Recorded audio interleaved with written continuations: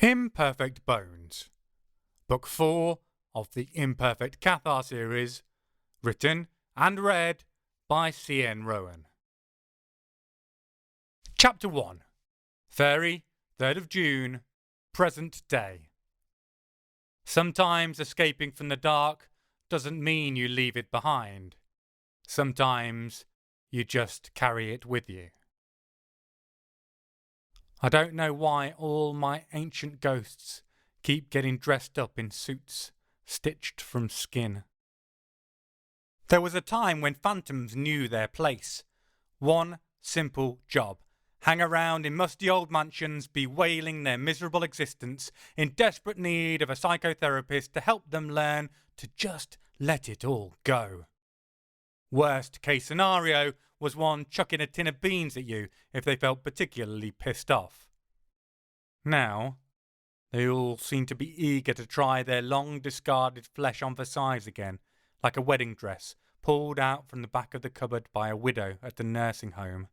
It seems like everyone I've ever cared for and had to watch die has come back for a visit, after sipping several pints of evil juice first. My best friend and student from my life as a Cathar Perfect tried to punch a hole in reality in order to jump off the reincarnation Ferris wheel and take me with him at the same time. Then Suzanne, my dead wife, turned up just in time to stab me in the back. Why? Apparently for our son, who had been ripped from her belly, supposedly killed, when she'd been murdered the first time.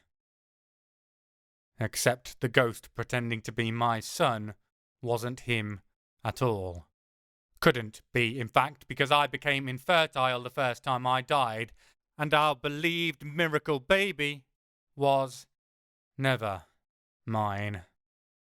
Something I didn't find out until Simon de Montfort, yet another ghost, revealed he, too, had jumped onto this flesh-again fad, but where I can reincarnate into the nearest dead body, regardless of its relation to me, Simon's spirit can only reincarnate in the bodies of blood relatives.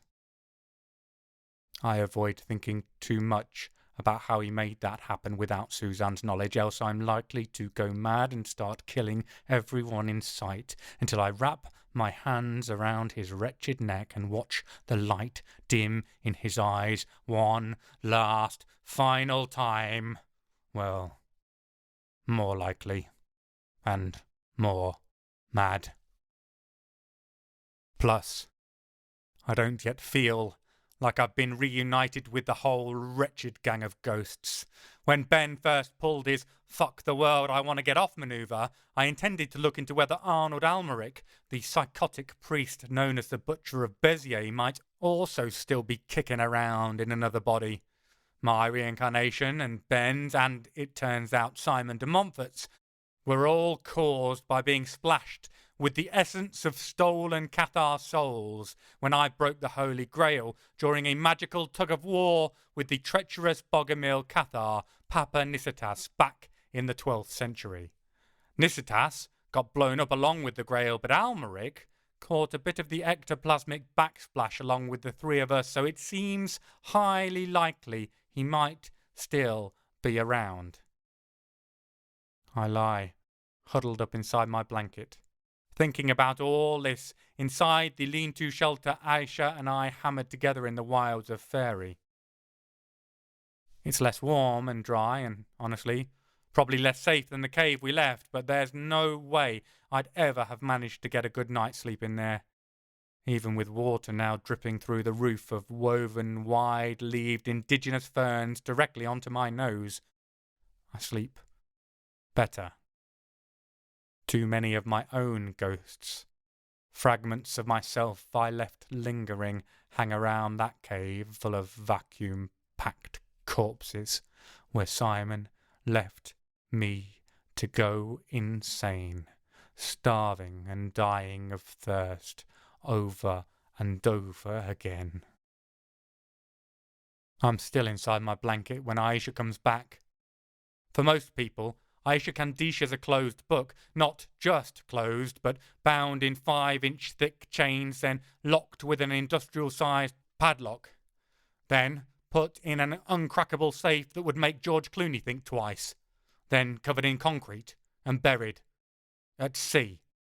Unreadable is the point I'm making. I, though, can gather more than most. Her micro-expressions, tiny movements and creases in her otherwise immobile face tell me box sets of stories missed by everyone else.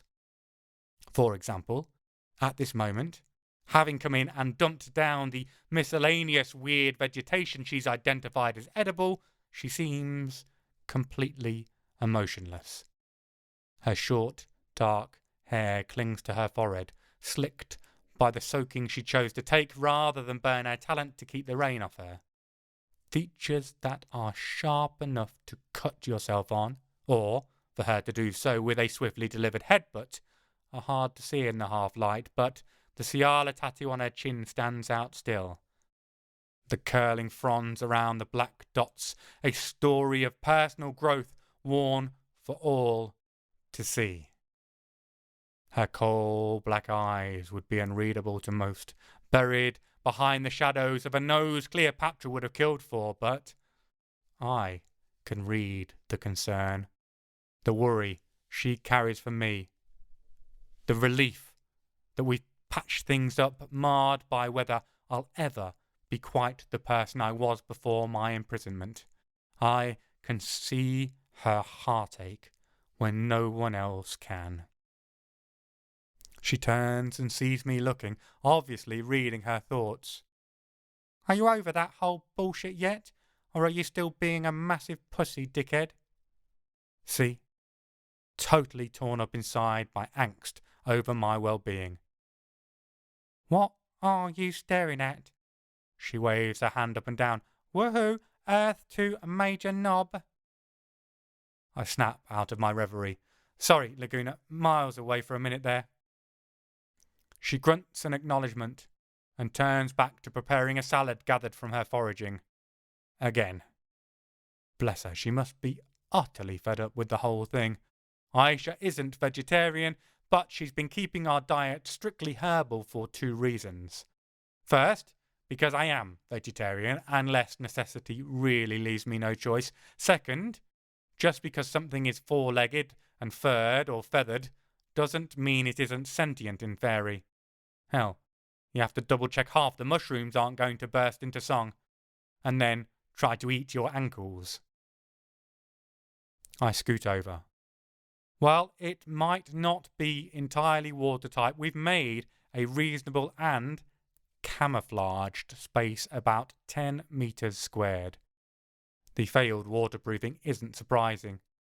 The weather, in all its forms in the wilds, the unclaimed part of Fairie between summer and winter we're currently in, lives up to the area's name. The heat is baking. The cold is biting. The wind is tempestuous. And the rain is incessant. It comes down in sheets. It drizzles like a fine mist. It hits with droplets that feel as large as my thumb. No matter what we do, it always finds a way in, and we've learned to live with constant damp as a companion. Aisha's affinity with the elements means it's bearable. She operates as a portable radiator, cranking heat out of her pores to dry the place and keep us warm. It stops us having to use a fire that might give away our position. Of course, it means she glows in the magical spectrum instead. Still, we're on a plane made of magic. Practically everything is luminescent with talent here. Apart from me, of course. I got my magic back for a while. Well, not mine, as such. Reincarnating inside a Fae body gave me access to their wild form of natural power, and it was a giddy feeling to be talented once again. Of course, Simon de Montfort made sure all the bodies he stored in the cave were normal, untalented human ones. He didn't want me using Fae magic to get out of his trap. Now, I'm fucking useless again. That's the official diagnosis. An acute case of fucking us uselessiosis. The worst I've ever seen. If I were a dog, they'd put me down.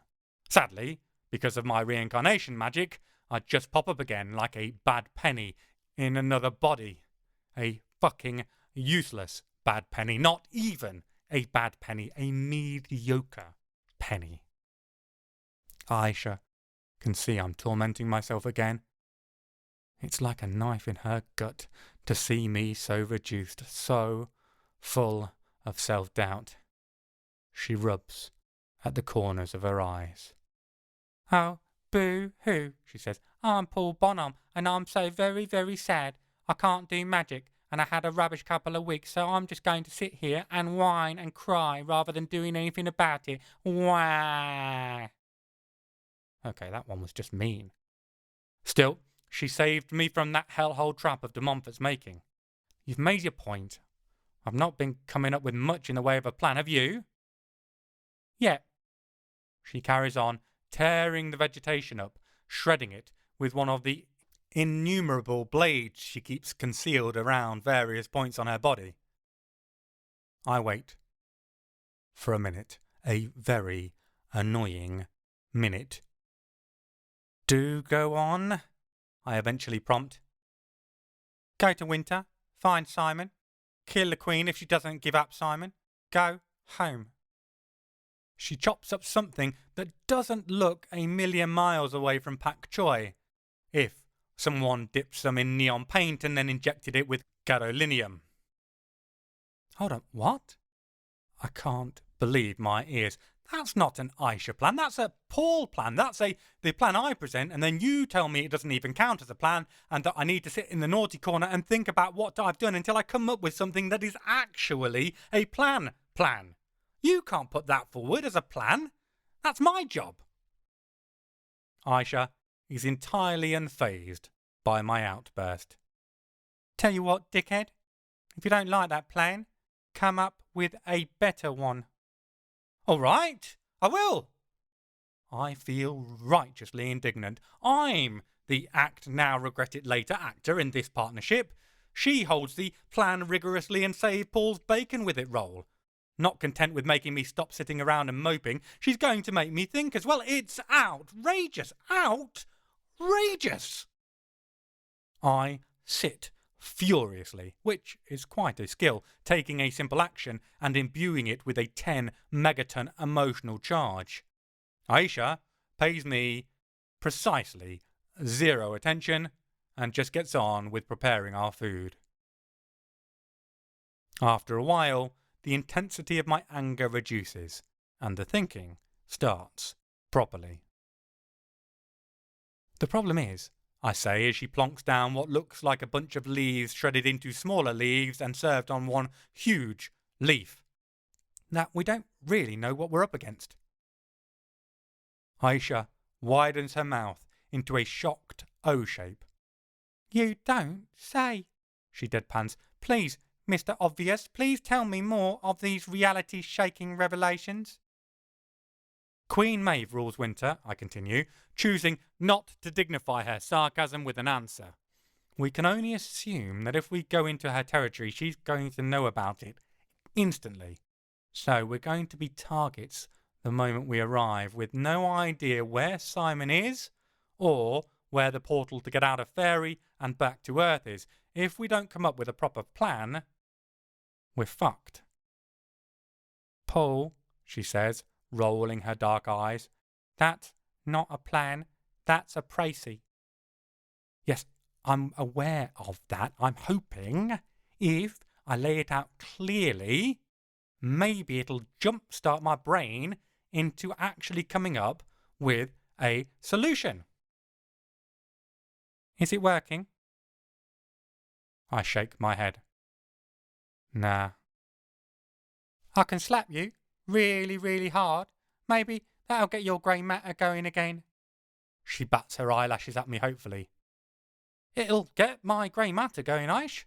It'll get it going straight out of my nose and splatter it across the nearest wall. Right, which might, and hear me out, actually make you smarter. I look at her in disbelief. Well, it can't make you any stupider, can it? Okay, tell you what, let's take that idea, okay, and put it over here on the conveyor belt into the incinerator. I mime the required action and then watch it until it passes out of sight. Now, let's never talk about that ever again. Still haven't got us any closer to an actual solution though, have you, Sarby? It'll come, just give me some time. She finishes up her hardcore leaf-on-leaf food action, then sighs. You've had time, Paul. Plenty of it. We need to do something. I understand her frustration. For all the jokes, we are both creatures of action. Part of being extremely talented and virtually indestructible is it makes you more ready to get up in the mix, more quick to throw down when the moment demands it. Problem is, we're a long way from Kansas. We're on the Winter Queen's home turf, and I just can't see any way this is going to end well. We sit in a companionable silence, and I bash my head against the problem from every angle. It seems impossible to crack. Luckily, my head is exceptionally hard. An idea suddenly comes to me. How did you get here again? I ask Aisha, the first hint of excitement creeping into my voice. She shakes her head at me. A deal with the White Lady. I already told you I can't tell you the details, and it was a one-way trip. She can't help us here. Okay, no, I get that, but hear me out. How did you find the White Lady the first time? I can't tell you that either. That was when I was off hunting down the Nazi bastards. Interesting. She mentioned having met the White Lady before, but I didn't realise it was so relatively recent. It's beside the point now. Okay, the second time, or the second to last time, or fuck, I don't know how many times you've actually met the White Lady. Right, the time you got through Melusine's barrier with her help, how did you find her? Aisha rubs her chin slowly. I called in the favour. The Red Nen owed us, settling his debts. A sudden grin splits her face. I guess you could call it Red Nen Redemption. I groan. Dreadful, Aish. Still, it didn't settle our debts. It settled yours. I reach into my etheric storage, which is still accessible with some difficulty, despite my depleted power level thanks to years of practice.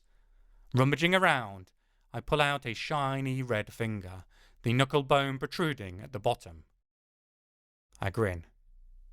I can think of a Winter Fae who still owes me a favour.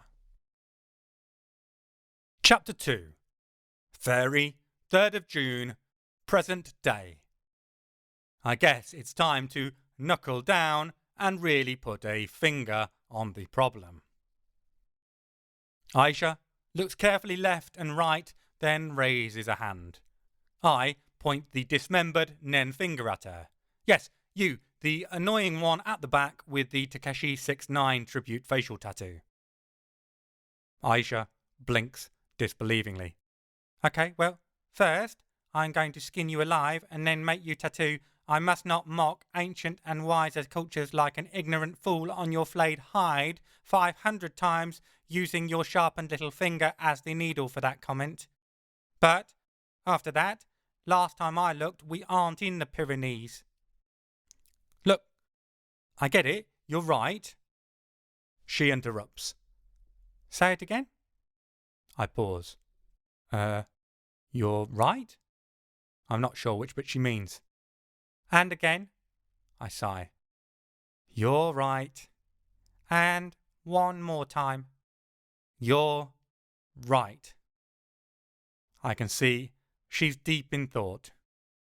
No, she said at last. I'll never tire of hearing it. Sorry, go on. Right. Thanks, the incredible id woman. Look, this is my thought process. What the Nain Rouge gave us is summoning magic, okay? She nods. Yeah, totally. So, why did he say that we had to be in the Pyrenees to use it? She shrugs. Because he lives there. What, in the whole of the Pyrenees? That's a massive bit of land to claim as property. I'd think some other monsters and magical beings might dispute that slightly. I'm a lot tougher than him, or was, before my magic got eaten by Melusine, and I only own the city of Toulouse, France. Not that I'm in a measuring contest with him, but he isn't exactly capable of keeping strong, talented out of an entire mountain range kind of guy. He's a use sly magic to trap a more powerful talented inside a dumbass escape room and then shriek like a little bitch when said talented gets out kind of guy. Plus, we know he lives in a collection of shipping containers in a pocket dimension, so why the Pyrenees? I can see her chewing it over. She's not looking to take the piss out of me anymore. Playtime's finished. She's got her serious thinking hat on. Because he feels an affinity or a connection with the mountains. It's my turn to nod now. Right, that's his focal point on Earth. Now, again, pocket dimension. Do you think he's powerful enough to have just carved that out of the ether? I can see her joining the dots together as I say it. No, not at all, else he'd have made a better show at resisting when I kicked his arse and burned his house down. Right, he's a trickster. Sneaky, clever even, but not a magical powerhouse. So, where is his pocket dimension likely to actually be? Inside a fairy. She grinned suddenly, just for a moment. Bloody hell, Sarby. Every now and then you're not a complete idiot. Thanks. I'm not entirely sure how to take that. So, what's the plan? Burn his finger? That's how we can summon him. A flame flickers up on her fingertip. I shake my head. Not straight away, and not here. We already said he's got an affinity with the mountains. I say, let's look for any seriously hilly area in the wilds and do it there. What do you reckon? That is actually very sensible and extremely well reasoned out. She puts her hand on my forehead. Are you sure you're not running a fever? I push her away and get to my feet. That's just the radiant heat of my genius. Come on, I've spent enough time waiting for you to get your shit together. Let's rock on. I manage to half-duck the cuff she aims at the back of my head as I waltz past, so it only makes half my brain bounce off the front of my cranium like a crash test dummy. I try not to let her see me wince as I carry on towards the exit of the shelter that has been a safe haven for the past few weeks, and into the unknown weirdness of the Fey Wilds. It's harder than I expect, walking out from that shelter. And I'd known it'd be difficult. I've witnessed the effects of trauma firsthand 100 times over, probably more. Still, it's something else to feel it. That sensation, like a physical barrier, an unpassable air wall that squeezes you tight as you try, all the way inside to your very heart. My lungs must be compressed. I can't get my breath. Aisha doesn't help. Not physically. She doesn't grab my arm and yank me out, however much a part of me might wish she would. She stands and waits. And that, in itself, having her just calmly standing as if she has all the time in the world, is enough to get me moving. With a last shaking push, I force myself through that self-imposed limit to my world, sail off the edge of my traumatic map. Those first few steps are infant-like, a trembling toddle out into the unknown. Every step is an opportunity for terror. My heart is palpitating, leaping each time a leaf crinkles. The wind whispers threats that fill my bones with lead. I was once attuned to the wilds, not now. Not when my head is full of prey thought.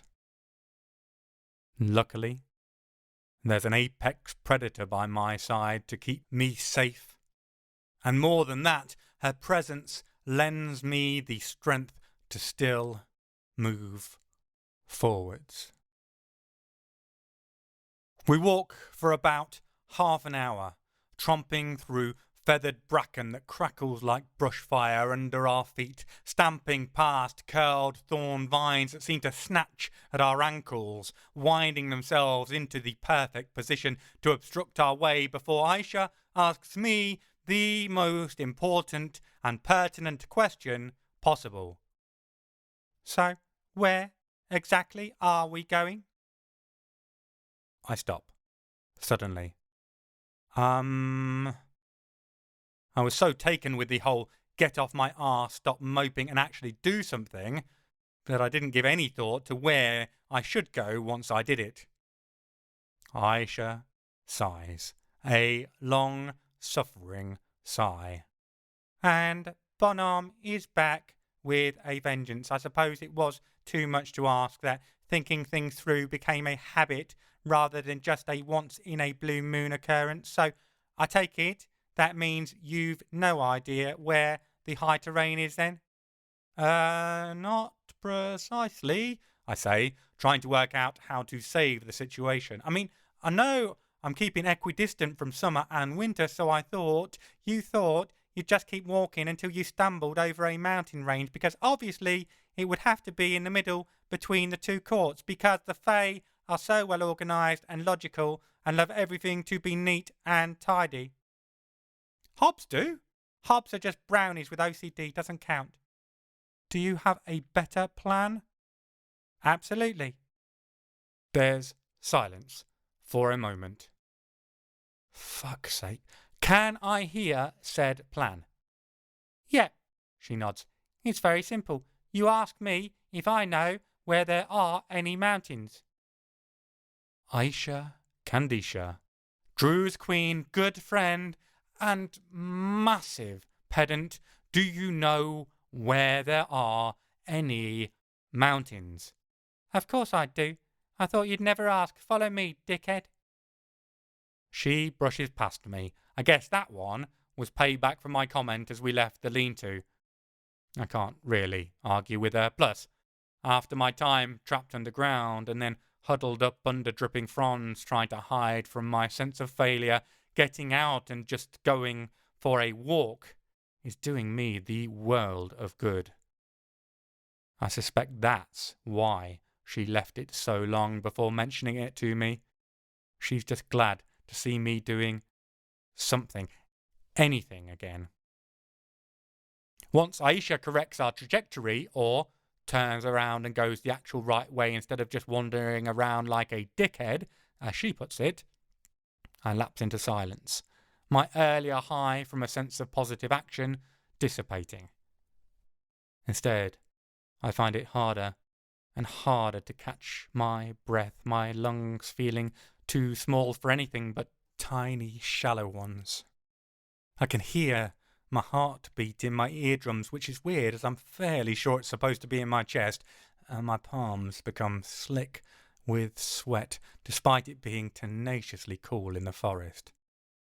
Then we break through the foliage, and the mountain Aisha has been leading us to comes into view. This enormous wave of relief hits me and the weird symptoms reduce down to manageable levels even if they don't disappear entirely. I realise, suddenly, that I was terrified Aisha was taking us back to the hill I'd been imprisoned under, that maybe that place was the high terrain she was thinking of. It's only now that I see it isn't that I realise how terrified I was of going back there. Aisha seems not to notice, but considering she can spot a leaf falling unexpectedly half a mile away in sheeting rain, I think that's pretty unlikely. I appreciate the effort of her pretense. The forest breaks against the slope of the mountain like a green wave, sparse, hardy trees clinging to rocky outcrops. It looks almost vertical, and I feel dizzy just considering trying to clamber up it. How far up do you think we need to go to get it to work? I ask doubtfully. I'm having second thoughts about the entire plan. Aisha already did me the favour of ignoring one moment of weakness from me. She's not about to make a habit of it. How far do you think? I point at where the first of the tenacious few boughs poke out at what looks like almost 90 degrees. There? The tremor to my voice is just to underline the question, though the trunks do look threateningly high, at least 2, maybe 3 meters off the ground. Aisha points at them, then lets her finger trace the path of the ascent all the way to the top. It's only when she swivels her hand around to point at me after that I realise it's her middle finger. The top, you twat, she says, kissing the tip of her digit, then pretending to blow smoke off it. All the way to the tippy top. Of course. Looks like I need to get my climb on. Fuck my life. I might be from the lowlands of the Haute-Garonne, but I've spent literal lifetimes in and around the Pyrenees. I would normally be moving up this path like a sprightly mountain goat. Instead, someone seems to have surreptitiously operated on my kneecaps and swapped them out for jellyfish when I wasn't looking, which is a bitch move in my opinion. I heave myself up, one wobbling step after the other from trunk to trunk, trying not to lose my trembling footing or faceplant when my sweaty mitts fumble as I crawl up a particularly steep bit. It's frankly humiliating. Even Aisha can't ignore it or just continue to take the piss out of me. Are you all right, Sabi? She asks eventually, after she comes to a grinding halt to allow me to catch up for what feels like the zillionth time. I sink down against the tree I used to heave myself level, keeping my back to the slope, using the gritty irregularities of the wood to anchor myself into it, to feel safe. I don't mind if it scratches my skin. It makes me feel more connected to the mountain, less likely to slide back down all the way I climbed up. No, I'm really not, Aish. I can't deny it. It fucking sucks. I lost my talent, or as near to all of it as matters, and now the slightest difficulty has me shaking like a leaf. In my head I feel fine, but nobody seems to have passed that information to the body I'm borrowing, because it's on the verge of having a heart attack every time I see my own shadow. And I'm sick of it, Aish. I want to get out there and kick them on foot square in the nuts, and at the same time I want to go hide in the nearest dark hole. I shudder. That's not true. Actually, not a dark hole. The opposite of a dark hole. Yes to the hiding, no to the dark hole. I never expected this. I don't know what I had expected, but it wasn't this. I was so blasé for so many years about the idea of being trapped. Sure, Someone might torture me, I might suffer and die, but then I'd just dust myself off in a new body and get on with my life. The cave was the first time I really felt imprisoned, totally ensnared. The situation seemed helpless, the trap inescapable, and I really thought I was going to spend the next 16 years, roughly 3 days for each corpse de Montfort had left down there for me, living it over and over. The first 16 days alone reduced me to a shadow of who I once was. I'm furious with myself for being so affected by it, but it doesn't change the truth. I'm terrified of dying now. Terrified I'll end up back there, that somehow Aisha didn't destroy all the bodies with her fire and didn't leave the hole open, that I'll wake up back in that cave again and never make it out. Each time my foot slides on the loose gravel, my heart feels like it's 10 sizes too big for my chest, like someone hooked it up to one of those air compressors used to blow up a bouncy castle and threw the switch to maximum pressure. Just moving at all is taking every inch of my willpower, and I'm sick of it. It doesn't get better, you know, Aisha says quietly. I blink. What? If this is her idea of a pep talk, she needs to do some serious work on her people skills. It doesn't get better. That sort of trauma. It just gets usual. Usual? Apparently, although it's starting to look like my career as a wisecracking ass-kicking magician might draw to a close, at least I'll have the job of annoying parrot to fall back onto. Aisha scratches the nape of her neck, knocking away whatever little flying beastie is trying to feed on her. Because we are in Fairie, I think I hear it vaguely cursing her out in a Scottish burr as it flies away. The drunken weave to its movement certainly looks Hebridean.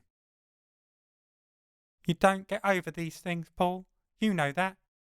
Did you ever forget watching Ben bleed to death at your feet when you couldn't move? Can you honestly say that if you closed your eyes right now, you can't see Suzanne lying in a pool of blood on your wedding bed? I don't trust myself to speak, so I just shake my head. There's no way I can say that. So why weren't you still weeping into your pint for Ben's loss when we first met? How come you aren't still elbow deep in an opium den, blotting out your existence right now over Suzanne? I think about it for a minute. Even though I did fall back into the pint after I lost my magic and Isaac, my father figure and mentor, had to pull me out, he only managed to pull me out because I was ready. Because it won't help. That gets me the gun fingers. Bingo, it won't. When shit goes catastrophically tits up, we all catch a grace period where everything is allowed to fall to pieces. Might not be straight away. Might have too many other pressures, too many responsibilities, others who need us to hold it together. But the collapse, when it comes, is understandable. Maybe it's a week. Maybe it's a year. Maybe it's just 10 minutes of screaming and punching the wall. Not my place to tell anyone else how to handle things. Eventually, though, you've got a choice. Do you stay there? Or do you live again? If you choose the latter, it doesn't mean suddenly it all just goes away, does it? Just pack it all up neatly, then carry it with you forever. Get so used to carrying it, sometimes you forget you even are. But when you think about it, it's always there. Over time, it just becomes usual. I ponder this. Have you ever thought, Laguna, that we might be in desperate need of some serious therapy? She rolls her eyes. Well, duh. Let me know when you find a therapist who won't yeet themselves out of the nearest window if we start telling them our story. It's a valid point. Looks like there's a market opening for a talented therapist. Maybe that could be my fallback career if I never get my powers back. I'd be rubbish at the whole caring, listening ear thing, but at least when I add to their trauma instead of helping them heal it, they can cathartically murder me at the end of the session. It could be the equivalent of one of those rage rooms where you pay to smash the place up. Don't like my advice? Stab me in the face. I'll make a killing. Well, they'll make a killing, but you get what I mean. The changing light shakes me from my reverie.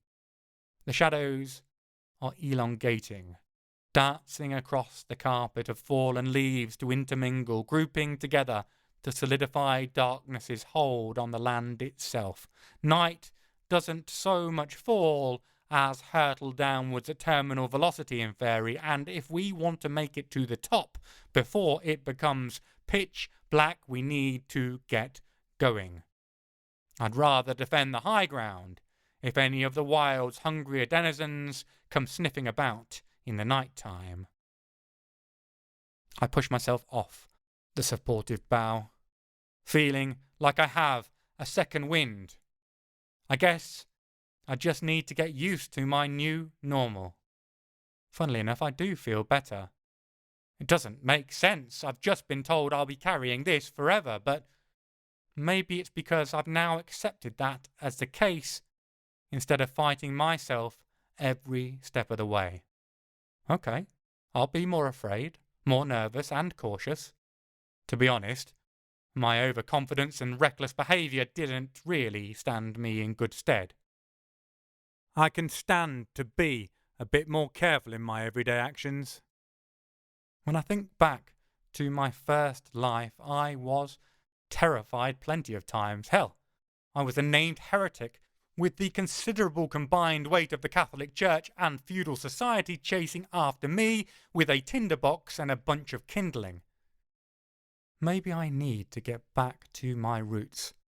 Not in the religious sense, that's never going to happen, but in terms of finding a bit of courage, even when I'm scared stiff. There's no bravery in genuine fearlessness, just idiocy.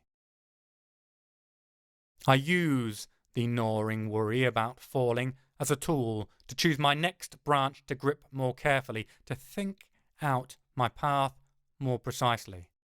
I look farther ahead, working out where I'm going. If I don't want to plunge off the side of the mountain, and I don't want to plunge off the side of the mountain, then I'd better do something about it. I feel Aisha prowling behind me, far more graceful and confident in her movements than I am. I mean, she's far more graceful and confident in everything than me, but it's the moving part that stands out right now. Appreciate it, Laguna, I say softly. Appreciate you. Yeah, soppy bollocks. Less talking, more climbing. Her words might be disparaging, but I notice she stays behind me, positioning herself in just such a way between this tree here or next to that boulder there that, if I slip, she can catch and brace me. She's back again in her role as my safety net, only literally this time. It's good to have friends who love you, even if they'd rather swallow their own tongue than tell you that. Chapter 3. Toulouse, 20th of February, 1973. There's about half a second as Aisha hisses for quiet when I walk in, where I consider playing with her. Perhaps slamming the door or bellowing questions at her about what she wants for breakfast and why do I need to be quiet, fixing my decibels at just below eardrum popping levels. Then I see her face and realise precisely what effect that will have on my life expectancy for this body and probably several other bodies as well. Aisha isn't the most outwardly expressive person, excluding her artistic use of violence that she can use to express anything from slight annoyance to utter contempt. If there is a message to be given, it won't come couched in a grimace or a frown. It'll be visible in her eyes. Right now, they burn like coals dropped in the snow, the smoke rising off them almost visible. She is, as the kids these days would say, and even thinking that makes me feel every single one of my 800 years at once, bugging out. A moment or so after deciding not to commit seppuku via Aisha, I clock what has her attention. The wireless radio chattering away in the background. Since the evening, both the gendarmes and the military police are blocking all access points from the Ile d'Yeu, but believe that the thieves may already have absconded off the island with the coffin prior to the force's mobilization. Authorities are appealing for any witnesses in the case of this egregious crime to contact them immediately. The telephone number to do so is... Aisha leans forward and switches off the radio, tension radiating from the swift precision of her movement as though it took all her concentration to stop at turning the knob to off rather than tearing it from its bakelite frame. I suspect, had she done so, it wouldn't be the first time she tore a knob off. What's going on? Part of me, the selfish part that values my own well-being, wants to just back out of the room slowly. This is my friend, though, and if she needs to vent her spleen, I'm here for her, even if venting her spleen means stabbing me in mine. Aisha turns to me, swivelling on her heels before brushing past as she marches out the door. "Tell you on the way to the Ile d'Yeu," she shouts, stomping upstairs. I sigh. Apparently, we're going on a road trip. It's a long drive up to the island situated just off the west coast near Nantes. Work has started on a major motorway between Toulouse and Bordeaux that will knock a fair chunk of time off the route, but for now, we're stuck, bumbling down single-lane roads, limited more often by haulage traffic or the occasional tractor than we are by the speed limit of 100 kilometers per hour. It's frustrating.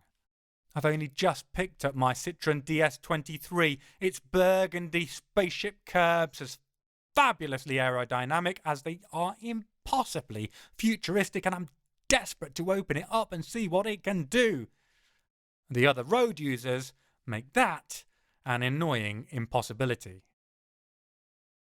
I let Aisha stew in her fury for an hour or so. Once she simmers down, letting a little of that righteous anger evaporate into a condensed but more controllable amount, I risk trying to extract some information out of her. Know what I love?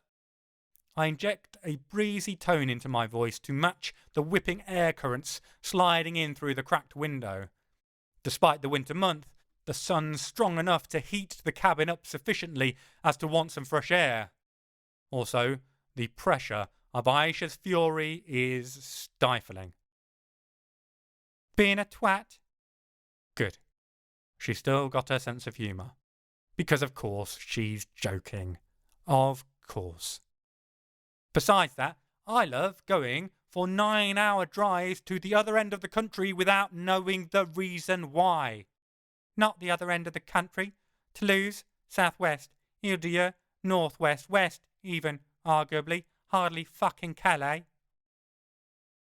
I wonder if it might be advisable to look into a future career in dentistry, because this is like pulling fucking teeth. Yet I think you might have focused on the wrong part of that sentence. It wasn't so much the geographical precision I was concerned by. I catch the faintest flash in her eyes. We've been friends for closing in on 30 years now, but she went off hunting Nazis for a good portion of that, and was an almost entirely closed book prior. Even after her return, she's hardly thrown it open, pages out on display like some form of hussy literature, parading its verbs and adjectives for all the world to see. No, just occasionally she'll crack open the tiniest sliver. So now, 28 years since I got her out of that hellhole at La Rochelle, I'm still only just learning to read her. Most people wouldn't have noticed that micro-expression. The few who did would probably have interpreted it to be tamped down rage considering the rest of her body language and demeanour. I'm pretty confident it is amusement. We're developing a way of talking to each other, a back and forth banter that I hope will help her relax and open up further. Generally, I say something and she insults me. It seems to work well, so I'm confident what I saw was amusement. Either that or tamped down rage and I'm about to get murderized. One or the other. She huffs slightly, the tiniest expulsion loaded with all the wearying weight of having to be in my company on a daily basis. See? Told you I'm getting through to her. Not hear the news? Not really. A shrug. Normally it would be a wasted gesture, what with her eyes being fixed on the road, but I know perfectly well that Aisha sees more with her peripheral vision than most people see when they're looking straight at something. I was too busy hunting for the particularly gigantic snake hissing at me like it was about to strike when I came to offer you breakfast. She ignores me. Actually been listening. Might have realised why. Took Patan's coffin. I sit upright. Ah. Who? I see her shake her head, doubtless in disbelief at my stupidity. Who? Fucking Nazis. I slink back in my chair, abashed. Right. Who else? Petain was a French hero in the First World War, a respected general at the start of the Second, and then a reviled traitor by the end. He set up the Vichy regime, the collaborative government that surrendered to the Nazis and was responsible for loading up Jews, travelling folk, homosexuals and basically anyone Hitler didn't like onto train carriages, heading off towards Auschwitz and the like, never to be seen again. After the war, he landed a death sentence, but that got commuted to life imprisonment. Post-war, Germany grappled hard with what they did. There was soul-searching aplenty. They acknowledged how much they fucked up, the evils done either by them or in their name. But France never really went through that same self-analysis. Everyone miraculously became a former member of the resistance, statistical evidence be damned, and there's a significant element of the hard and far right-wingers that try exceedingly hard to gloss over the truths of the Vichy regime. They want to present collaboration as having been a good thing, saving lives, rather than the cowardly, craven surrender it actually was. Part of that whole reframe our evil deeds drive has been to present Petain as some sort of military hero who bravely defended France by licking Hitler's boot. I've not paid too much attention to it. I try to avoid listening to fascist demands as it makes me want to kill large swathes of humanity, ironically. I know they want Petain buried in one of the main national cemeteries with full presidential honours. I have no idea which. Doubtless Aisha knows. Stick him in a plague pit or a pauper's grave, far as I'm concerned.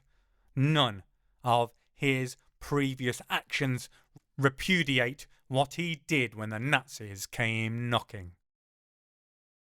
A thought occurs to me, and I narrow my eyes. Did you kill Petain? I can't remember the details. Aisha scoffs. Yeah, made him be 95 years old. Super secret Drew's magic called time. She sobers. No, thought about it. But he was found guilty, imprisoned. Enough. Just.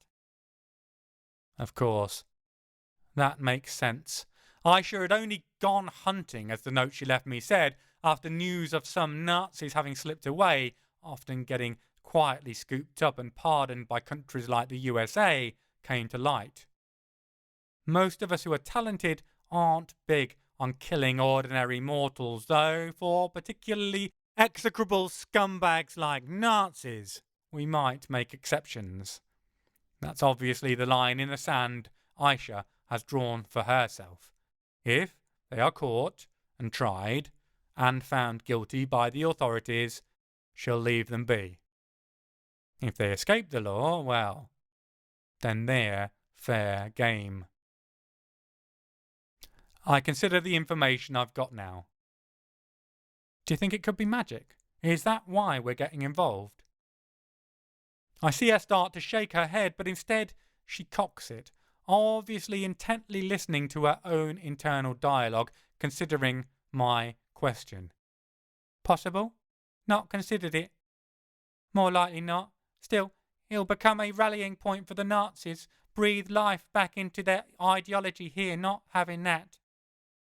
Again, it makes sense. Considering her own suffering at the hands of the far-right regime, she'll not want to see it coming back into prominence ever again.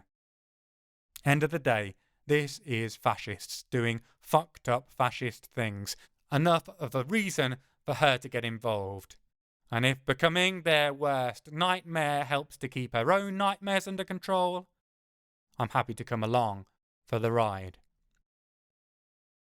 We pass most of the rest of the journey in silence. I occasionally retune the radio as we pass out of range of one antenna, chasing a new station that started up a couple of years back called FIP. Their music selection's eclectic, covering a plethora of modern wonders from around the world, particularly some of the more obscure funk and Motown you aren't likely to catch on the other French stations. Even better, they don't allow adverts, and most of the interruptions between songs are semi-snarky traffic advisories, as useful as they are amusing. I pore over the Michelin road map, guiding us away from any hotspots. I don't want Aisha to end up taking a traffic jam personally. In her current mood, she's likely to explode the other cars to clear them out of the way. After getting the occupants out, of course. Probably. By the time we arrive on the island, night hasn't just fallen, it's tripped over its own feet and then face-planted spectacularly, so that seeing anything outside of the halogen glow of the street lamps is difficult. The car park on this side of the ferry dock is much like the other side was, a mixture of official vehicles, TV and radio branded minivans, and the rest undoubtedly ghoulish sightseers. Aisha pays them no mind, but heads the short distance to the Penjoinville Cemetery. It's a quick drive, less than 5 minutes, and all we have to do is follow the general traffic and buzz. Parking is more of an issue, but we find a spot on a side road where traffic can pass without sideswiping my gorgeous motorcar, then get out. The front of the cemetery is a mass of bodies, pressed up against the official cordon, where several police officers wearing harangued expressions more crumpled than their uniforms push people back. Occasionally, they force an opening to allow senior-ranking detectives, their jobs as clearly displayed on their faces as the stripes on the beat Bobby's shoulders access in and out. It's a media circus, full of noise, a hubbub of hullabaloo. I need to check my copy of Dante's Inferno, but I'm fairly confident this is one of the circles of hell he described with such great accuracy. There are certainly enough politicians around for it to be the underworld. I turn towards Aisha to suggest coming back at a quieter time, like in about 3 years. only to find she's already marching with great purpose and determination towards the throng. Looks like we're going to be fighting our way through the lion's den of press and police after all. Exactly the sort of mundane humans I desperately try to avoid whenever possible. This is just what I want to be doing on a Monday night. Chapter 4. Fairie, 4th of June, present day. When Diana Ross wrote "Ain't no mountain high enough," she clearly wasn't on a walking holiday in Fairie. We make it to the top of the mountain before it plunges into absolute darkness. That's a win. Fairie is full of wild, insanely dangerous creatures, the wilds even more so. Luckily, I'm human, the most dangerous animal of all. Except for honey badgers. Those little bastards are vicious as fuck. Also, Aisha. I have Aisha. She's even more vicious than a badger. High praise indeed. It's mainly a level surface at the top, the scrubby grass broken by rocks that push up and out like undead trolls digging themselves out of their graves. If that doesn't sound like a particularly cheery mental image, this is not a particularly cheery place. It's freezing cold, the wind whipping up the slopes behind us and accelerating over the top before launching into freefall down the other side, trying to carry us with it. The rain is holding off for once though, so I'm thankful for small mercies. Aisha does her award-winning impression of a portable radiator and the whole place becomes more bearable. I'd love to start a fire as well, but that would be akin to shooting fireworks off that explode into a beautiful arrow pointing straight at us with the words, "Come get your walking buffet," picked out in twinkly curly script. I've enough talent left I can augment my night vision a small amount, meaning I can keep watch on a part of the perimeter at least. I huddle over my sword, the cold returning as Aisha walks the rest of the boundary of the open space, securing our 6. Attacks can, and probably will, come from any direction. Knowing how and where they are likely to come from is essential. I beckon her over when she makes her way back. Simply improving my night vision fractionally has taken it out of me, so I hand the severed Nain Rouge finger over to Aisha. "Burn that for me, will you?" She plucks it from my outstretched hand. Without her even blinking, it ignites, a momentary miniature beacon that I know she effortlessly wraps a protection around to keep it from keen, predatory eyes. In a matter of seconds, the finger turns to ash, disintegrating into dust as the wind whips it away. Now we wait. I crouch down next to Aisha, resisting the urge to warm my hands against her like a fire, as that would be a good way to get them snapped off at the wrist. "Yep, thanks for stating the obvious, Hermione." I notice that although she's turned her back, she's angled herself to be closer to me. The temperature warms accordingly, and it's a massive relief. My teeth stop chattering, and I bask in not feeling like my bone marrow has been hollowed out and replaced with Mr. Freeze ice popsicles, which would be as painful as it would make your skeleton delicious. We don't have to wait long. There is a puff of red smoke, because the Nain's a showy bastard, and the little red devil wannabe steps forward, out of the last few plumes before they disappear. He's an ugly bugger. That's only by my admittedly human standards. Maybe, for other vertically challenged Fae, he's a prime specimen, but shiny, bright, red, leathery skin has never been my cup of tea. The stubby little bumps on his forehead, too tiny to even really be considered horns, don't help. As for his personality, he's the sort who thinks sticking your leg out and tripping someone over is peak hilarity. If they face plant onto a bed of spikes, all the better. The Nain Rouge is a vindictive little trickster and an all-around shithead. He capers forward, probably thinking he looks mysterious and otherworldly instead of how he actually appears, which is like a proper twat. "Hello, Cathar," he starts, then blinks.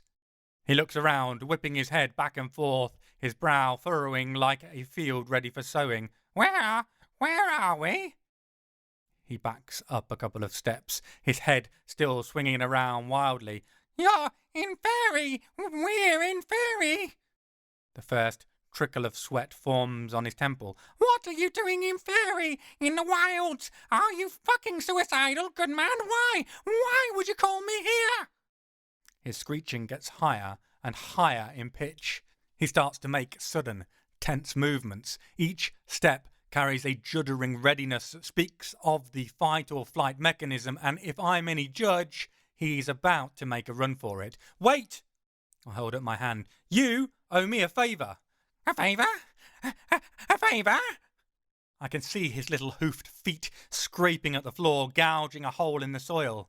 "I'm here now with you, aren't I? I'd say that's the favour done. Good day, Cathar. I need to get somewhere less deadifying."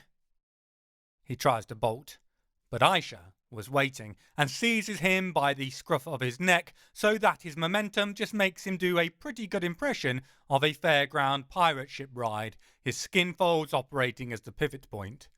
Once he swings back from the horizontal, he dangles from her grasp above the ground.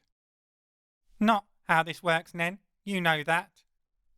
There's a tone to Aisha's voice that promises a detailed explanation of why can easily be forthcoming. It can involve diagrams and everything, carved directly into the retina with a red, hot knife blade. "You owe us a favour, and it has to be agreed to by both parties." The Nain continues to flail his stubby legs as if he thinks he might suddenly get purchased with the ground half a metre below them and disappear in a cloud of dust. "This isn't fair, he wails. "I stated to call me in the Pyrenees and I come. I said nothing about Fairie."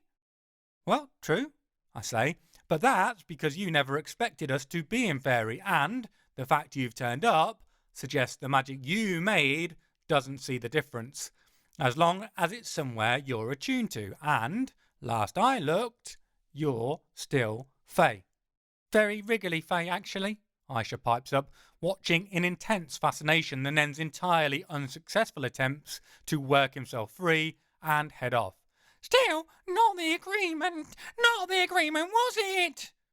The creature looks like he's about to burst into fits of tears any moment. "Do you even know where you are right now?" I roll my eyes. "Well, duh. You just said it at least once. We're in the wilds of Fairie." No, you dunderhead! Do you know where in the wilds you are?" I resist the urge to poke holes in him with my sword for the insult. Just. No, my geographical knowledge of lands where humans never willingly go is somewhat limited, lack of serious cartographers and all that. "This is Con Mountain! I scratch my head. "Con Mountain? Like there's a lot of Connor dickheads that congregate up here?" No! The creature shrieks at me, trembling in Aisha's grip. "Con, as in the plural of Kushi! This is the mountain of the Conshi!" As if on cue, I hear a mournful howl echoing up from down below on the slopes we just climbed up. It carries easily, mainly due to it being approximately the same volume as an entire pack of normal wolves turned up to 11. When it's joined by another howl, then another, then a third, it becomes so loud the very earth trembles, At the far reaches of my field of enhanced vision, I see the first gleam of massive, glowing eyes. What's much worse is that they also see me. Chapter 5. Fairie, 4th of June, present day. Fairy dogs. When ordinary canines capable of tearing you limb from limb in a second just won't do. Aisha draws closer to me and pulls her katana out of its sheath. If I put you down then, will you promise not to run? It's too late, he groans, quivering so hard in her grasp he's practically vibrating. They sealed off the mountain. Even for teleportation we cannot get out. Drams in the deep. Aisha drops the little Fae and draws her wakizashi, another sword, with her offhand. Wrong book. I look around wildly to see if there's a more defensible position. Nothing. We have the high ground. That will have to do. You've done a fucking Thorin and company choosing to have a meeting in the warg's favourite locale. I scan round again. And there's no trees to hide up or pine cones to turn into magic tough cocktails either. Luckily, I don't need pine cones. The end of Aisha's swords glow with violet balefire, deep maroons flickering within. You call for the eagles, I'll burn these fuckers to the ground. I don't think a quick rendition of Hotel California is going to help right now, and, if I remember rightly, Kushi are immune to fire because, of course they are. I'd ask the Nen, but he's taken to gibbering inanely in terror while trying to hide behind Aisha's legs, which forces her to boot him in the face a couple of times to give her space to work. I meant more grabbing a lift to their earries and getting the hell out of Dodge, but that reminds me, we still need to sort out some theme music. The glowing eyes get closer. A quick glance left and right reveals two more pairs appearing out of the dark. I move to position myself back to back with Aisha as I draw my own sword from my etheric storage. Do you really think this is the best moment to discuss that right now? There's never a good time. I'm just making sure we keep it earmarked. Needs to be a priority, I think. Okay, well, let's stow it until we survive the ravenous Fae wolves, shall we? Dogs! Dogs! The high-pitched voice is partially obscured by the fact the Nain Rouge appears to be trying to climb up Aisha's trouser leg to hide, which means he probably won't survive long enough to get torn apart by the approaching hounds. Okay, whatever particular subspecies of canis these enormous and magically immune dogs are. That's easy, easy. I already told you they're Conchi. That's it. That's the particular hill the Nain Rouge has decided to die on, the specific genus of Fae dogs these are. Not counting the actual hill that we are all probably about to pop our clogs on, of course. An ominous growl starts up. It sounds like someone has detuned an angle grinder or maybe recorded it and slowed it down to half speed. Then attached it to the world's most powerful subwoofer. I can feel it reverberating in my chest throughout my whole body until it feels like my vocal cords are producing the same noise. I can taste the growl in my throat. It tastes like agonizing death, which is not my favourite flavour of Ben & Jerry's. Not even in the top 10. The first of the Conchi steps into view. Fae creatures are a real favourite of human authors, and everyone loves dogs, right? Except cats, but then cats don't like anyone apart from themselves. So, when human writers hear about a Kushi, they want to make them into these bounding, loyal companions whose tongues wag as they lick their enemies to death. They basically transform them into Clifford, the big green dog. What we often forget about is that we bred those characteristics into our canine companions over generations. I'd love to know how many fingers it cost to persuade the first wolf to stand guard in exchange for a share of the hunt. Go pet a wild dog, even one who comes from generations of domesticated animals, and see how far it gets you. My guess is as far as it is to the nearest A&E centre. There's never been a domesticated Coo-Shee. Oh, sure, they serve in the wild hunt, but the clue there is in the name. They aren't beagles following the bugle call of some poncy toff in a red jacket, pointing to the poor exhausted fox, then leaving the final japes to their posh wanker of an owner. These are the harbingers of the hunt. When Oberon blows his horn, it draws the hounds to him. Then they lead the way, driving and chasing, harrying and harassing anything in the wilds unable to fight or flee. The rest of the time, the wilds are their playground. If perhaps there is a dominant species in this no man's land, until the Fae lords and ladies take their sport, it's the Conshee. A creature the size of a horse stalks out of the bracken. If said horse had been jacking anabolic steroids and bench pressing serious weight with his other horse bros at the gym every day for the past 10 years. The flaming emerald green colour of its eyes stand out against the shaggy seaweed-style fur, matted and tangled, that cover it all over, a green so dark as to be almost black. Its lips curl back to reveal teeth as long as my hand and as sharp as a cutthroat razor. The rumbling from its voice box makes me feel unsteady on my feet, like I'm standing in the starting tremors of an earthquake, as if the very earth is moving in sympathy with their terrible voice. Hell, this is their mountain. Okay, diplomacy first. We mean you no harm. We didn't know this was your mountain. It was an honest mistake. I hold my sword above my head, its flat side facing them, my other hand splayed wide to show it's empty. No tricks.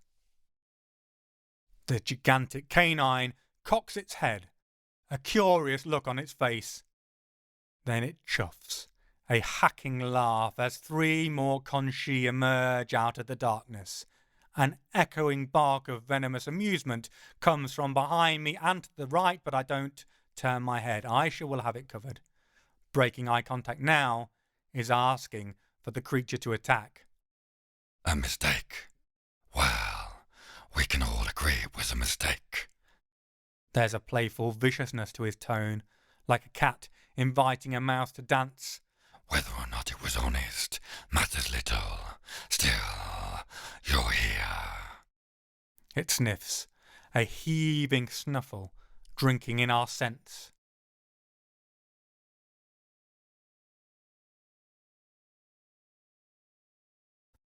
What manner of prey are you? How are you called?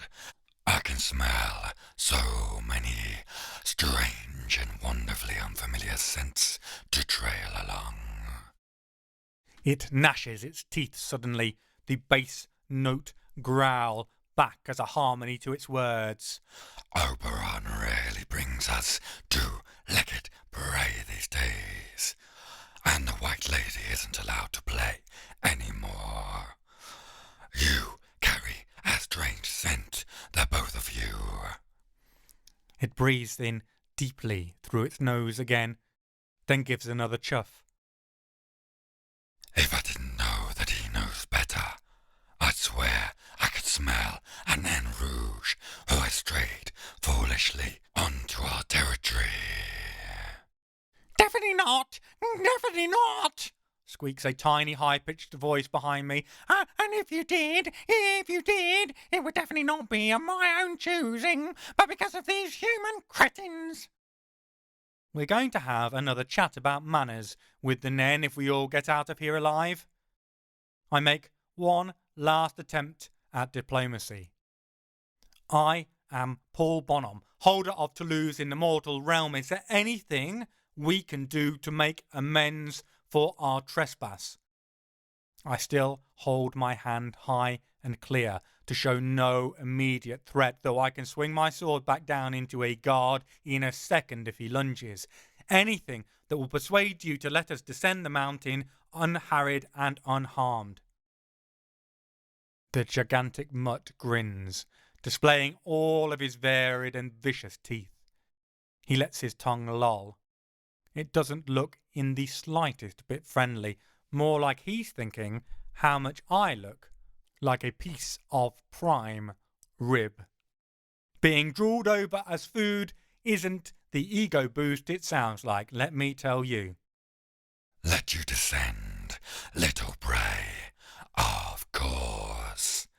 He shuffles sideways, opening a pathway between him and the nearest other Kushi, who regards me with equal parts fascination and delight. Not the delight of, what an interesting creature, but the delight of, oh, a new plaything. I wonder how quickly I can snap it in two. The Kushi who was talking turns his massive shaggy head back towards me.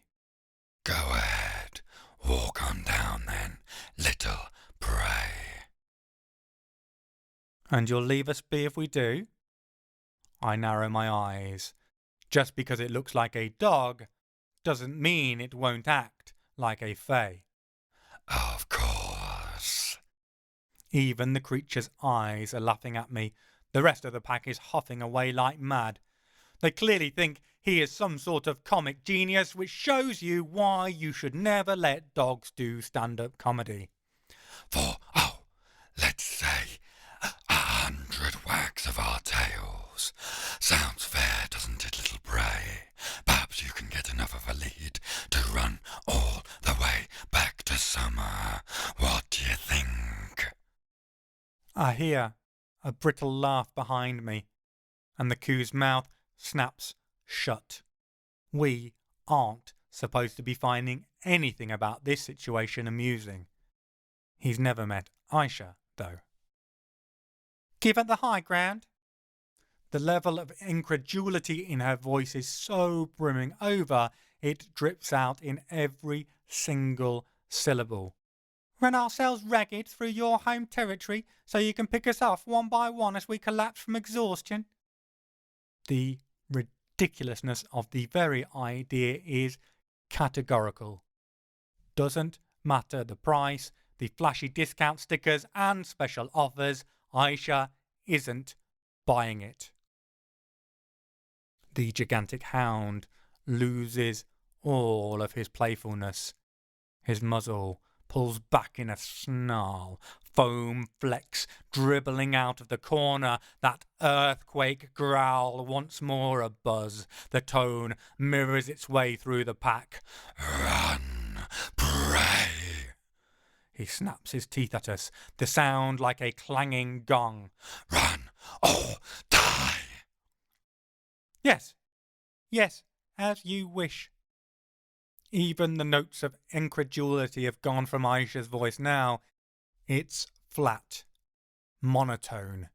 This is Aisha Kandisha in ready mode.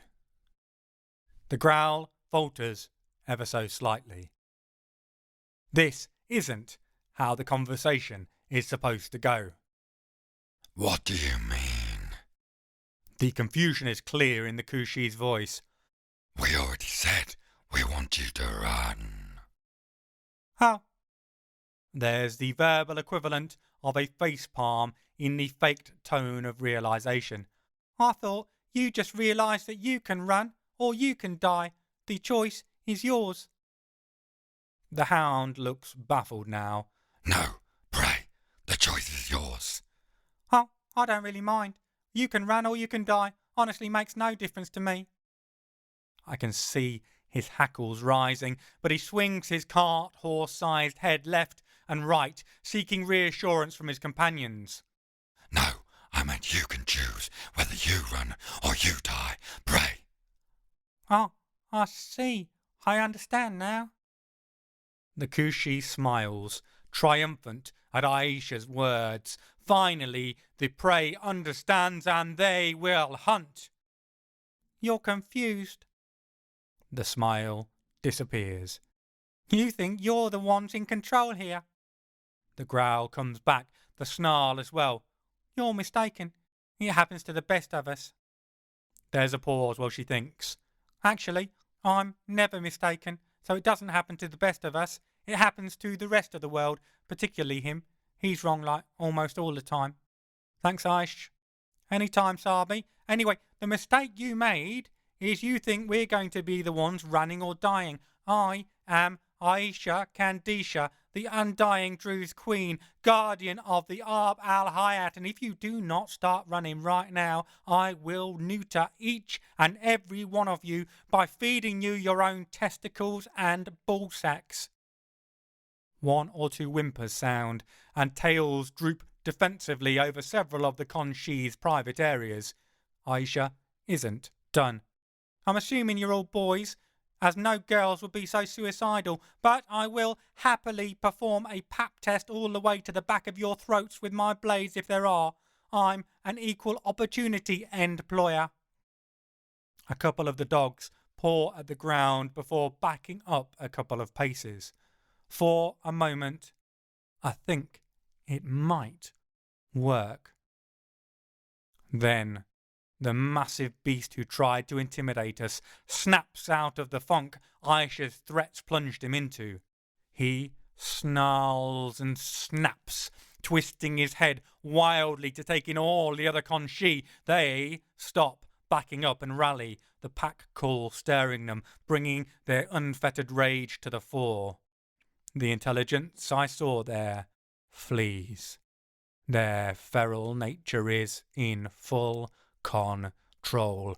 They are the wilds. The leader turns back to us, the last of his rationality slipping away, drowned out by the slathering primal madness. Eat you alive, prey. The words get gargled out, buckets of white drool thrown clear of the ravening jaws. It was a good try, I murmur out the side of my mouth to Aisha. What's the plan now? Now? There's no change to her inflection. She remains as cool and as calm as ever. Now we kill them all. Oh. Right. Simple as that. I look at the pack of ginormous, slathering fey creatures that can put the shits up a pack of saber-toothed tigers as they advance towards us, step by step. Now we kill them all. Sounds nice and easy. No problem whatsoever. Chapter 6. Fairie, 4th of June, present day. Escaping goblins to be caught by wolves.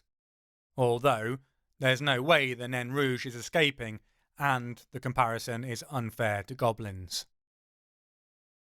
The pack lets out a wild, unified howl for the second time this night, but this time the sound is more terrifying, more terrible than any sound I've ever heard.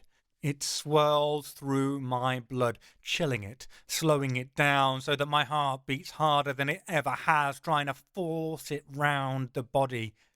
It feels like it has turned to water, to ice, and like every grave of every body I've ever borrowed is being danced on simultaneously. Such are the shivers running up and down my back. My knees want to buckle and my hands want to clap to my ears to dim the horrifying noise even a fraction, anything to make it more bearable. I don't, though.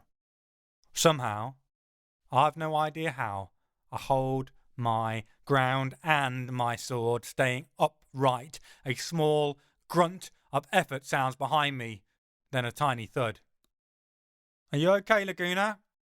I hold my voice almost steady, only the slightest quaver betraying the fear I feel. Fine. The reply is only slightly strained. Ugly Smurf just nearly pulled my trousers down when he fainted in fear. I had to kick him in the face to make him let go.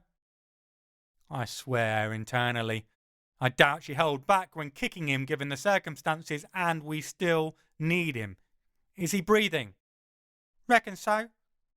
I compose myself again, and with the following relief I feel a little of the terror thawing from my being.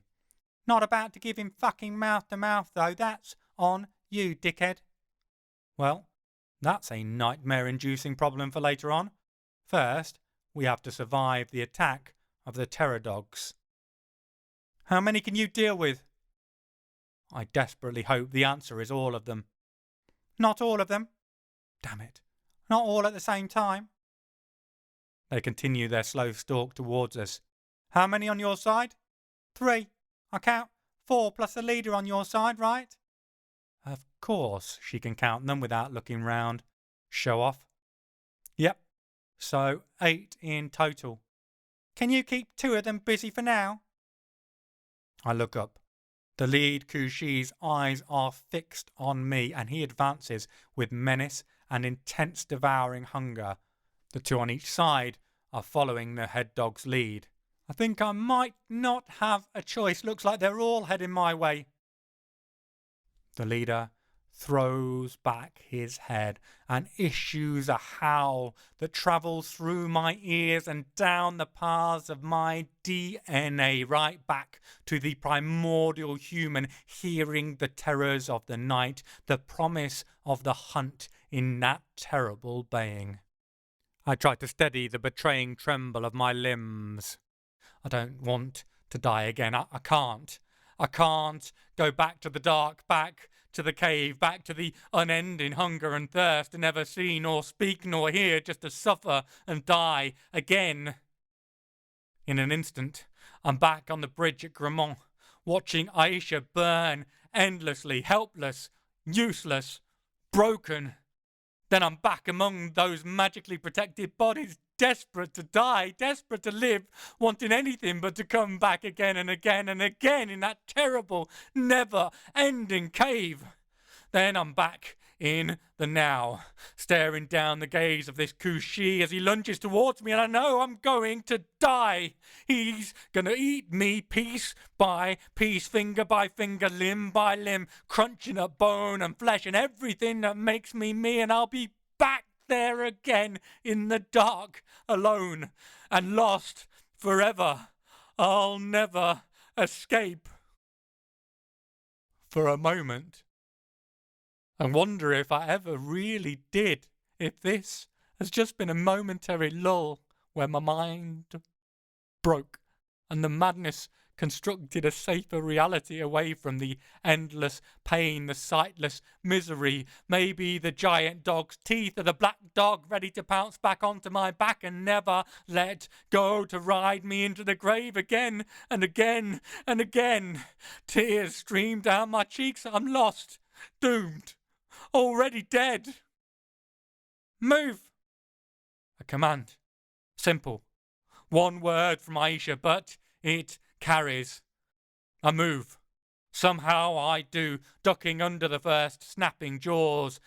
A paw, a package of muscles and razors comes hammering down, but I catch it on the edge of my blade. The shock is a cracked bell chime that reverberates through my leaden bones. Half my fingers go numb off that very first contact, but I've survived one. I'm not dead yet. Try telling that to my muscles, though. 3 steps, a dodging half dive, and a single parry, and they're burning, packed with lactic acid. I'm ignoring that, though, keeping moving. Teeth gleam in my peripheral, and I'm whipping my blade up.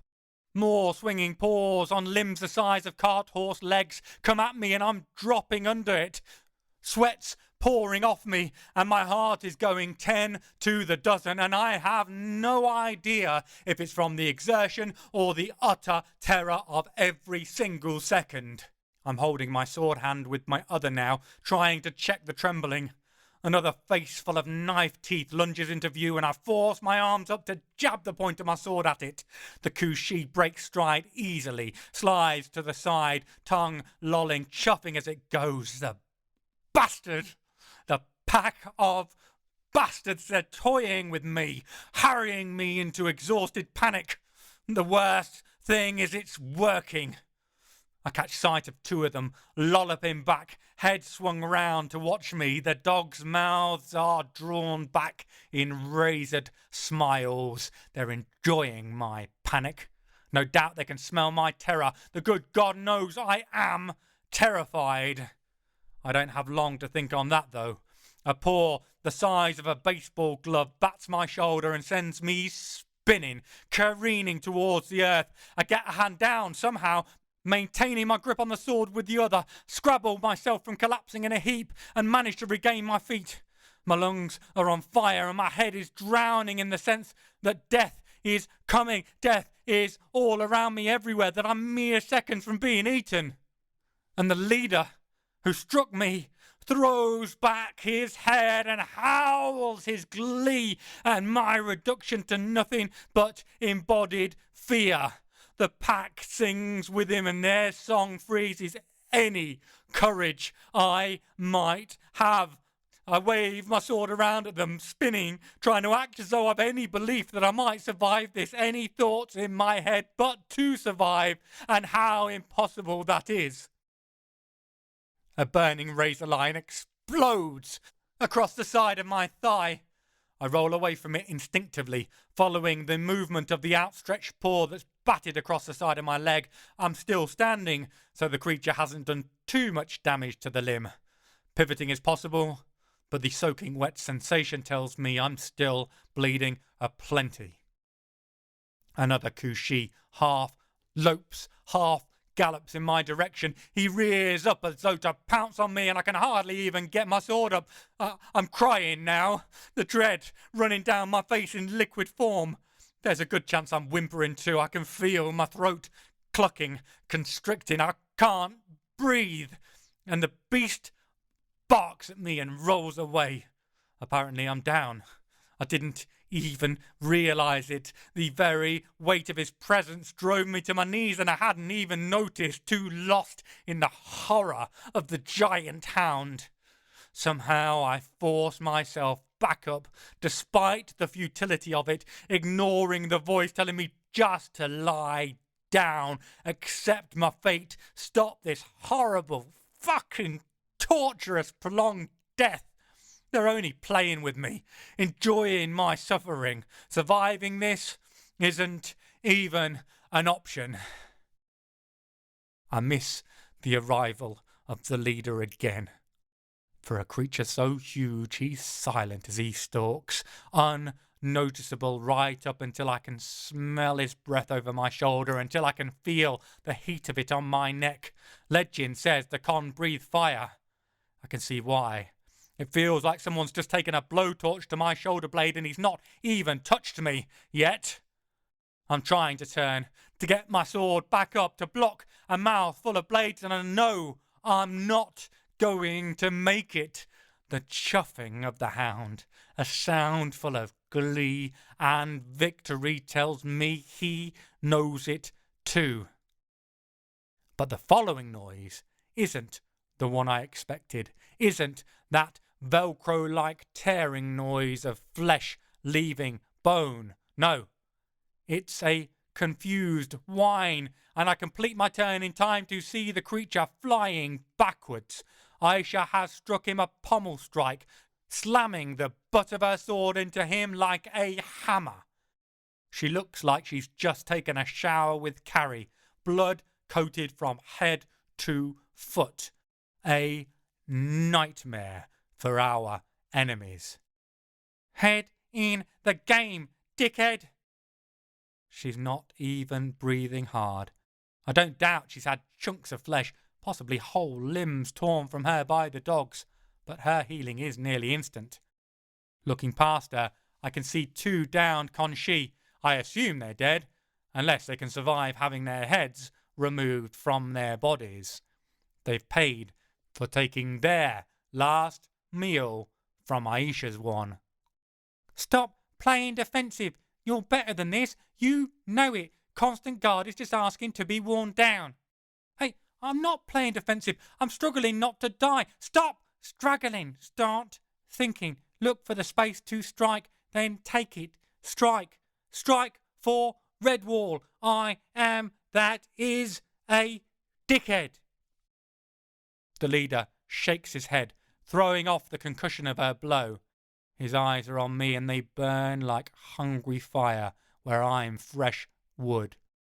Okay, right, yeah, but how about you take this one and I take that smaller already wounded one? But she's gone, leaving me to fend on my own.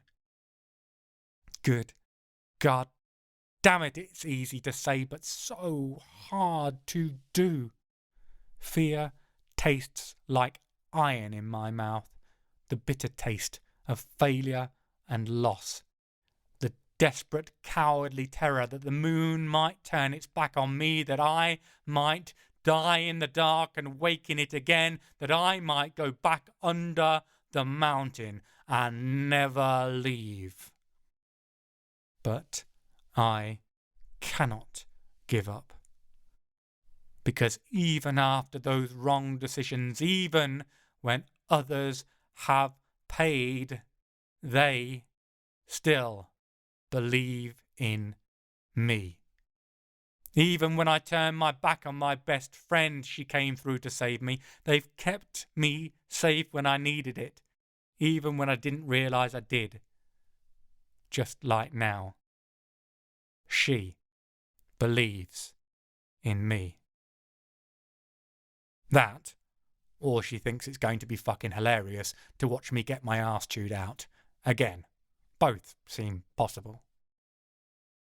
Another whine that grates across my teeth nerves like a dentist drill issues from behind me. Another coup. She just bit the dust. And for a moment, just a single instant, the lead hound's gaze wavers. His eyes flick from mine to whatever brutal form of bloodshed is happening behind me, and in that single second, I see it. He's afraid too. Maybe that's the truth. Maybe we're all afraid. The only real form of bravery instead of ignorant stupidity and all that. Our only choice, if we want to keep going, is to see it, embrace it, and keep walking forward. So I do just that. Slowly, my legs trembling, lactic acid burning in every inch of muscle, I take a single wavering step forward towards the leader. My sword hangs pointed at the ground. My arms are so tired it seems almost impossible to lift it. Again, that slight widening of eyes in the Kushi's expression. He didn't expect this. I'm the prey, the weak member of the pack, the one to be teased and tormented and then torn to pieces for shits and giggles.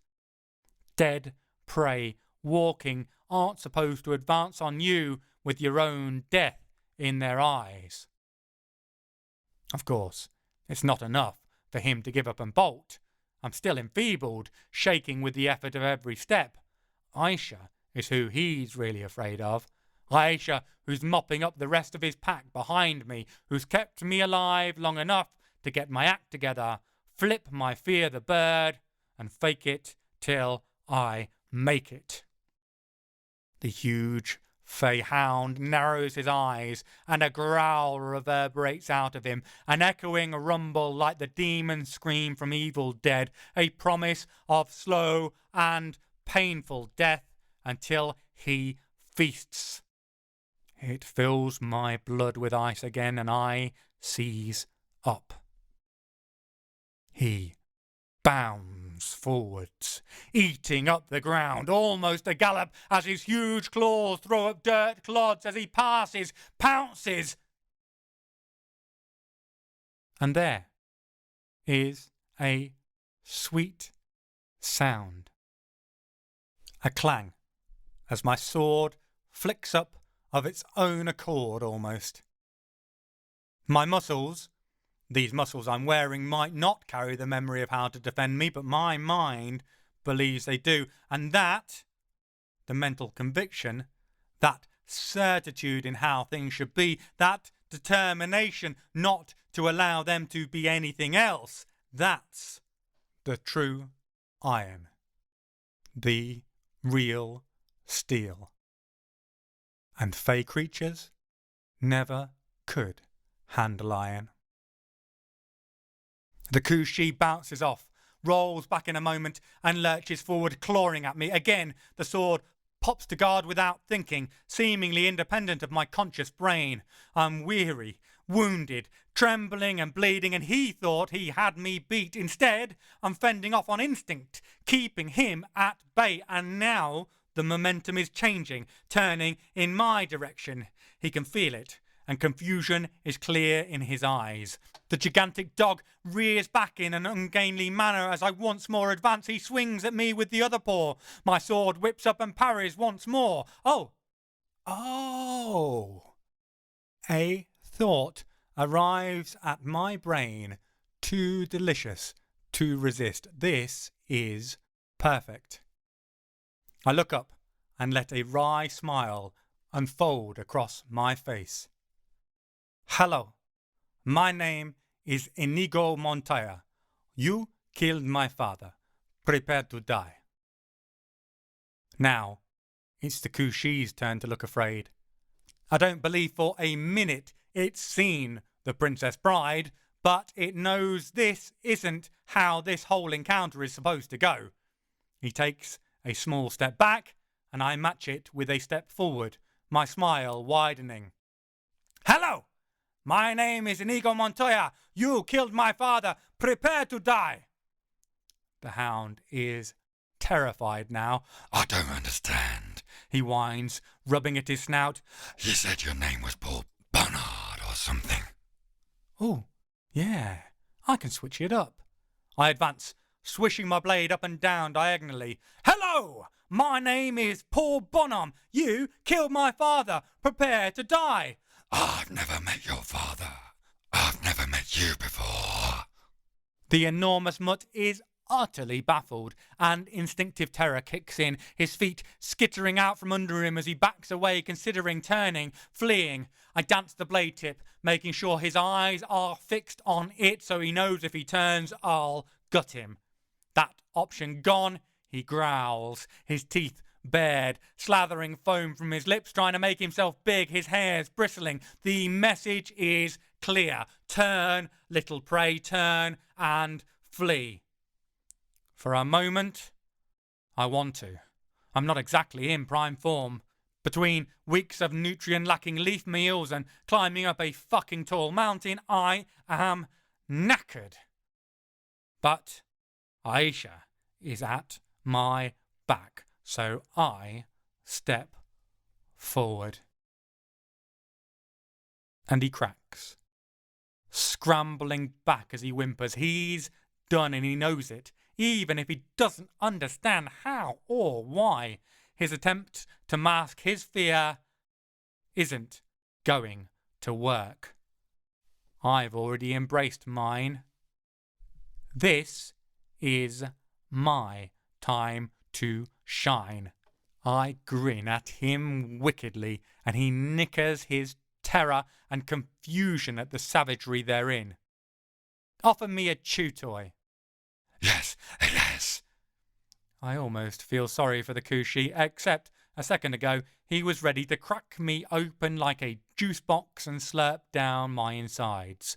Biscuits, treats, promise me that. What are you talking about? I don't understand. The hound whines, whimpering and scrabbling backwards. I roll my eyes. The correct answer is all that you want and more. Come on, pull your weight. Now, offer me anything I ask for. Anything. His beastly eyes pivot around, desperately searching for an out. Instead, he gets my cold, hard steel plunging straight down his fiery throat and sliding through the end of his esophagus to pierce his heart. He rolls his eyes downwards to stare at the length of metal sticking out of his mouth, uncomprehending. I pull it back out. The coo-she gives a small, wheezing whine like a pricked cushion full of air as it deflates. Then his legs give way under him, and he sinks to the floor. I want my father back, you son of a bitch! I hold my sword pose for a moment, then let my body relax, the blade point dipping groundwards, and scene. I sweep a bow, my exhaustion hitting hard, and I am more than a little surprised to hear clapping, and not sarcastic clapping at that. I turn, surveying the battlefield. Gigantic, doggy limbs lie scattered piecemeal across the turf. Great gouts of the earth got torn up during the fighting. Black blood and almost black tufts of fur are evident all around. In the centre stands Aisha, grime-marked and grim, but with a strange look in her eye as she applauds, and not a slow handclap either, genuine applause. It takes me a moment to realise its pride in her eyes. Next to her, the Nain Rouge is bouncing up and down on his toes, applauding rapturously. "That was brilliant! Brilliant!" I forgot the Nain is a cultured movie buff. Of course he appreciated the cultural reference. Best kill ever. I am gobsmacked. Aisha isn't being sardonic. It's entirely genuine. Thanks? I have no idea how to deal with this new and nicer version of Aisha. You're still a total dickhead, of course. Ah, that's more normal. Still, I got a nod of the head, which speaks volumes. I did a good thing. Go me! The truth is, it isn't only a good thing. It's a necessary thing. I've been so terrified, so utterly racked by fear since I got out of that cave that I haven't been living. Hell, I never even really got out. My mind is so full of darkness I might as well still be down there. A lump forms in my throat as I sit down, exhaustion buckling my knees. The adrenaline of the fight finally wears away and I am left to face my fears. With my head in my hands and my sword back in storage, I force myself to remember all the times I was afraid over the centuries. The times I died screaming on the rack or the pyre or the gallows, the times I had to watch friends die or see them lessen little by little, turning from masterpiece watercolour paintings into nothing but stick people, simplistic caricatures of who they once were. I think about going to Lord, where I was sure I was on my way to my doom, of watching Aisha burn, unable to do anything, of seeing Isaac strapped on the gurney under Ben's ministrations, of finding Suzanne dead, our child torn from her on our wedding night, of meeting her for the first time and trying to find the courage to tell her how I feel. I think about waking, immobilized in the hall of Lavore, a simple Cathar priest caught up in witchcraft and evil beyond my imagination. Of taking up the Cathar black robes for the first time when I knew the church, the state, and society as a whole would never forgive me for such actions. I think of how terrified I felt the first time I stepped outside of the boundaries of my tiny village, where my father and my grandfather and his grandfather had grown up and raised their families and stayed, never questioning their lot. Every step I've ever taken, from that very first hesitant one to seek knowledge, and a better, more meaningful life has been dogged by fear. It nipped at my heels every time I put my foot down on a fresh path. It snarled and snapped at my ankles every time I had to make a decision.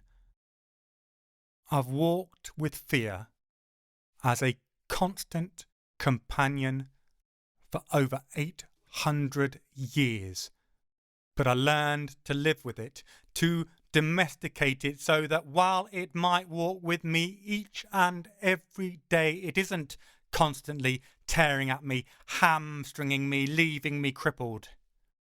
At some point, I became so used to my old fears, I forgot I was even afraid. My time in the cave, this fight, both have been reminders. Now, I have fresh, new fears.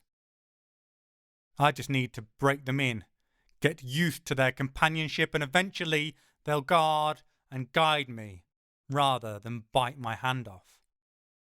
I turn to the Nain Rouge. He has black blood spatters on him, but I don't see any weapons in his hand. I cock my head at Aisha.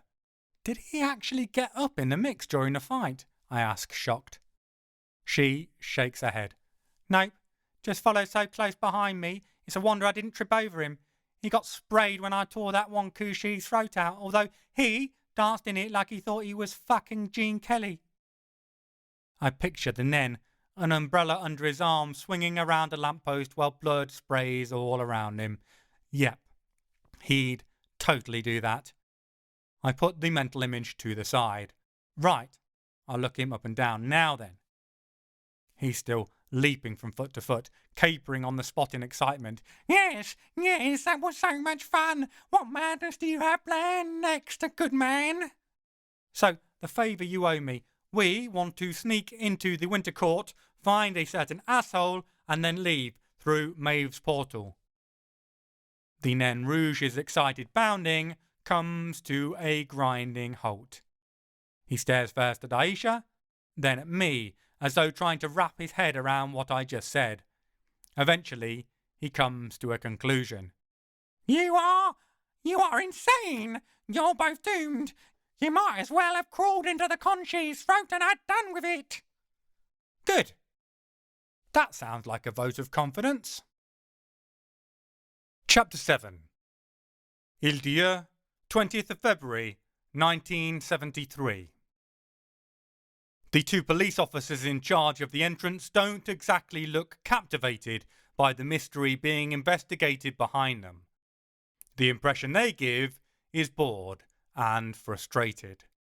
Probably because they don't have anything to do with the actual investigation and are spending their whole time driving away insistent, sneaky news reporters and the weirdos who hang out at the edge of society, having come drawn like moths to a flame because of their fascistic political tastes or because of their unhealthy interest in stolen coffins and violated graveyards. Neither of those types make scintillating conversational partners for the poor overloaded officers, I suspect. They're standard policemen.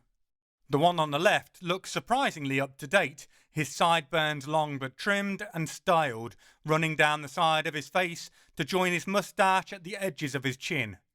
His partner is shorter, slender, and newer too, judging by the panic tinging his increasingly shrill cries of instruction.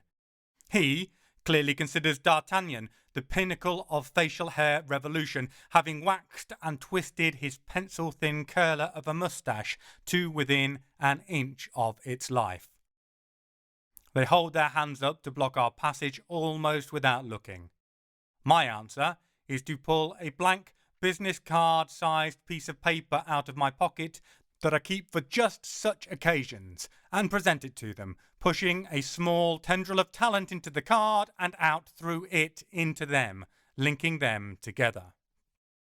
Detectives Steed and Peel, I say as I hand it over. I keep a straight face, but it takes some effort. The younger one raises a quizzical eyebrow, but the older one doesn't even bat an eyelid. Perhaps he doesn't have access to a telly or else doesn't approve of them. There's a whole swathe of the population who remain convinced it's going to give them cancer or it's all part of some secret Russian brainwashing program. Not that it surprises me. I remember the panic when the gas lamps got replaced by electric streetlights. People thought it would make their horses keel over and die and their brains explode. Humanity's imagination has always been its greatest weapon. Sadly, we have a tendency to use said weapon to chop our own feet off sometimes. Either way, the card shows them exactly what they expect to see. So, with some careful positioning to ensure that only we get through, and not the shifty-looking individual behind us with the 1,000-yard stare radiating from behind lank, greasy strands of hair falling in front of his face, who screams, "Future person of interest," they move aside and let us pass. As we walk on, the FPI whines that they should let him through, that it is his right to see as an Übermenschen. Isn't it funny how these so-called superhumans are often the most pitiable specimens, I ask Aisha, as we pick our way along the paths between the graves. She regards me flatly. Hilarious. Right. I wasn't thinking about what the last group who harboured that belief did to her. Just because their ideals are laughable doesn't mean you shouldn't take them seriously. Even a joke can be deadly if passed around enough, making its victim invisible or subhuman under humour. Just a thing to be mocked, rather than a person to be defended. We arrive at the secondary cordon, a smaller affair marking off the approach to the tomb itself. It's lit up like daytime by halogen floodlights. The stone lid lies to the side, lifted cleanly away. 2 plainclothes policemen stand to the side, cigarettes hanging from their lips. I flash my piece of paper again and make our introductions. Both of them wear similar brown polyester suits, ensuring that they look like they're in uniform even though they aren't. It takes genuine effort and dedication to the police life to be so obviously cops. Kudos to them. The younger of the two has an abrasive brashness to him. He has the build of someone who plays rugby in his spare time and probably enjoys demonstrating the skills he learns on the field to criminals off it.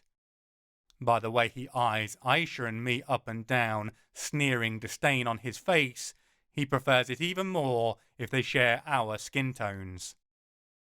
The older one looks tired, with that general weariness that comes from seeing the worst life can offer presented up on a platter for you time and again. He doesn't seem fazed by how we look, but nor does he seem to object especially strongly to his colleague's attitude. I suspect he's probably about 20 years and a divorce beyond caring strongly about anything at all. The older fella introduces himself as Gaston and the younger as Paul, which pisses me off even further. It's enough to elicit a snort of amusement out of Aisha, though, at least. That alone. Her attention moving off what an absolute wank noggin he is and onto my discomfort at us sharing a name might well save his life. The last person I saw look at Aisha like that needed a guide dog and a white stick to get to the toilet afterwards. Luckily for him, his colostomy bag meant he didn't have to make the trip as often anymore. So, did you find it like this?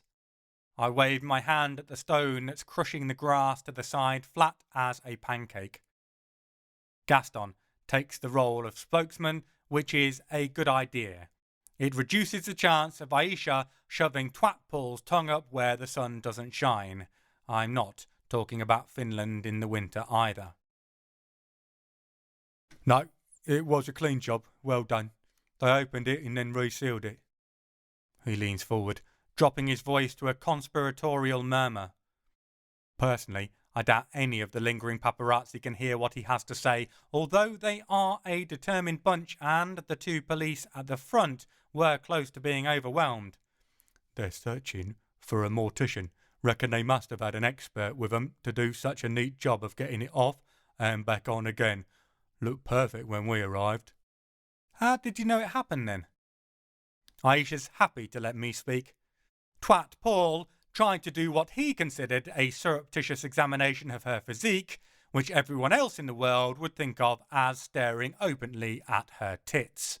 Now, he's trapped in her death stare, having just looked up, and some of the realization of just how dangerous the woman he's ogling is filters through into his teeny, tiny brain. At least, that's how I interpret his nervous trembling and the lovely ashen grey colour his skin turns. Was the caretaker, eagle-eyed bastard. Apparently, they did too good a job. He turns up this morning.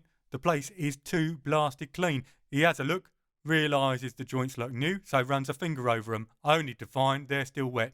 Should work for us rather than cleaning up round here. I'm impressed, and have to agree, he's certainly much more observant than most law enforcement officials I've met over the years. I ply Gaston for any information on further leads, but they're pretty much entirely out of the loop. All they know is the investigation centering around Paris and Verdun, where the cemeteries the Pétain apologists want him buried are. They've been left here to deal with any government officials who visit the site and otherwise keep it safe from visitors, protesters, and vandals. Hardly top-tier work, but then, honestly, they're hardly top-tier cops. Gaston is obviously content to have plateaued, and Paul is clearly a twat. Once I'm confident they've nothing more to tell us, I pull rank, effectively telling them to shove off. Twat Paul whines a bit about his previously given instructions, but I already spotted the telltale shape of a hip flask in Gaston's pocket. No doubt he's happy to nip off somewhere he can grab a sly swig without fear of the news reporter's zoom lenses. Gaston hustles Twat Paul away before Aisha performs a twatterectomy on him, slicing him open to cut out the twat squirreled away deep inside. The survival chances from such a delicate and painful operation aren't high. Now we have the tomb to ourselves, all nice and cosy like. As they set the ambient lighting to bright enough to see your internal organs, it isn't spooky in the slightest. Aisha leans towards me. "They're coming to get you, Barbara," she says, her voice strange and plummy. "They're coming. Look, there goes one of them now." I know it's a quote. I know it. She knows I know it. We watched Night of the Living Dead at the cinema together after she dragged me down on her umpteenth viewing, and yet I still spin around, looking for zombies to my chagrin and her intense pleasure. "If we see any zombies," I grump, "you're dealing with them. I like this suit." The amusement disappears from her expression and she turns back towards the empty tomb. "Right, dickhead," she says, her tone deader than most of the residents in the eternal accommodation surrounding us. "So now we're here, where's the coffin?" I shrug. "Not here?" That earns me a slow clap. "Genius, Poirot. Know that. Where is it?" Oh. Realization dawns on me. Apparently my role here is to use my talent to find out where the thieves are storing the box. I'm not suicidal enough to tell Aisha this, but I have no idea how I'm going to pull that off. Chapter 8. Ile-Dieu, 20th of February, 1973. Aisha isn't actively giving me a countdown to perform this miracle magic she's demanded I pull out of thin air, but her pacing isn't far off the same thing. We all have our strengths when it comes to magic. Aisha is brilliant with elemental magic. If you want something setting on fire, she's your pyromaniac in a storm. What we're looking at right now is right up Isaac's, my mentor's, street. Taking an unusual problem, then searching through ancient scrolls to find something that'll resolve the issue, or else devising some whole new theoretical branch of magic to tackle it head on. Pity Isaac isn't here right now. We didn't expect to need him, and Aisha was in no mood to take a detour via his house by the forest of Buchan. He's safely tucked away, probably with a glass of whiskey and a good book. The lucky bugger. I'm more of a middleman, jack of all trades, master of none, although I'm souped up enough talent-wise that in general head-to-head scenarios I can outgun most masters in their area of expertise by sheer brute force. Go Jack! Theoretical magic isn't really my forte though, despite Isaac's efforts over the centuries.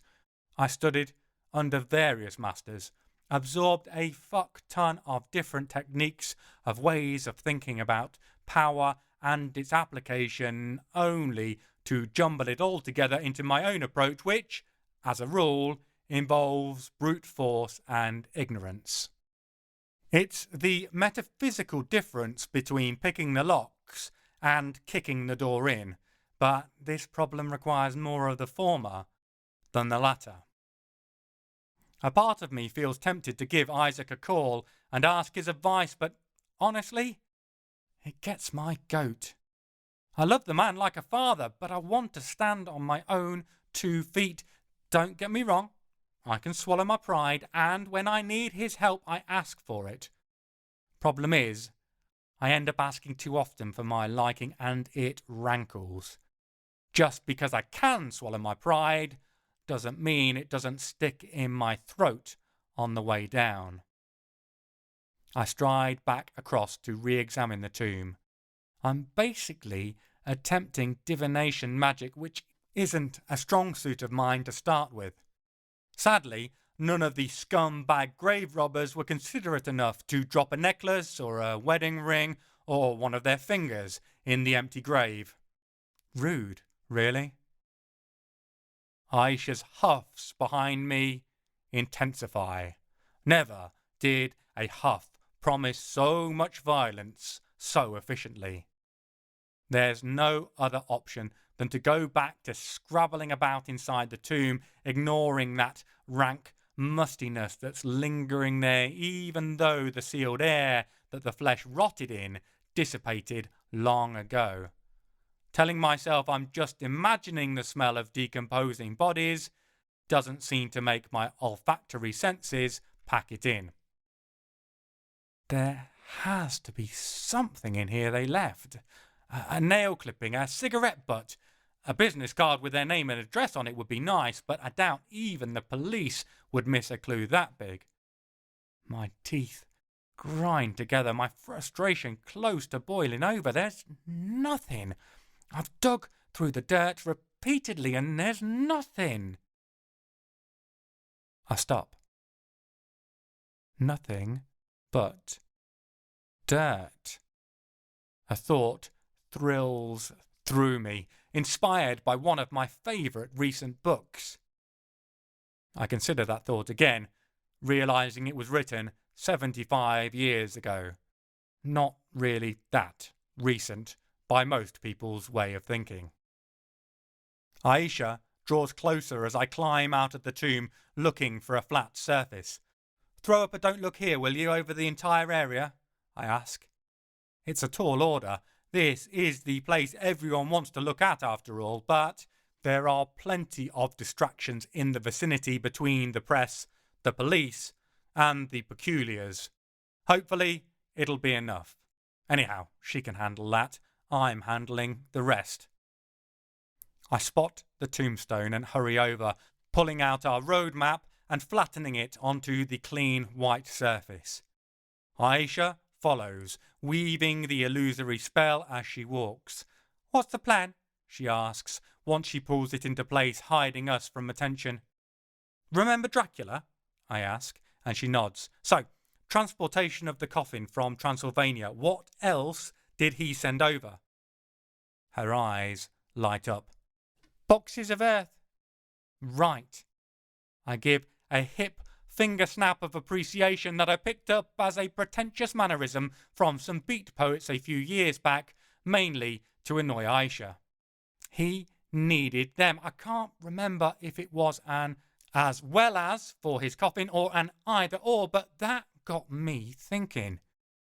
I hurry back over to the tomb and carefully scoop up some of the dirt inside in both hands. No coffin is impermeable. Hell, that's why they bury them or put them inside massive stone things like this. Some of what's in the coffin will have leaked out, she finishes, a thrum of excitement in her words. Precisely. Some small particles of Batan's body must have mingled with this earth over the years, even if it was just some of his essence leaching over or whatever.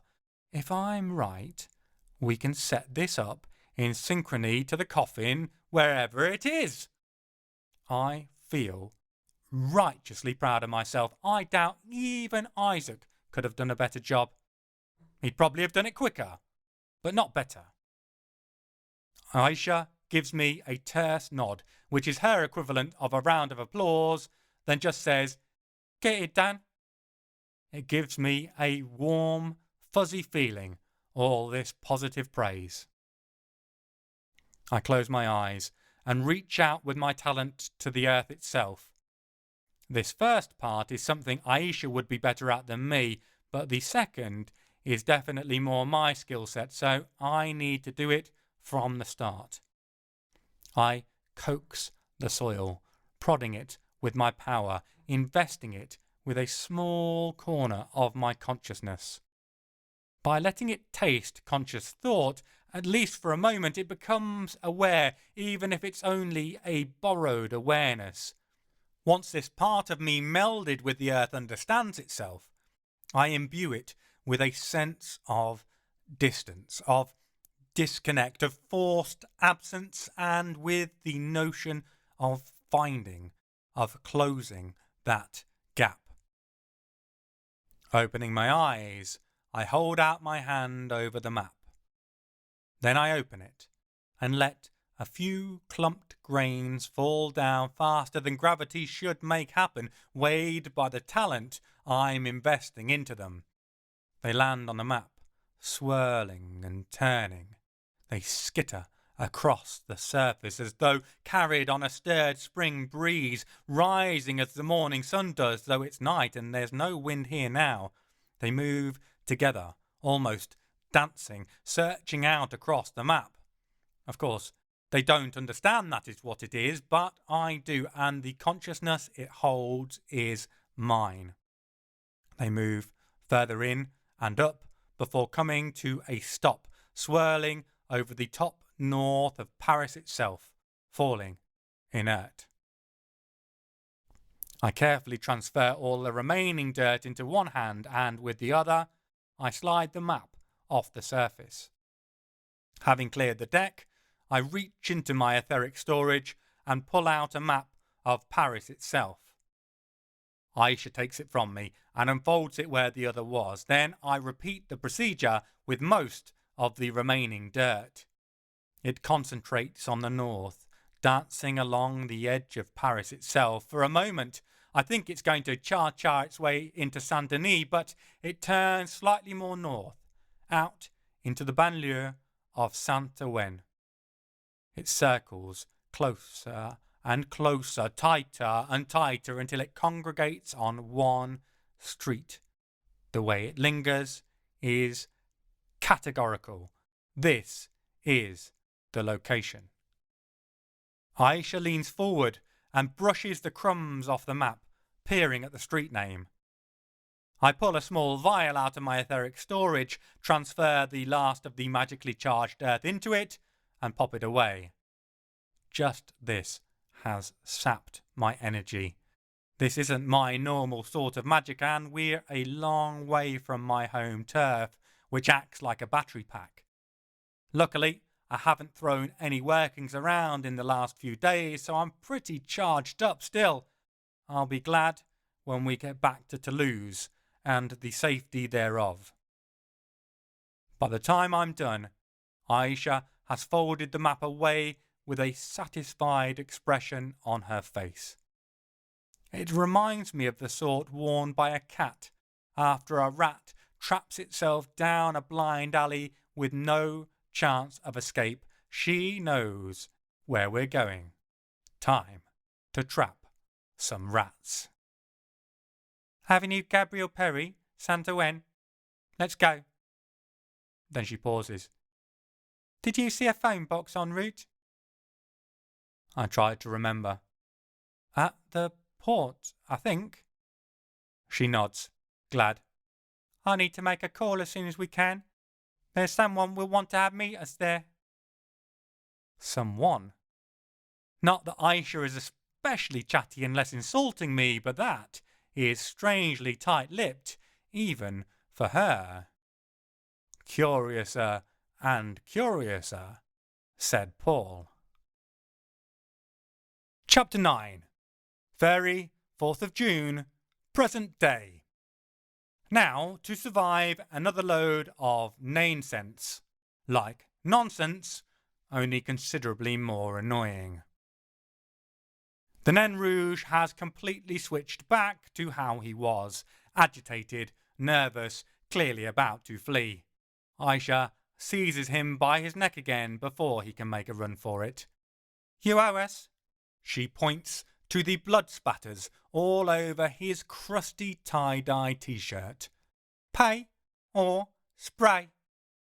I can't, he whines, shifting on the spot like his skin is suddenly too tight. Don't get me wrong, you're both very scary, very scary. I feel chuffed. I got an upgrade.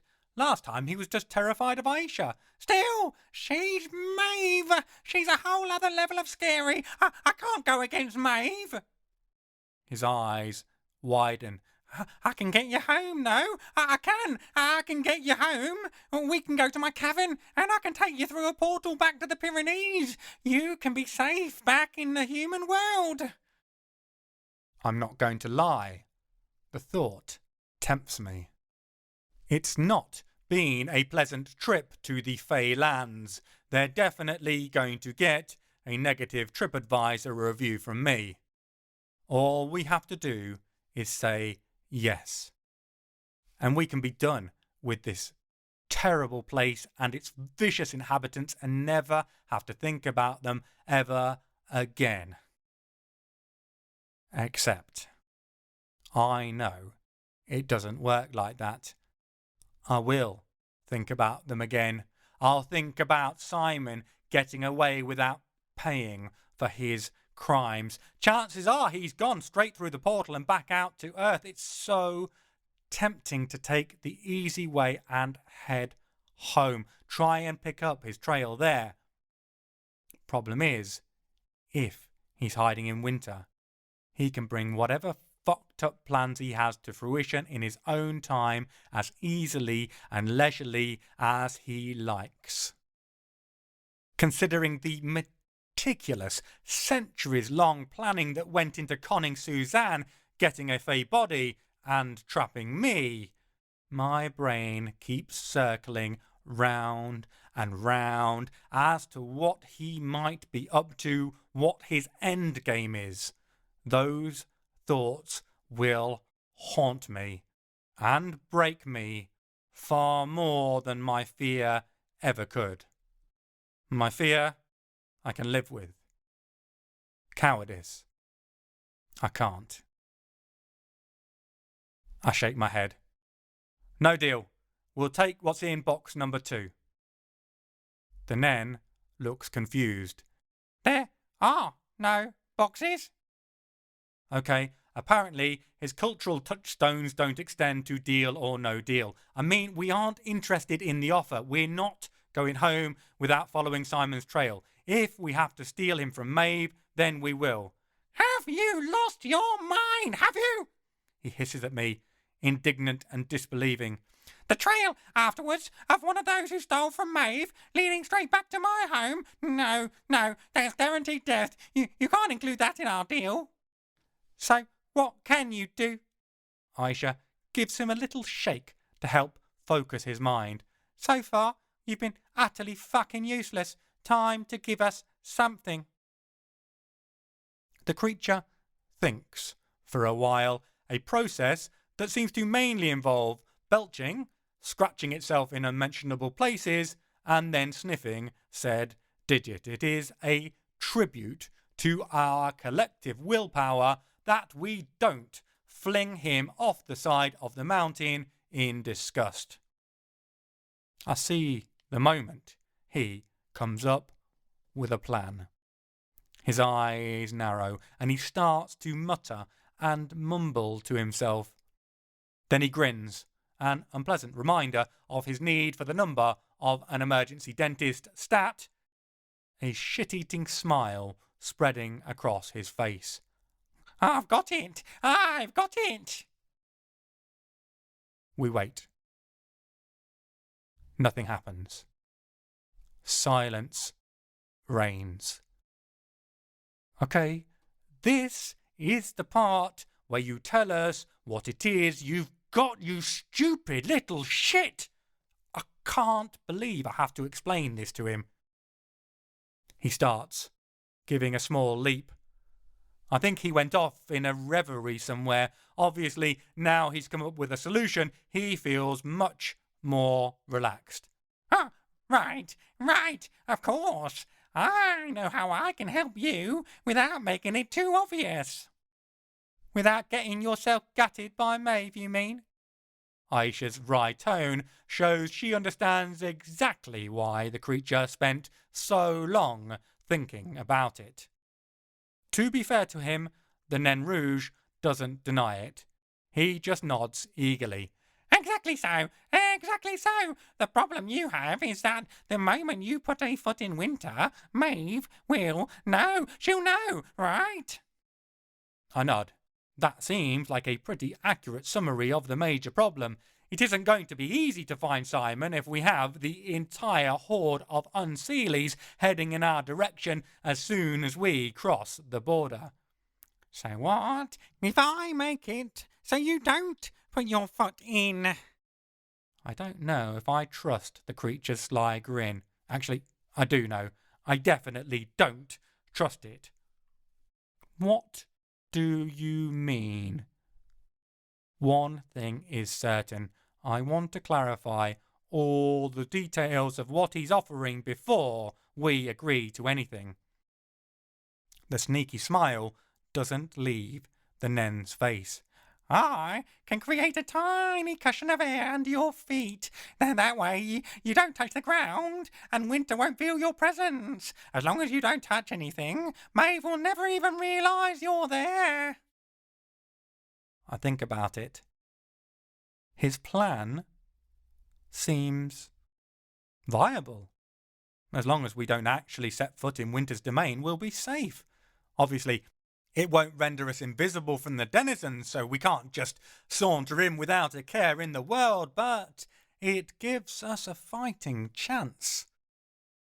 I look over at Aisha to see if she has anything to add.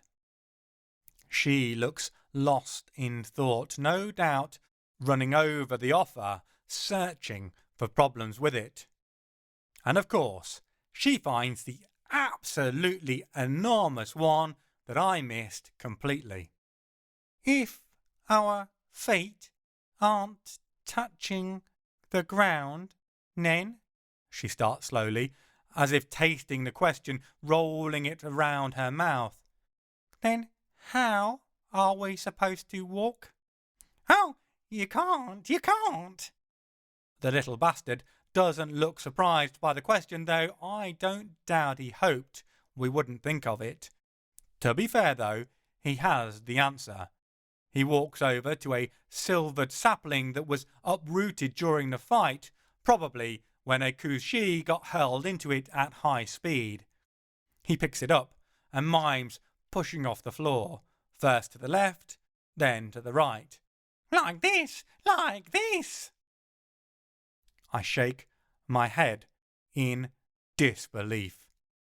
He's miming punting. You're going to turn our feet into gondolas.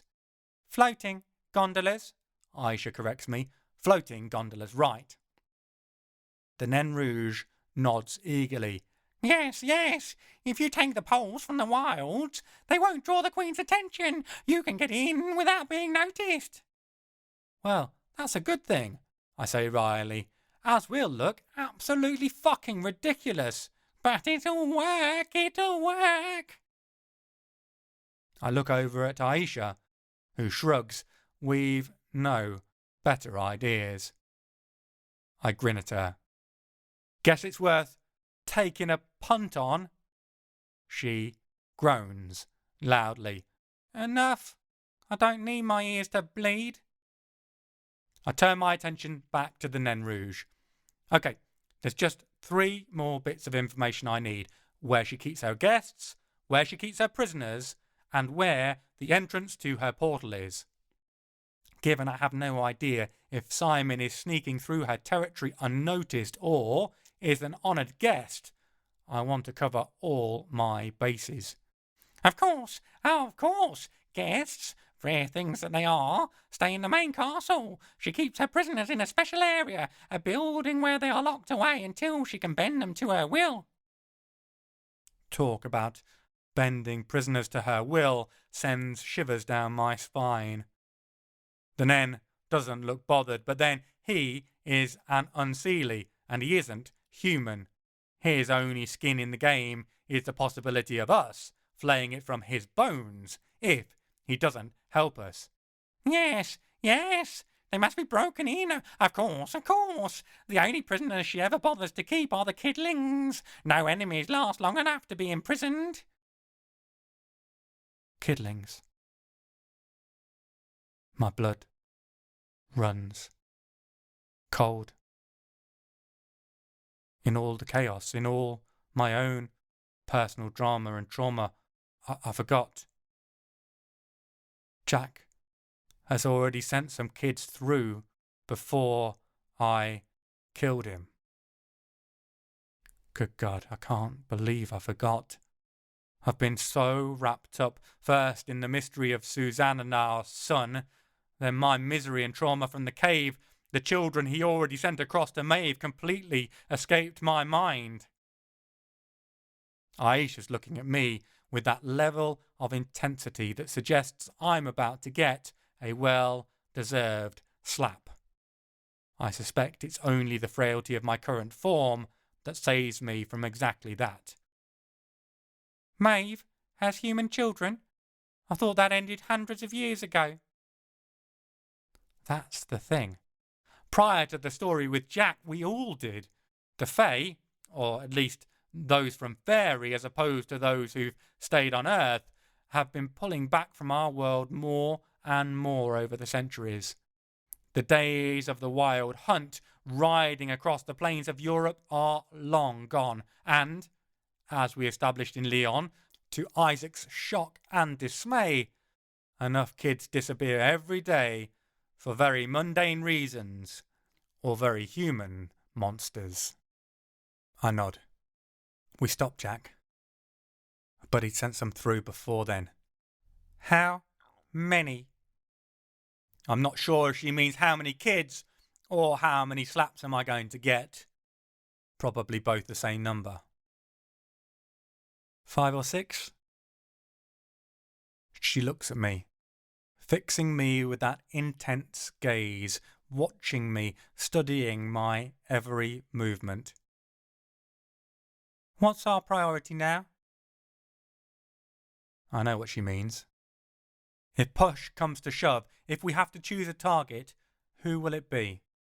De Montfort or the kids? I wonder what she'd say if I chose De Montfort. Wonder if she'd back my play. Or if that'd be the straw that didn't just break the metaphorical camel's back, but picked it up and did a pile driver off the top ropes onto it afterwards as well. Of course, that's not the answer I'm going to give. Normally, Once children have been taken by the Fae, that's it, they're gone. Because nobody sane would go to Fairie, would dream about storming the Court of Winter. But we're already planning to do that, and there is no reality where I'd leave children in the ice-cold grasp of Queen Maeve to be broken in. I'm willing to bet she doesn't win them over with sweets and cuddles. Doesn't even give them Turkish delight, which is practically a punishment in and of itself. It says something when Narnia's Snow Queen is nicer than the real one. The kids. We find them, get them out. If de Montfort is there, great, but they're the priority now. Aisha gives me the tiniest nod, one that says, correct answer, dickhead, if I can read her at all. Then she turns her attention to the Nain Rouge. You said she keeps them in this building? Trains them? Yes, yes. Make sure they understand the rules, the ways, the expectations. What happens to them after their training? Aisha's jaw muscles mirror mine. Good. We both can do with a bit of righteous anger to get us through the shitstorm we're about to enter. After that, they get given to our court to play their games with. The Nain grins his wicked little grin. Then he sees how I'm looking at him, and it falters. Then he looks upwards and sees how Aisha is looking at him, and it disappears altogether. Not me! Not me! I play my own games with mortals out in the other world. No need for me to go to the court. Too much risk, too much. It's a dangerous place even for us Fae. Brilliant. Even the Winter Court Fae themselves fear the Winter Court. I notice he left out an important bit of the requested information. Okay, where is the building they're kept in, and where is the portal? He nods, eager to get away from his faux pas. The building? Yes, the building. It's at the end of the Winter Garden, in the heart of the labyrinth. Is it guarded? Aisha asks. The Nain shakes his head. No, the door is locked so they can't get out, and they'd have to pass the labyrinth. Even if they did, they're all too scared. Once they've been taken through it to try and get back on their own. What about the older ones, the kids of the court? I ask. They've been hers for at least 30 years. They're too broken to go anywhere or do anything that she hasn't told them to. She sends those still left to train the new arrivals. I feel like one of the Conchi, a growl bubbling up in my chest. I don't expect things that aren't human to act like humans. That doesn't mean I forgive them when they act like monsters. Anything you can tell us about the labyrinth? Aisha keeps her emotions under control and her thoughts on the ball to make sure we get the information needed. The Nain shakes his head. Never been, never. Don't get lost. Don't get lost in the maze. Brilliant advice. So, where's the portal back to our own world then, Nain? One last bit of information and we might just have the bare bones of a plan. The chances of it working are slim, but they exist now at least. Oh, of course, he nods furiously, like a puppy eager to please. It's in Maeve's throne room, in her throne room next to her throne. And just like that, we're doomed again. Chapter 10. Fairie, 4th of June, present day. There's nothing like a solid plan of action, and this is nothing like a solid plan of action. So, to summarise, I start counting the points off on my fingers. We have to break into the grounds of the Winter Palace, sneak through the labyrinths at the end of the gardens, without getting lost, Aisha adds, without getting lost, thanks, potentially grab Simon if he's there, or find clues if he's not, rescue all the kids, including a load who've been there for 30 years or more getting tortured and brainwashed, then break into the throne room itself and use the portal that's, apparently, located right next to where the Queen of the Unseelie herself may well be sitting. Am I right? Yes, that's it. The Nen continues to do his nodding dog impression. I shake my head. Suddenly, very weary. It's impossible. It can't be done, even if we had a Holocaust cloak. I look over at Aisha, but she doesn't have the same look of despair on her face as I do. She's calculating something. Is there ever a time when the throne room stands empty? A good question. The Nen thinks through the question, stroking his shiny chin while pondering. When the Queen sleeps, the court clears, the creatures all returning to their nests or hidey holes. Is it guarded? Oh yes. A pair of her most loyal guards keep the doors to make sure none of her subjects might try and leave her some nasty surprise. It doesn't sound like the happiest kingdom ever known, even discounting Disneyland. She sounds paranoid. The Nen gives me a look of such disbelief, I almost stop existing on the spot. She is the Queen of the Winter Court! The Queen of the Winter Court! I think you'd be paranoid too. Yeah, fair point. Okay, recap. Beat the maze, rescue the kids, subdue the guards, find out where Simon went, probably out as fast as he can if he has a brain, use the portal. Did I miss anything? Aisha raises a hand. All without touching anything and, well, air skating. Right, okay. This has passed from entirely impossible to just mostly impossible. What do you reckon, Laguna? She shrugs, but I can see the fire in her belly. It burns so bright it shines in her eyes. Those are my kind of odds. They are. They really are. Damn it. Now I've started sounding like the Nain Rouge. Right. I rub my hands together. Let's get this show on the road. Nen, what do we need to do? Cyril! I blink. What? My name. It's Cyril. Nain Rouge is my species. It's very odd that you continually address me as such. I shall take to calling you human male and human female, I shall. Aisha looks him over coldly. We could rename you Worm Food. I wave my hands at them both, trying to shoo away all of this insane inanity. Enough! You, I point at the Nain Rouge, haven't done enough to earn being referred to by your actual name. You tried to fuck us over, and you're only here because you failed miserably at even that. You did diddly squat during that last fight, and we had to pry the help out of you with a metaphorical crowbar. Aisha holds up her hand. I'm happy to use an actual crowbar, really don't mind. A metaphorical crowbar for now.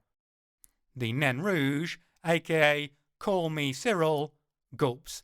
If this idea of yours works and actually helps us and we get back out in one piece, then maybe you can work your way up to the status of being deserving of an actual name. Until then, we can call you Dickhead, or Nain Rouge, or Worm Food, or Worm Food.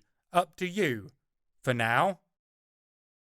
I let everything lapse into a menacing silence to really underline the threat to Cyril, the Nain Rouge, a name I feel ridiculous thinking, let alone saying.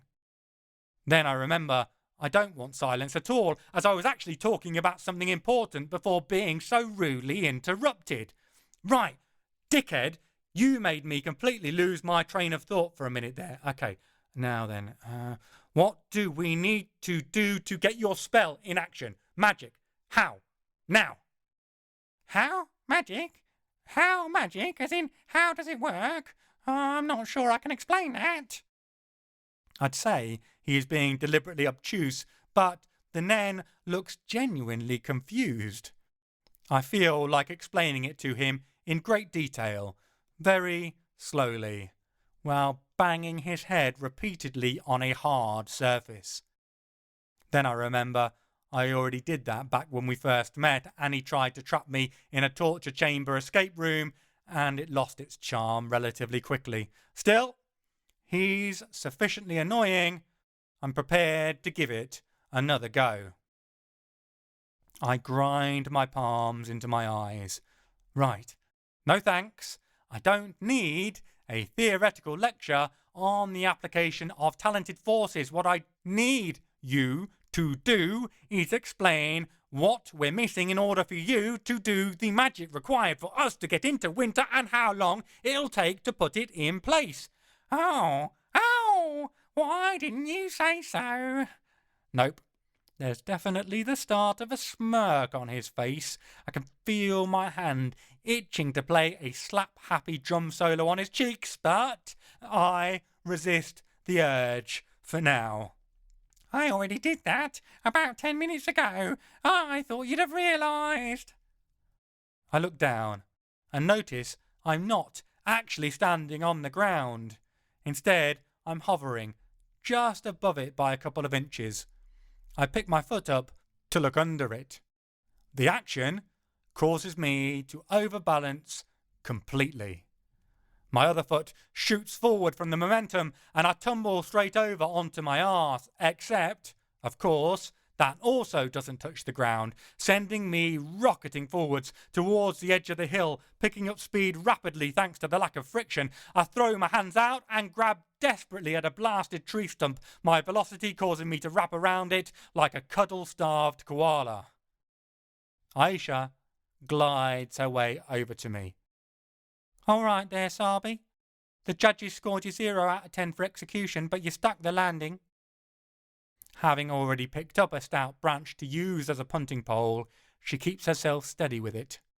Of course, having her normal amount of talent instead of my infinitesimally teeny amount, she'd have realised far more quickly than I did. Plus, of course, she's naturally far more graceful, although that's not a difficult achievement half the time. I look across to see the Nain Rouge doubled over and wheezing with laughter, slapping the floor with his hand at the hilarity of it all. Of course he is. His humour is stuck in the silent movies era, and I just did the equivalent of stepping on a banana skin. Do it again! Do it again! He gasps out between his cackling chortles. I heave myself back up to standing, hand over hand up the stump, and accept the second tree branch Aisha somehow procured without my noticing. You're never going to earn the name of Cyril if you keep that up, I growl at him. Come on, Paul. No one deserves to be called Cyril. It's just cruel and unusual parental punishment. Aisha might have found my pratfall amusing, as she does any time I make a prat out of myself, but I know she's still ready to gut the red shit stain for it. That is the definition of a genuine friendship. Ready to laugh at you, doubly ready to kill for you. I can't disagree. I steady myself on the rudimentary staff and practice moving backwards and forwards. Then I drift myself over towards the Nain. How do we undo this when we want to? Making it permanent, or at least not giving us the cancellation command, would be exactly the sort of shitty thing he would do. To be fair, it's standard practice for any Fae, but particularly our mate Cyril. He stops laughing, and his expression changes.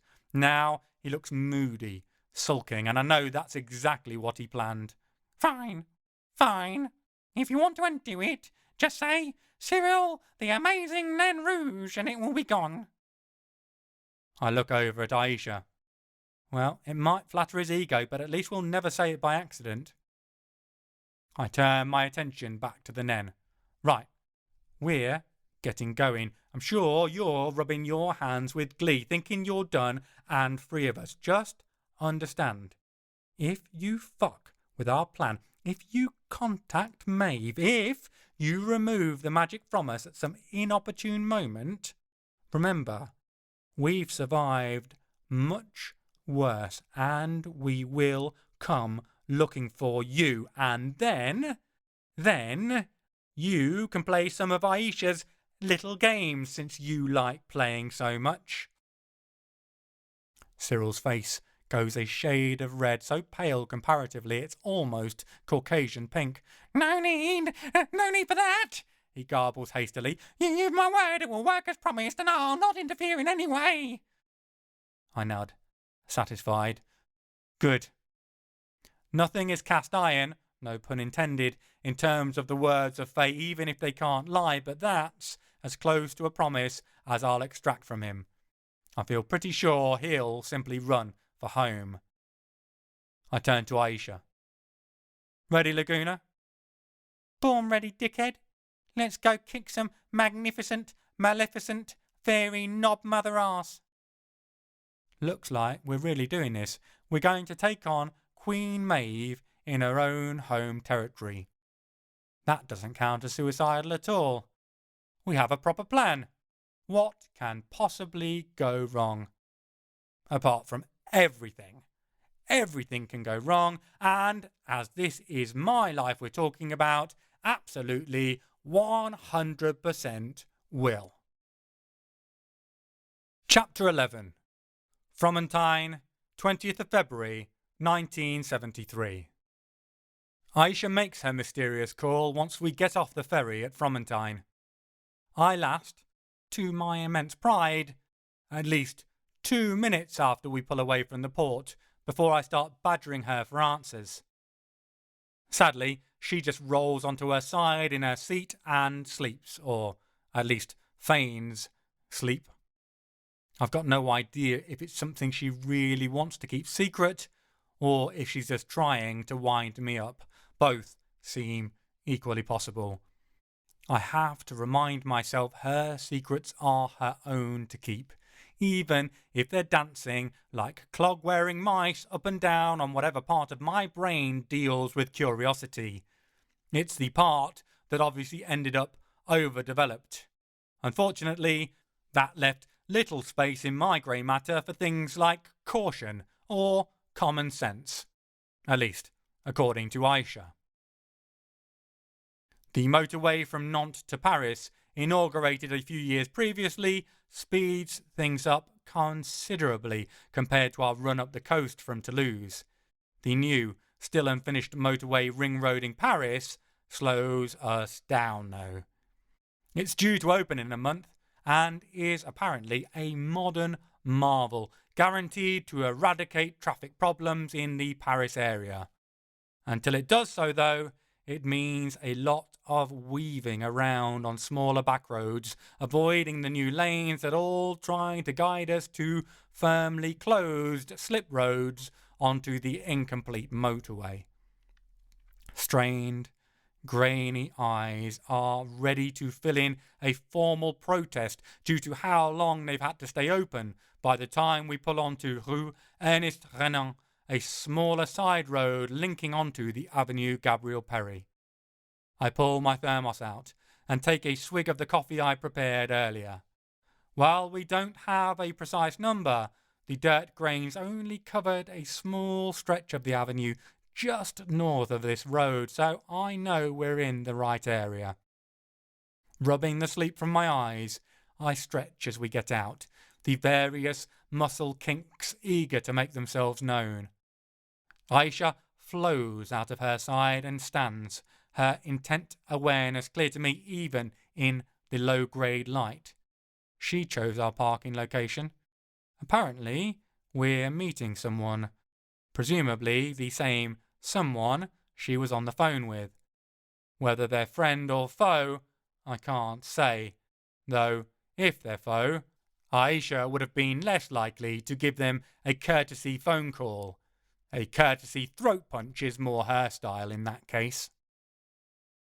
A shadow detaches itself from the far end of the road, peeling off from the rolled-down metal shutter it was leaning on. It heads our way, coalescing into the shape of a man. I take my cue from Aisha. She's not drawing any weapons, nor on her talent as far as I can tell. I do my best to look nonchalant, cursing her for putting me in a situation where I've no idea what's going on and therefore no idea how to prepare for it. She walks around the car and whispers in my ear, "Rubbish, isn't it? Not having a chance to prepare?" Oh, right. There is a point Aisha's trying to make with all this. Of course there is. She never does anything other than deliberately. She swats my arm to show no hard feelings, then walks towards the man, slow and deliberate. Her right arm shoots forward lightning fast, and for a minute I think I've misjudged it, that she's going to strike him down, that we're seconds from some sort of magical street brawl. But she doesn't aim to attack. His arm comes up at a similar speed, and they clasp hands, clapping each other's shoulders with the other. I follow up behind, unsure still about what precisely is going on. Aisha turns and steps back towards me, drawing the man into a pool of light from an overhead street lamp and letting me get a good look at him for the first time. The man's Berber, just like her, as far as I can tell. With his blonde hair and blue eyes, he can pass as Gallic, but having spent copious amounts of time in North Africa, I bet he's from Algeria. He carries a confidence to him that's conveyed by his neatly tailored, precisely cut suit, which is either black or a dark shade sufficiently close to it as to be indistinguishable at night. His face is warm, but his eyes worn. I suspect friendship is his first response to most people, and that he's paid for such a response more than once. The only jewellery I can see is worn around his right wrist, a metal clasp wide at the front and tapered at the rear where it snaps together, covered in elegant patterns and symbols. He stands, his hands in his pockets, and looks at me curiously. I'm equally curious, so I look at him, then gasp. "Jinn!" Fuck, that was rude. I avoid clapping a hand across my mouth, but only because that would make me look stupid as well as ignorant. Still, I've never met one before, not in all my time travelling the north of Africa and across the Arabic world. Despite all the legends about them, the jinn keep themselves away from the populace as much as possible, particularly the talented. There are many uses that an unscrupulous sorcerer can find for jinn, or parts of them. I've seen a wizened, preserved jinn hand capable of granting wishes, and it radiated the same burning, swirling, orange-red magic as the creature in front of me does. He smiles slightly, an almost apologetic look on his face. "Half jinn, I'm afraid." Aisha rolls her eyes and steps between us. "Paul, you're a twat. This is Al-Ruban. He provisionally controls this banlieue. Al-Ruban, this is Paul. He's a twat." The half-jinn spreads his hands out in front of him, a welcoming gesture. "Welcome, Paul Bonhomme. I name you Sabi, friend and guest in this quarter. Lala Aisha Imara at-Hakima has spoken of your honour and integrity." I search through my slightly rusty classical Arabic. Lala is an honorific for a woman of importance. Imara at-Hakima. It comes back to me. Wise woman. Whoever this Al-Ruban is, he clearly thinks highly of Aisha. Aisha tuts, pursing her lips. "Don't get a big head, Paul. I mainly told him you're an impetuous dickhead." Al-Ruban's smile deepens. "An honourable and integral dickhead, Lala. She makes a puffed noise as though blowing a strand of hair out of her face. Maybe. Al-Ruban's face grows serious again. Lala has told me of your current mission. It is fortuitous that the coffin has arrived in my area.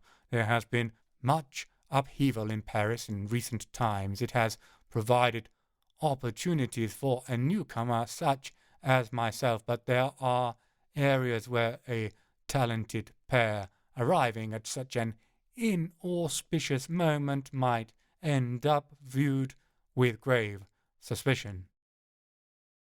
I prick up my ears at this. Paris is divided into a series of arrondissements, 20 in total inside, the boundaries now being made crystal clear by the new ring road and into quarters and districts outside. For the talented, these function as principalities, paying tribute to the prince at the centre. Leandra has held Paris for over 2 centuries now. I've heard nothing of any unrest or disturbance during that time. He runs a tight ship and little information gets out that he doesn't allow. In other words, this sounds like juicy gossip, and I want to get all the tasty rumours on offer like a smorgasbord of hearsay. Sadly, Aisha has other priorities. The coffin's here, on the Avenue Gabriel Perry, not sure of the exact number yet. I'm all ready to pull the magically charged vial of earth out of my etheric storage and brandish it like a stage magician, pulling a bunch of flowers out of his sleeve. The plan is to use the last remaining crumbs to lead us to the required door. That turns out to be unnecessary, though.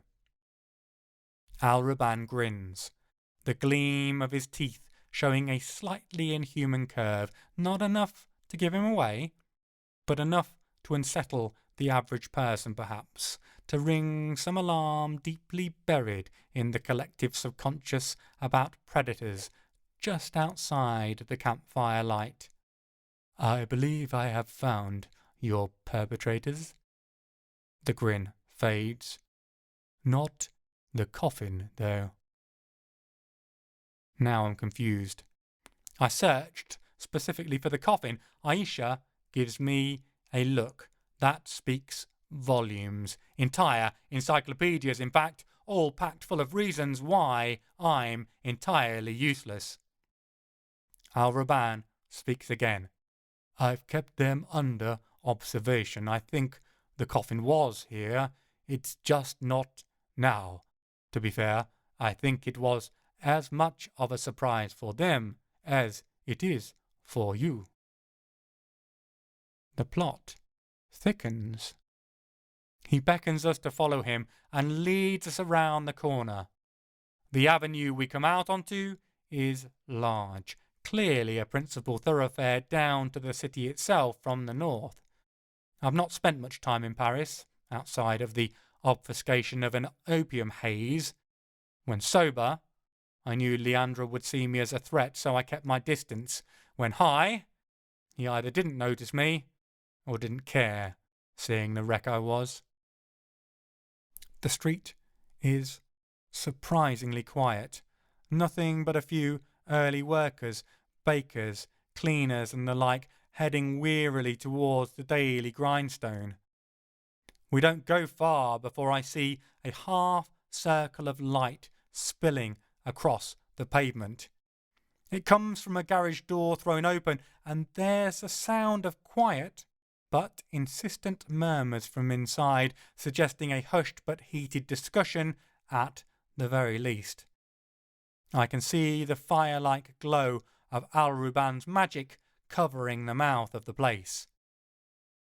I look over at him, and he tilts his head in acknowledgement. A little spell that persuaded them to stay here until we arrived. A sensible precaution. Now, to find out why my magic led me to them, to where the coffin was, rather than to where it is now.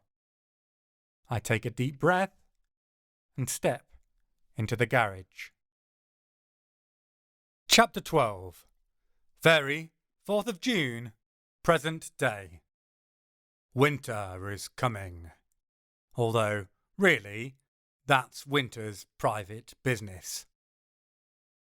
Finding our way towards the court isn't difficult. We just follow our shivers. The air in the right direction grows noticeably cooler with each step, the swirling breeze carrying a freezing kiss that speaks of endless frozen eras, of a heartless, icy beauty smothering all but the hardiest of life under a blanket of stillness. Anything deciduous falls away, huddling closer to summer's domain where even in the wild they might find enough light and warmth as to prosper. The few deciduous plants foolhardy enough to creep towards winter are brittle skeletons by the time we walk a few hours, mocked for their misplaced bravery by the lush coats of their evergreen neighbours. Blood-red berries break up the greenery, but that's the limit of colour. The ground is hard and bare, already swept clear of any autumnal fallings. The air carries a citrus smell of pine and a scentless clarity that tickles the nostrils, promising snow on the horizon. Always winter and never Christmas. Think of that, Aisha grinds out. Just imagine, you might get to meet Mr. Tumnus after all. The brightness of my tone is just a band-aid over the creeping terror churning in my guts. A voice keeps trying to scream at me in my brain that what we're attempting is impossible. We're doomed to fail and suffer horribly, probably for eternity. I'm doing the mental equivalent of sticking my fingers in my ears and going, la la la, I can't hear you, which I'm fairly sure is the mature and grown-up response to such a voice. Brilliant, she replies dryly. I've always wanted to slap the shit out of a fawn. And that's why I love Aisha, and why I can effectively ignore the panicking voice screaming for my attention. Having her along makes doom a little less certain, slightly less impending. She still makes the gliding forward movement look easy. It's like a sheen of frozen water lies layered on the world and she's an Olympic-level figure skater. I, on the other hand, look like someone strapped blades under the feet of some poor, ungainly bear and then pushed them out onto the ice to see what would happen. I saw someone do something akin to that once in London during the Winter Fair. I made sure the bear got a chance to have a private one-on-one meeting with their owner to express their opinion about the whole malarkey before I smuggled the creature back to the wilds. Speaking of, we've reached the wilds of Faerie's limits.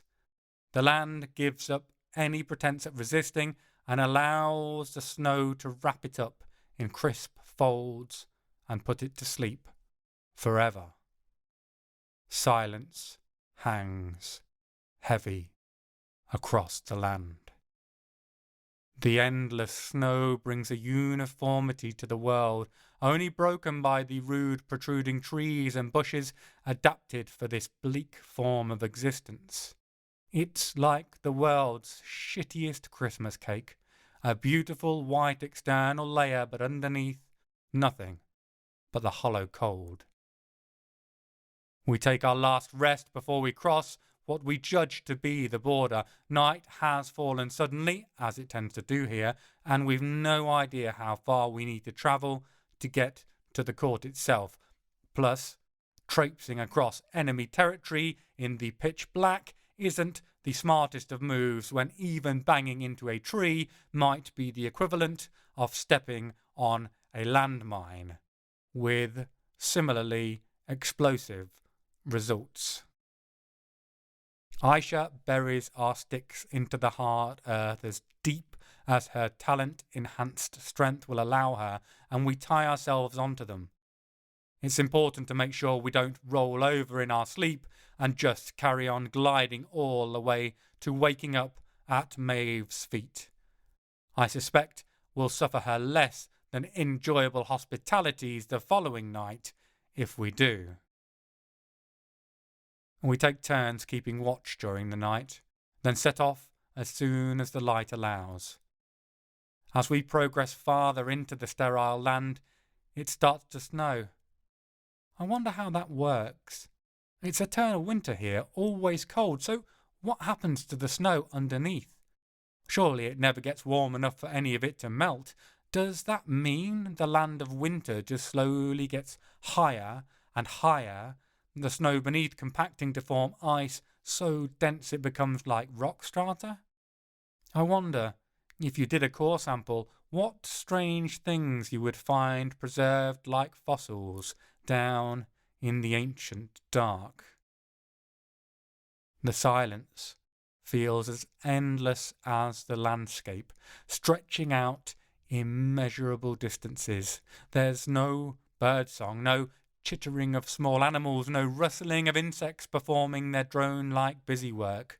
The only sound to break it is the crunch of our sticks as they poke holes like the buttons on a snowman's line-drawn jacket, a strange and muted noise to hear when traversing snow compared to the heavy bite a boot would normally make.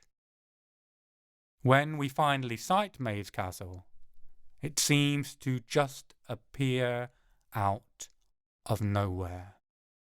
One moment we're facing an infinite blankness of white parchment that has never seen a pen scratch. The next, there is the first glisten of twisting spires, impossibly close for us to have only just noticed them.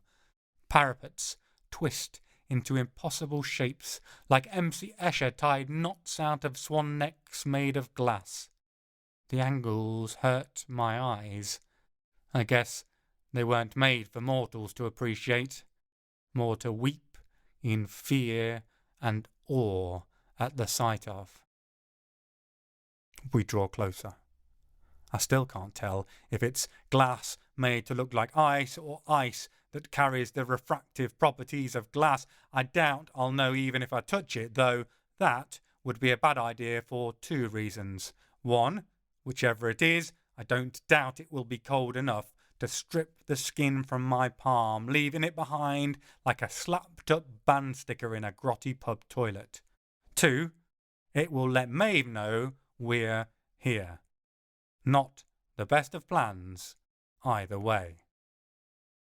The structure is vast, stretching up and down and around and across in all directions. It looks like someone carved a Disney idea of a fairy castle out of ice and then took a strategic blowtorch to it, melting it in places, letting it fold and reconnect and reshape into bizarre, disturbing alternative forms. Looking at it feels like what I'd imagine a bad acid trip in the magical kingdom might. We pick up the pace, without letting our awareness slip, skirting around the grounds of the castle far enough back to be, hopefully, invisible to all observers inside, while letting us see if anyone comes out. Luckily, the area in front is simply a vast, flat terrain, indistinguishable really from the rest of the expanse we've crossed, allowing us a good view of the exit points despite the first signs of the brief twilight now visible in the way the shadows lengthen. For once, I'm grateful for the snow that settled on our bodies. It helps us blend into the scenery and will hopefully make our movements harder to spot should anyone be watching through one of the many Dali-like melting windows. As we manoeuvre our way round towards the back, the labyrinth rears into view. I imagined it would be one of those garden mazes from stately homes, trimmed hedgerows looming overhead. I didn't consider that it's in the heart of winter, and even the most perennial of bushes decided long ago that there were more hospitable climates to live in. Instead, it's made of opaque ice formed 5 meters tall, as thick as my shoulders, although possibly not my brain. The obscured views of the other side cause uncanny reflections that seem to dance and crouch and leap across the surface as our view changes the closer we get. A clear entry point stands in the middle of the wall facing the castle. I suspect that will be the last simple thing about it. There are no guards at the entry, which might make the next few minutes easier, but isn't reassuring in the slightest. The centre is supposed to be chock full of human prisoners. What's it look like? I ask Aisha. Her sight for such things is infinitely better than mine these days. Huge fuck-off walls made of ice? It's not the reply I wanted, but it is the reply I deserve, probably. Okay, and what about magically?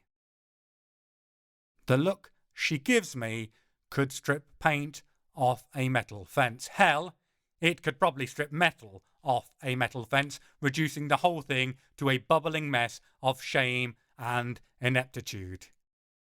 We're in Fairie, you raving dickhead, at the heart of winter in Maeve's own garden, looking at her private labyrinth. Would you believe it is aglow with magic? Inconceivable, I know. Right, that's definitely the reply I deserve. It's just hard, being practically talentless. I find myself second-guessing everything. Not whining about it is even harder still. Only the threat of Aisha's acerbic tongue encourages me to bite mine. We creep closer, still clinging to the elongating shadows half turned towards the palace to keep a watchful eye out for arriving enraged Fae. None come. Small blessings. The frontmost wall of the labyrinth is now right next to us, and the undulation of shapes and shadows inside it is unnerving. Every time my focus goes elsewhere, I sense changing forms out of the corner of my eye, threatening movements that set my spidey senses off, fight or flight warnings flooding my system with hormonal instructions that keep me constantly on edge. Aisha looks the same as ever, but it'll take a lot more than obscured ice phantoms to unsettle her. We arrive at the entry. Aisha peers inside, where a freezing mist hangs at ankle height, swirling like clouds that have forgotten where the sky is. What's the plan? I scratch the back of my head. Get through the maze, rescue the children, potentially find/kill Simon, and escape through the portal? She gives a long, suffering sigh. That's not a plan. That's a hypothesis just waiting to be tested. I want to know the plan to stop it from blowing up in our faces. She has me bang to rights, of course. Wandering into an Unseelie maze without thinking it through isn't likely to work out well for us. Problem is, I haven't come up with any obvious solutions outside of the classics. There was a ball of gardening string I spotted under one of the strange, disturbing trees lining the walkway up to the garden. I wandered back and pointed out to Aisha. Theseus and the Minotaur? She waggles her hand back and forth, lifting the ball with her talent. Not bad. Works to get back, at least. How about getting through? Trial and error? She sighs again. It's going to be a long night, isn't it? It really might be. Chapter 13. Fairie, 5th of June, present day. I swear if 1980s David Bowie turns up draped in leather, singing about what we remind him of, I'm out of here immediately. Aisha ties off one end of the string with her power to what looks like a sundial in the shape of a flower, withering and dying, its petals closing in to obscure the top surface. Reading it is almost impossible. Of course, maybe that's the point. Or perhaps the device gives some totally different indication relative to the position of the petals. I'm not about to struggle to understand how the functional decorations of the Fae work. There are slightly more pressing concerns. With that in mind, we set off into the labyrinth.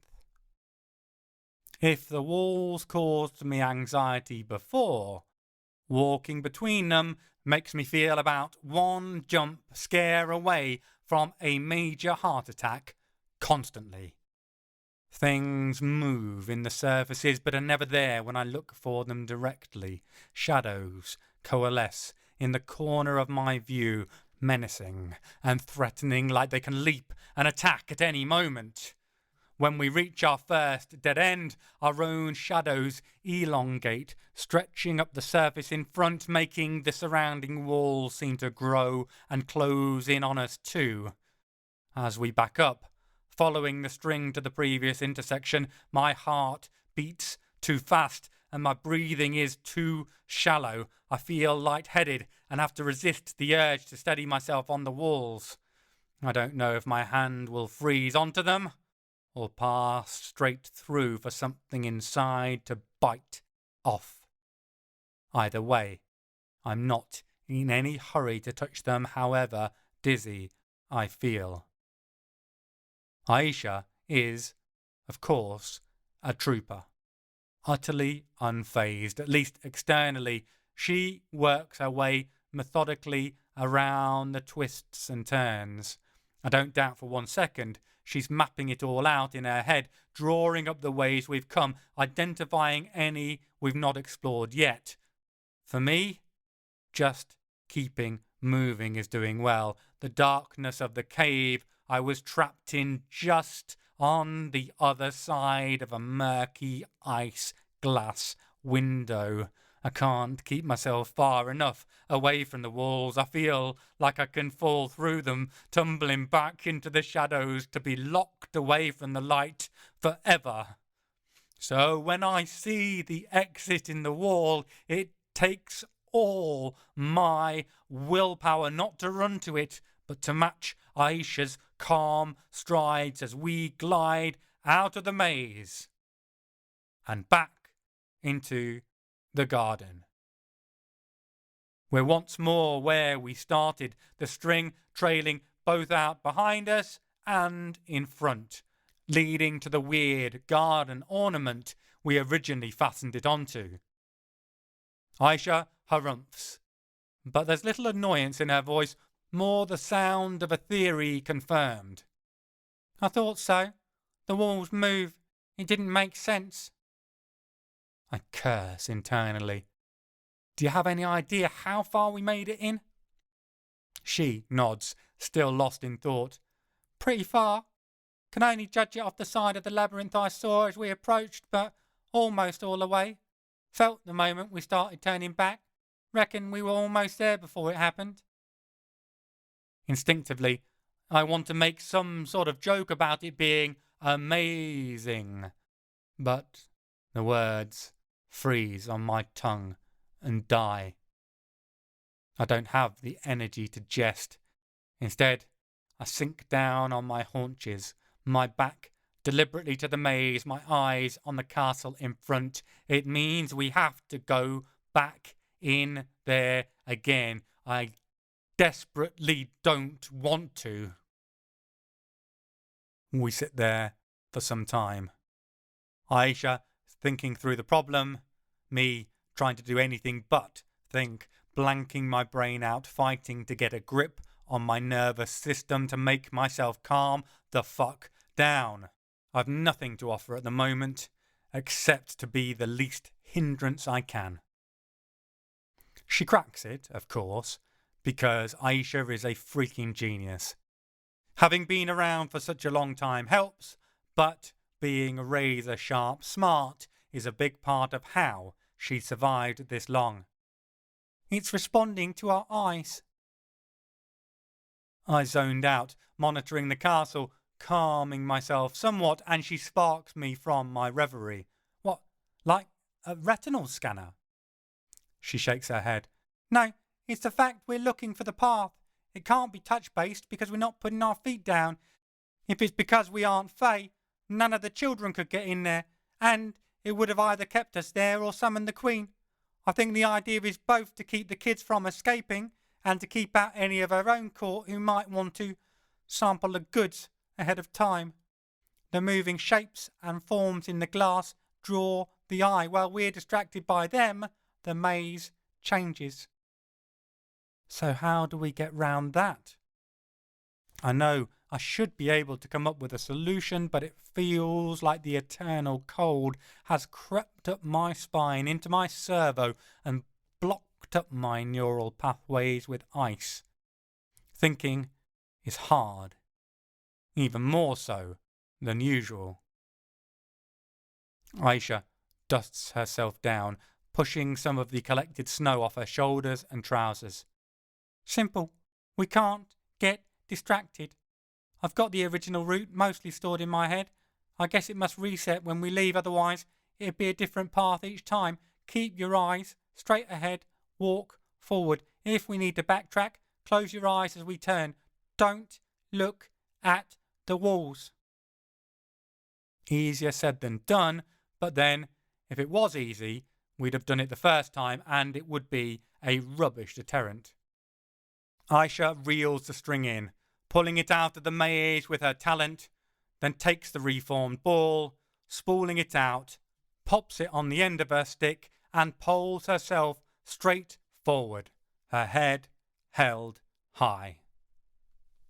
I scurry along, trying to stick next to her, but the presence of the walls on either side means I fall back slightly, desperate to stay in the middle, equidistant and as far away as possible from each.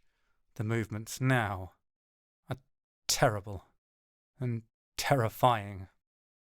Shapes swell just out of view on each side, monstrous shades, torn-robed hags with claws reaching for me, portals of unending night to suck me back into the empty void. I can't see them, not properly, not without looking, and my eyes water from the effort of keeping my gaze forward, of resisting the screaming urge to look at the threats amassing on my flanks. I can hear voiceless whispers full of plots and plans on how they'll torture me, take me back to that cave and keep me there with an unending stream of corpses to never escape, never see the sun again. The noiseless sounds don't need syllables to spell out how much they crave my destruction, how sure they are they can achieve it. I feel like Orpheus climbing back up from the underworld, only I know if I look, it won't be my love I lose, but my nerve. If I give in to the fear scratching at the inside of my eyeballs, the walls will move again and we'll find ourselves back at the start, and I don't think I have the courage to attempt this a third time. Aisha, of course, has her gaze fixed forward like a soldier on parade, never wavering, and a little voice keeps saying it's fine for me to look, absolutely fine, 'cause she'll never do it, so it won't hurt, it can't, the walls won't move because she will never look away.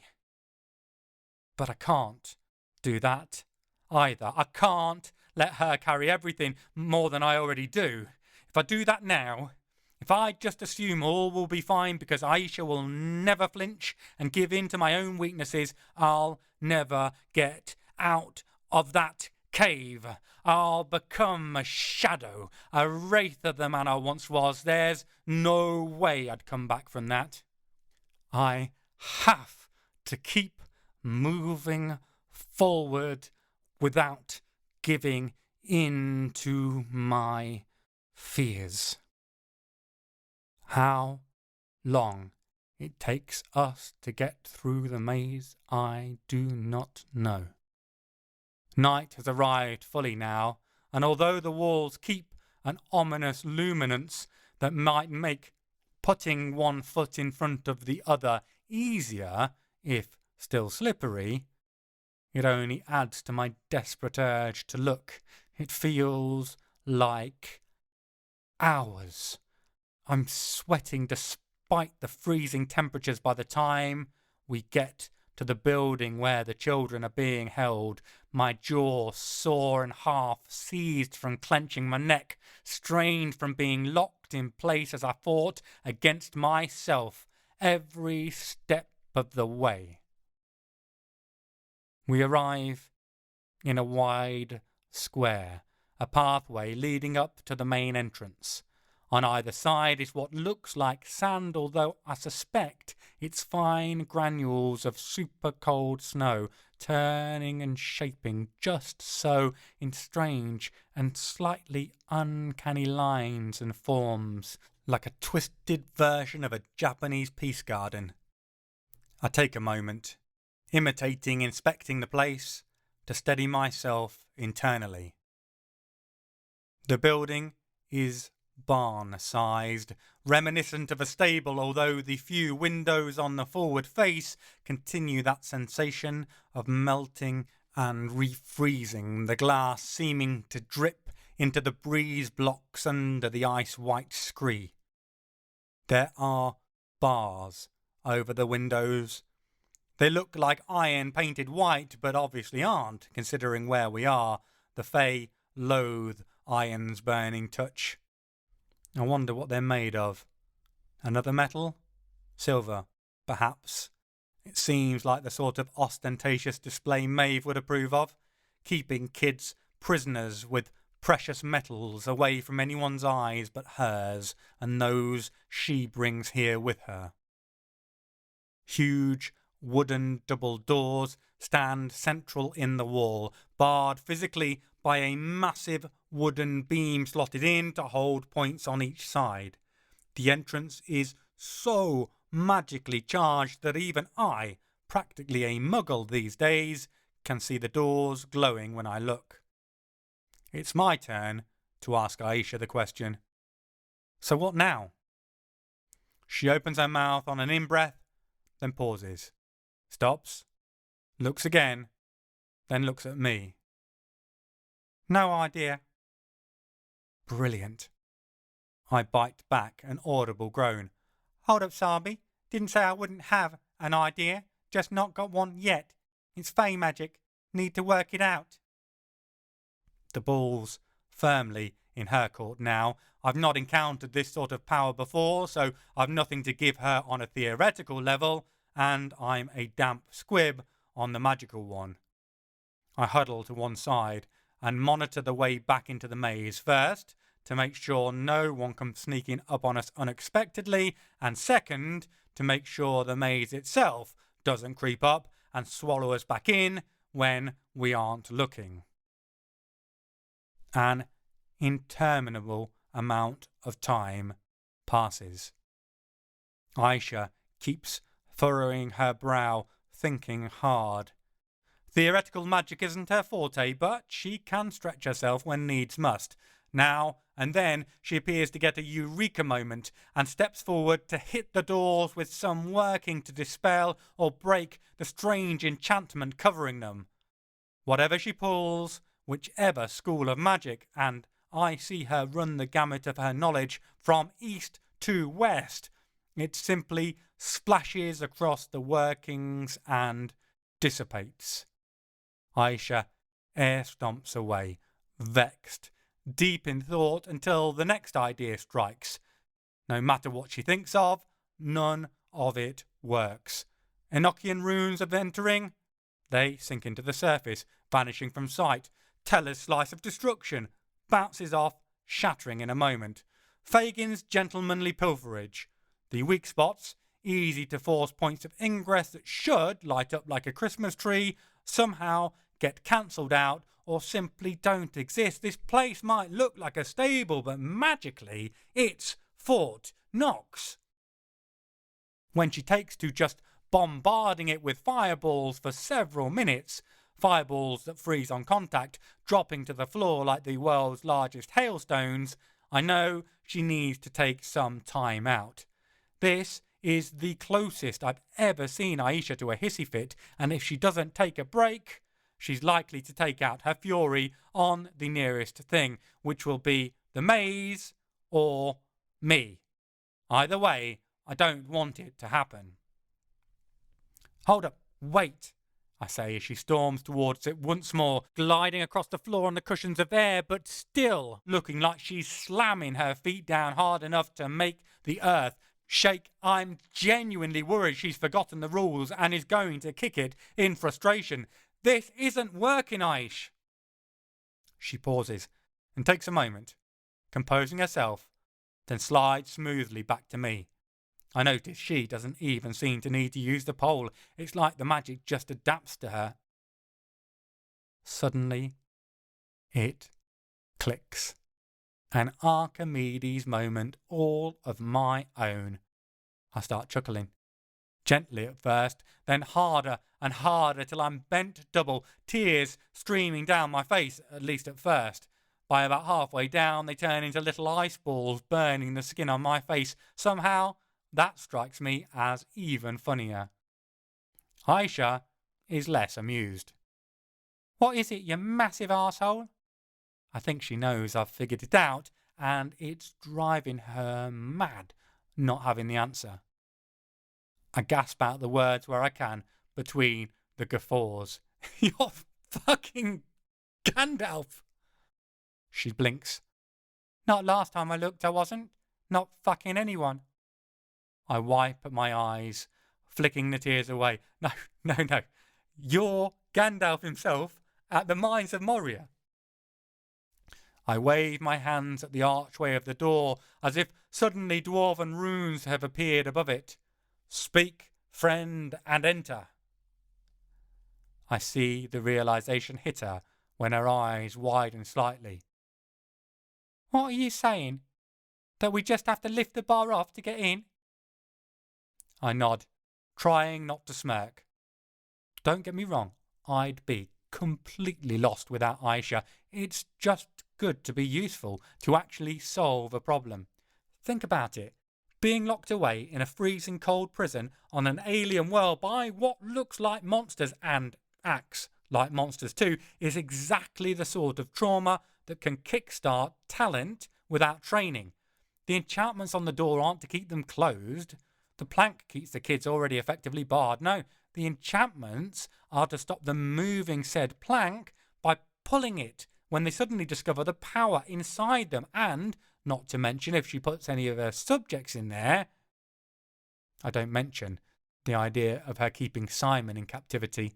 There's a part of me, that eternal optimist, who still hopes that everything is actually going to work out all right in the end, despite all the evidence to the contrary, that hopes he's in there, that will pop the bar and waltz in, and he'll be trussed up like the world's most plug-ugly turkey ready for us to roast. The rest of me, the stone-cold pessimist who's well aware that disaster isn't going to just rain down on us, it's going to piss on us instead from a great height, knows full well he won't be in there.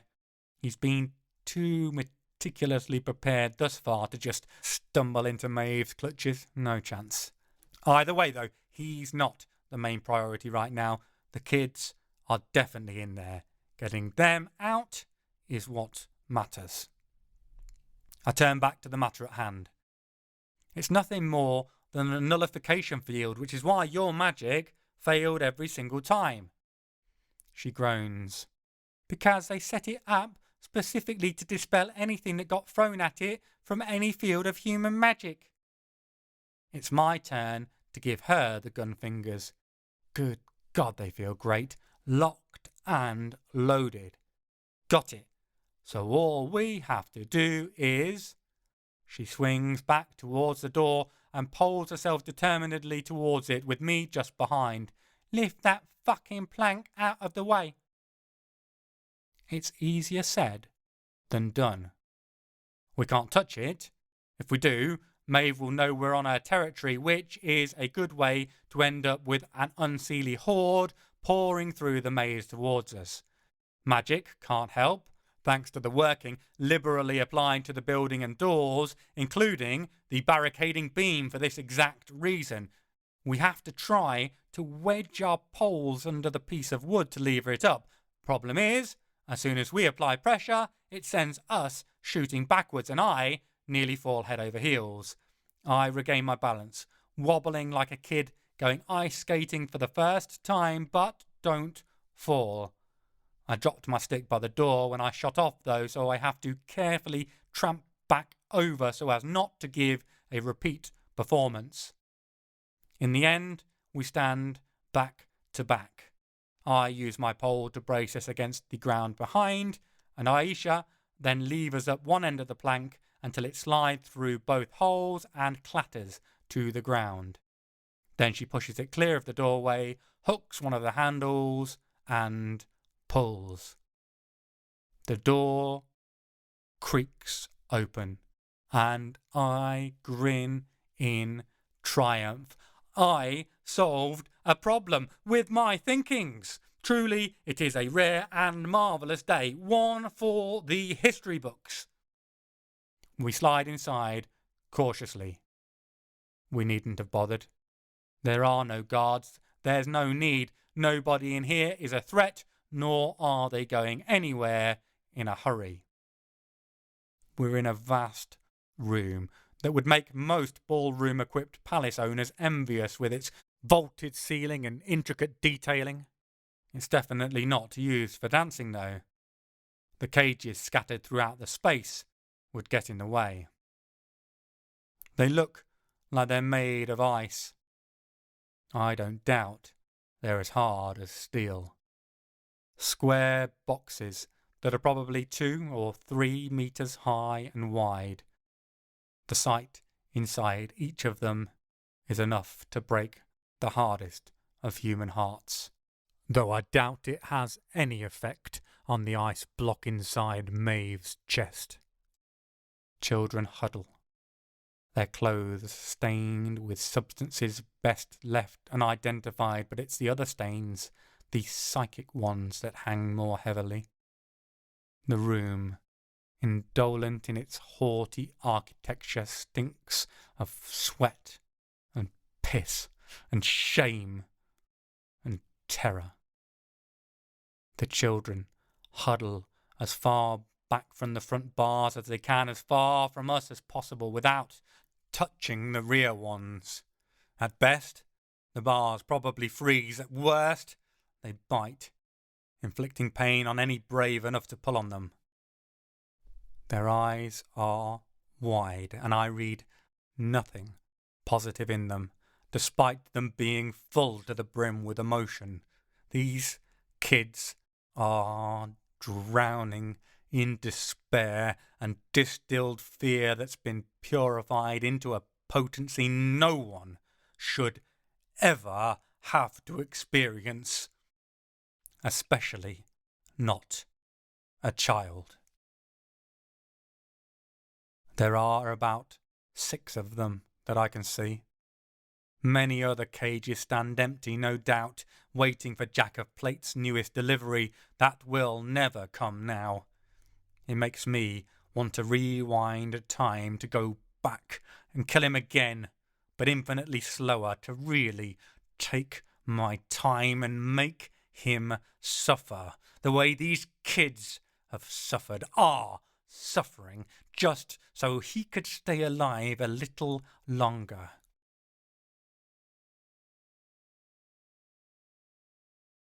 Pity for them, or disgust at him, or shame at myself that I didn't get here quicker, centuries quicker.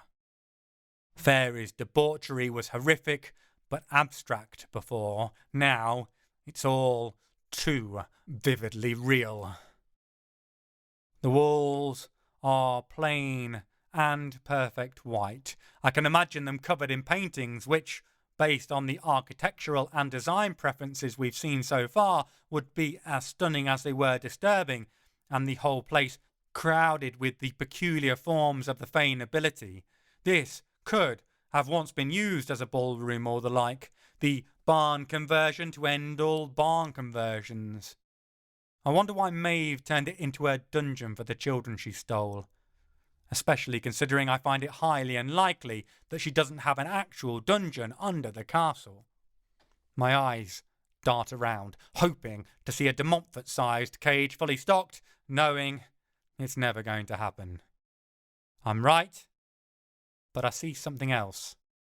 Looking past the plantation of cages, I realise there's another, larger one covering the back wall. Inside it is another group of kids, this time around 20 or 30 of them.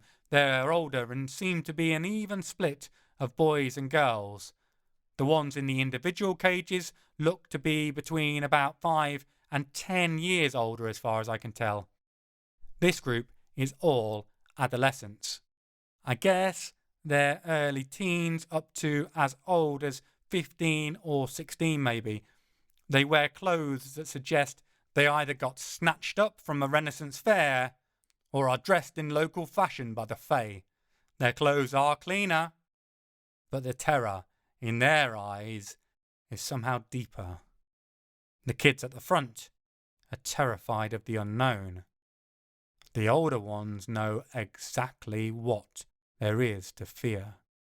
Knowing is, apparently, even worse. I hold out a hand, like you would to a scared wild animal trapped in a snare without losing a finger. Please, all of you, stay calm. We're here to rescue you. I see the difference yet again between the older and younger kids, and it breaks my heart. Those at the front, the newly stolen, react. They lean forward and hope creeps into their eyes, muscling out a bit of the dread despair that has taken up residence. The teenagers at the back don't react at all. They just watch us with dark, mistrustful eyes. It tells me this isn't the first time someone has come and promised them something similar. No doubt, each time it ended up being an agent of Maeve's. What better torture than to offer freedom and then snatch it away again? I'm sure it delights the queen bitch who considers them her property. It hurts. Somewhere inside me, in the parts that have stayed human despite outliving normal longevity by so many multipliers. A deep, sympathetic pain that sings to the terror that's still clinging to the back of my brain, to be captive with no hope of escape, no chance of anything but darkness. Whether that darkness is a body-stocked cave or the heart of winter, it is a misery no one should have to bear, let alone a child. Children, multiple children. The good God knows I probably deserve what de Montfort did to me. Probably far worse, but these kids, they're innocent. Or were, before Maeve marred them just as surely as she did Jack's face. I lean closer to Aisha and murmur in her ear, right now, we have to get these kids out of here. That's the only target, but trust me, we're coming back. When they're all safe on Earth, we're going to kill the fucking monster that did this. Maeve has to die. Aisha gives a slight, sharp nod. Down like a clown, Charlie Brown. Funnily enough, we may not have invoked our power or signed in blood, but it's still one of the most solemn and binding pacts either of us has ever uttered. There is no way Maeve is going to do this again. I'm coming back here to kill her before she can retrieve the next set of kids or die trying, and it looks like I'll have a very pissed off Drew's warrior by my side. Aisha sets to inspecting the locks on the cages, working out how to spring them open without touching them. I don't doubt she has a set of lockpicks on her and that she'll be able to manipulate them magically without touching the locks themselves. I head towards the cage at the back, murmuring reassurances to the kids as I go. That will have them out soon. That will get them home safe. As I make my way closer, I look the group of older kids over. Being a teenager is a horrible thing in the best of worlds. Your body changes, betraying you as it shifts, forms always one step ahead of your mind that races to catch up. Limbs elongate overnight, becoming awkward and unbalancing. Hell, no one will ever understand that better than me. I've spent the past 800 years hopping into new bodies, adjusting to them, forcing them to adjust to me. These kids weren't recently snatched. Their clothes alone, compared to the other kids, mark them as different, but their demeanour, their abject, all-consuming despair differentiates them even more. Fairie isn't new to them. They aren't new to it. They've been here for years, stuck as teenagers for a good chunk of that time. No doubt it's to please some aesthetical preference of Maeve's, but it's also just another form of cruel and unusual punishment.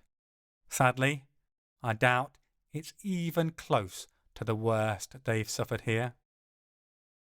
Experience has written distrust all over their faces. Words alone aren't going to reassure them, but I still have to try. Hi, I start, my tone low and gentle, trying not to spook them. I'm Paul. I'm here to take you home. Most of them just stare at me, not even bothering to move. No doubt they're just waiting for the other shoe to drop for the pain to start.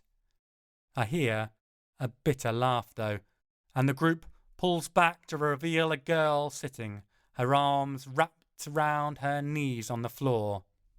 Her clothes are green and grey, the cloth slight and fine, the cut perhaps a tad more expensive, but no less dirt-marked than the others. She has fine features, skin of bleached paleness beyond white. I can't see her eyes because they remain fixed on the floor, but her ears catch my attention. They carry a point to them, sharper than any human ear is. The girl raises her head and fixes me with a glare, her eyes a brilliant pale blue, like melting ice caught halfway and forced to refreeze by another cold snap. I'd say she's a Winter Court Fae, yet her face still holds a certain asymmetry. The eye on the right is a minuscule amount higher than the left. There's a misplaced freckle on the side of her nose, and the curve to her sardonic, humourless grin pulls up more towards the higher eye. To me, they add to her beauty, but they're imperfections no Fae would accept. They're too natural, too mortal. Half your face burnt away? Fine, because that's deliberate. This is just too human. What does the Queen want with us now, then? There's a weary resignation to her voice that speaks of the fact she knows nothing good is coming, but equally that she can do nothing about it. Then she looks more closely at me. I see the moment she clocks what's caught her attention, noticing the rounded tops of my ears. For a moment, desperate hope blossoms in her eyes, but she quickly extinguishes it. That numbed, bored terror snaps back into place. I know she'd love to be insolent, to express that righteous teenage rage. She's just too clever to do so. She knows what the likely result would be. I don't serve May. I say, neither of us do. We really are here to take you home. Again, the bitter laugh. Oh, is that so? The two of you are going to fight your way through the Unseelie Court, are you? And tell me something, when you do... She leans forward, never looking away from me, her expression never changing. Can you take us back in time as well? She gestures to the cages, towards where Aisha is working to open them. We spoke to the new arrivals, you know. Tried to calm them down. Not with lies, though. And they still need to know the truth of what's coming. Geez, I understand the logic of it, but still. No wonder the kids look terrified. I know she would have been doing them no favours by hiding it from them, but that's a heavy conversation to have with a group of scared primary school kids. She looks left and right at her companions. Billy there, he's done well for himself. She waves a hand at a young boy, his scraggly afro tightly curled in. Survived the last 4 culls. When he got taken away from the plantation, he thought anything would be better than the hell he'd been born in. Ask him if he still thinks that. Jenny? She nods at a young red-headed girl with freckles to match who doesn't even look at me. She just stares away into the distance. Jenny's one of the newest kids. She was a breath of fresh air when she arrived. Brought some light back into our lives for a little bit, singing songs from some new group called The Beatles that she loved so much she learnt all the words. Maeve heard her one day. Hard to sing when she freezes your vocal cords, then shatters them with a tiny little flick. Her finger pops off her thumb and I can't help but flinch. To the throat. Christ. I thought these kids were the last batch, the ones from 30 years ago. Instead, some of them have been here for over 150 years, a century and a half, serving and suffering the whims of the Winter Court. Still, she holds my gaze. Tell me, can you make me human again, Paul? Can you undo what she did to me? Something in the blood, apparently. Do you know what they hate more than humans here, Paul? The emphasis is like a slap to the face. Half humans. Fae-like humans. I'm an abomination to them, although they won't kill me. Not outright. Not in the last 200 years, anyway. I can't help myself. I wince. I just about lost my mind, being put through an innovative form of torture custom designed for me for about 3 weeks, having that level of twisted creative ingenuity thrown at you for centuries? Unthinkable. My admiration for this young half-fae grows even more. What's your name? I notice the others all look to her. Guess being the longest here probably garners some sort of automatic level of respect. Plus, based on her unbroken spirit, I guess she's earned it from them all too. For a moment, I think she won't answer, then... April. She said it sharply, briefly, as if it meant nothing, either the name or the action of giving it to me. I suspect it cost her more than she shows to have given even such a tiny fragment of trust to share something with a stranger full of promises she feels sure exist only to be broken. The hubbub building behind me drags my attention away from this intriguing, damaged yet somehow remarkably whole spokesperson of a girl. Aisha has got most of the cages open and the younger kids mill around, grouping together, the first thawing of their frozen terror setting in with them whispering in their huddles. They've started to hope that this might be real, that they might escape and get home. I turn back to the older group, forcing myself to address them all, though I suspect April's who I really need to convince. Right, this is it. In a moment, we'll get this cage open. We're going to lead you out through the labyrinth and to the throne room straight to the portal. If all goes well, we'll be back on Earth before you know it. What if it doesn't go well? A boy, thin to the point of skeletal, speaks, Looping scars trace his cheekbones and whirl around his eyes. It doesn't hide his natural good looks, but it's an ugly thing to have done to anyone. I'm not going to lie to them. Then we'll either die or get captured. I've got no intention of letting that happen, but I won't make you promises. If you stay here, perhaps Maeve will treat you kindlier than the others. April gives a sharp, barking laugh. Hardly. If this is a trap she's set, they'll say those who stay are cowards. As always, we have to play the game. The words say that she doesn't have even the tiniest confidence that it's anything but a trap. Her eyes, though, burn into mine. They insist, demand that I not let these kids down. I've no intention of doing so. Of course, good intentions only take you to one place. I need you to take responsibility for the little ones. Aisha and I indicate the taciturn warrior as she arrives to pick their cage's lock, will concentrate on possible arriving threats. We'll need everyone to keep silent and let us do our job. A thought occurs to me. When you passed through the maze, how did Maeve get you all through?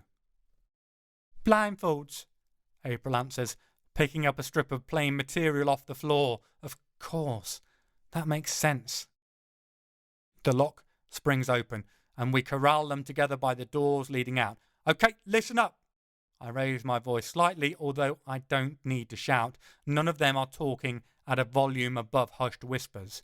Hope might be present, but fear is deeply ingrained as well. We're going to need to blindfold you all just like you were to get here. I know. I raise my hands, seeing panic rise in several of the faces. It's not what you want. Trust me, it's the only way we'll get out. If we don't blindfold you, the maze will move around on us and we'll end up back here. We need to get to the throne room before dawn, and the night is ticking away rapidly. I see plenty of unhappy children, objections bubbling in their throat, only their terror keeping their lips clamped shut. I have an idea.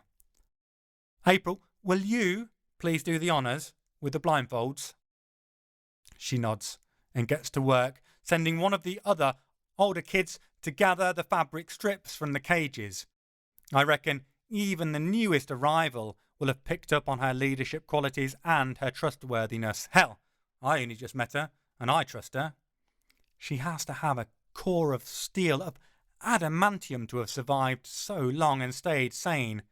The fact she clearly looks out for the others speaks to her quality of character.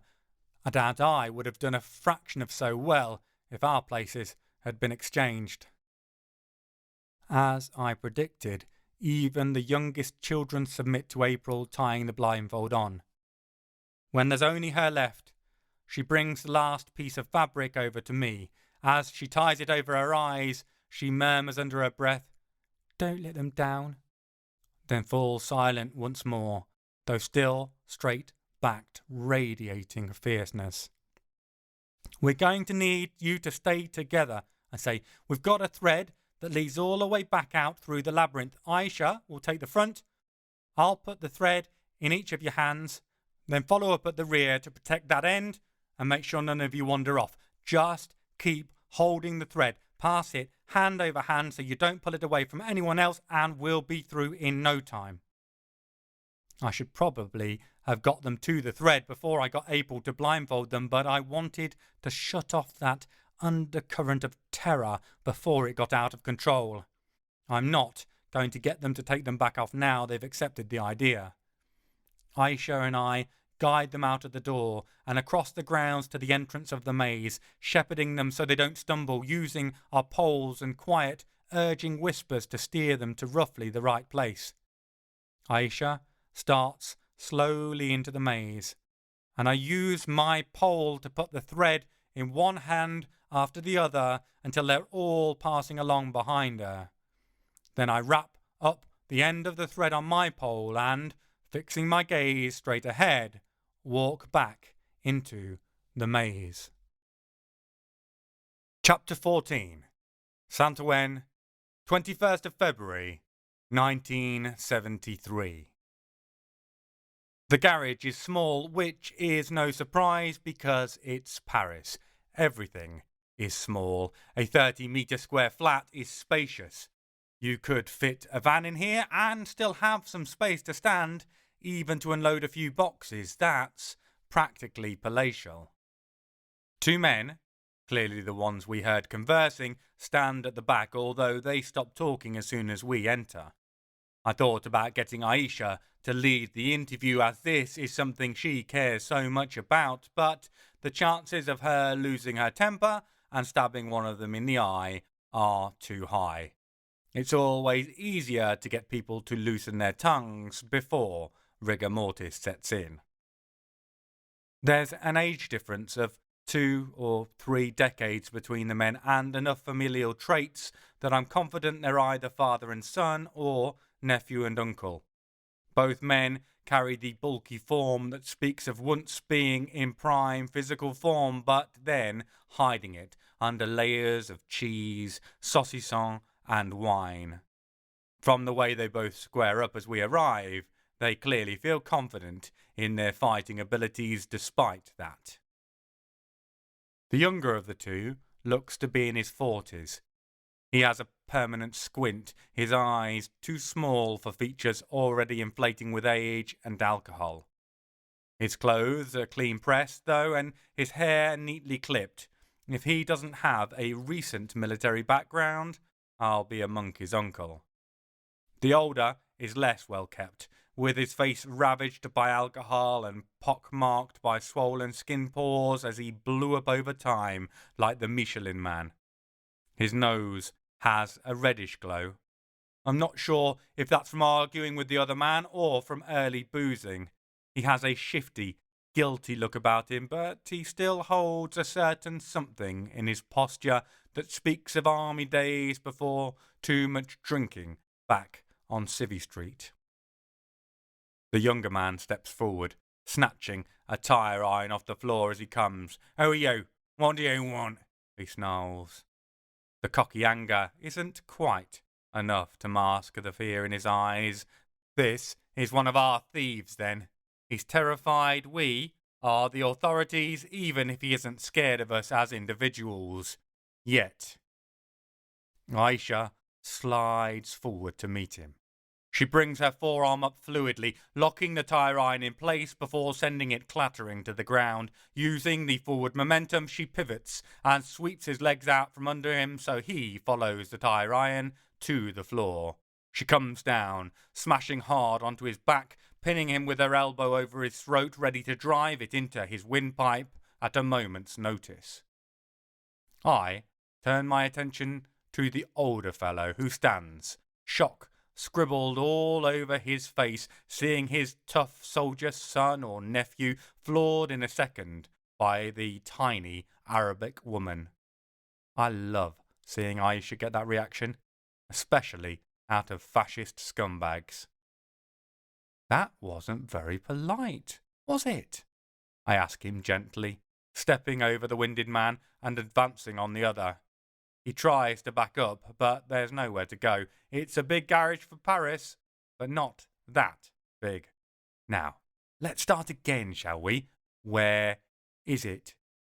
Where's what? He gets the words out, and despite the confused terror in them, there's a bellicose belligerence to them. I tut at his terrible attempt at stalling.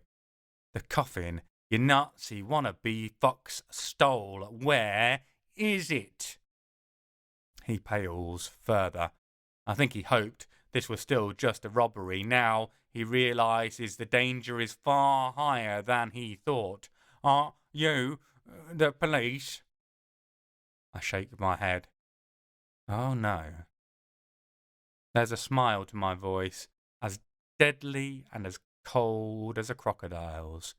"We're far more dangerous than they are. Now, you absolute waste of human skin, where is the coffin?" "I can start removing that wasted skin if you want," Aisha pipes up from her position over the prone man. "Reckon I can flay him in one entire piece?" I consider the question. It'll be difficult. I prod the man in his swollen belly. He rewards me with an outraged grunt. There's a lot to get off.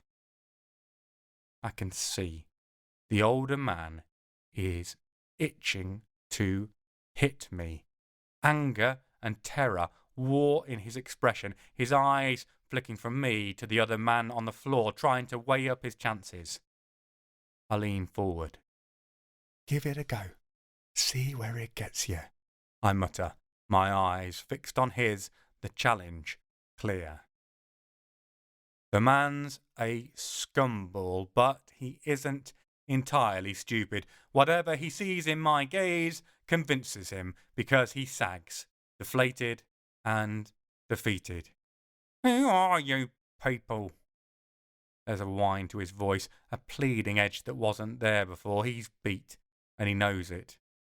The people asking the questions. Your job is to answer them, and otherwise keep your mouth shut. Now, coffin, where is it? I don't know. We don't know. He adds the last part as he sees my attention swing to the man on the floor. Who are you then? I consider pulling a knife, but I don't think it's necessary. We've done the work to intimidate him. He might consider himself a hard man, but most of that's just bluster. He broke with minimal pressure. As with a lot of these swaggering sorts, he's just a bully. He isn't used to people standing up to him. Garou, he says, his eyes cast downward, unable to meet my gaze. Armand Garou. And the other guy? I gesture at the prone figure, which is pointless as Armand's too scared, too utterly dominated to look at me now. Pierre Marchand. All the ebullience is gone from his voice. He's entirely meek. Shut it, Dad! Pierre started to say Dad, but it transformed when Aisha jabbed him in the Adam's apple. He wisely concentrates on trying to remember how to breathe rather than interrupting us again. Right. I keep my attention on the father. I don't doubt we can break the son just as easily, but it's a waste of effort. He's grounded. Tish. You were telling us where the coffin is. I don't know, he whines. None of us do. Hubert sent us here to check on it. Hubert, I interrupt. I can see him cursing himself internally for dropping a name so easily, but the fight has gone out of him. Hubert Massol, he led the operation. There was a hesitation there, a slight lie or a bending of the truth at least, but I don't really care who all the individual shitheads are, only who has the coffin. Okay, so Hubert sent you here to check on the coffin, but when you got here it was gone? Yes. His whimpering tone grates on my nerves, but then so does pretty much everything about both of them. They were supposed to be guarding it, but they were gone, and so was the coffin. Aha. Now we're getting somewhere. Who was supposed to be guarding it? Gabor and Casimir. I wait for him to elaborate, but nothing comes. Last names, addresses, details, man, details. He stutters, stumbling over his words. I don't know. Didn't know them. Never met them before a week ago. Tixie. He stops again, biting off his words. I'm not having that. I add menace to my tone. Tixier? I prompt. Tixier Vignancourt. He put the operation together. Massol led it, but it was his idea. He put the team in place. I've heard of Tixier Vignancourt. He ran for the presidency in the mid-60s on a fascist, nationalist agenda. Came in third or fourth, if I remember correctly. Too damn well placed for a far-right shithead either way. You think he stole a coffin? Armand looks up horrified, as if I just suggested he and his son are secret lovers. Never! The exclamation is indignant. That self-entitled tone of outrage creeping back in as he forgets to be scared for a moment. He's a true patriot. Why would he organise all of this to restore the honour of the great man so ignobly treated, only to steal him away again? It makes no sense, no. It was those bastards, Gabor and Casimir. I knew we shouldn't have trusted foreigners, even if they were Foreign Legion. Looks like Armand knows more useful information than he thought he did. They weren't French?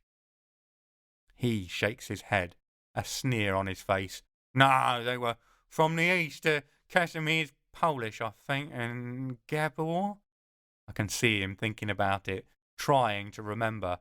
Hungarian, maybe? Bizarre. So we have two Eastern Europeans with French nationality after their time in the Foreign Legion falling in with a group of far-right ultra-nationalists and then absconding with the coffin after their comrades left them on guard duty. I look at the other two with me. Al-Ruban has been happy to observe, but then he's got no skin in the game, and Aisha prefers to speak more loudly with actions than words, but they've both been listening, and I want to see if I've missed anything, any obvious questions that are worth asking. From their expressions, they can't think of anything either. I'm done. But this isn't my rodeo, really. I'm operating in a support role. What do you want to do with them? I ask Aisha. Killing non-magical humans isn't my bag, but killing fascists is hers. She considers it. For a minute that must seem like hours for the two men waiting to be condemned. Then she stands up, taking the pressure off Pierre's neck. Let them go. Let them hide. Police will catch them soon enough. She looks over at me and says, fucking idiots, as if that explains her train of thought. Perhaps it does. I step aside and gesture for the two of them to get out. Armand half hoists his son to his feet with the nervous strength of the completely terrified, and the two men set off at a stumbling run out into the Parisian night. The three of us look around the bare garage, hoping for clues, but it's completely empty. Damn it.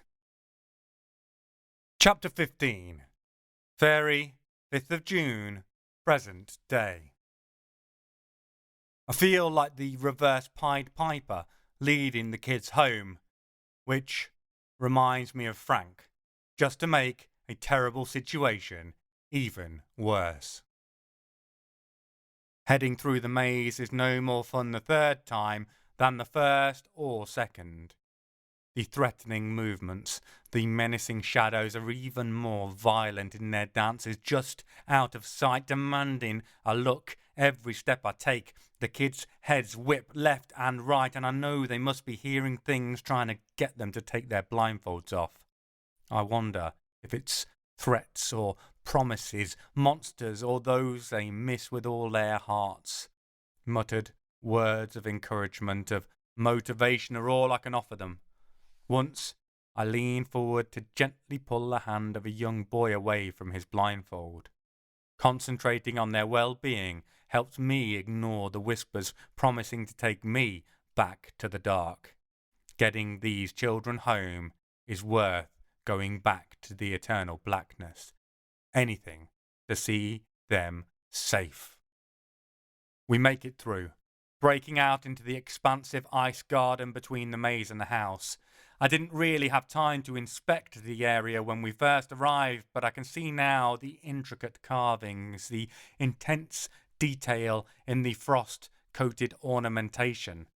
The artist must be both incredibly talented and psychologically deranged.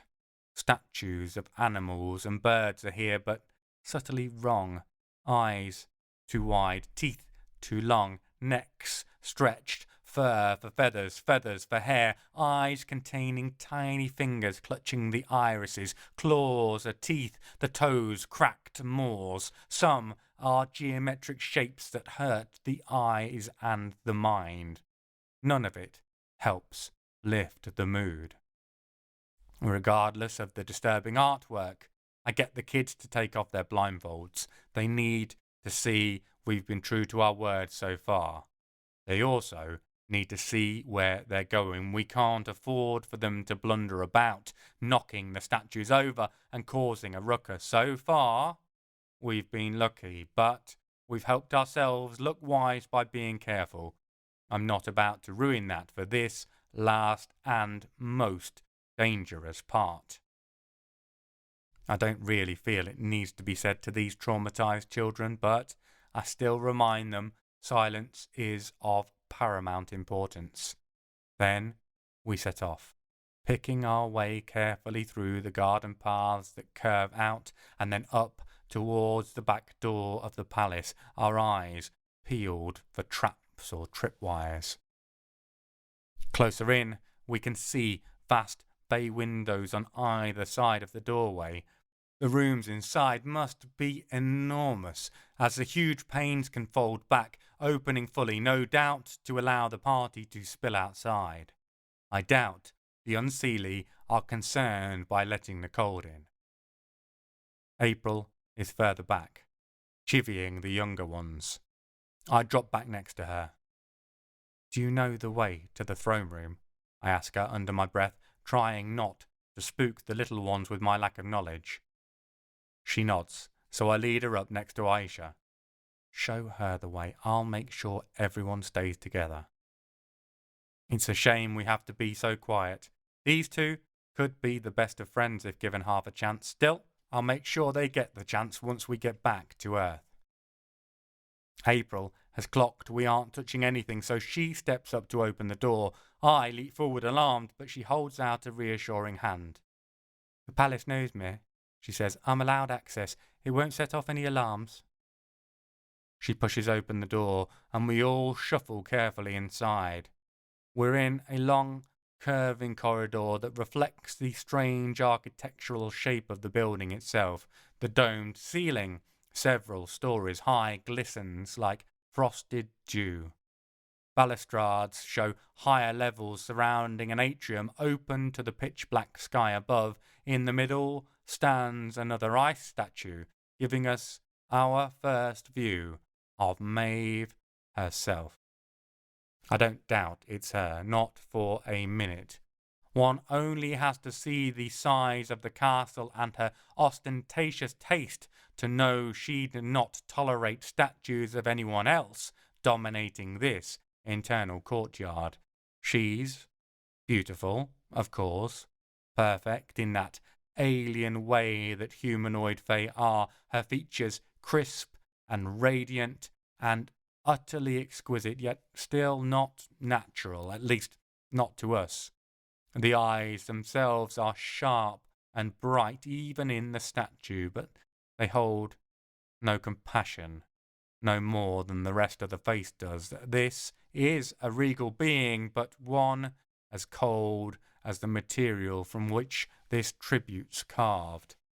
The sculptor has picked out the filigree of her wings in intense, excruciating detail, the fineness of the gossamer incomprehensible. It doesn't seem possible to have made anything so meticulous out of such a fragile material.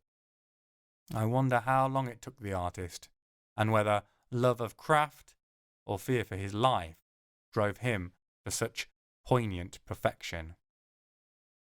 The children don't look at the sculpture with appraising eyes, just with that subdued horror that comes from living with an abuser, with being terrified every waking second, where nights get spent reliving the horrors of the day so you can't escape them even in your dreams. It breaks my heart and fuels my anger. I'd be tempted to drag Maeve out of bed and slap her upside the head if it wouldn't be insta-suicide for me and a slow, lingering death for everyone else.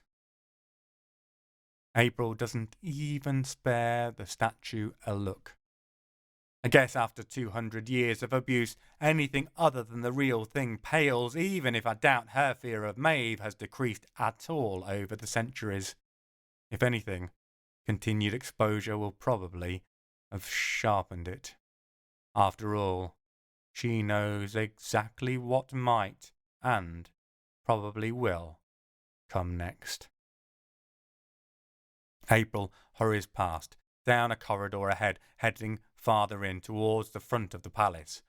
The walls remain a crystal white, bowing slightly to allow the strange curving asymmetry of the building that the path mirrors. She turns right, then left, so that we should now be paralleling the previous route, but with the way the palace twists, we could have done a 180 and I wouldn't be sure of it. Normally, my sense of direction is unparalleled, so it makes me feel slightly nauseous and dizzy, my orientation lost. I'm impressed by how silently the group of 30-plus children have been moving down the corridor, although I'm aware it's because they know how much they have to lose, rather than thanks to my inspirational pep talk. Now, April flags us all down to a halt. She approaches the corner and peeks round it before pulling back and coming to join Aisha and me. "It's round the next corner," she says quietly. "We've not got long until dawn. Looks clear." I frown.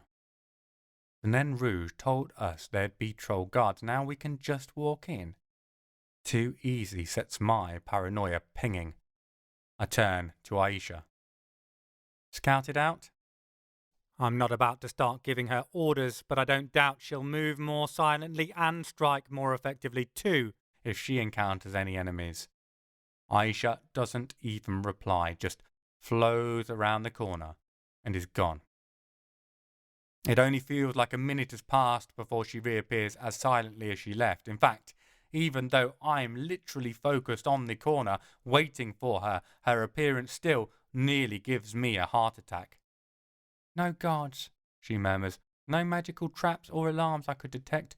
Door looks unlocked." This is far too easy. I don't like it in the slightest, but time is pressing. We can't have much longer before dawn. I hesitate for a moment, but in the end there aren't any other options, not that I can think of at least. We herd the kids towards the door and lever it open with our scooting poles. I half expect to see the whole winter court sitting there waiting for us, but there's nothing. The room lies empty, which, considering how grandiose it is, makes it really, really empty.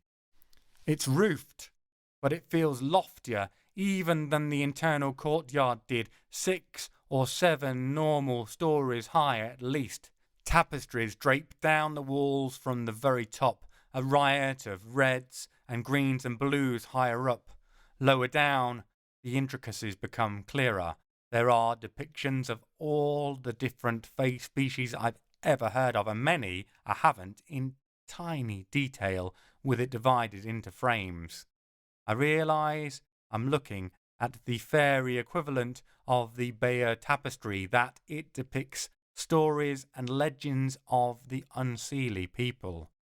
I'd find it fascinating if I wasn't so petrified about us all dying any second if we linger much longer. The floor's covered in what looks like one solid piece of Italian marble, hewn entire and perfect out of the ground. Seeing as how the room is the size of a small factory, I imagine there must be invisible seams I can't see where pieces slot together. Either that, or they sliced the top off of a mountain and took a solid chunk that had formed underneath. I'd say that is impossible, but we're dealing with the Queen of the Winter Fae.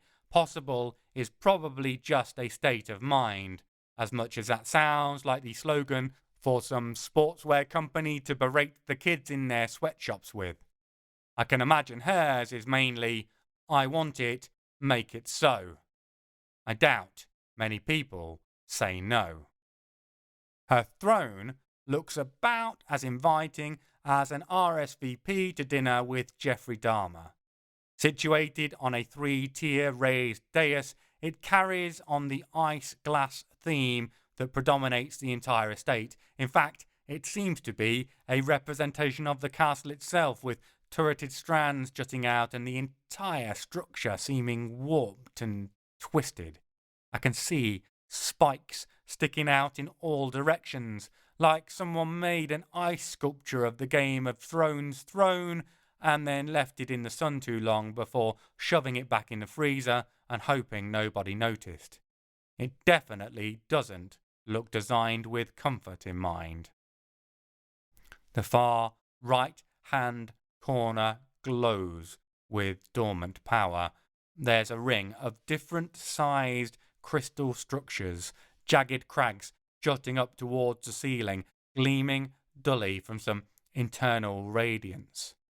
Lower ones on the nearest side allow access by simply stepping over them. They remind me of the Fortress of Solitude from the early Superman movies. I don't doubt this is our ticket out of here. It's wide enough that we can get everyone in there together, though we have to pick up a couple of the smaller kids and hand them over the lower crystal protrusions. Once everyone else is in, I step across, then turn to Aisha. Right, any idea how to activate this thing? I look around for a teleportation lever or a big red button marked "Push me to get the fuck out of here," but sadly both are lacking. I guess they wouldn't really fit in with the decor. Give me a minute, Sabi, I'm trying to work it out. Aisha's eyes are slightly unfocused, and I can see she's looking at the portal, searching for how to activate it. I can see the key principles, but there's something missing, something we need that doesn't seem to be here. Suddenly, my sight swims and a vision hits me. I see the ring, the portal, and people passing through it. Payments and pain and pleasure. I can see emotional states, things human eyes shouldn't be capable of perceiving. I see the active back and forth across the portal, and I understand what is missing and where what I'm seeing is coming from. I turn back towards the throne and watch as the air shimmers and the perfect illusion disappears, leaving Queen Maeve and a good part of her court arrayed across the dais. The vision came from her. What we're missing in order for the portal to operate is the Queen's permission, and I don't think we're going to get it, even if we say pretty please. Chapter 16. Fairie, 5th of June, present day. It sounded like true love, but what he actually said was, to Maeve, which, as everyone knows, is to be a homicidal, murdering Fae lunatic.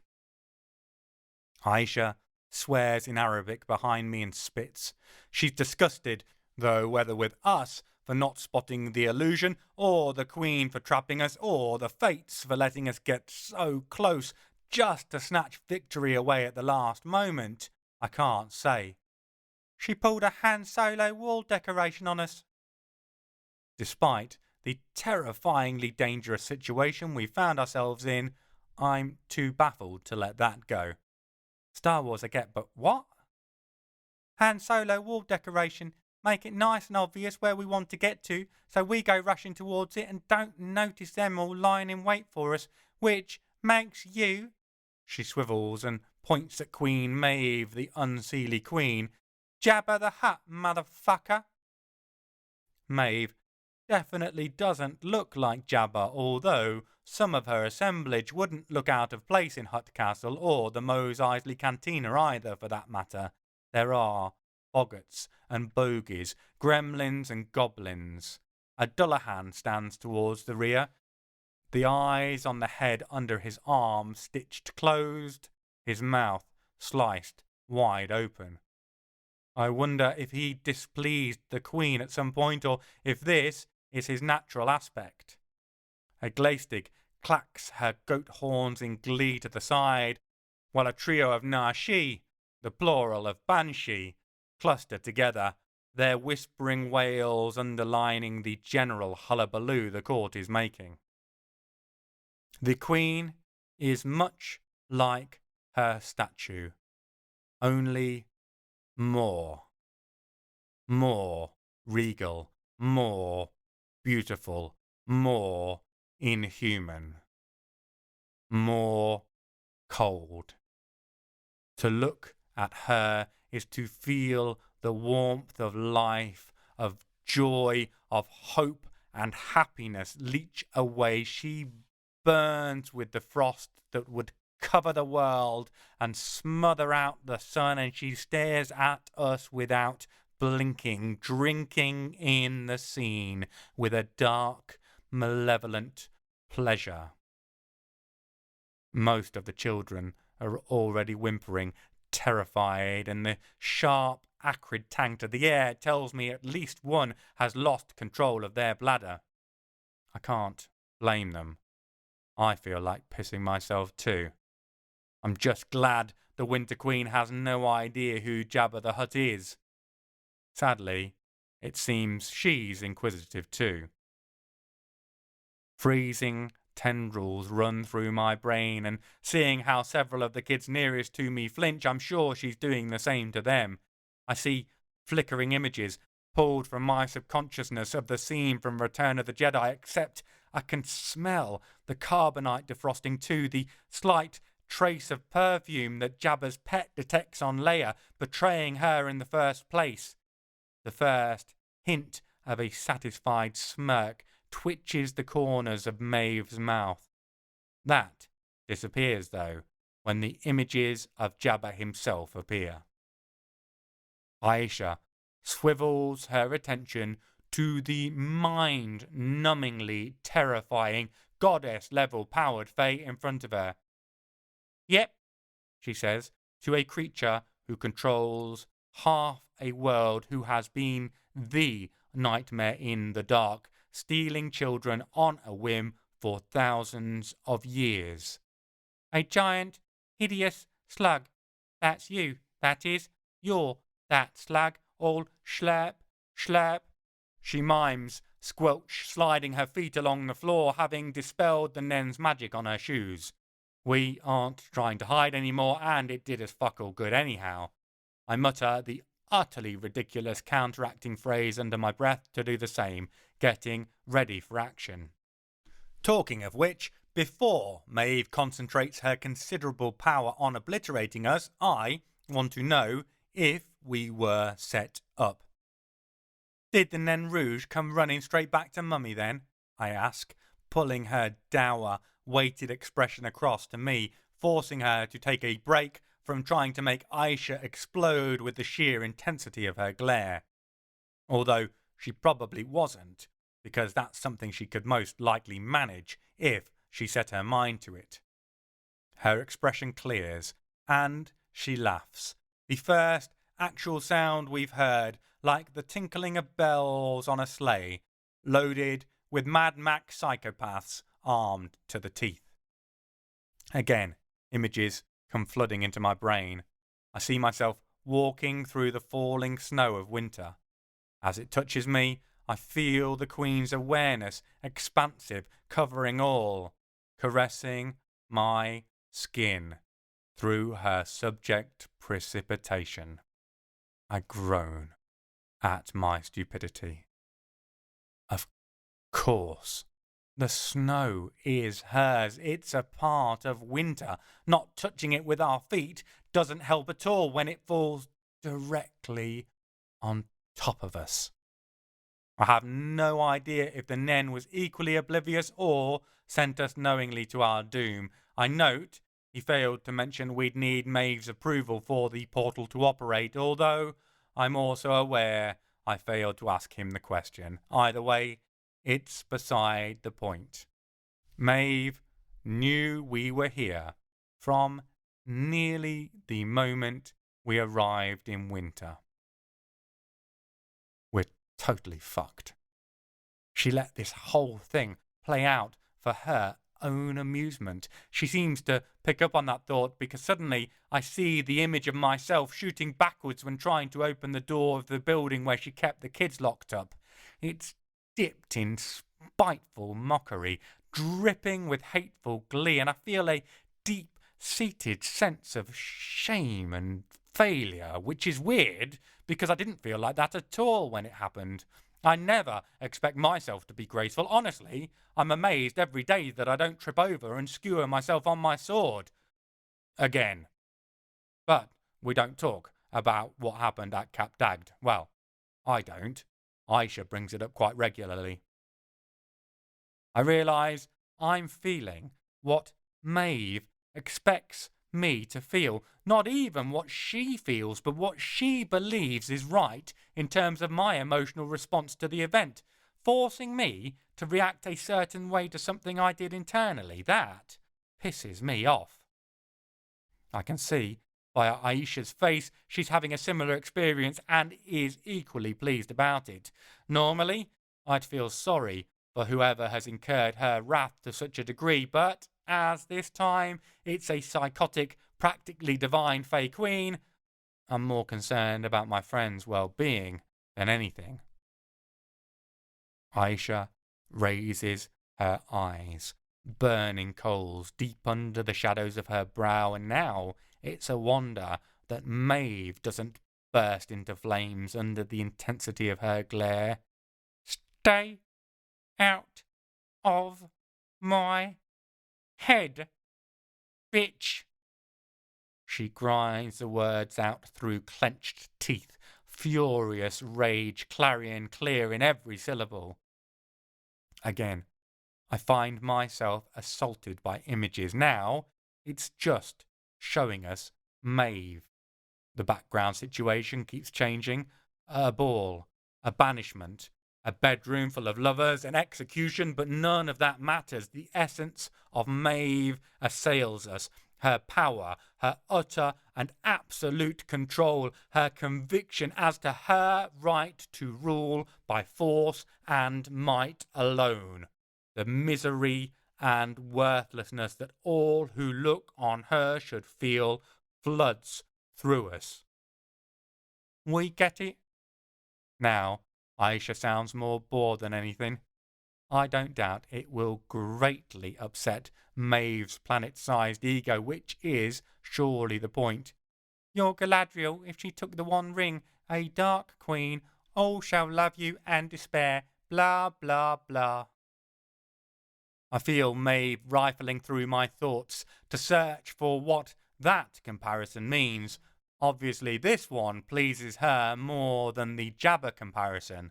Her thoughts touch hers, and that half-lip twist appears once more on her face. Of course, Aisha isn't going to stand for that. Don't think you're all Kate Blanchett just because you look like someone dipped you in bleach.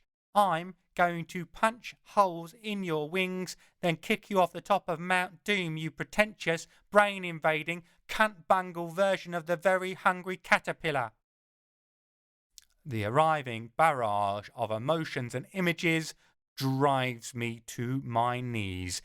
Outrage and disbelief arrive from outside while my worthlessness and pathetic nature parade themselves simultaneously across my brain. I weep at how entirely useless I am, at the pointlessness of my existence, of ever having existed. Through the veil of tears, though, I see Aisha standing unbowed. Yeah, lot of this, she mimes, an opening and closing mouth with her hand. But not much actual doing, is there? Tell you what, you're such a badass. I challenge you, one-on-one, to the death. Unless you're too afraid. I gulp and shake my head, trying to dislodge whatever is stuck in my ears, causing me to hear wrong, because it sounded like Aisha just challenged Queen Maeve to mortal combat, and not on a games console either. I dread to think what the Fae Royal's finishing move is. It's likely to make ripping heads off with the spine still attached look tame. Maeve twists her head, and I can see her inquisitive, insectile mind considering the problem. The challenge laid will diminish her authority if she refuses it, although I'm sure she's original and dedicated enough in her cruelty to brutally impose it again after.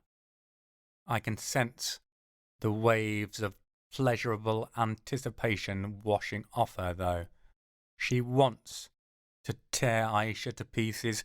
She's trying to work out if there is a trap in it or if it's simply arrogant overconfidence by the Druze warrior. The Dullahan, the headless Fae, steps forward, hesitant in placing his foot but sure in his words. I don't doubt that Maeve has a direct line into his head. A head that he lifts now above his shoulders at full arm extension. "No iron weapons, Druze," he intones, his voice ringing out across the great hall. "If you fight the Queen, it will be without your steel blades." "I accept, in exchange for an oath, that none will involve themselves until the bitter end." Maeve inclines her head graciously, accepting the terms. What the fuck? If I was shocked before, I'm entirely gobsmacked now. I've not managed to get back up off my knees, which is a good thing, because that would have swept my legs out from under me. I assumed Aisha was planning on her steel katana, short sword and knives to even the score. She can't go toe-to-toe magically, and the Winter Queen is a perfect physical specimen. I don't doubt she's highly trained in swordplay and warfare, having honed her skills over tens, if not hundreds of thousands of years of existence. I can't see how this can end well. Aisha starts stripping knives off, piling them with a clatter at her feet. It's quite astounding how many she carries. There's a veritable hillock of blades in front of her by the time she's finished. She brandishes a silver dagger, and I can see one or two others on her positioned for easy reach. "Will you lend me a silver sword to replace my steel one, or are you too afraid to face me as an equal?"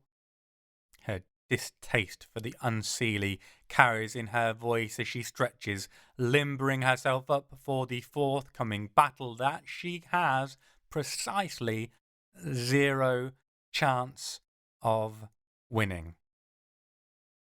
There are no accompanying emotions or images. It looks like Maeve's concentrating on her forthcoming battle. Still, Aisha's words clearly get to her, because the Dullahan draws an intricately guarded sabre from his own belt and proffers it up.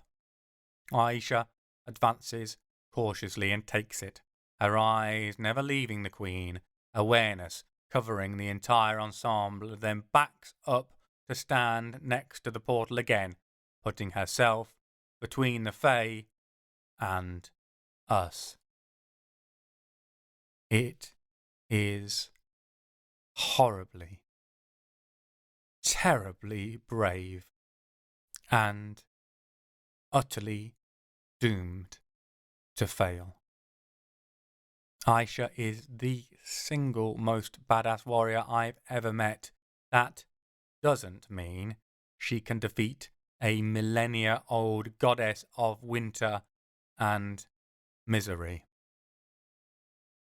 I've always said before how there are no true immortals, that eventually we meet someone or something bigger and badder than us, and before we know it, it's game over, man, game over. I love Aisha for her valiant fearlessness. I just can't see her walking away from this after. Mind you, I can't see any of us walking away from this after. At least she's going to go down swinging. Perhaps that's the plan. Die gloriously rather than languish in torture for eternity. I only hope that when I die screaming at the Queen's pleasure, I don't come back in Aisha's body afterwards. I don't think my mind could handle that. Maeve steps forward.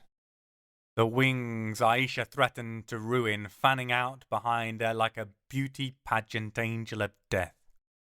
Her dress should hinder her movement. Hell, I don't understand how you can breathe in it, let alone fight. But she flows with impossible grace to the bottom of the dais. Her hand stretches out, and her sword appears. It's ethereal, glowing, and looks made of moonlight. It's got to be at least a meter long, and I don't doubt it can slice through anything and everything, up to and including titanium and probably reality itself. It makes me think of Lyra's subtle knife from the His Dark Materials trilogy. I wonder if this one too can cut through to other worlds, whether this is how Maeve opens the portal to Earth. For now, I'm more concerned about her cutting through Aisha. The two circle each other, their blades pointed down and outwards, their guards open and inviting the first strike. The Queen continues to flow, her movements unreal, impossible. That level of grace is something only normally seen in animation or CGI, and it screams that this is somehow manufactured, illusory. Aisha, on the other hand, is present in a way where she imposes herself on reality. She's entirely here, tight and coiled, so that the world fades around her. All that exists is her and her foe. These are simply the opening steps in the dance of death she's committed to. Reality is clearly finding it all too much between the Queen's uncanny agility and Aisha's condensed intensity, and probably wants to pop off for a lie down, preferably with a nice cup of tea and a hot water bottle. I wonder if there is room for one more in her cosy armchair. Who am I kidding? I know Aisha's doomed, but I still wouldn't miss this for the world. I'll watch to the bitter end, pay tribute to her bravery. There have been many times where I've missed my talent. Being stuck in the endless night of that hellhole cave still holds the number one spot, but close behind it is this moment, now. Obviously, because it means I can't help, though I suspect if I piled in, so would the rest of the Unseelie Court, and even at my peak best, I would be far from a match for them all. But also because I can't really see what's going on now that they've both suddenly burst into action, bringing their swords clashing together. They move too quickly, both charged up with magic and implausible skill levels. It's like trying to watch a Michael Bay action fight, only this isn't undecipherable because of terrible directing, but because of the speed with which it takes place. Blades whip and shimmer, blurring into columns of light too fast to remain solid. They cut through the air so quickly they make audible hums as they pass, and considering the speed, I wouldn't be surprised to hear a sonic boom. They seem to move faster than the speed of light, let alone sound. I've seen Aisha fight plenty of times against immeasurable odds, and still it feels like she's gone up another gear. I can't even really see her, just an impression of where she was a moment previous. The Queen is also a blur, but somehow amid their deadly weaving of blades and bodies, I still catch sight of her face sometimes. She looks utterly composed, entirely serene, and it makes my heart sink.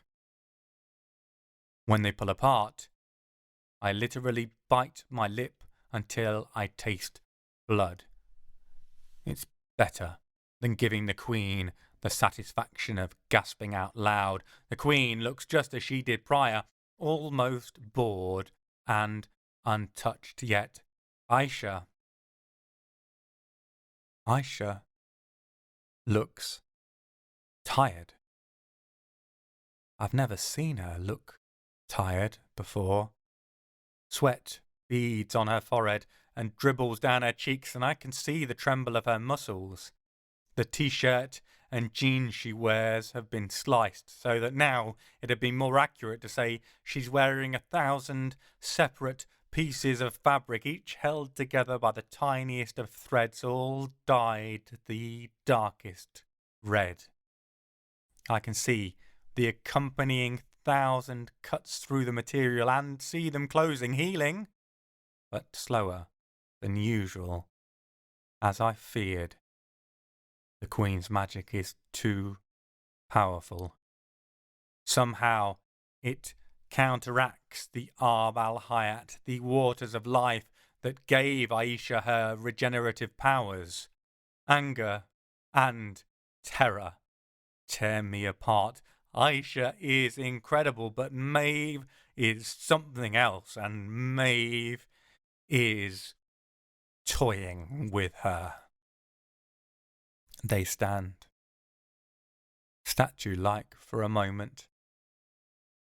Then, once more, their rapid movements become an obfuscation. The pervasive odour of blood and sweat fills the place, and Aisha has leaked so much of both. I don't know how the two of them don't slip over the moment they move, like some slapstick scene from the silent movies era. The clangor of sword against sword sounds like a Gatling gun firing over and over, and I see more than one kid press their hands over their ears at the terrible din. April moves, forcing them back and away, turning them towards the wall, using her body and the other older kids to block the view. None of them need to see this. There's a cry, and Aisha and the Queen break apart again. Aisha clutches the side of her head, burgundy spilling out between her fingers. As she pulls her hand away, I see her ear is gone. Maeve smiles. Piranha needle teeth revealed, the missing appendage displayed on the point of her sword. She lifts it off delicately, then pops it in her mouth like a piece of jerky, chewing it, her eyes still fixed on Aisha, my friend. The woman who saved me for the millionth and most important time from that cave, who's stepped up to save us all one more time, pulls herself straight-backed and moves her hand away to let the blood flow. She clamps her lips tight, whether to keep pain or profanity from spilling out, I don't know, and she charges once more. I can't watch. It's just not possible between the mix of speed and my own tears. If I wouldn't dishonour her by doing so, I'd look away, but Aisha deserves my vigil as she falls. When they break away the next time, the Queen has mostly sliced Aisha's nose from her face. Maeve angled the cut precisely, leaving us to stare at the nasal holes. Blood gushes down over her lips and neck. Aisha's eyes are still full of poise and fury, even as the Winter Queen disfigures her bit by bit. I only keep my silence by the force of all my will, every inch I've ever had. I'll not give Maeve the pleasure of letting her hear my heart break. I'll not degrade Aisha's price paying in such a way. I think Maeve is tiring of her game now, like a cat who's batted the mouse bloody between her paws and is ready to move on to the next hunt. They clash, and a second later stop, for Aisha's blade clatters to the floor. Maeve has her sword point resting against Aisha's throat. I can see Aisha's life bobbing up and down past the blade tip as she swallows, struggling not to choke on the blood pouring into her mouth, desperately trying to find an out, a way to get away and strike back at this evil bitch who keeps whittling her away. Maeve leans forward, leering, her perfect face ugly twisted by the truth of her emotions. I know she's projecting her thoughts and feelings, her superiority and victory, directly into Aisha's head with all her force. She'll want her opponent to despair entirely, to read their death in her eyes before she dispatches them once and for all. Aisha raises her left hand up, and for a moment I think she's going to slap the Unseelie Queen across the face, a last gesture of defiance to death and all who dare to be unjust. Instead, she wraps her fingers around the lethal blade. She shifts them forward bit by bit, releasing and grabbing as blood runs down the blade. I think she means to reach the hilt, to push the guard away from her throat, an impossible act against the Queen's superior strength. Maeve clearly thinks so too, watching with detached, malicious amusement, like a kid with a bug under the magnifying glass, watching it try to escape the burning beam they control. I'm sobbing, but silently, my chest heaving without a noise. I'll not defile her final falling with my grief. The rest of my short time until Maeve makes sure I die will be spent mourning her loss. For now, I stand in tribute to her bravery, nothing else. Her fingers reach towards the top of the sword, grasping as far as she can reach, and I wait for them to grapple for the handle, for Maeve to tire of it and cut through her neck to finish her. As she nears the top, though, something peculiar happens. The sword suddenly flickers, dulls, then seems to diminish. It no longer looks like sharpened starlight, it just looks like a pretty silver sword. Confusion and panic arrive in an instant in Maeve's eyes, but before she can do anything, Aisha clenches her fingers and thumb tightly round the blade and severs them all off. I gape. I don't know what I expected her master plan to be, but it wasn't that. Blood spurts out of where her fingers were, great gouts of red, but there's something else as well. The blood is darker than it should be, further down the colour spectrum than the usual purple-red, instead approaching black. In fact, I realise it is actually black, speckled, a cloud of particles mixed into it. As confusion starts to turn to hope, Aisha turns her hand towards Maeve and sprays her life fluid straight in the Winter Queen's face. Maeve shrieks, a piercing cry like an eagle struck by a slingshot stone, and staggers backwards. She wipes furiously at the blood, not looking to devour Aisha's essence now, only to get it off her like she's been spattered by acid. Her face steams where the blood struck, pock-marked, the skin cracking like porcelain hit with a hammer blow. Aisha's fingers reform and regrow, though her ear and nose remain missing for the time being. I guess whatever she did, when it extinguished the sword's glow, it also undid whatever power counteracted the Arb al-Hayat. Aisha digs her right toes under her sword blade and flips it up to her waiting right hand as the queen screams in fury and confusion. Maeve swings her sword at Aisha wildly. Aisha parries with ease, only not with her sword.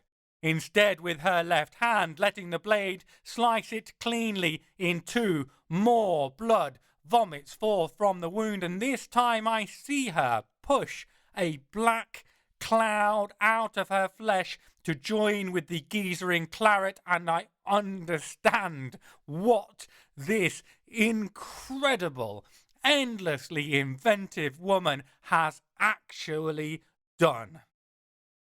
You can't carry iron filings in your blood. Even for someone talented, you'd be constantly vomiting and shitting yourself, and your liver would fail in no time at all. However, if you have miraculous healing powers granted by the waters of life, then what you can do is embed iron filings down under the subcutaneous layers of your skin. Aisha didn't just dash headlong into Fairie as soon as she found a way across to rescue me. No, only an idiot like me would do that.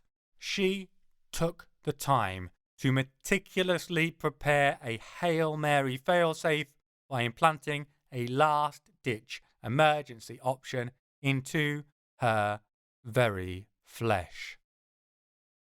Several of the court stir uneasily, torn between defending their queen and their terror at what is happening. "Your queen made a promise!" I yell to draw their attention.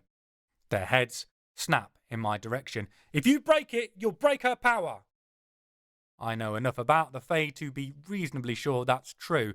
Promises and compacts are a form of truths, and the Fae can't lie. Break Maeve's word, you break her power. Since none of them spring to her defence, it looks like I'm right. Either that, or they're happy to use it as an excuse to hedge their bets. Maeve backs away, still pouring at her face, still waving her sword at the advancing Aisha. Each time she does so, the Druze uses it to free more iron particles, although now everything regrows rapidly. Up comes the blade, and off comes a hand at the wrist. Black clouds and blood spraying across the shrieking Fae. Down comes the sword, and Aisha's arm comes up to meet it at the elbow, her arm flying free in an accompanying haze of iron that shoots up Maeve's haughty nose, down her throat and into her ears and eyes like 1,000 tiny flies, biting and chewing their way towards her brain. She's ravaged now, crone-like, her face speckled with cracks and sores, her eyes opaque and crying blood.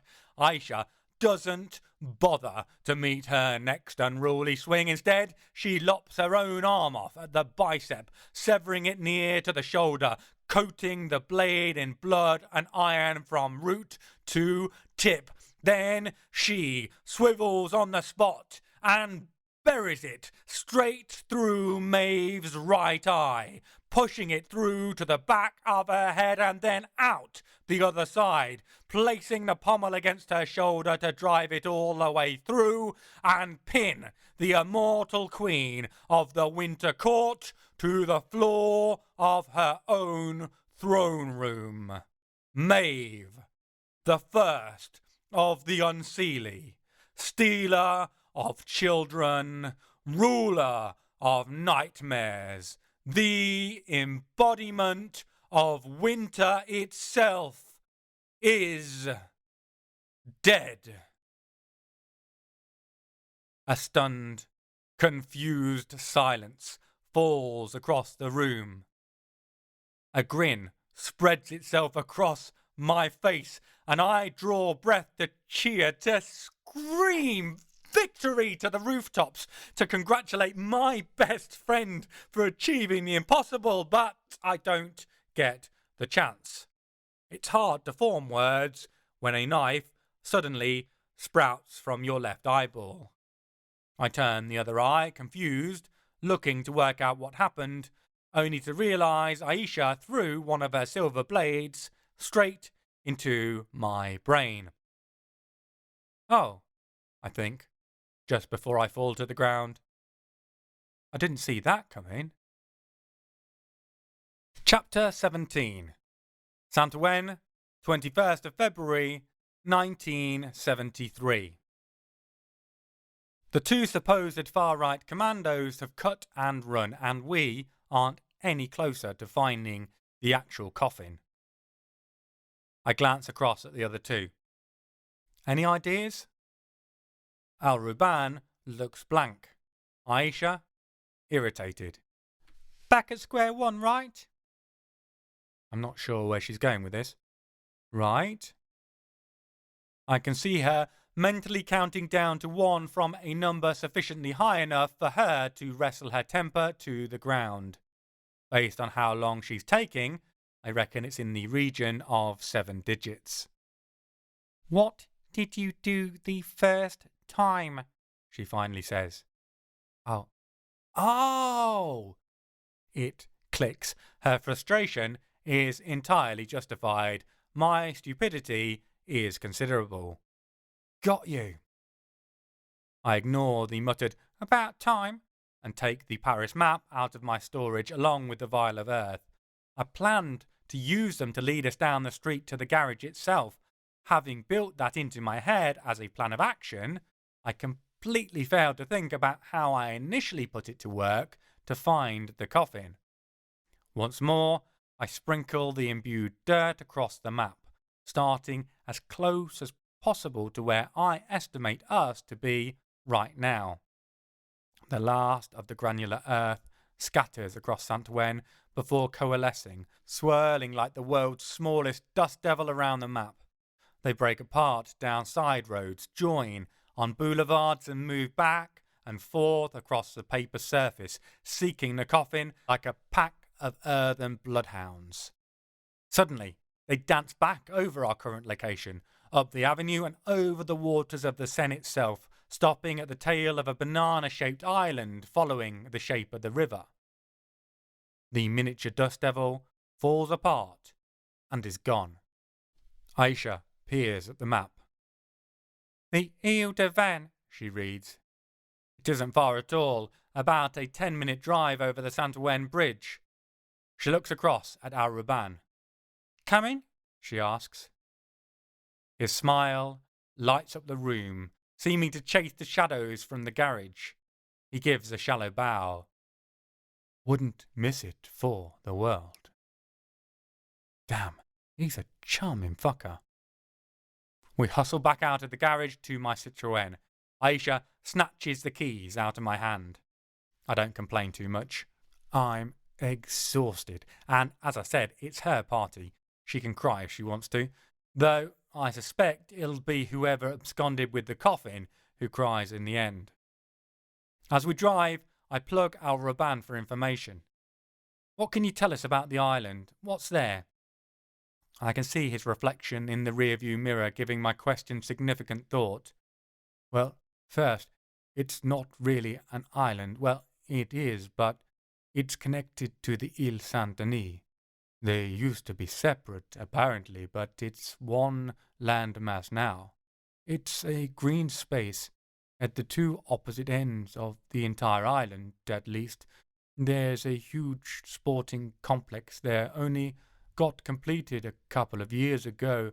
Indoor football courts, swimming pools, the lot. They even do concerts there. Aisha looks across at me, catching my eye, and I can see she's had the same thought I have. Mighty convenient that there's a huge brand new building pretty much where the soil indicated. Still, I need to be sure. Any other buildings over there? I ask Al-Ruban. He shakes his head. Not as far as I know. Maybe a public toilet. It's not somewhere I go regularly. I doubt that these Nazi fuckers, or whatever they are, plan to hide out in some public toilets.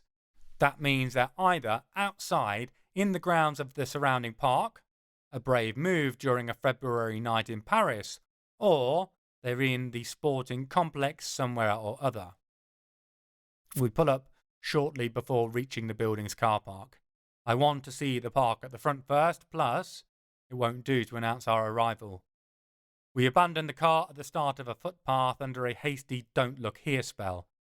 The park itself is pitch black and away from the road, but I draw a small amount of talent in, enhancing my night vision, making it easy to scan the park and see what's there. I'm far from running on empty talent-wise, but I've not slept in almost 24 hours and I'm not on my home turf.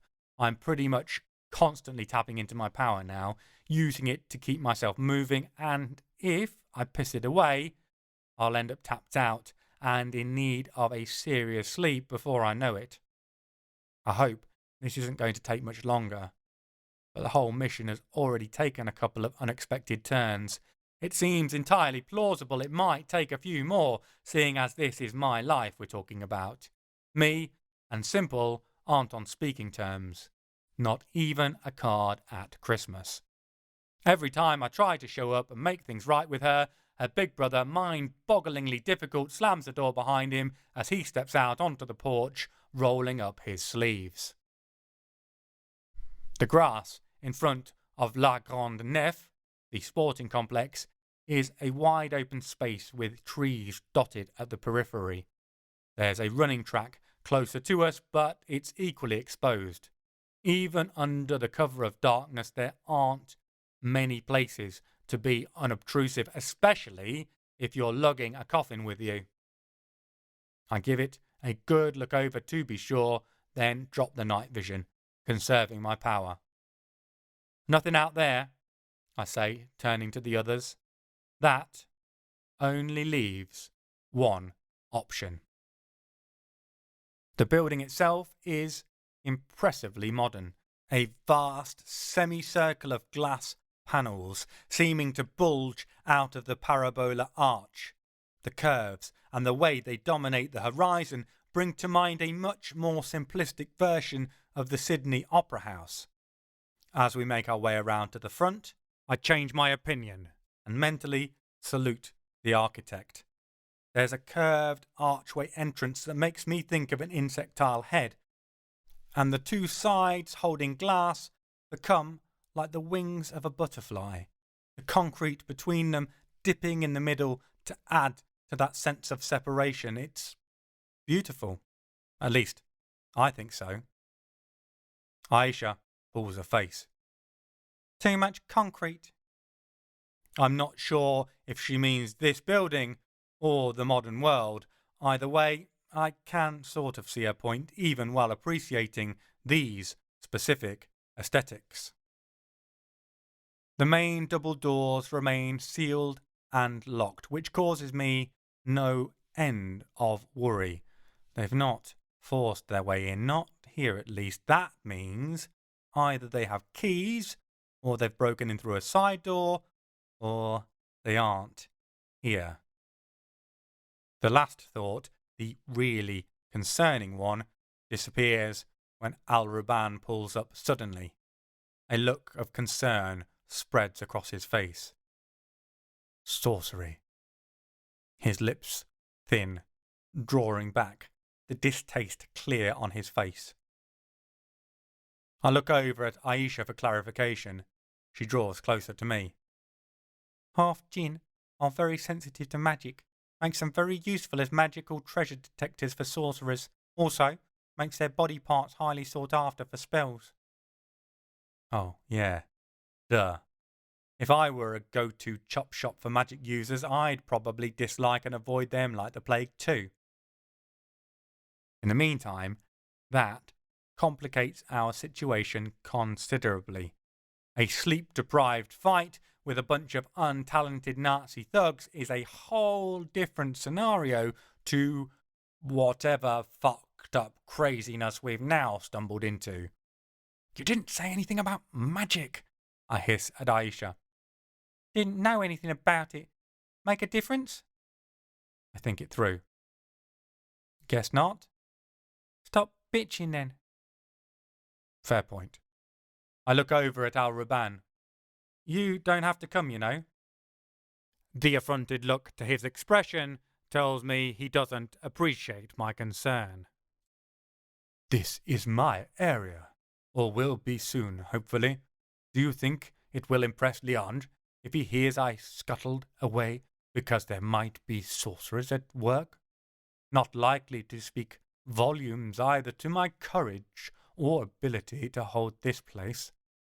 If I am to have the prince confirm my position, I need to impress, not disappoint.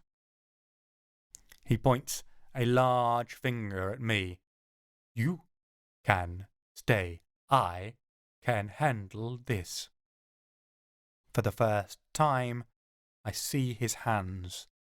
Words and shapes like tribal tattoos cover them, but they shift like shadows flickering behind a moving light source. It's eerie, to say the least. Brilliant.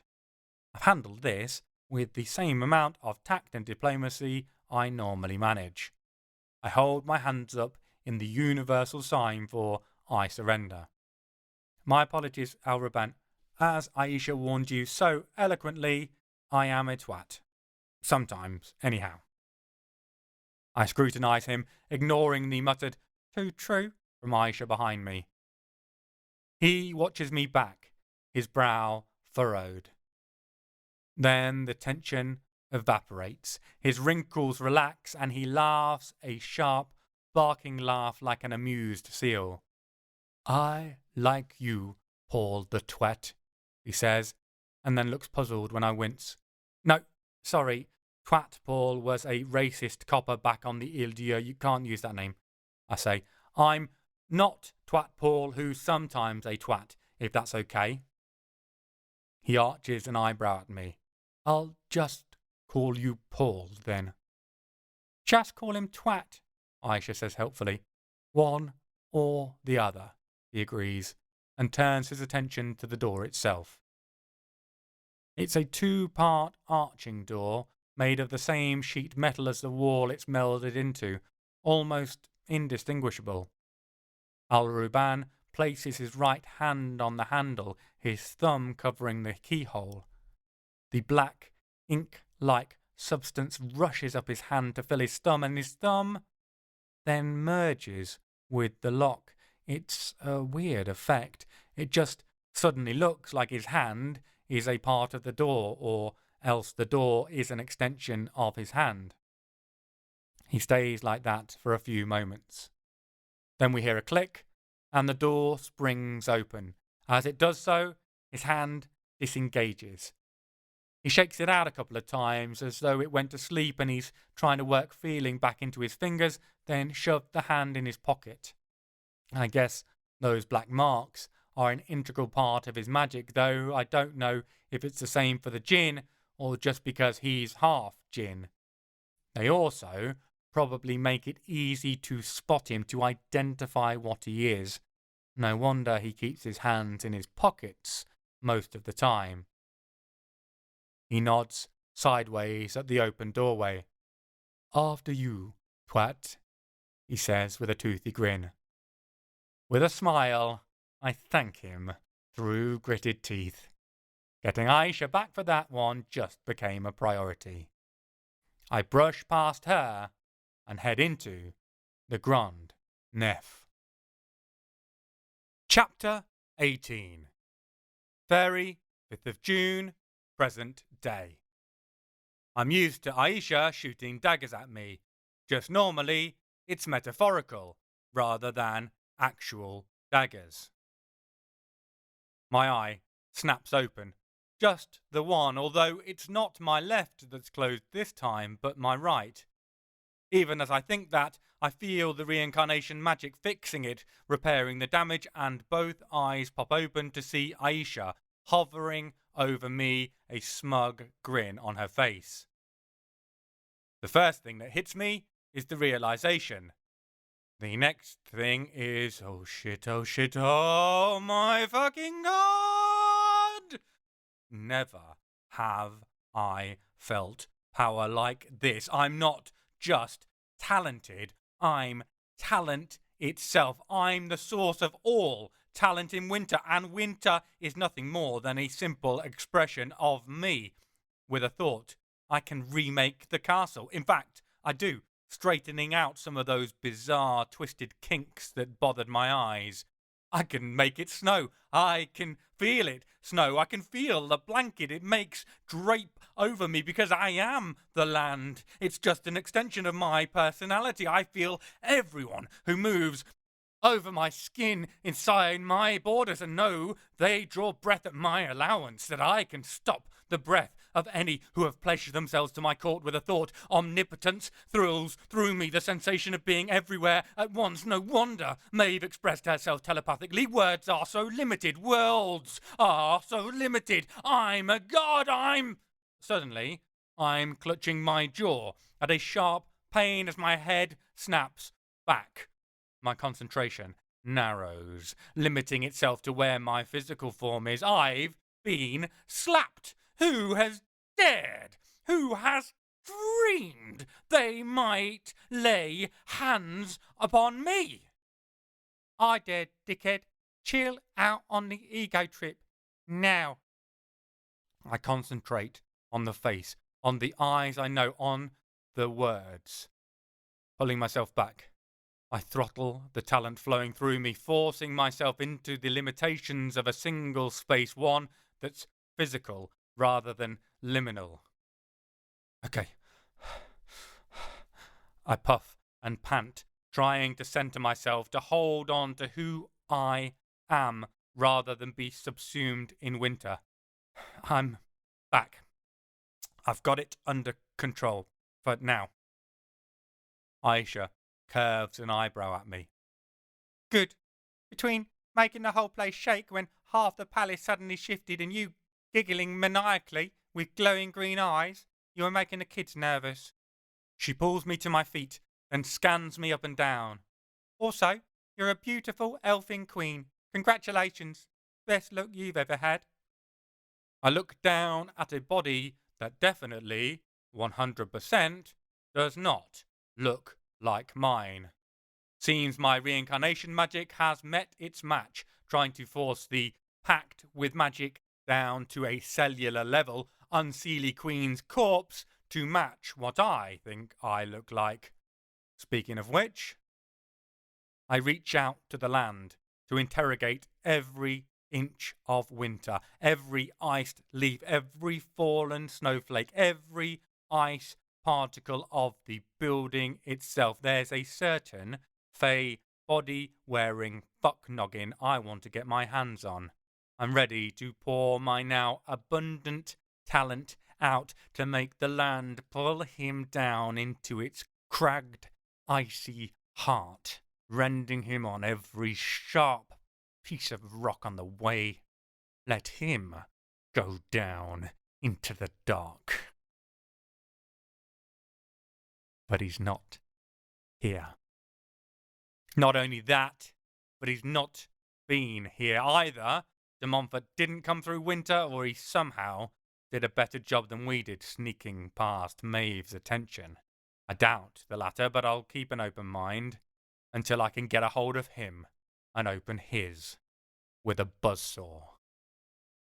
I swallow down my disappointment and turn to Aisha.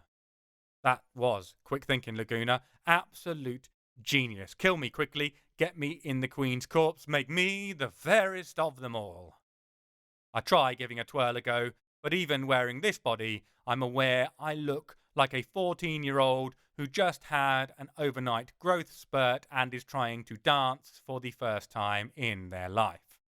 Oh well, it's the thought that counts. Please, don't ever do that again. Not in front of my good eyes. Aisha sits down heavily on the floor. I suddenly realise two things. First, she's no longer mutilated. Apparently, the death by iron of the original Maeve was enough to undo that. Second, she has to be knackered, completely kaput. I lean closer and lay my hand on her shoulder. Aish? She lifts her head to look at me, and I let her see the pride in my eyes, the awe and utter amazement at what she achieved. That was the best kill ever. Title is all yours. She smiles, a one-sapped smile. Shukran. Aisha Kandisha saved us. Saved me yet again. I look over at the Unseelie Court, my Unseelie Court now, and sweep an imperious glance over them all, waiting to see if any are foolish enough to step forward and challenge me. If it's going to happen, it'll happen now. No one moves. They look like they've all been turned into statues, like they've been touched by the White Queen of Narnia's wand. I doubt any of them thought what occurred would ever happen. Guess they need some time to adjust. My eyes come to rest on the Dullahan, his sewed closed eyes. You, sir. He starts, apparently sensing I'm addressing him even if he can't see. What was it that you did that was so terrible Maeve sewed your eyes shut? The headless horseman looks like he'd love nothing more than to leap onto his ghostly steed and ride at a gallop for the hills. If it please you, my lord, lady, your highness. Good save, I think, Riley. I am, depending on your grace, your nobleness, I have held and could still hold the position of chamberlain. Right. I nod empathetically before realizing it's a completely wasted gesture. It's lovely to know your role in the court, but why the Coraline eye surgery? Oh, yes, right, of course, my liege, my good ruler. It's painful watching him struggle to find gender-neutral terms, not sure which one's appropriate, but as was ever the case, there are plenty of options available. You just have to train your brain to stop thinking in such rigid, limited ways. Check it out. Only ruler of the Unseelie for moments, and I've already brought them into a new, more tolerant reality. Well, you see, the previous queen always expected I show her full attentiveness. One time there was a banshee who came before us, a wondrous creature. I see one of the two, she, standing nearby, preen, and I can't help wondering if the Dullahan has been that close to her for an age, never realizing the proximity. Anyhow, the queen, yourself, or your predecessor, if you will, she judged I looked at this banshee longer than I did at her, said I'd gazed in her direction for over 10 seconds, and that it was an inappropriate action. I assured her I would never do such a thing, would never act inappropriately, and, well, she acknowledged that. So she did, your nobleness, said in which case it must have been my eyes that had acted independently, and they alone should be punished. His shoulders droop. So she did this. I know we're in the land of the Unseelie, at the heart of the Winter Court, and human kindness isn't a trait I should expect to see, but I also understand that the land, the court, the Unseelie themselves are all, to a degree, a reflection of the ruler. I can hear the land telling me of times gone by. I can hear it and I have to quiet it down because if not, it'll drown me in the songs and histories it wants to sing in my ears. What with the room being packed full of murder-loving fairies, I can't listen to it all, but I know there were different times when the world was still cold and cruel, but with a thread of connection and love of sorts between the land and the court, the people and the place. When the portals closed, when Maeve became limited due to the mortal realm being closed off to her, she changed and the land changed with her. She came to see winter as a prison of sorts, to hate it, to want to reach out and take more or break it at the very least, like a jealous kid in another's playroom, snapping and bending and ruining everything to cover up what they lack inside themselves. Any affection withered away and died, taking the joy of this place, wild and shadowy and icy as it was, and replacing it with nothing but an empty dark. Her feelings, or at least the feelings she smothered the court in, take me back to my own recent traumas, and when I shiver, it isn't from the cold. I feel no guilt at all about having rid winter of Maeve by any definition of a good ruler, and I don't mean good as in kind and loving. That's not how to define a good Unseelie ruler. I mean good as in doing the job they're supposed to do. She failed long ago. She took the children not because she needed to keep connected, to understand the mortal realm as Oberon did with the Cago. She took them for spite, to break and bring all her petty anger at humans down on the heads of the most vulnerable. I'm glad she's dead, and, by the feel of it, so is a good section of her court, probably the majority. Relieved as I am, that's beside the point. I came here for a reason, to rescue the kids and head home. That's what I need to do as quick as possible so we can get back onto de Montfort's trail, find out where he is and what the hell he's up to, why it was so important for him to get me out of the way. I turn to Aisha and offer her a hand up. She must be exhausted because she accepts it, letting me haul her to her feet. Ready? I ask her. Born ready. Fuck. Fairie. No offence intended. She holds up an apologetic hand to the baffled Dullahan that he still can't see. Actually, regarding that, I make a decision. I walk over to the Fae and pluck his head out of his grasp, ignoring his squawk of confusion.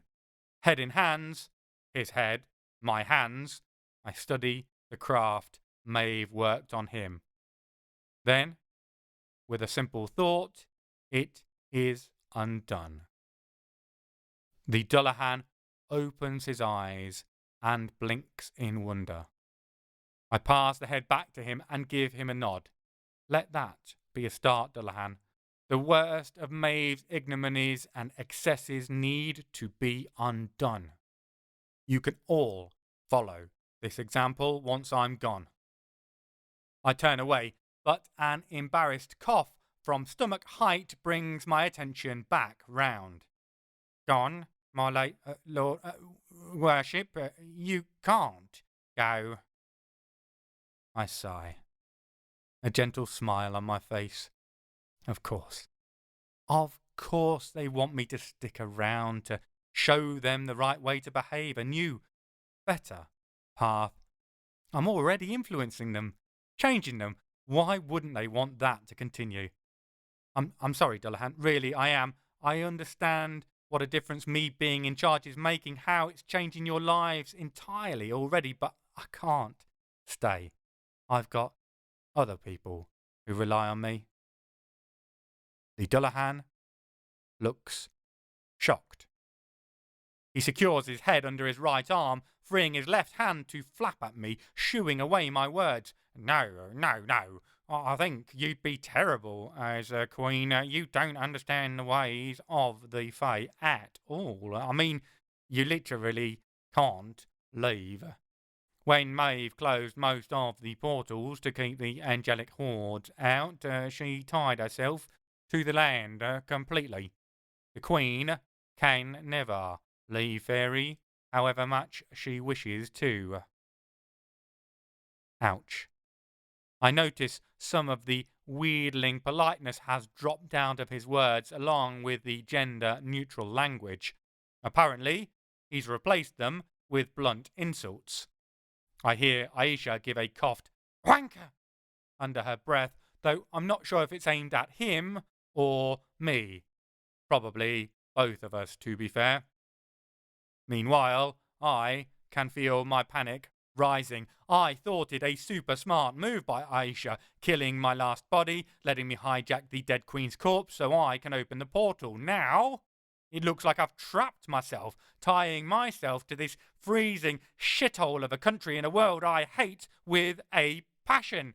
It might be less dark, but it won't be any less of an eternal imprisonment than the cave was, and I can feel my heart palpitating, the sweat building in my palms. Plus, I doubt they'll allow a body-jacking human to remain in charge for long.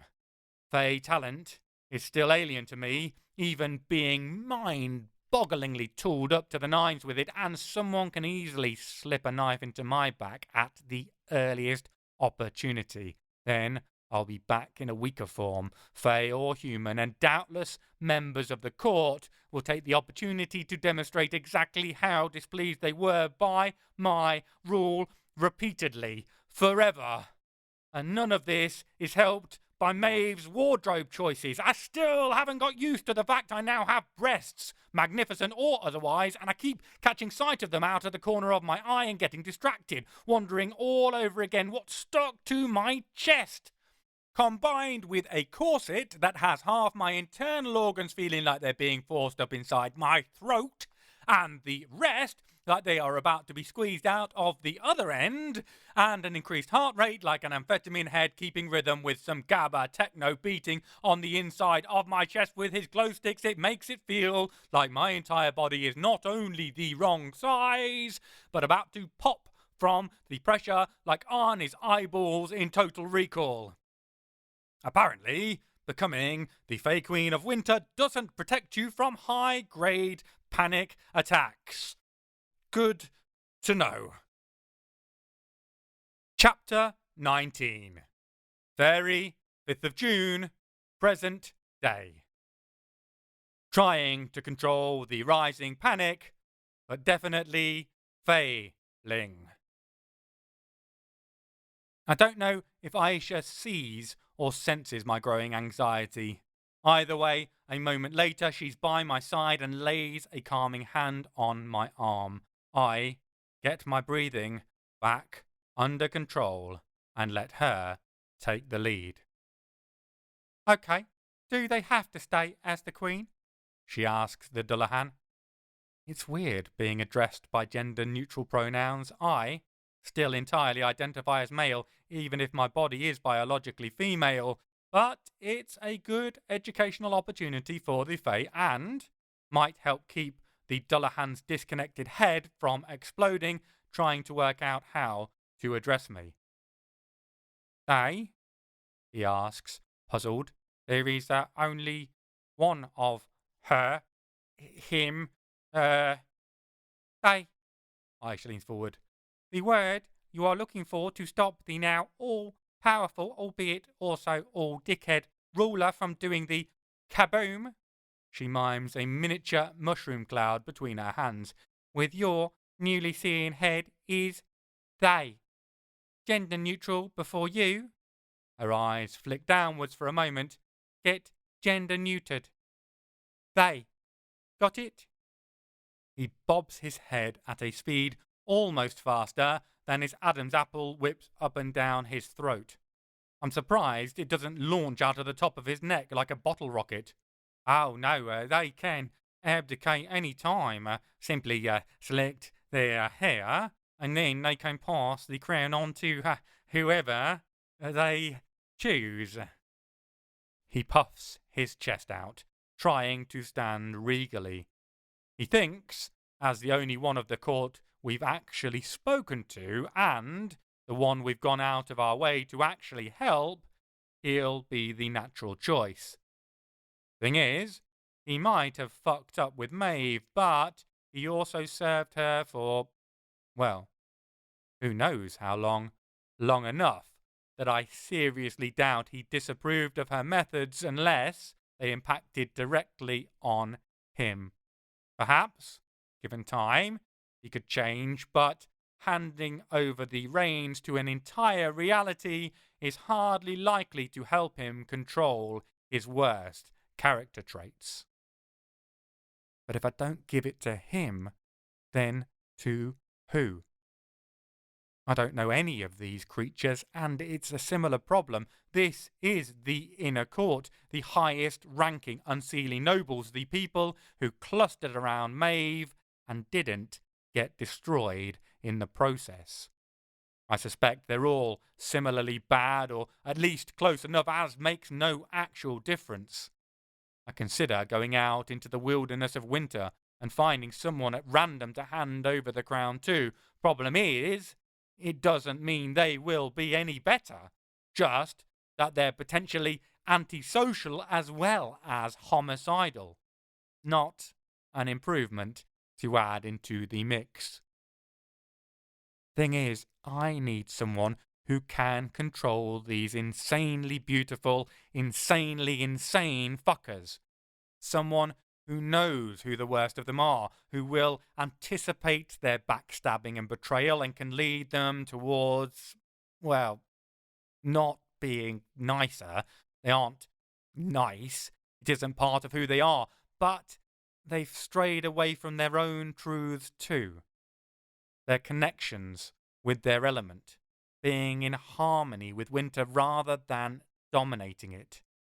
They can be cold and dark and still have their own weird joys and pleasures. This place feels like it's been drained of everything but spite and danger for a very long time.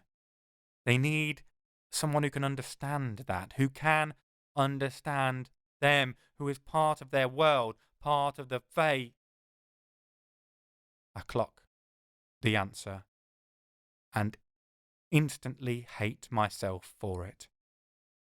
Looking up, I catch Aisha's eye and see the same thought reflected.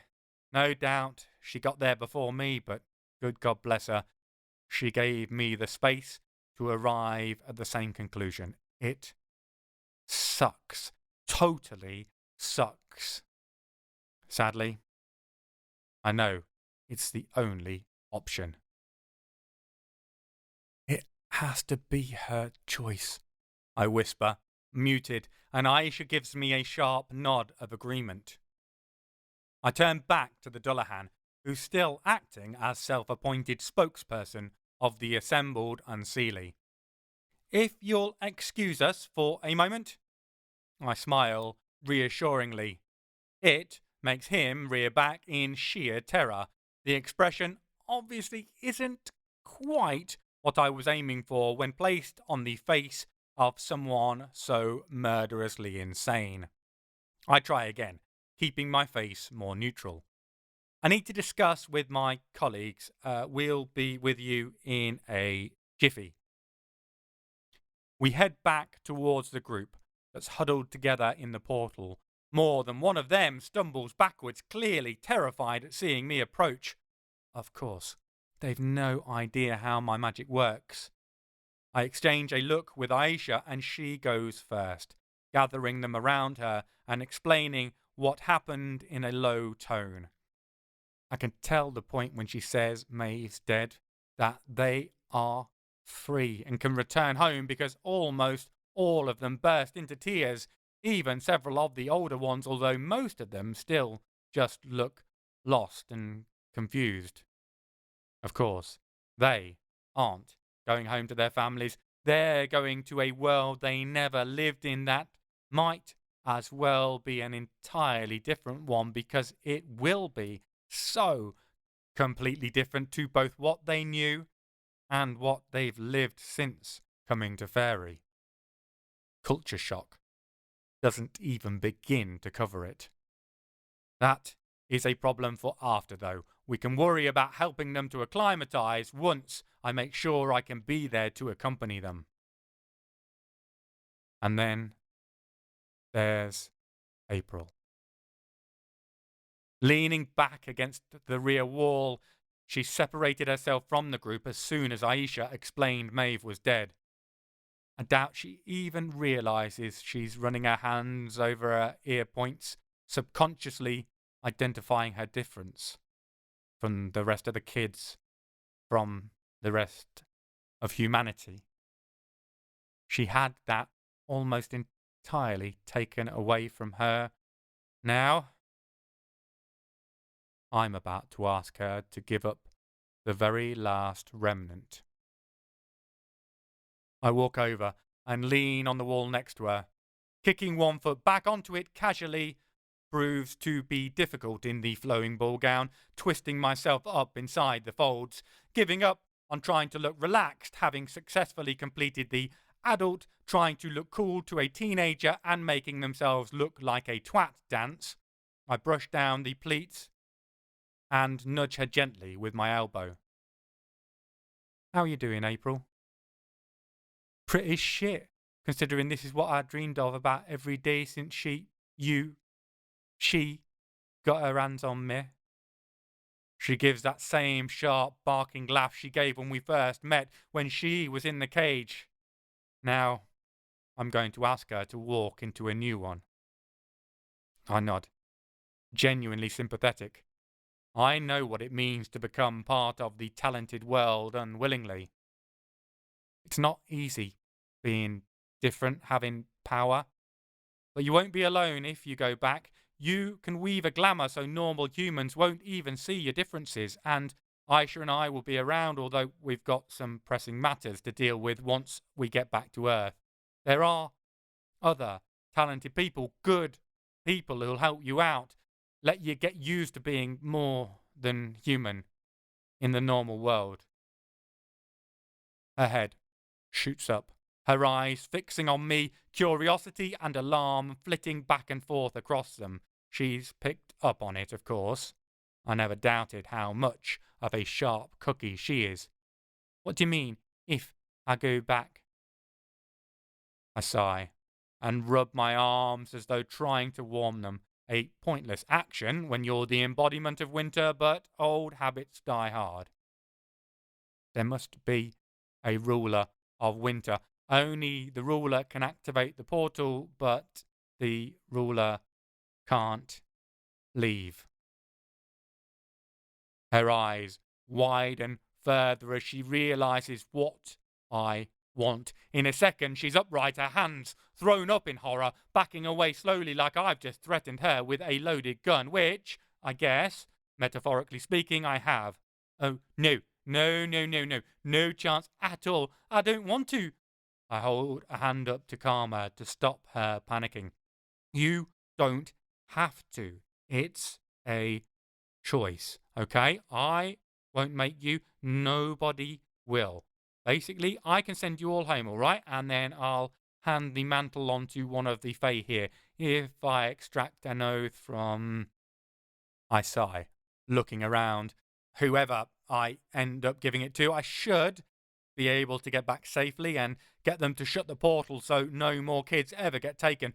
I'll probably give it to the Dullahan if you don't take it. The Dullahan?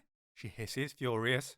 No way, he's worse than Maeve was. She might have taken his eyes officially for looking at another woman, but I think it was because she knew he was plotting a coup behind her back. It was only because the rest of the Unseelie knew he'd be even more vicious than Maeve as ruler that it failed. They were desperate for change, just not desperate enough to let him take the reins. I chuckle, Take the reins. Good one. She looks at me blankly, then snorts. Oh, right, yeah. Headless horseman taking the reins. Totally unintentional. You see, though, I pressed the point, ignoring her comment about my pun. For the sake of the Fae we're leaving behind, I have to try.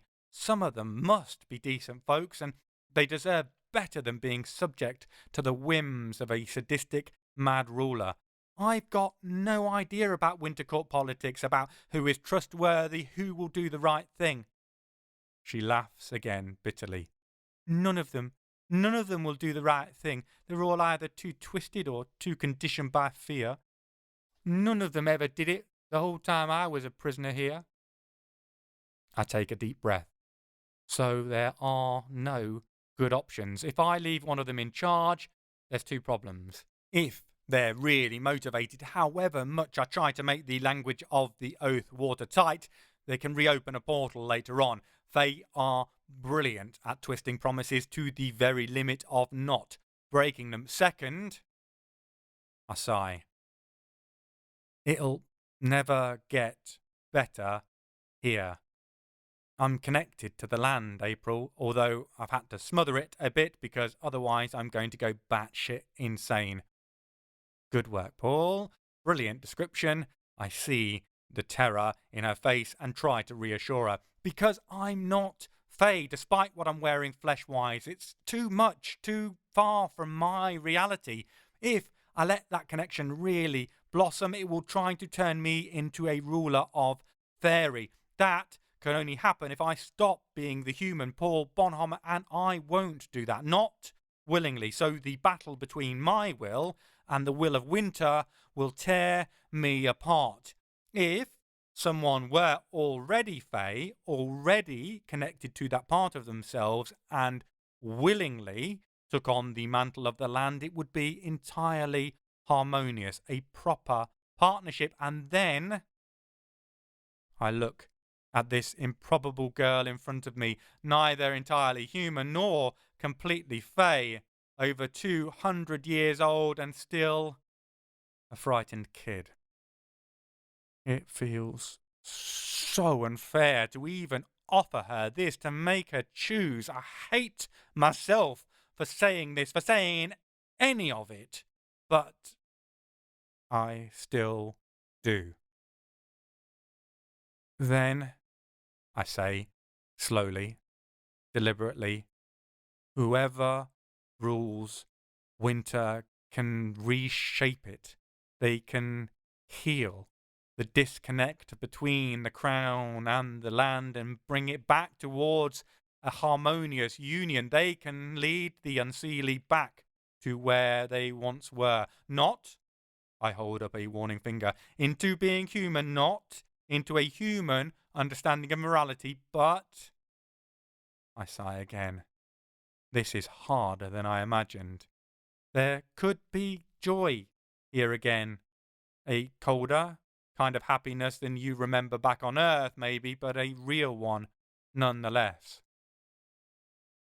As I speak, a single tear slides down April's cheek. Just because I've suffered unending misery here, who told you that I was ever happy before they took me? Automatically, I want to stutter out apologies and excuses, but I bite them back. They'll do no good and won't show due respect for her honesty. I realise I know nothing of her story, really nothing other than my gut instinct that she's a good person, worthy of my trust. If her life was awful both before they took her and has been since, that only makes it even more impressive. You can change that. You can bring some justice, some understanding to this place. You can be the guiding star of winter's night. That's it! Perfect! Aisha suddenly pipes up beside me, so close I nearly jump out of my skin. Once I'm sure I'm not about to drop dead from a heart attack, I turn a glare in her direction. What is, apart from your ability to scare me to death, April, do you have a last name? There is an intensity to Aisha's demand, an insistence. April delivers the answer she wants. April shakes her head.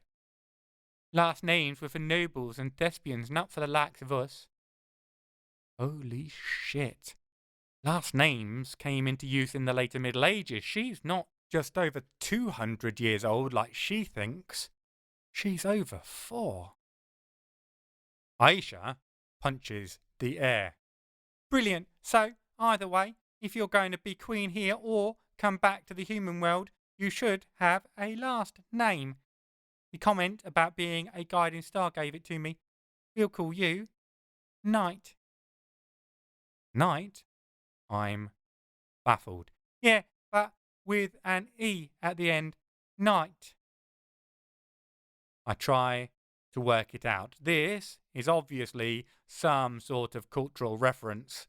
I just need to work out Aisha's thought process. Then I click what she means and groan. April night, I say flatly, fixing Aisha with a stare. A half-fae forced to be nobility. No, just no. Trust Aisha to shoehorn a cultural reference in. Why not? There's an almost petulant tone to Aisha's voice. She hates being thwarted when she thinks she's being a genius. I don't really have a good reason, other than it's just a rubbish joke. However, the choice gets taken away from me. I like it, April says, pulling my attention back to her, and that, as they say, is the end of that. She is now April Night. Job done. Sylvester would be very unimpressed, I hiss at Aisha as she walks away.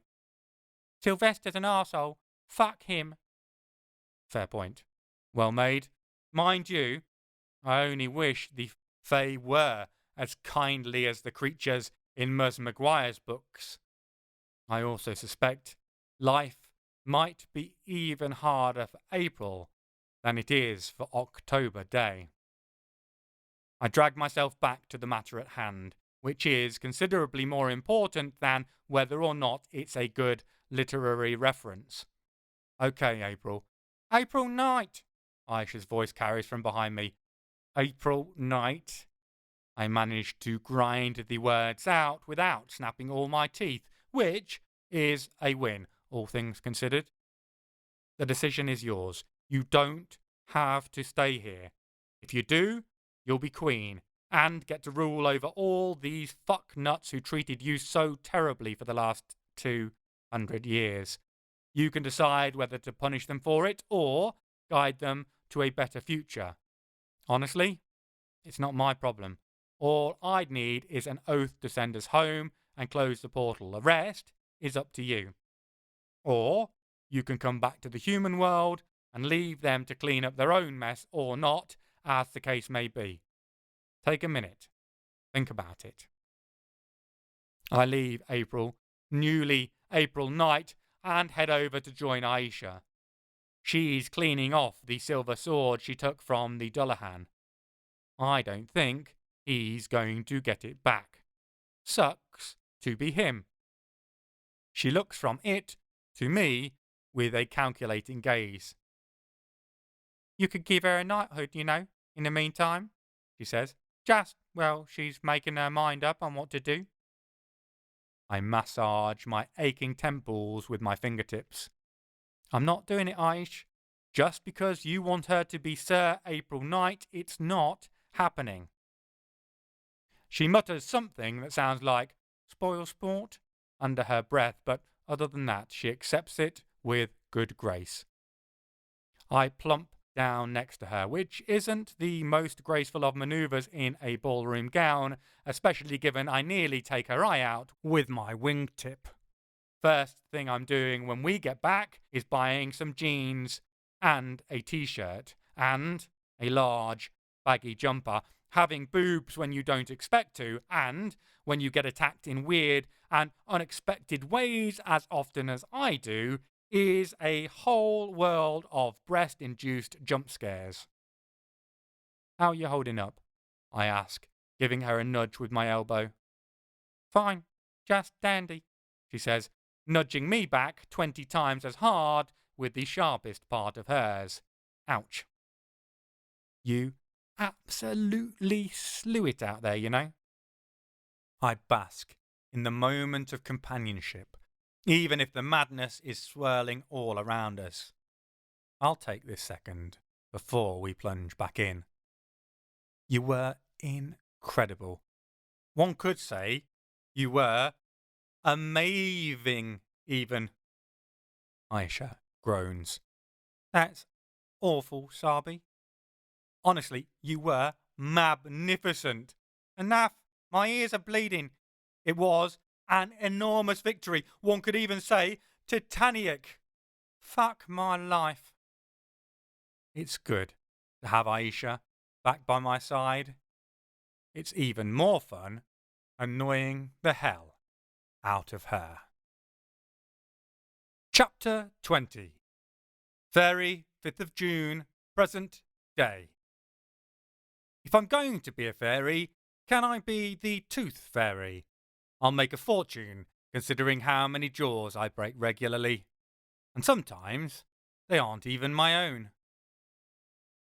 I can hear the mutterings and murmurings of the Unseelie nobles, can see out of the corner of my eye the Dullahan conferring with them. I don't doubt he's calming them down. I also don't doubt he's laying the foundations to get them riled up again if I don't do what he wants. Abdicate and hand over control to him. Not going to happen. Whatever April's decision, that problem will need addressing. I spend the next period circulating, talking to each of the kids. The younger ones gravitate to the older like they're made of metal, and the adolescents are magnetic. They stick tight, and I can't blame them. No matter how much I tell them I'm the guy who saved them, I still look like the person who organised their kidnappings. I suppose I should count my blessings that de Montfort trapped me and killed half-marred Jack's body, turning up looking like him, then ending up looking like this, would have really done a number on them all. As it is, they are all going to need some serious counselling. There isn't one of them, new or old, who's not traumatised by what they've been through. The older kids catch sight of me out of the corner of their eyes now and then and instinctively flinch. It's a horrible sensation, and as much as I love the talent it gives me, I hate wearing this body. And not only because I keep getting caught off guard by the whole having tits thing. I've been a woman before, of course, but only rarely and never for long. My magic has always reshaped the body to fit my image of myself. No magic is capable of that when it comes to the Queen of Winter. I just hope, with the right professional help, these kids, even if they've been kids for centuries, will finally get the chance to experience something of what childhood is like. After a little while, I see April push herself off the wall. It's only a slight movement, but it's so decisive, so definite that I don't doubt she's reached her decision. I steer myself away from the groups of children and over towards her. She gives me the smallest, tightest nod, and my heart sinks. It's weird. I don't know what decision I wanted her to make, but apparently for my heart it wasn't this one. Problem is, there are no wonderful decisions. I suspect my heart would have done a downwards dip towards the pit of my stomach, whichever way she'd gone. Sometimes the only way out is to wade knee-deep through shit. You can only decide which direction to start wading in. She doesn't wait to speak to me, instead going to gather the older kids, the ones who've been with her for hundreds of years in some cases, and starts explaining quietly to them after she gets them away from the younger ones. I hear the former slave cry out, a tone of anguish, and I draw a bit closer. I suspect he's a little sweet on her and is trying to persuade her to come with them. You can always stay here instead, Andre, is her response, and he closes his mouth quickly, his body language mirroring the action. I guess he doesn't have enough of a crush on her to remain trapped in Fairie for the rest of his life. I don't blame him, but I see the hurt flash across April's face before she clamps down hard on it. Good for her. She'll need to learn to mask any and all emotions from here on in if she's going to rule over half of this world. It is really just niceties for the rest of the conversation. If Andre isn't going to stay, nobody else is, so it's about April accepting that and saying her goodbyes. She passes from child to child, tall to small, and takes a moment to whisper encouragements. They're probably just platitudes, but they work. I see smiles spread across faces. Hope passes from her lips and gets carried down to nestle in their hearts. She gives them each a gift of words to take away with them, and in a way, perhaps it's an escape for her too, a method to make sure some part of her gets back to earth, carried by them deep inside, even while she stays stuck here. I lead her back across to the central dais. This needs to be done correctly, to be official and irrefutable. April pales slightly at the prospect of confronting so many who hurt her so much for so damned long, but she stays solid, resolute, crossing the floor with far more grace than I can manage, mainly because I'm still concentrating on walking in heels without tripping and breaking my ankle. I don't think falling is very queen-like behaviour. There is a moment when we stop in front of the throne and I take off the crown, when it clicks with the Unseelie what's happening. The Dullahan starts forward, stricken, lifting his head up to, well, head height, to make his complaint absolutely clear. Your Majesty! His shock is as clear as the disgust in his voice. I don't like him more for either of them. You cannot give the crown to that thing. She is only half Fae. She is not a pure blood. She cannot rule over us. We will not allow it. You know who talks about pure bloods?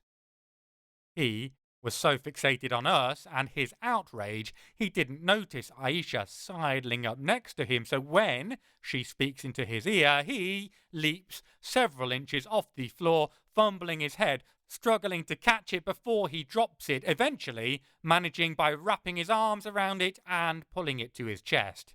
His eyes peek out, upside down between the gap in his two forearms.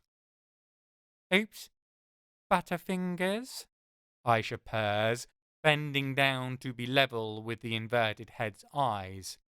The only people who talk about pure bloods are fascists and inbreds.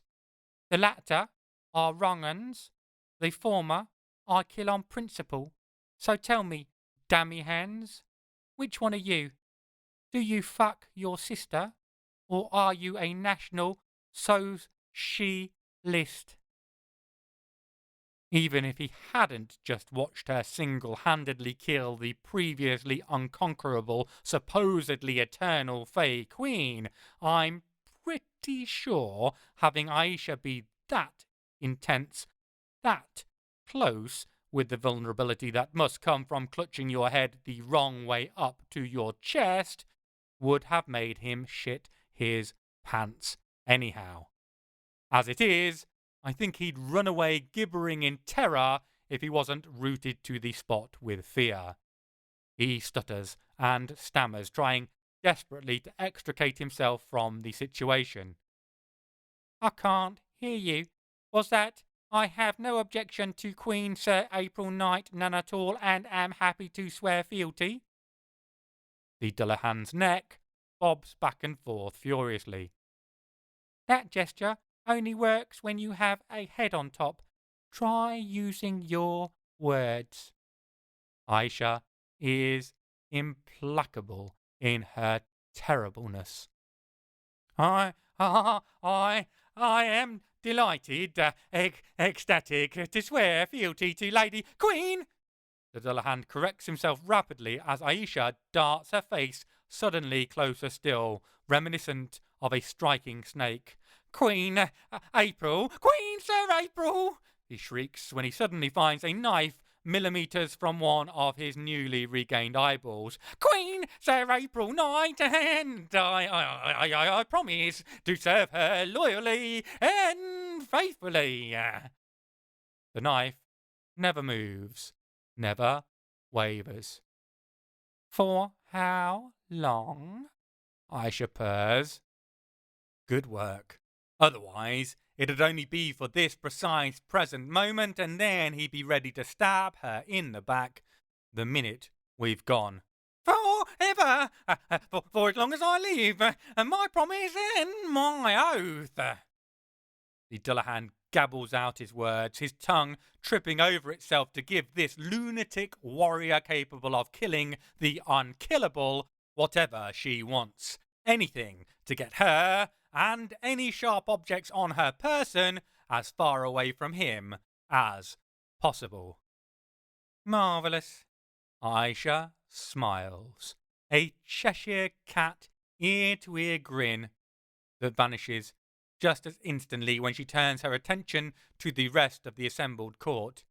Anyone here object to swearing a similar oath, here and now? Feel free to step forward so we can discuss it in intimate detail. There is a shuffling of feet, and I can see several of them looking from one to the other, doubtless wondering if anyone is going to lead the way. Nobody's feeling that suicidal, though, apparently. After a moment, the group stills, and no one comes forward. Fine. Once April is queen, we'll stick around long enough to hear your solemn promises and oaths. Just remember one thing.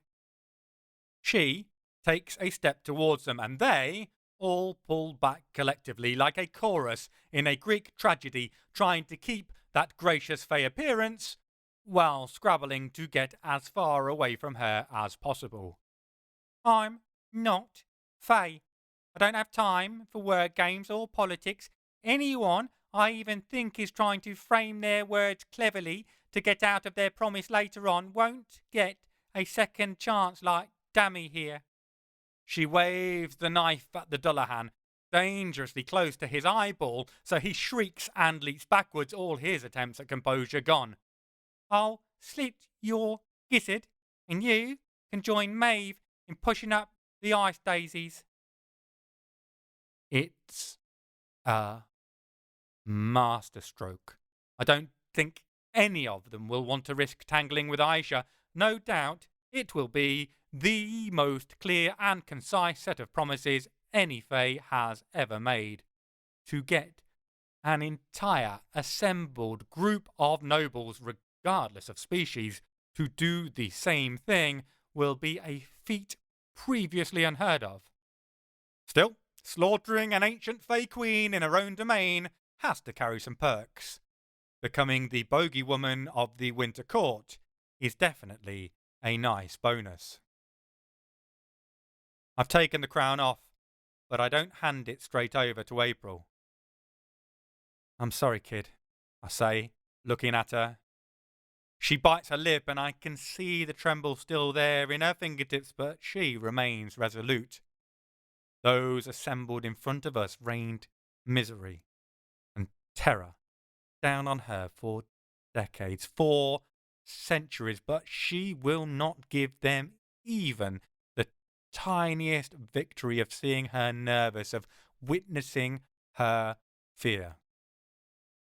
April pulls her attention back to me, though she makes sure it's a smooth, slow transition, never betraying her mental state.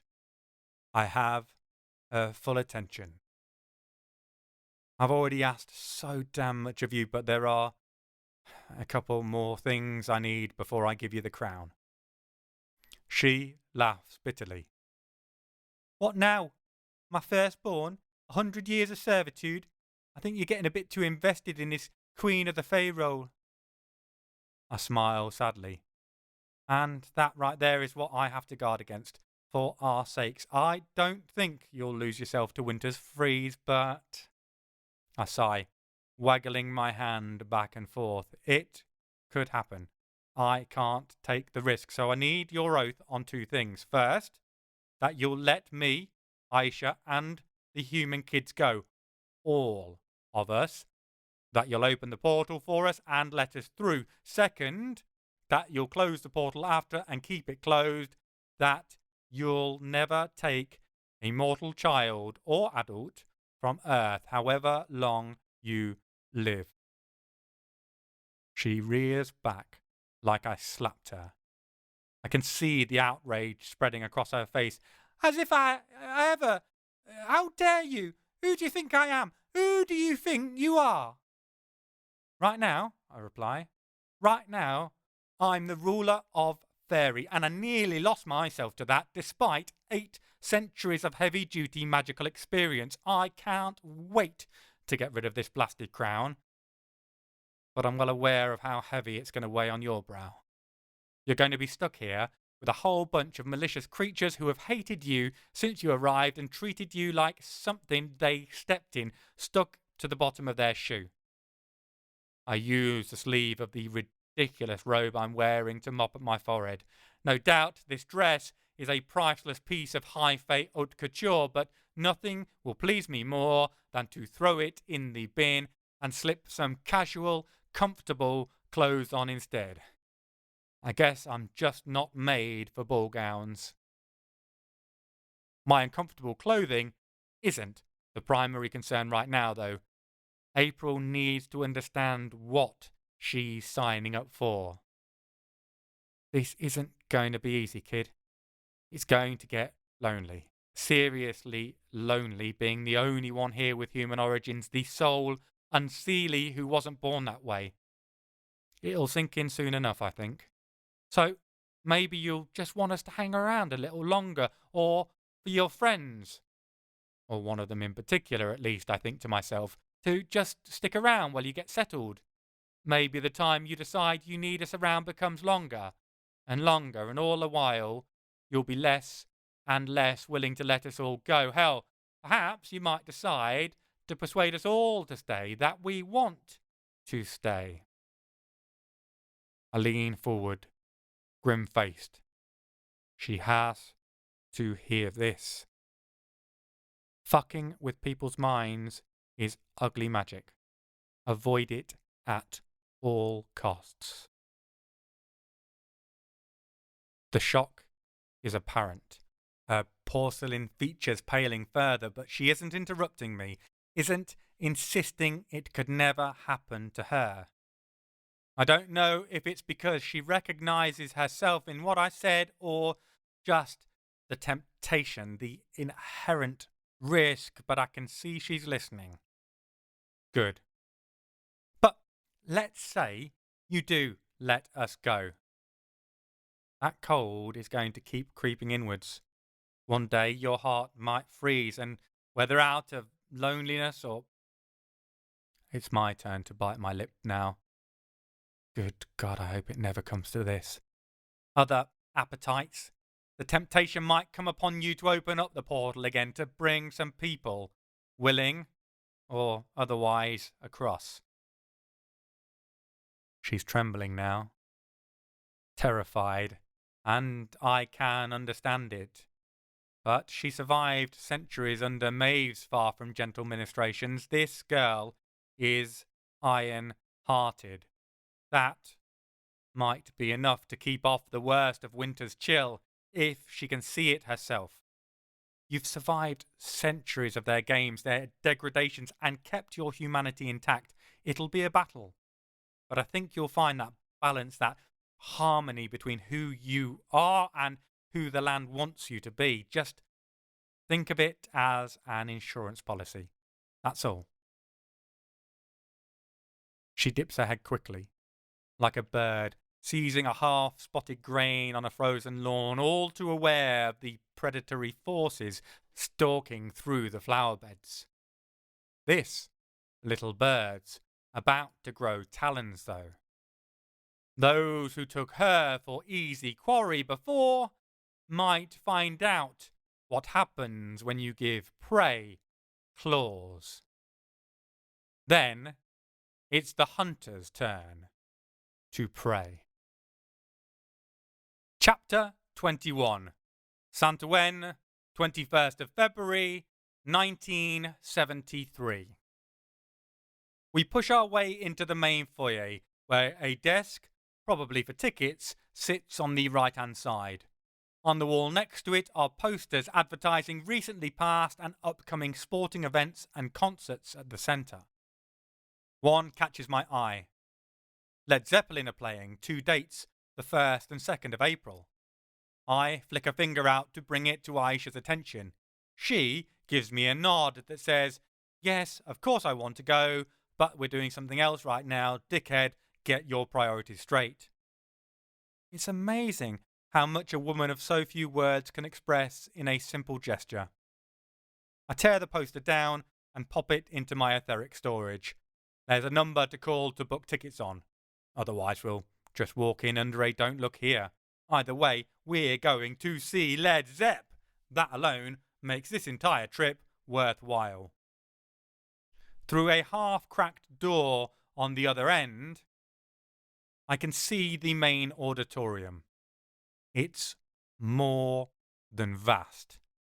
Thousands and thousands of meters in one single space. The bowing concrete ceiling creates a sense of movement to the whole place, with the slope of the glass walls feeling like an upside-down boat where the sky is the sea and the floor is the wooden ceiling of the galley.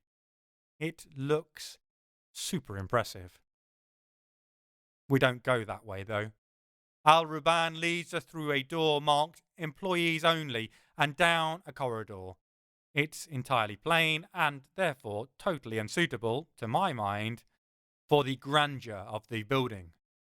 I guess they aren't bothered about wowing the menial staff. He leads us to a room that's really just a glorified store cupboard, albeit on a grand scale. Thousands of tables and chairs stand stacked in neat rows, doubtless for when they hold concerts or conferences here. We weave our way through the columns until we come to a space covered by a folded, flat-packed table big enough to seat 10. I pull at it, only to be surprised by how light it is. It slides across the floor, and where it was, we find a "Don't Look Here" spell covering what is, to those of us who can see, a carefully concealed trapdoor in the floor. I look at the other two. Chances the local council don't know about this hidden entrance? Pretty much 100%. Al-Ruban's face is grim. He didn't know about this either. I suspect nobody does. I study the spell work. What do you reckon? If I get rid of this, will they know? Depends if they thought of it. Aisha is looking just as carefully as I am. Any other way we can get through? They both shake their heads. Doesn't look like we've got a lot of options then, I say, and very, very carefully I unpick the "Don't Look Here" spell, strand of talent by strand of talent. It takes me a few minutes to finish, and I have no idea if the effort was worth it. We've not heard the psychic equivalent of alarm bells, but that might just mean the magical body thieves aren't complete idiots. Hopefully, though, they're at least partial ones and haven't laid cunningly hidden magical alarms. Certainly after studying the trapdoor, there are no further spells on it. Aisha gives it a once-over for physical traps, because only morons assume magic is the answer to every question, especially if that question is, how do I kill the foolishly unwary with high-level efficacy? But we're clear on that too. Al-Ruban pulls his incredible merging man trick with the lock again, and we lever it up to reveal a staircase descending into the dark below. You know, one of these days, I say, peering into the murk, I'd love there not to be an ominous pathway to hell beneath a bespelled trapdoor. What do you want? Aisha has already summoned a small flame in her hand to use as a torch. It's a fair question. A wine cellar? I say. A wine cellar sounds pleasant right now. Maybe it leads to one. The laughter in her voice, if not her face, tells me Aisha doesn't believe that for a second. We've no idea what's down there, but it isn't going to be copious amounts of booze. More's the pity. Aisha takes point, and I follow behind with Al-Ruban at the rear. I'd normally feel less than comfortable with someone I've just met watching my six, but Aisha trusts him. That's good enough for me. We head a long way down. The walls and stairs and ceiling are all simple poured concrete but well made. I don't bother saying anything to Aisha, but I'm confident she's reached the same conclusion I have. This isn't a later addition. Whoever made this put it in at the same time as they built the Grand Nef. Someone has been planning this for a long time. The short corridor at the bottom of the stairs follows the same simple concrete motif. At the end there is a door, also concrete and set in place. This, however, carries a clear mark, the symbol of a downwards pointing sword with what looks like a ribbon or an iron bar crossed in front and wrapped behind it to form a loop. I know the symbol, of course. So does Aisha. It was all over the laboratory I rescued her from. Ananabi, she hisses, and I put my hand on her shoulder. She was about to throw herself through the door. We have at least 2 people on the other side, one, if not both, of whom must be a magic user, and this is their turf. For once, she's being rash, and I'm being the sensible one. The world has officially gone mad. She tenses, and for a moment, I think she's going to strike out, break my arm, or force me off her at least. Then it passes. She nods, and I let go. She's back in control. The Third Reich loved occultism. Many people have heard of the Thule Society, but the Ahnenerbe were even worse. The Thule Society would do things like wonder if killing 1 million Jews could summon forth an old one from the collective dark. The Ahnenerbe would be the ones who then went and put it into action. We approach the significantly robust door itself. I look at it, but can't see any spells. I suspect they considered their genius sufficient to keep them hidden. Nazis and arrogance go together like my fist and their nose. There are murmuring voices on the other side, but even with my ear pressed to the concrete, I can't make out words. I'm loath to use more of my power reserves. We might need them in a second. A gentle hand settles on my shoulder. The strange sense of immense power wriggling under his skin slightly undermines the effect of calm. It feels like it might leap across and head under mine if we stay like this too long. I resist the urge to shudder. I have a feeling that physical contact with other people isn't something he does very often. It's intended as an honour. I want to treat it as such. "Allow me, Sabi," he says, and gently guides me away from the doorway. Then he lays his hands on the concrete surface and touches his forehead to it. As I watch, it seems like either the door or Al Ruban himself becomes putty, one giving way to the other, or else the two of them mixing together.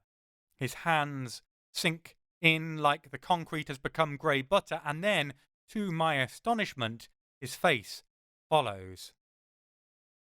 I look over at Aisha. "What?" she asks. I gesture at Al Ruban's bizarre half-absorption into the door. That's what's that all about?" She stares at me blankly. "Have you never met a jinn before? Didn't you travel in the Arabic world?" I hold up fingers as I answer her questions. "No. Yes." I love it's me who gets to be brief for once instead of her. She shakes her head in disbelief. "Fucking colonial tourists, jeez." She turns to look at Al Ruban. "This here is something he inherited from his jinn side.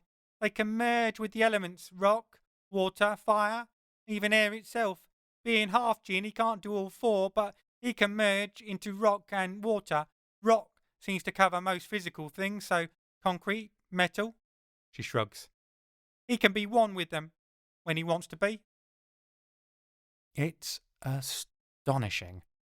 If I tried to do something similar, I could probably work out how to eventually. It wouldn't be exactly the same, though. I'd have to displace the rock to make space for my face, liquidizing it, letting it run down and pool at the bottom. It would leave evidence of what I've done. Plus, I'd light the whole place up with my magic, like the fireworks on Bastille Day. When I look at him, his orange-red glow has intensified somewhat, but he isn't the beacon I'd have made myself into. It's an integral part of his nature, so it carries a lower cost, talent-wise. Truly remarkable. I guess some of that scholarly fascination Isaac worked so hard to instill in me has stuck after all. When Al Ruban pulls himself back out of the concrete, he catches me, studying him like a scientist after they've just jabbed a rat with a syringe marked with a big skull and crossbones. I flush guiltily, and he turns to Aisha, waving his hand up and down. "See? This is why I don't like sorcerers," he says. "Can't help themselves, can they? They see a jinn and see a puzzle they want to solve." He turns back to me, and I wonder if it's just my imagination that there are flames dancing in the back of his irises. "I'm not a riddle to crack, wizard." I hold my hand over my heart, splayed open, and bow. "My apologies, Al Ruban. I won't deny I found your talent fascinating. Maybe to the point of rudeness." "Definitely to the point of rudeness," Aisha mutters out of a corner of her mouth. "But only because it's so unique. I'm not looking to learn your mysteries, nor will I speak of them to anyone not here, upon my power." This seems to appease him. He inclines his head in acceptance and then turns back to the matter at hand. "On the other side," he says, "is a large 5-sided room. You've met Nazi occultists before?" We both nod. Oh, yes, that's a definite. I don't ask him what his experiences were. None of us have any good ones to report. "You know what their laboratories look like, then? Scientific equipment everywhere and pentagrams galore. On the opposite side is a smaller door. I guess it's an escape route, so one to watch when we go in." Damn it. They've been fairly careless so far, not laying wards of warning or protecting their asses, but I suppose if they were clever enough to build this secret occult space, underneath the Senate itself if I don't miss my guess, I shouldn't be surprised that they were smart enough to make sure they have a second way out. Still, it's one more thing to guard. The only good thing is, if they run, it'll be damn hard taking the coffin with them. Have they got the coffin there? Aisha asks, her mind on the prize as usual. He nods. They've taken the skeleton out as well. It's set on what looks like an operating table. That's not the problem, though. Brilliant. The extracted corpse of Marshal Batan isn't the problem. What is? I ask. What they're planning to do with it, he says, and his expression looks seriously bleak. Call me a pessimist, but this doesn't sound like good news. Chapter 22. Fairie, 5th of June, present day. What do non-binary fae do with pronouns? They ban she. While Aisha's traumatizing the entire assembled nobility of the Unseelie Court, I take April off to the side and extract some carefully worded promises from her. Although she's still only half fae, there is enough she nature there that they will constrain her effectively once she picks up the crown. I want to give her the privacy, though, of not having the whole court witness her binding herself. Let them believe everything is her decision, rather than coercion. Once that's done, we assemble back in front of the throne and April ascends the dais, fairy creatures scattering left and right to give her space as she steps up to take her new place as their ruler. I don't know what scares them more now, the immediate threat of Aisha glowering at them or the inevitable reign of a new monarch they've all treated like shit. Little of A, little of B, I reckon. A fuckload of both, actually. I wait to see what April does, whether she makes a speech or the like. Whatever she wants, I'll follow her lead. It's her kingdom from here on in. She can choose how she sets the tone of her first day as ruler, but she just sits there, regal and aloof, waiting calmly for me. So I take my cue and mount the steps to kneel in front of her. No simple task in a dress that wants to be an Iron Maiden when it grows up. Then I hold the crown up, my head bowed, and give the rule of the Kingdom of Winter to April Knight.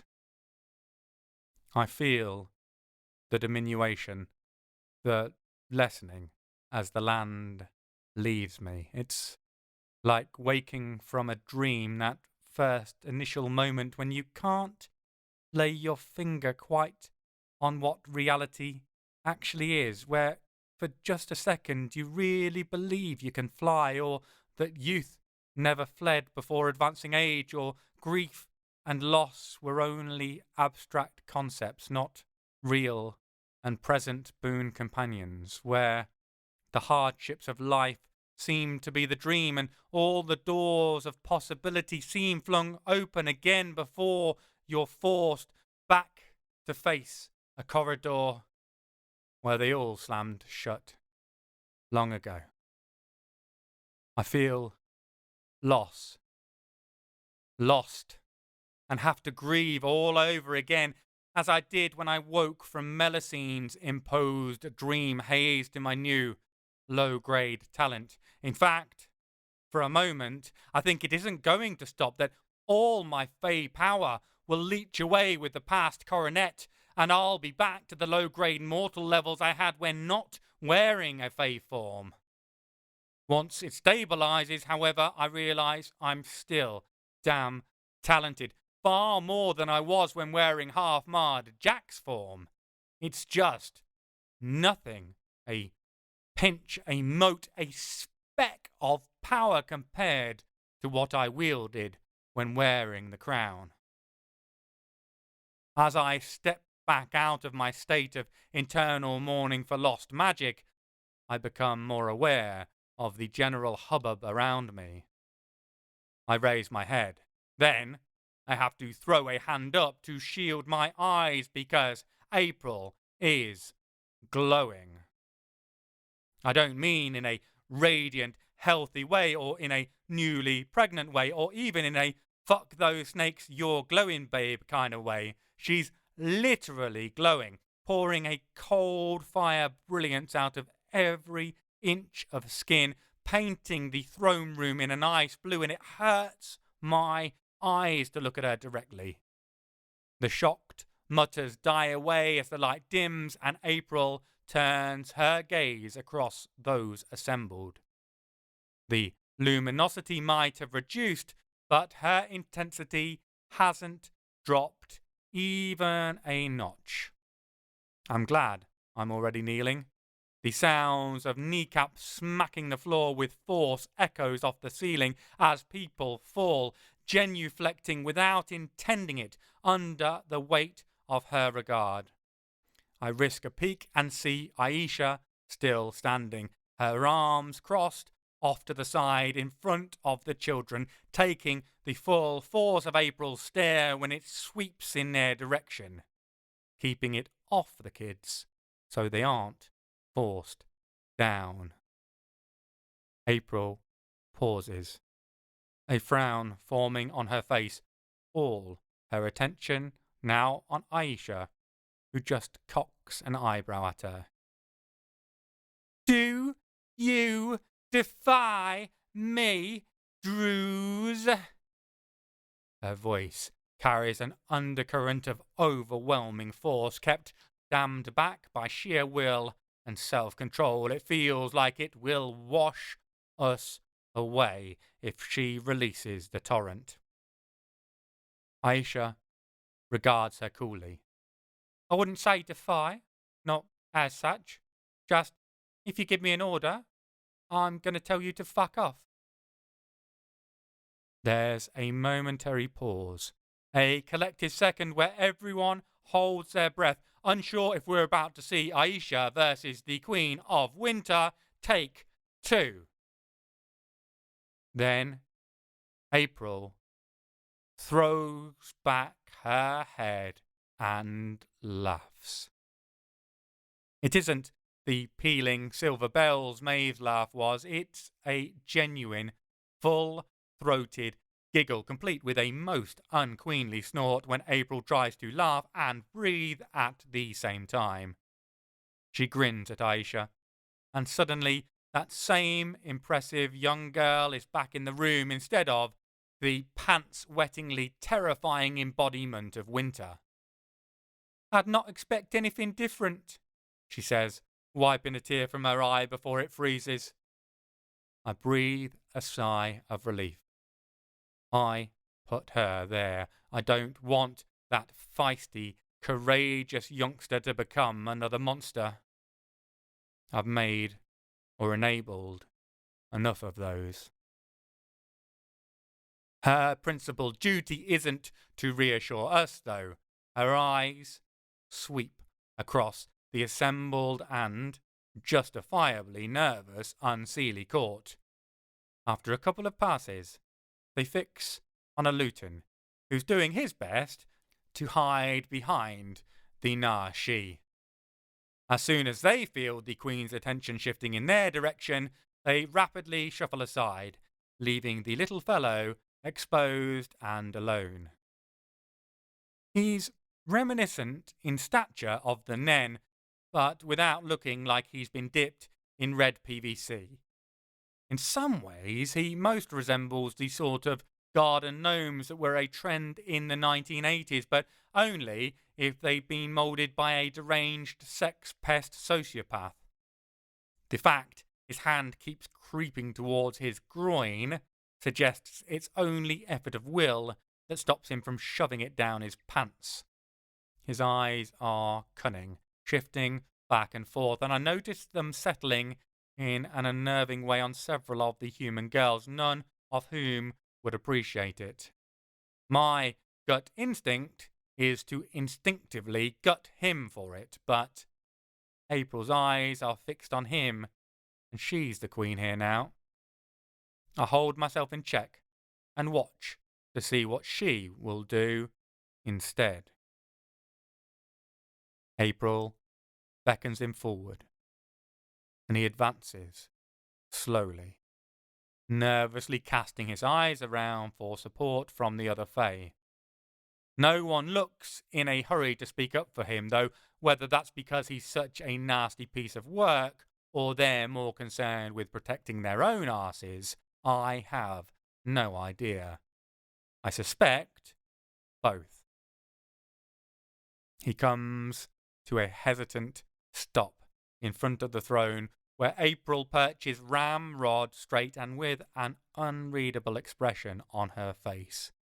The lutan shifts from foot to foot, which I don't feel really helps his case, being literally shifty, and keeps his eyes downcast. When he speaks, his voice is high-pitched and nasal, so that every word sounds like a whining excuse, no matter what he says.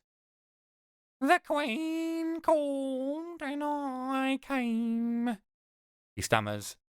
You can hear he's trying to invest his words with a confidence he clearly doesn't feel. "What service can I offer who has sworn loyalty and fealty willingly to my liege lady?"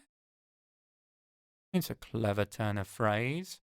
He's making it clear that he's already taken his oath, that he accepts his position, that he's loyal to the throne.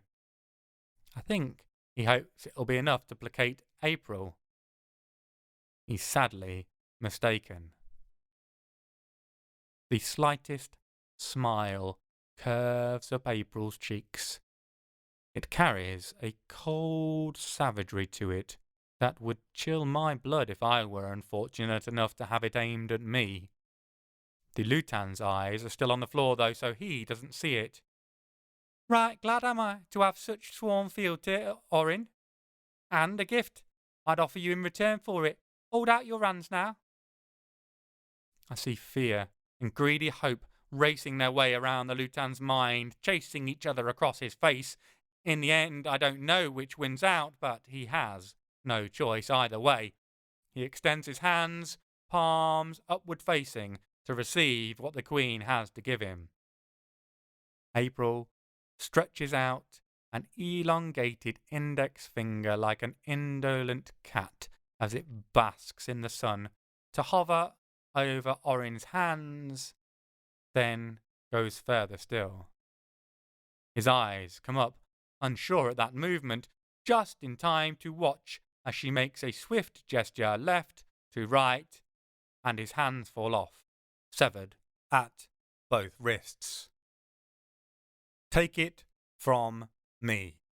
Normally, when you chop off an appendage, it's a messy affair. Blood pumping everywhere, much screaming, etc., etc.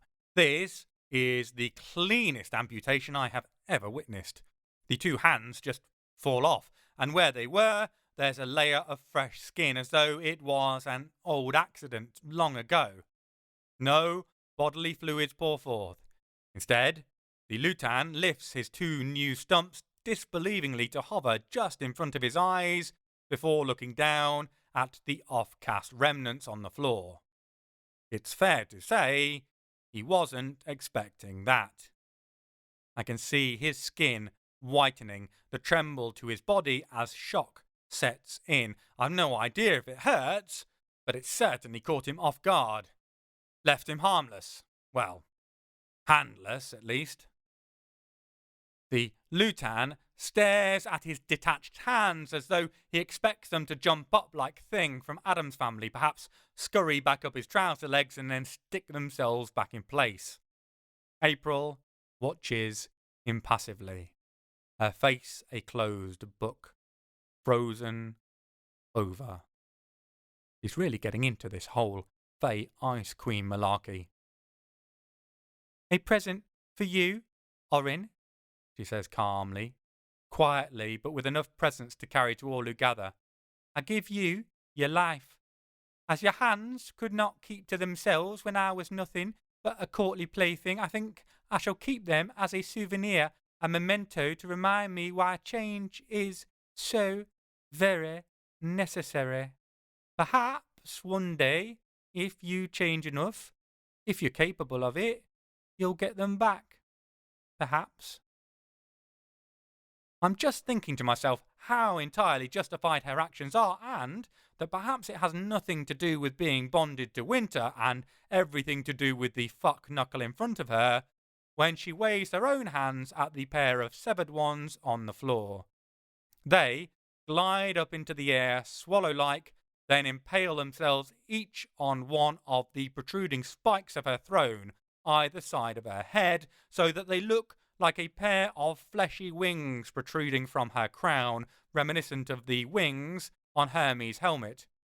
I have to resist the urge to applaud. It's a lovely piece of theatre. April raises her voice, making it clear she's addressing everyone.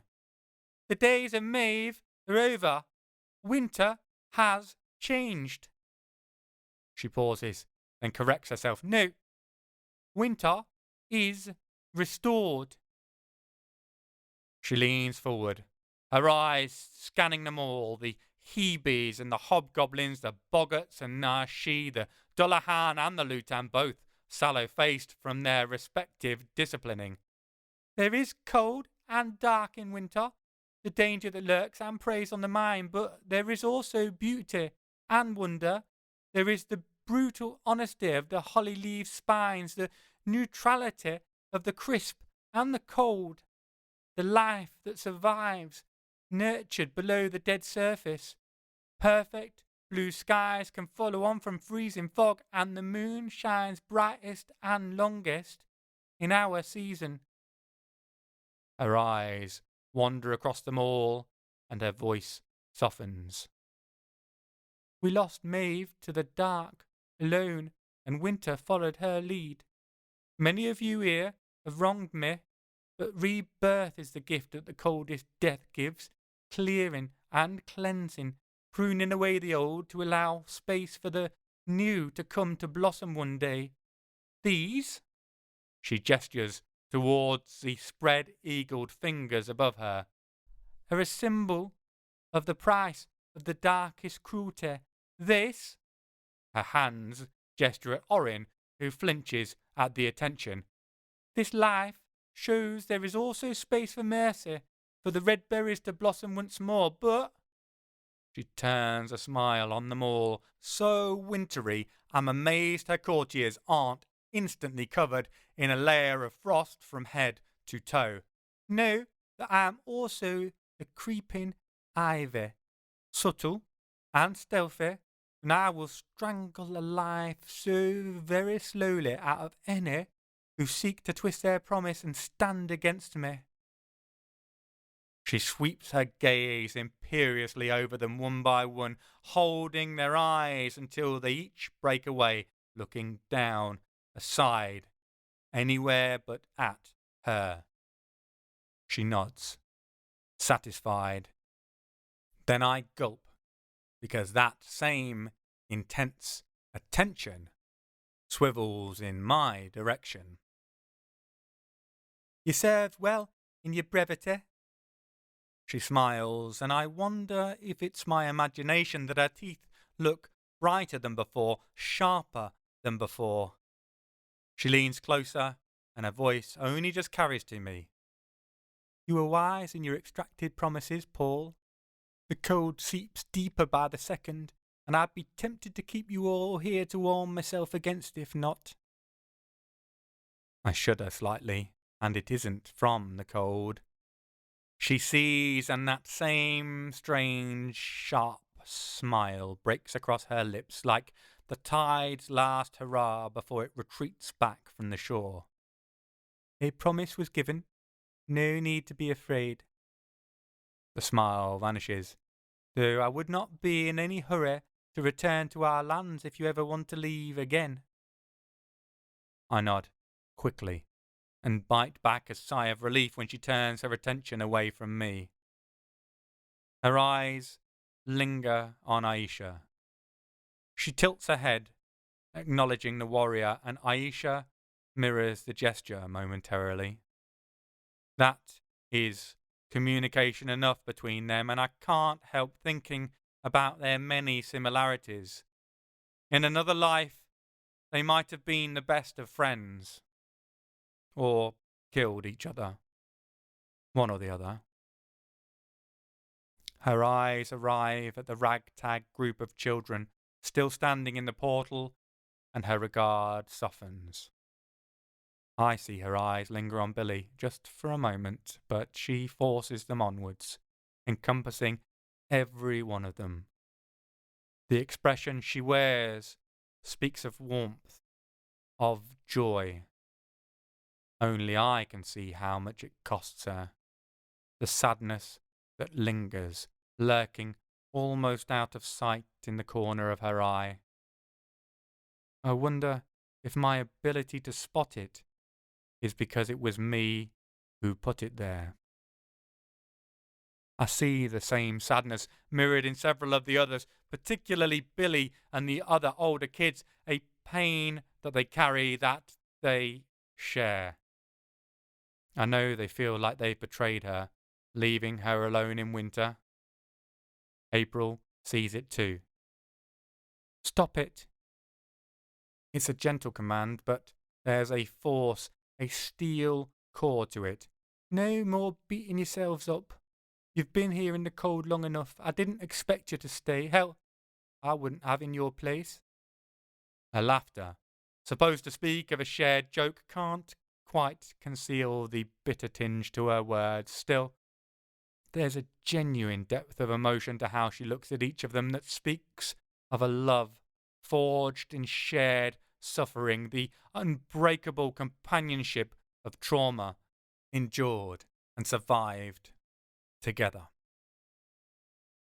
She turns her attention to the entire group. Come now, dry your eyes. You? She looks at the youngest ones, those who've only had the tiniest soupçon of a taste of winter's chill. Are going home to your families, back to your loved ones. You? She looks at her older companions, who rode out the Arctic nights side by side. Can craft new lives. Go, feel the sun on your face, and think of me when you do. She turns back to me again. Paul, I can't lie. My emotions are mixed when it comes to you. It takes all my effort to match her stare, but she merits it. I'll meet her eyes full on one last time. Still, I'm grateful that Maeve is gone, and beyond grateful for my friend's liberty. And if I'm still in chains... She waves a careless hand down the sparkling rings and robes that have formed around her, replacing her ragged mockery of courtly finery. Then, at least, I am in charge inside the walls of my prison cell. Aisha joins in. Just remember, you're not locked in here with them. They're locked in here with you. April smiles a wicked smile, and there are definitely sharper tips to her teeth than there were before. Oh, I'm well aware of that, lady. I think they're realising it too. I look around at the group of cowering Fae nobles. It brings me a grim sort of satisfaction to see the uncertainty bordering on terror that radiates from the group. Thinking about how many humans they've terrified and tortured over the years, the horrible things they've no doubt done to capture children. I can't kill them all for it. I'm not capable for a start. And they were responding to the whims of their ruler, reflecting the season's mood, bound to winter and her vicious disposition. But leaving April in charge is the next best thing. If they don't reform and change, she'll bury them deep under the frozen earth, one by one. Looking at their expressions, I think they know it too. I doff an imaginary hat at the new queen of the Unseelie Court. I think they might just be at that. And if they aren't, I reckon they'll learn soon enough. Chapter 23. Fairie, 5th of June, present day. At the end of my extended holiday in Fairie, I can give the following travel advice to those thinking of visiting. Don't. We gather in the crystal circle. April dismissed the rest of the court to allow herself space for some private goodbyes without displaying any signs of weakness to the vultures making up her new courtiers. I'm glad for her that she can have this last intimate moment. Court is going to be treacherous and terrifying for some time to come. I just hope she'll be able to change it, that eventually she'll find some Unseelie she can build trust in, some connection with. She'll need it if she wants to guard any of that spark of humanity she hopes to use to light up winter's night. The younger kids are desperate to leave, wanting to get back home to their adults to put this nightmare behind them. Aisha and I discuss it in great depth while the others are bidding their farewells. I meant what I said. Mind magic is nasty stuff. Leaving them with all their memories of Fairie is just as cruel, though. It means exposure to the talented world from very early on with no guidance, and the small, nascent spark most of them carry won't be enough to protect them when the talented world sees them too. Their best case scenario? They'll learn to live closed-mouthed, cut off from friends and family until they're old enough to come into their power and join the world beneath the one those around them know. Worst case? Loose lips lead them to the gentle ministrations of a psychiatric institute with a one-size-fits-all dinner jacket that makes it hard to hold the soup spoon or anything else. Actually, the real worst-case scenario is their talent will burn like a flare in an open field on a clear winter's night and draw hungry predators in just as quickly. So, after much umming and ahhing, we agree to wipe away the parts in Fairie. Stay with half-marred Jack. We'll leave in place. Their trauma is real, and simply slicing it away will do them no favours. They need to heal from the darkness. They don't need to remember about magic to do that. If they can't remember, it'll lock back down inside them, away until they're ready to discover it or to stay sealed away forever. Eventually, the older group finishes their goodbyes and we're ready. We still have precisely zero idea what we're going to do with them. They're all talented to some degree or other, and all of them have been away long enough that the world has forgotten about them, even if they haven't forgotten about it. Sure, we can hook them up with some fake IDs, get them back in the system, but it's going to take time. Then, they're going to need someone to train them. Their time in Fairie let them adjust to the strange way magic works here, but I doubt their talent will let them manipulate it in the same way back on Earth. They'll need guidance, teachers, and we have neither the time nor energy for that right now. Still, one problem at a time. Today, we'll get the youngsters back to safety. We can deal with the older ones after that. The moment's upon us. April's face is one of concentration. The room dims, falling into a dusky half-light, and the crystals surrounding us flicker to life.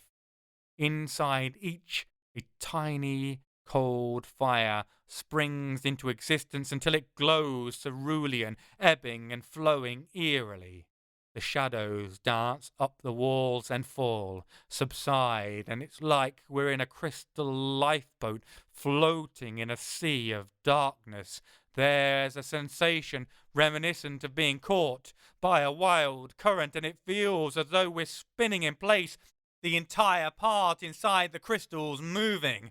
The shadows continue their strange, surging dances, so it's like I'm inside a Victorian zoetrope being spun by a captivated child. The floor tilts, seeming to lurch under me. Several of the children sit down hard and cling to one another, and my sea legs fail me, so that I join them with a stagger and a bump, tripping over the train of my dress behind me. As much as I'm sure Louis Vuitton would be ready to sign a contract in blood, offering their entire staff's firstborn children for just a glimpse of this outfit, I've already decided I'm going to ceremonially burn it with extreme prejudice the moment I can take it off. Have you ever been talking to a group and you get halfway into an anecdote when someone just cuts you off dead, and somehow no one else is shocked? The conversation pivots, and there's this sense that it's moved on, left you behind. And that shock, the suddenness of the directional shift, means you're left outside, disconnected, not able to follow. The way the circle suddenly freezes, holding in place, well, there's clearly still a sense of travel needed, of distance to complete before we arrive, leaves me similarly disorientated. I know we haven't arrived, that we can't have stopped, but somehow that's exactly what has happened, and my brain just doesn't know how to process it. Looking around, I see similar reactions from a lot of the kids, which only highlights how talented they are. They're reacting unconsciously to this 180 the magic has pulled, knowing it should go, even when it has most categorically stopped. Aisha, however, doesn't look like that. Her head snaps up, hyper alert, vigilant, although at the same time it's not like she's alert to danger. She doesn't seem worried, more wary, doubtful perhaps about which way this might go, whatever this is. The arrival catches me entirely off guard. 1 minute I'm trying with a distinct wobble to get to my feet, well, trying to both monitor the group and understand what has happened. The next, she is there. She's made entirely out of light, and I don't mean in a hologram, help me Obi-Wan, you're my only hope kind of way, nor do I mean like a translucent phantom where you can see through their pale imitation of existence both metaphysically and literally. No, she is light, solidified, like a sunbeam, plucked as it peeked through a gap in the clouds and condensed, intensified, then flash frozen, perfectly preserved. She doesn't really have a body, just a formless yet substantial column of radiance that tapers up towards the head itself, and yet I know this is a woman. She radiates feminine energy, all the strength and power combined, an embodiment of matriarchy. I can't tell you her height. She seems bigger than me. Then again, she seems bigger than everything. Humanity, the planet, life itself. Her face is featureless, a luminescent orb balanced on top of the frozen light pillar, but somehow I know she's smiling at us. There is a benevolence there I can't explain. How can I read emotion without words, without an expression? Still, I know it to be true, and it seems too correct, too pure to be some glamour like the one Melusine cast on me. Although I completely failed to spot that when she did it, so perhaps I'm not the best judge.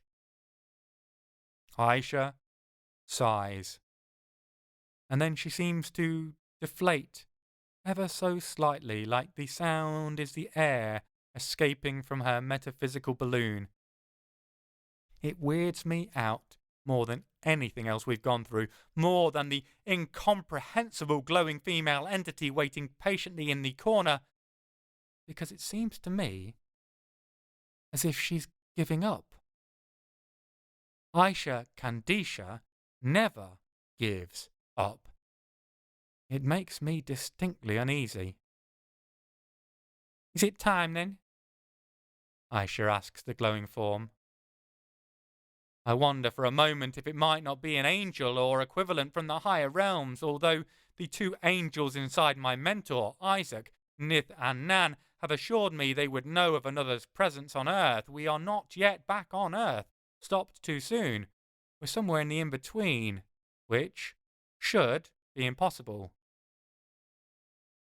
A voice, like the last echoing words of a long-dead loved one, audible but fading as one awakes from a dream, rings in my mind. No, not yet. Soon, but not yet. Instead, child, I come to offer my help. I feel the narrowing of eyes in Aisha's tone. In exchange for what? A tinkling laughter that makes me think of a determined trickle of a stream eating its way through a mountain over eons, echoes around my skull. I'm not a big fan of this talking without using our vocal cords malarkey, but I don't want to be rude either. The strange, wonderful voice speaks again. No, no trade. Don't fear, little one. I'm not after your cargo or your friend. The fact that whatever this is keeps referring to Aisha, a 1,200-year-old warrior mage, as a child and a little one is disturbing enough. That Aisha is letting the being say it without trying to carve open the light pillar and see if her insides are made of neon is freaking me the fuck out, frankly. Aisha tilts her head. There's caution on her face, but no fear still. She knows who this strange female force is. So, what help would you offer us then, White Lady? It all clicks into place, of course. This is the White Lady of the Pyrenees, the power who got Aisha through Melusines' defences, then over to Fairie to rescue me.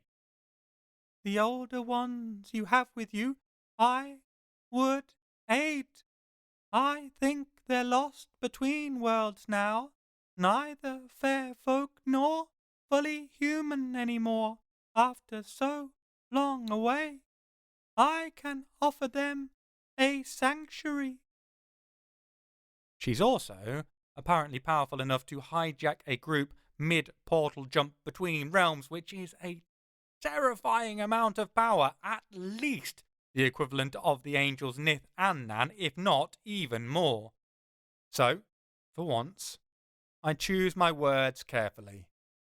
The fact I feel like wetting my pants, and officially ruining this obscenity of a ball gown in the process, helps keep me focused on being civil. If you think you're taking any of these kids, you've got another thing coming. I haul myself upright with only the tiniest teetering movement where I nearly fall back over arse over tit. Oh, thanks for the saver sending Aisha as well. See? I can be polite. The orb turns my way, and again I can feel all the emotions not expressed on her featureless visage. Surprise, pity, understanding, with just a sliver of wry amusement underneath it all. Take them, last Cathar? No, I only wish to save them. The choice will be theirs. Now, it's my turn to narrow my eyes godlike beings rarely meddle in the matter of mortals, and when they do, it is never good news. Save them from what? From arriving, of course. From putting foot on the green grass of home. I hear a sharp intake next to me and turn to Aisha, surprised. Audible expressions of shock aren't normally her wheelhouse, except in the sense of, fuck me, Paul, I'm shocked by what a complete twat you are yet again. She turns to me, her eyes hooded, her lips thinned. O'Sheen, Paul, think of O'Sheen. It takes me a moment. Then I issue out an appropriate swear. Fucking cocksucker, fey fuckers! I stamp my foot on the last word. I feel it deserves the emphasis. Billy draws a little closer to me, though he keeps his distance from the White Lady. Since we left April, I get the impression he's taken on her previous role as spokesperson. Who is O'Sheen? He mutters out of the side of his mouth, his eyes never leaving the mysterious creature or deity who has gate-crashed our world-crossing excursion. I take a moment and a couple of deep breaths to get back in control on top of my emotions. Then I turn to him. I make sure to speak loudly enough that all the others can hear. This is something they all need to be aware of to make a choice based on. Have you ever heard of Finn McCool? There's a general shaking of heads, which isn't surprising. If they were Irish, they would have. Bretons might well know of him too, but apparently the kids here aren't up on the Gaelic legends of the Fianna. I carry on. He was a famous war chief over in Ireland. He's basically their King Arthur, right down to him supposedly not being dead, only asleep in a cave somewhere until he rises to defend Ireland in their hour of need. Considering how the English treated the Irish for centuries, I reckon he missed that party though. Anyhow, there's a whole ream of an epic poem about him, his life, his wisdom, and his fuck-ups called the Fenian Cycle. Supposedly his son wrote it, who was a great poet and scribe. In fact, he's considered the greatest poet Ireland ever produced, which isn't a lightweight title to hold. His name was O'Sheen. It's weird telling this story of mythological derring-do while an even more improbable godlike creature hovers off to the side, glowing at you. I press on, though, undaunted. He was seduced by a fairy called Maeve. Her father had switched her head with that of a pig. A hand rises. It's a tall, slender girl who uses her black curls as a curtain to peer out from. She sticks close to Janie, the girl with the shattered vocal cords. The two of them seem to draw comfort from each other. They're hand in hand right now. That sounds familiar. Didn't that happen in one of Shakespeare's plays? Colour me impressed. Damn close. You're thinking of Midsummer Night's Dream. It was Oberon, and he did it to trick Titania, giving her human the head of a donkey and making her fall in love with him. Maeve's father was supposedly Manannán mac Lir, a sea god, but either way, he was a ruler in Tir na Nog, the Irish form of Fairie. It wouldn't surprise me if it is another name or guise for Oberon himself. So he got seduced by a pig-headed fairy? Another kid asks, a boy with eyes so dark blue they verge on purple. So, every fairy ever? This gets me an actual laugh. I can feel the kids relaxing all around me, whether it's that they've already escaped from Fairie and think whatever this creature wants can't be as bad as what they left behind, or the soothing effect that storytelling has on our collective communal psyche, I can't say, but they start to unwind. Considering the female entity at the other end of the circle is several power grades above Maeve, I'm nowhere near that yet. I plaster a relaxed smile across my face, so if it helps keep them calm, it's worth it. But yeah, the pig head. I turn that easy grin on each of the kids to keep them focused on me rather than the incomprehensible pillar of light woman hovering nearby. Maeve told Usheen the spell would break if he returned to Tir na nog and married her, which he did. Apparently, he then ruled there and had 3 kids with her. Then I bite my lip. He thought he was only there for a few years, 3 apparently, but it was actually 300. He pops back to visit his old mates, but Maeve tells him not to get off his horse. Lo and behold, Ireland has completely changed, as it will over 3 centuries, and he trots about confused as hell. Something happens. In most versions of the story, he tries to help move a boulder off the road from his horse, which is pretty stupid for a man supposed to be this incredible warrior poet, but what do I know? A round of giggles greets me, and give Aisha the side eye to say, "See, this is how you should react to my sparkling wit." She rolls hers at me to say, "In your dreams, dickhead." It truly is amazing, the depth of our connection and understanding. Now, though, I have to get to the relevant part. This is the bit that, despite my calm demeanour until now, I'm truly dreading. Still, it needs to be said. So, he puts his foot on the floor, right? And as soon as he does, wham! I slam my fist in my other palm. All the 300 years come crashing down on him in an instant, and he's an old man, which is pretty mad because actually after 300 years... I clam up. I was about to say, you'd think he'd just crumble into dust, but that's a bit insensitive considering it might happen to them. I tried to think of a nicer way to say it, but the older kids have already clocked why this story applies to them. The blood drains from their faces, and they aren't finding my storytelling amusing anymore. I soften my tone. So that's the story of Usheen, and the only one we've ever had about what happens to someone who returns from Fairie after hundreds of years. Billy is aghast. We'll all die instantly if we go home? I mean, Usheen didn't die instantly. It sounds weak even to my own ears. He just became incredibly ancient. I sigh. Then he died. I'm not convinced that was as helpful as I hoped. Looking at the sheer horror plastered across their faces, I'll assume not. Chapter 24. Saint-Ouen, 21st of February, 1973. Al-Ruban leans against the rough, grey wall, his hands shoved into his pockets. Have I mentioned how much I hate Nazi occultists? Yeah, I don't think anyone here is about to include them in their tribute version of the song from The Sound of Music, I say dryly. Would you mind letting us two in on what it is they're up to? Al-Ruban nods, pulling a hanky from his suit pocket and mopping his forehead. Sure, sorry. He stands up straight again. Patan's body isn't the only one they've got in there. Fuck. They've been grave robbing.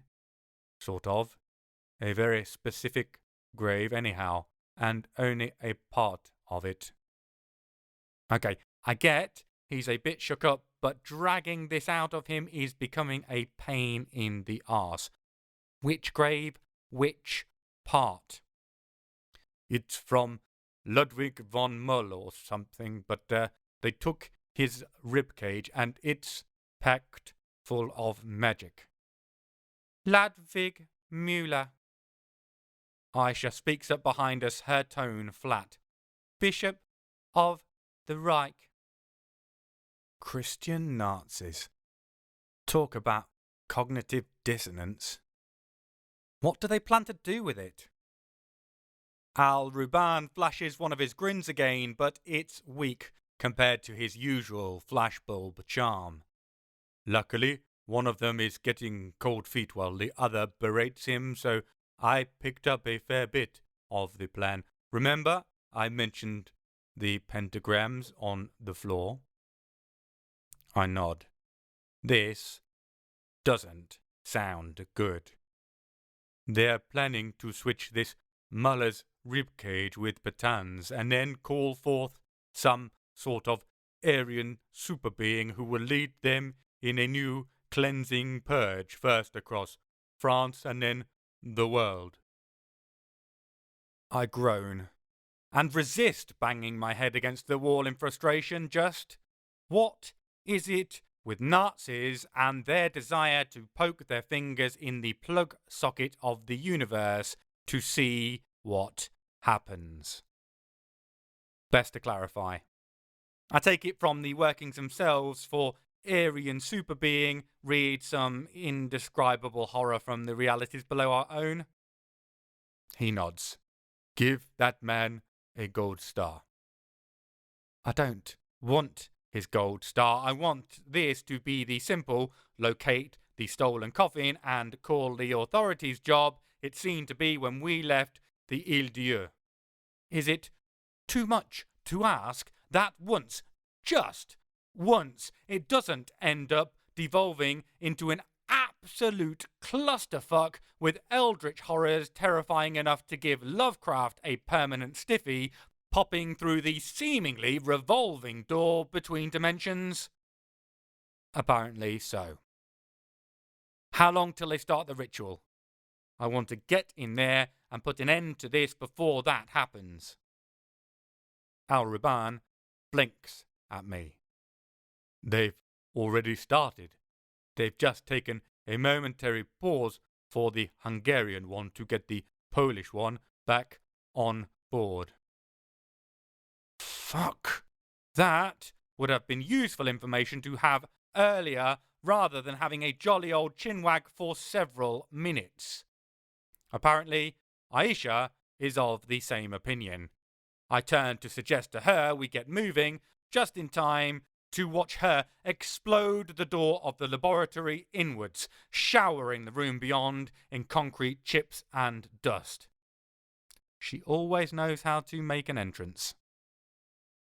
The room beyond is exactly as Al-Ruban described it. It's as if Victor von Frankenstein designed an underground laboratory instead of one exposed to the elements, then took some of the brown acid with Himmler and Crowley and just layered Nazi and occult symbols over everything. Strange machines clank and wheeze in the background. I have absolutely no idea what they're doing apart from adding to the general ambience.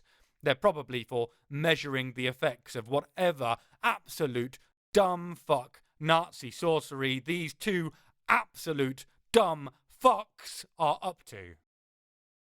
The ritual is clearly underway. I can just about see in the middle of the floor what might be an operating table with what could be a skeleton on it. It's mostly obscured, though, by the glowing circle of enormous power it sits smack bang in the middle of. The floor's covered with a pentagon encased in workings, bringing the protective barrier to life. It's a fuck ton and a half of magic, and I really wasn't expecting it from a pair of deadbeat Nazi occultists who didn't even remember to set their alarm wards. Speaking of, I can see the pair at the far end of the bunker-style room. They've set up a dais, presumably for no other reason than dramatic effect. The problem is, the ceiling is low-slung, meaning the taller of the two of them has to crick his neck slightly to the side. It makes him look deformed. His weird, slightly offset face doesn't help with that. The other is a short, rotund chap. They're both in their 40s at a guess, but he looks like he's about to keel over any day. His hair has mostly gone from the top of his head, a fact he's thought to cunningly disguise by throwing the few remaining strands dangling down the left side across the top to the right. Of course, both he and his companion, the great hopes of the Aryan race, have brown hair. What little remains of it in his case anyhow. I point at the taller one who's doing the Quasimodo impression. You're Igor, I get it, but you? I point across at the shorter one who looks more likely to be building model train sets than chthonic chambers. You aren't Victor. Loser von Frankenstein, his even shittier brother perhaps? The two of them stare at us agape. My creative wit has that effect on people. I look around and realise Aisha has pulled her swords and is looking at them with bloody murder in her eyes. Okay, it might be more her than me. Eventually, the shorter one finds his tongue again. Who are you? What do you want? His accent is thick, almost Germanic, but farther across into Europe. If I've not missed my guess, this is Gabor, the Hungarian. We're the Shady Lair inspectors, part of the completion of the Grand Nef 3-year checkup. Make sure all the weird Nazi hideouts with concealed entrances are up to scratch. I mime examining an imaginary tick board. You just carry on destroying the universe, we won't get in your way. The tall one, Casimir if I'm right, can't get his head around this. Even with his eyes on a diagonal angle, I can see how hard he's working to digest what I said. More fool him. I rarely know myself. Gabor isn't so easily confused. He's doing an incredible impression of someone turning into a tomato, though. His face is a beautifully virulent shade of bright red. You bastards do not know who it is you are messing with. I glance over at Aisha with a chuckle. Oh, look, he thinks we should be afraid of him. I turn back to him and put on a nasal redneck drawl. See, what we've got here is failure to communicate. Some men you just can't reach. I stop and think for a second. Oh wait, yes I can. I lash out a tendril of force like green balefire. There's been enough clever magic and creating spells ad hoc. I just want to throw down some brute force and ignorance now. It hits him in the chest like a ton of bricks, sending him flying from his pretentious little dais and smashing into the wall, crushing his ribcage simultaneously. By the time Casimir cranes his neck around to track his friend's impact, then swivels back to us, he discovers Aisha's wakizashi sprouting from his midriff. Oh, he says, which is all we ever hear him say, because Aisha shoves her katana blade in through the roof of his mouth and straight into his brain. 2 seconds, and we've cleared the room. I look askance at Aisha. Well, that was easy, I say. This, as I should well know, is a stupid thing to say. A cough from Al-Ruban draws my attention in his direction. Ah. He points at the magical circle surrounding the mix and match skeleton inside. Is it supposed to be doing that? The power in it has tripled, quadrupled even maybe. It blazes with a deep, dark red that speaks of blood and hellfire and other such cheery prospects. It was present before, sure, but now it feels alive. On the other side, something is coalescing, something that carries more metaphysical weight than anything I want to tangle with. A broken, phlegmy cough of a laugh sounds from the far wall. I turn to where Gabor is wheezing away. He doesn't look too far from death. Not something I expected him to find funny. You're all doomed now, he splutters, his teeth stained red in his mad rictus grin. Ah, deaths were... They were the final component. Poor old Cass, he was losing his nerve. Thanks to you, he didn't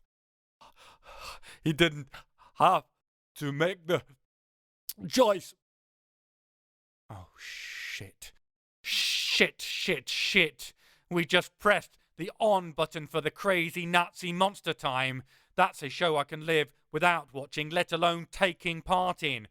I stride over and drag the dying man back up the wall. How do we stop it? I shake him. How? He coughs and spits blood in my face. You can't! There's no stopping it. Once we die, there's no way back. The Superman will come. The cleansing will begin. The alien race will rise again. Rise again? I shake the fanatical maniac harder. Rise again? You never stopped rising! If you never taken a moment from stepping on the heads of everyone else to get even higher up, you might have realised that. How do we stop it? I'm practically shouting now, but it makes no difference. Even at full volume, he can't hear me all the way down in hell. At least, that's where I hope the dead son of a bitch has gone, if the place exists. Fuck! I swear, and turn back just in time to see the magical circle burst into even greater power. Fuck! The presence behind it is solidifying, becoming ever more real, ever more here in our world. I fling my talent at it, but the circle just absorbs it, soaking it up, adding it to its own. That's not the effect I was looking for. I look at the others. If anyone has a genius idea how to shut this down before an unnamed, unknowable, psychopathic evil tears its way into the world, now would be an excellent time to speak up. I'm greeted by an overwhelming chorus of absolute silence. Fuck! Chapter 25. Somewhere, somewhen, present day. If any giant, poorly concealed allegorical lions rock up, I shall be very put out. They know the score now, at least. The next part is finding out what exactly this weird entity is offering in terms of saving them. The fact she makes me trust her so completely worries me deeply. If there is one thing my recent adventures have taught me, it's that if something or someone seems one way, they're probably entirely the opposite. Except for the Tarrasque. He's exactly as much of a twat as he seemed when we first met. Fucking Tarrasque. I turned back to the White Lady. So what is it exactly that you're offering to do for these kids? I feel waves of concern tinged with love come washing off her, and I know she's looking at me with sympathy and pride, which still feels utterly weird when she doesn't actually have a face. It's messing my head up a bit. I will take them to another world, one where they can live. I notice an important omission. Safely. The White Lady shrugs without moving, which is both obvious and impossible. As safely as they would have lived back on Earth. There are no guarantees in any plane of existence, but they will be free, and they will not age instantly and die. Why did you let us take them from Fairie in the first place? I demand, feeling my anger rising. At least there they had April. It was a new start. Again, I'm hypnotized by the sympathy washing from her, the benign tolerance for my temper. I didn't let you do anything. You came to the portal. Here, between the worlds, I can help you. There, I could not. Anyway, ask them if they really want to go back to the eternal frost. I look over at them. None of them meet my eyes. I guess they feel ashamed that when they can't go back to Earth, they still don't want to return there, back to April. I don't blame them. It will be the only April they ever get. And they've been through a winter full of a lot more than discontent for decades, even centuries. Aisha catches my eye and tilts her head back just so. It's a slight gesture, but enough to tell me she trusts this being. I sigh. End of the day, it isn't my choice. Doesn't sound like much of a choice at all. Okay, you heard the lady. All the younger kids, we're going to get you home, back to your parents. The white lady touches my thoughts. I will help you with what needs to be done with their remembering. I'm torn by that. I don't like the idea of messing with people's memories at the best of time, and, well, fucking with your head is a specialty of Fae magic. I don't feel confident in using my Fae power yet. I'm also not entirely ecstatic about letting weird, luminous, uber-talented otherworldly beings poke around in young human minds. Need to put that to the side for now, though. The entire ensemble is looking at me, wide-eyed.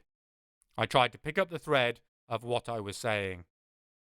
Young kids, the ones just taken, no problem, straight home. You've only been gone a few months or so? I direct the question towards the white lady and heave an internal sigh of relief when she, again, does the weird nodding without moving thing. Considering the whole 3 years to 300 thing that happened to Usheen, I was a tad concerned how much time might have passed on Earth. A few months, okay. We'll put together a cover story to explain what happened, but we'll deal with that after. The priority for the moment is you lot. I gesture towards the gathered group of teens. There's a momentary wave of guilt when I realise I only know 2 of their 19 names. I suppose fighting for your life against the Unseelie Queen is a pretty good excuse for a temporary lack of manners, but still, these kids trusted me to get them out. And now it's all turning to shit, and I don't know the first thing about them. It feels like a poor show, considering the choice I'm about to give them. You've heard the story of Usheen, and you've heard what the white lady said, I start, but Hair Curtains, as I've started to think of her, raises her hand and interrupts again. Who is she? The fact she asks at full volume and without looking entirely terrified is testament enough to the foolhardy, insolent courage of youth, even if the person in question has been young for a very long time. It's a justified question, though. I give her an equally blunt, honest answer. No idea. The white lady as a concept is worldwide. No one knows if there's one white lady or an entire football team of incomprehensible deity-level entities kicking around the globe. I shoot a glance over at the white lady in case she wants to enlighten us, but all I get back is a sense of indulgent amusement. Doesn't look like any answers will be forthcoming. Generally, she's believed to be a guardian of the portals between worlds. Some people have sought her out, seeking to journey into other realms. Most of those have never come back, but those few who have were clear that she's honourable, if unfathomable in her dealings. If she accepts a bargain with you, she'll see it through. Anyone's failure to come back was on their heads, not hers. I don't think me telling them I know next to nothing about the lady is exactly reassuring, at least based on the hardly concealed panic I see washing across their faces. As I search for the words to calm them down, Aisha speaks up. You can trust her, she says, her tone flat but firm. Her eyes cut across to the white lady, but there's no fear or anger there. Maybe the slightest hint of regret, but nothing else. She isn't afraid. That does wonders for calming down the group. Hair Curtains continues to show more chutzpah than you'd think, given she's using her fringe as a shield. How do you know? It isn't exactly rude or exactly challenging. I think even the rashest teenager would hesitate to be brusque with Aisha after seeing what went down with Maeve. Still, she wants more information. Aisha looks at her impassively. There's no menace to it, though. Made a deal with her long ago. Always honoured it up till now. Although I know she made a deal with the White Lady to save me from Melusine and again to get into Fairie, this long ago mention is news to me, but I can't even claim to know more than a smidgen of her past story. Long ago might mean 10 years or 200 or 1,000. I've not got a clue, nor does she owe me the story. If she feels it's important, she'll tell me. I trust Aisha implicitly. Considering what we've just been through, I'd be a fucking ingrate not to. Trust her, she says again simply, and something about the force of her words, the utter certitude that they carry, does the job. The teenagers move away from internal debates as to who the fuck this glowing woman is, and instead discuss amongst themselves what they might want to do. It rapidly becomes clear none of them is in a hurry to go snowboarding soon, as much as they all miss April. Everyone concentrates on the terrible times before, on all the things they hated about the Unseelie and the Winter Court, but there's more to it than that. I see it when April's name comes up. Eyes slide away, jaws clench, fingers flex into fists and back. Her name doesn't just bring up fond memories or abandonment guilt. They saw how she changed, how she handled the lutan. Her name now sparks those same fight or flight mechanisms centuries in Fairie honed towards fleeing. They're scared of their old friend. I'm just glad she isn't here to see it. However understandable it is, it would break whatever's still human in her and freeze her heart completely. I'm glad she'll get to hold on to the memories of their friendship rather than their fear. It's Aisha who swayed them, though. Without her, they might have decided the misery they knew was better than the utter unknown. Her vouching for the White Lady tips the balance, and a short while later, they reach a concurrence. All of them are ready to go. They stand together, nerves visible in leg tremors, in fidgeting hands, in fingers moving back and forth along the forearms like fingering a flute. Still, they remain resolute, determined, unified. There are worse states to be in before heading off to explore strange new worlds. Boldly go, and all that. The White Lady radiates love and pride towards the group. She is like the incarnation of later motherhood, once the immediate weaning and walking and constant threat of death by anything has passed, when the hormones are on their way out and responsibilities are on their way in, and the wings are unfurling little by little to catch the currents of life. I guess it means she won't be there to kiss their boo-boos and stick a plaster on them, but she'll be cheering them on from the sideline. I just have to hope that will be enough. She turns and makes a gesture without moving because, of course, she does. Behind her, the darkness beyond the crystals parts like Victorian theatre curtains on a pulley, and greenery shows there. It looks like a meadow, grass or something very like it covering the ground. Birdsong carries through with the smell of fresh, clean air and the warmth of a day where the sun has ejected every cloud out of the sky to make it brilliant and unblemished in its blueness. Billy grins, his teeth gleaming as they catch the sun's rays, and the others mirror his expression. I wonder how long it's been since they've felt warm. Probably since they got taken from Earth, at a guess. The 19 of them file through the gap.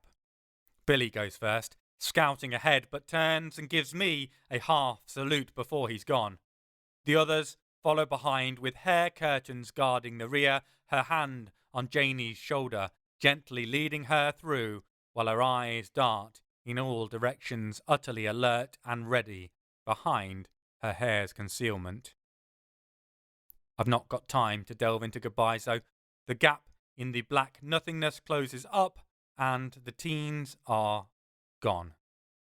I turn my attention back to the White Lady. You best keep them safe. Is there anything more ridiculous than issuing ultimatums to someone who can literally rip holes in dimensions and intercept people travelling through the in-between? I try to sound confident and threatening, even if I feel like a preschooler squaring up to a professional wrestler, challenging them to go 3 rounds. Again, the dominant emotion I get from her is amusement. Why would I do that, Cathar? I look askance, first at her, then at Aisha. You took them from us. They're your responsibility now. I did not take them.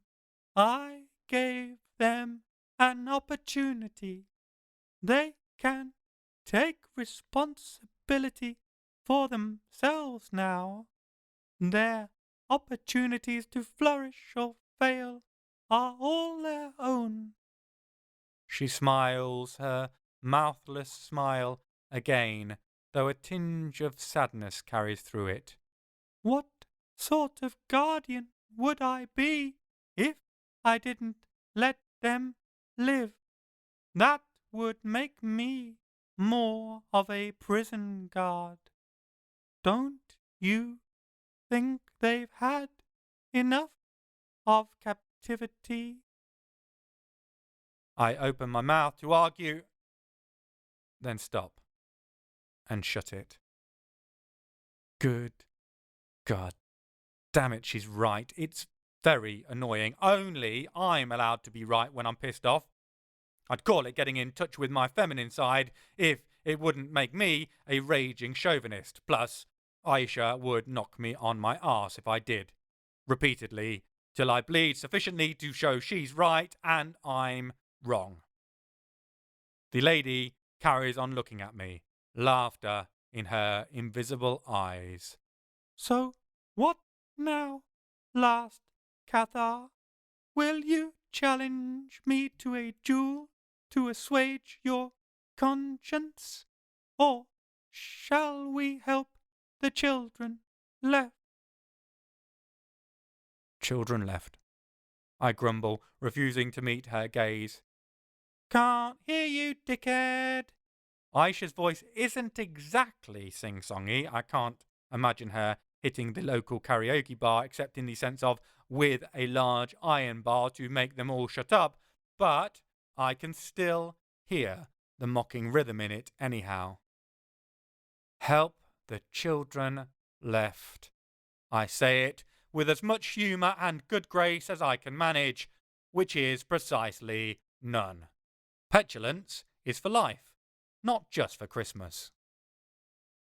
The White Lady turns her attention towards the group of youngsters. They're even closer to each other, and now the older ones have gone, they all look on the verge of panic, the last vestige of safety they had during captivity having been stripped away from them. Now, they're stuck with two blooded strangers, one of whom is wearing the body of the evil bitch who had them kidnapped, as well as an otherworldly being that anyone in their right mind would find categorically terrifying. Considering their own experience of otherworldly has been trauma and terror, I don't think the White Lady's presence is helping them to relax. But she reaches out to them, her luminous aura surrounding them, and their terror and fear sluices off their features. Brows smooth, and the stigma that ingrained itself into their eyes, their cheeks, their souls, washes away. Their eyes stare away into nothingness, vacant, no longer with us. I'm not sure what they're seeing now, but it's not the here and now, but neither is it the horrors they've just lived through. That'll have to do for the moment. What will they remember? I need to know. It won't be my responsibility. We'll hand them off to the authorities. Let them deal with it. Even so, I need to know. Part of me will never forgive myself for not having stopped Jack sooner, centuries sooner, even though realistically that would have been impossible. If Gwendolyn didn't know what he was up to, how were we supposed to find out, especially considering we all thought Maeve had stopped stealing human children? Plus, April's kidnapping shows someone was active on the Queen's behalf prior to Jack's employment in her service, and had we not dealt with Maeve, doubtless someone else would have stepped into his shoes afterwards.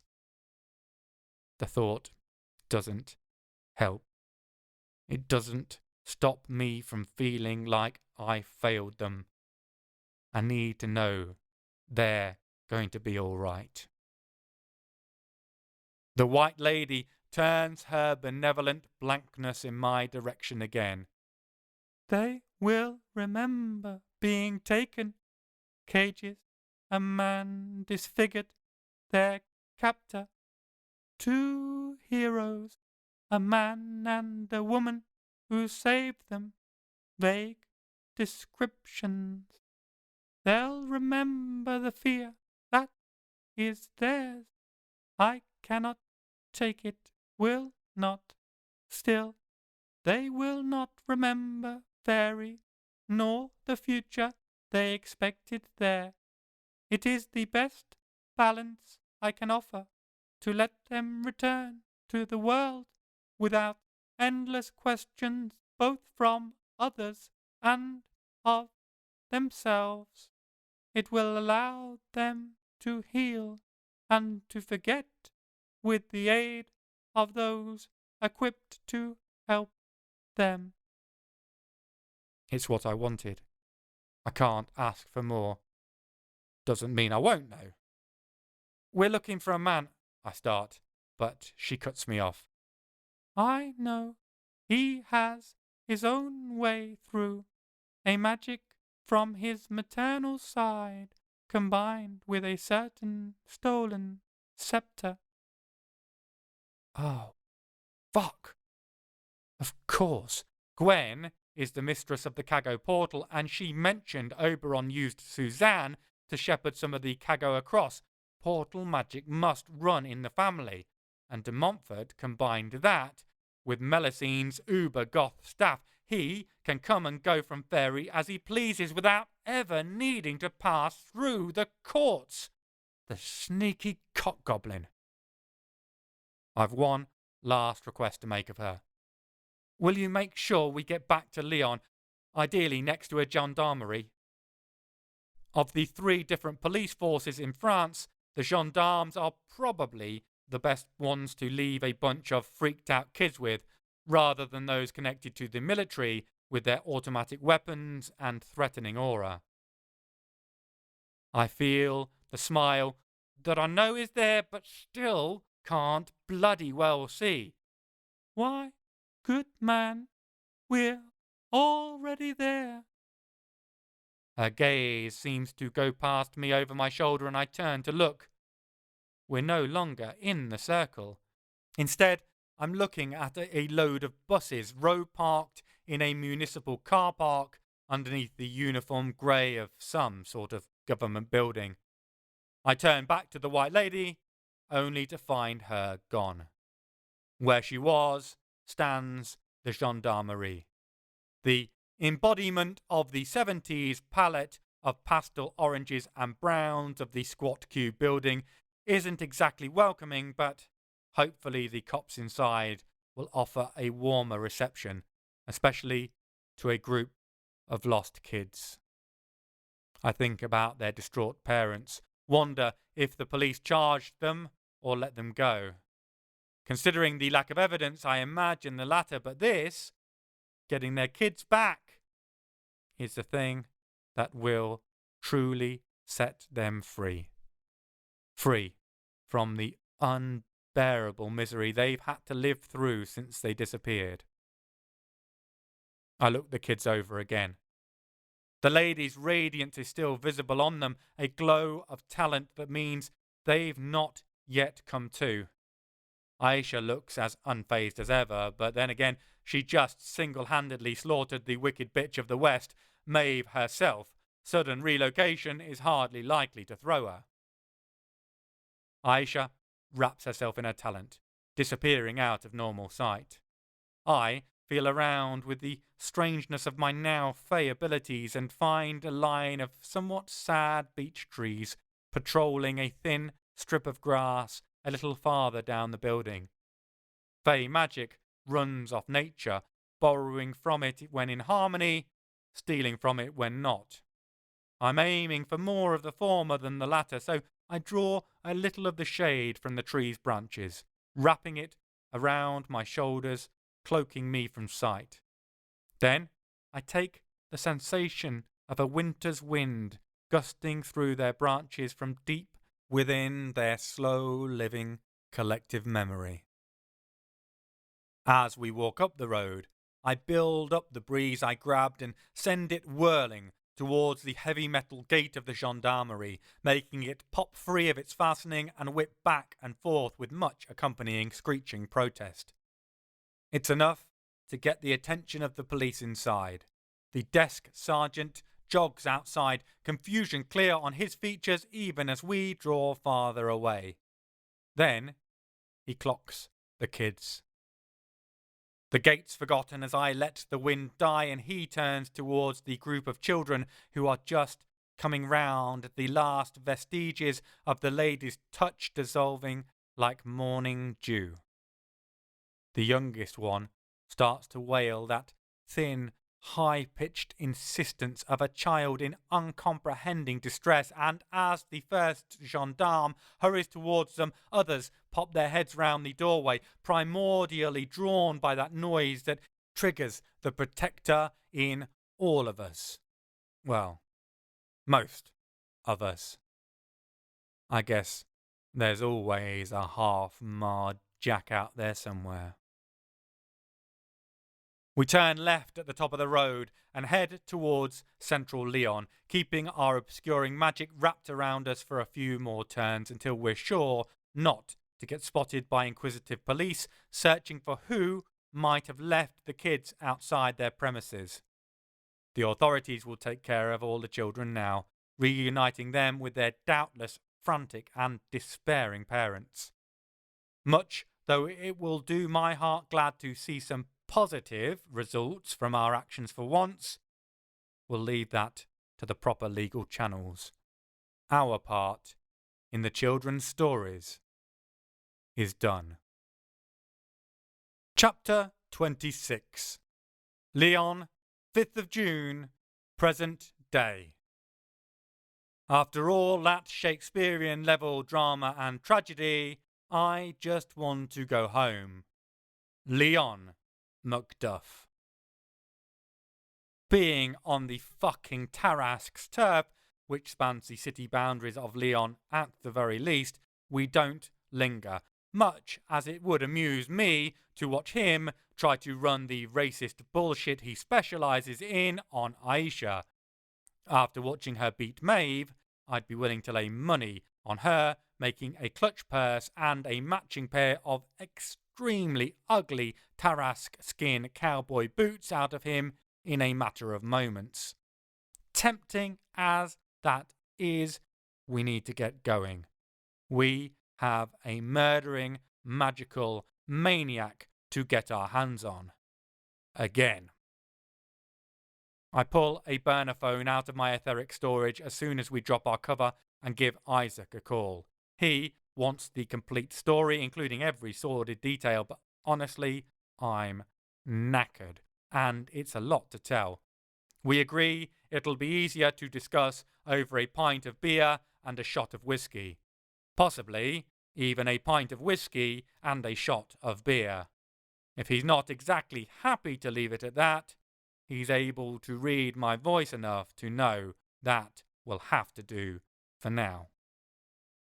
Isaac tells us he's had the call that his Tesla is back up and running, it having been previously damaged by the Tarasque, and he's expecting delivery in the next few days. He offers to give them a call and organise for us to pick it up instead. Unsurprisingly, the small town of Vienne, where the incident happened, doesn't have an approved Tesla garage, so it's already in the centre of Lyon, where it was towed so it could get the required pieces to replace those melted by the Tarasque's phlegm. We flag a taxi to the address Isaac gives us, and by the time we arrive, Isaac has already called and smoothed out any concerns they might have had about handing over the expensive sedan to us. Isaac's charm is astonishingly effective even at a distance. If I'd tried it, they'd have wanted 1,000 release forms signed in triplicate. We drive up and over Faerie Hill, past the Basilica, the 4 monumental cross-tipped spires guiding us as we mount. You can see why the locals call it an upside-down elephant, its Gothic feet waving in the air. I feel like waving too when we cross over the ring road out of Lyon, waving goodbye to all the recent memories that have left foul tastes in my mouth. The fact it means we're getting farther and farther away from the fucking Tarasque is a bonus too. We head northwest before turning more westerly, following the A89 in the direction of Clermont-Ferrand and the massive Centrale, the mountainous central part of France. Shaped by volcanoes, but cut off from the Alps by the slicing presence of the Rhone, it's a gentler, more pastoral scenery than the rugged mountains towards Switzerland. Aisha takes the wheel when we stop for coffee about an hour along the motorway, and I don't argue. When we get back in the car, I've just about enough time to wonder how long it's been since that last night we slept in the wilds of Fairie before I'm gone. Dead to the world, fast asleep. When I wake, it's night time, and the dashboard's purposefully dulled glow is far more in tune to my mental state than the brightness of the headlights.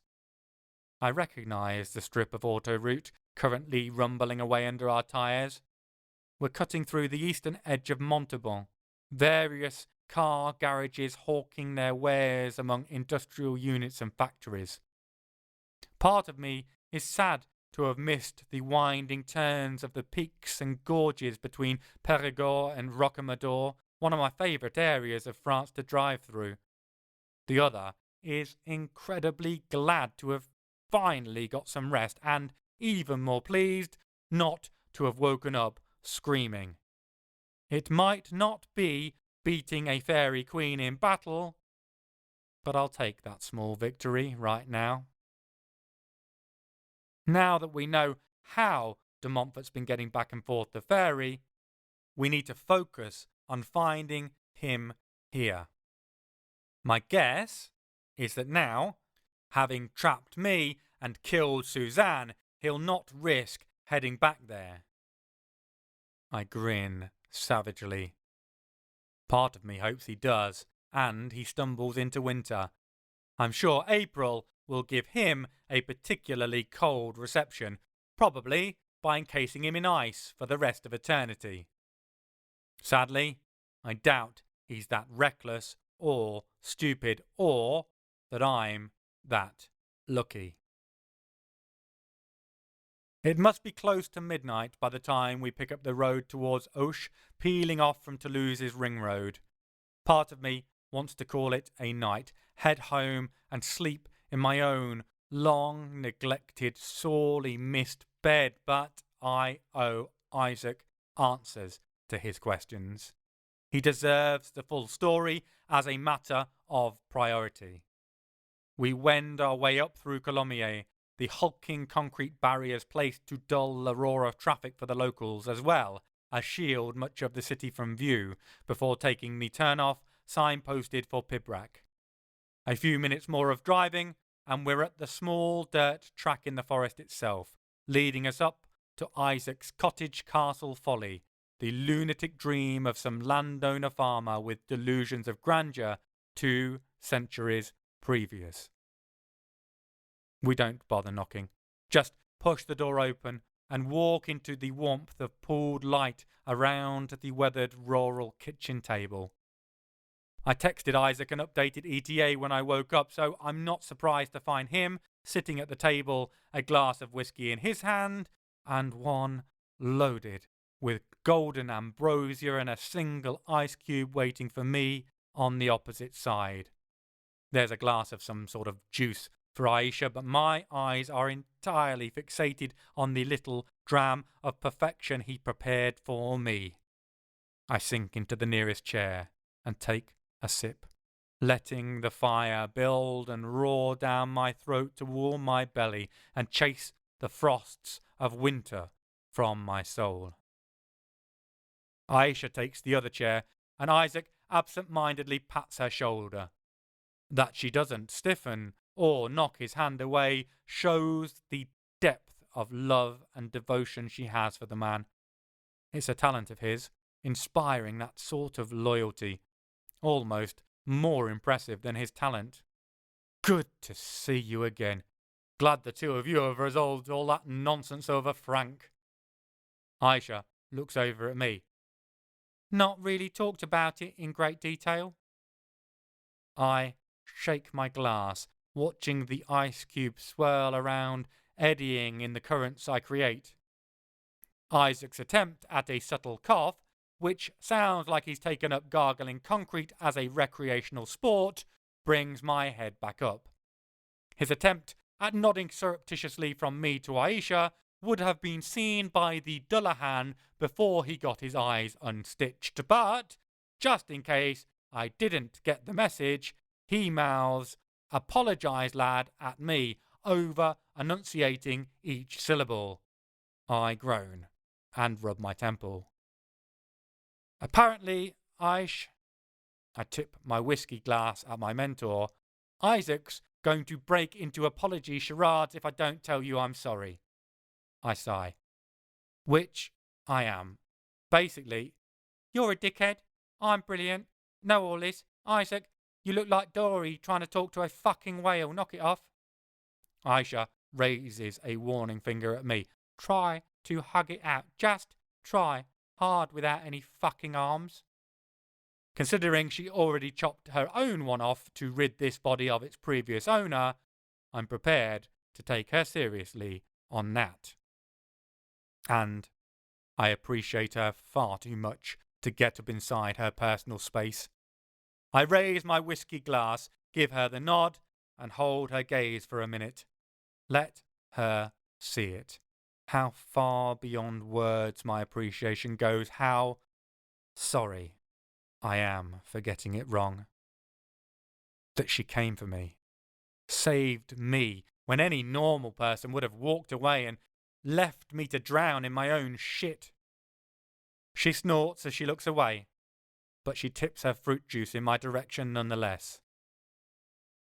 Thanks, Aish. You're the best. Always have been. Always will be. Isaac smiles. Brilliant. About bloody time too. Anyhow, sounds like you've got quite some story to relate. Let me just make sure Jacob is listening. His gaze goes blank for a moment as he turns his attention inwards, talking to his brother, who resides in his body along with the two angels they've each bonded to, Jacob to Nan, Isaac to Nith. Then he's back. Right, we're both paying full attention. Let's start from the beginning. What happened once you went through the portal? Did your bloody lunatic suicide vest plan actually work? So I do. I go right back to the start. I tell him about arriving in Oberon's court, blagging my way out with my dead man's switch, about tracking Suzanne and my supposed son across the wilds of Fairie. When I get to Suzanne's death and Simon's big reveal, I have to stop for a minute. Huge tears splash down Isaac's cheeks. The poor lass, he murmurs. Horrible. Just horrible. I am sorry, my dear boy. We both just... I can't, lad. I don't have the words. My own eyes feel hot too.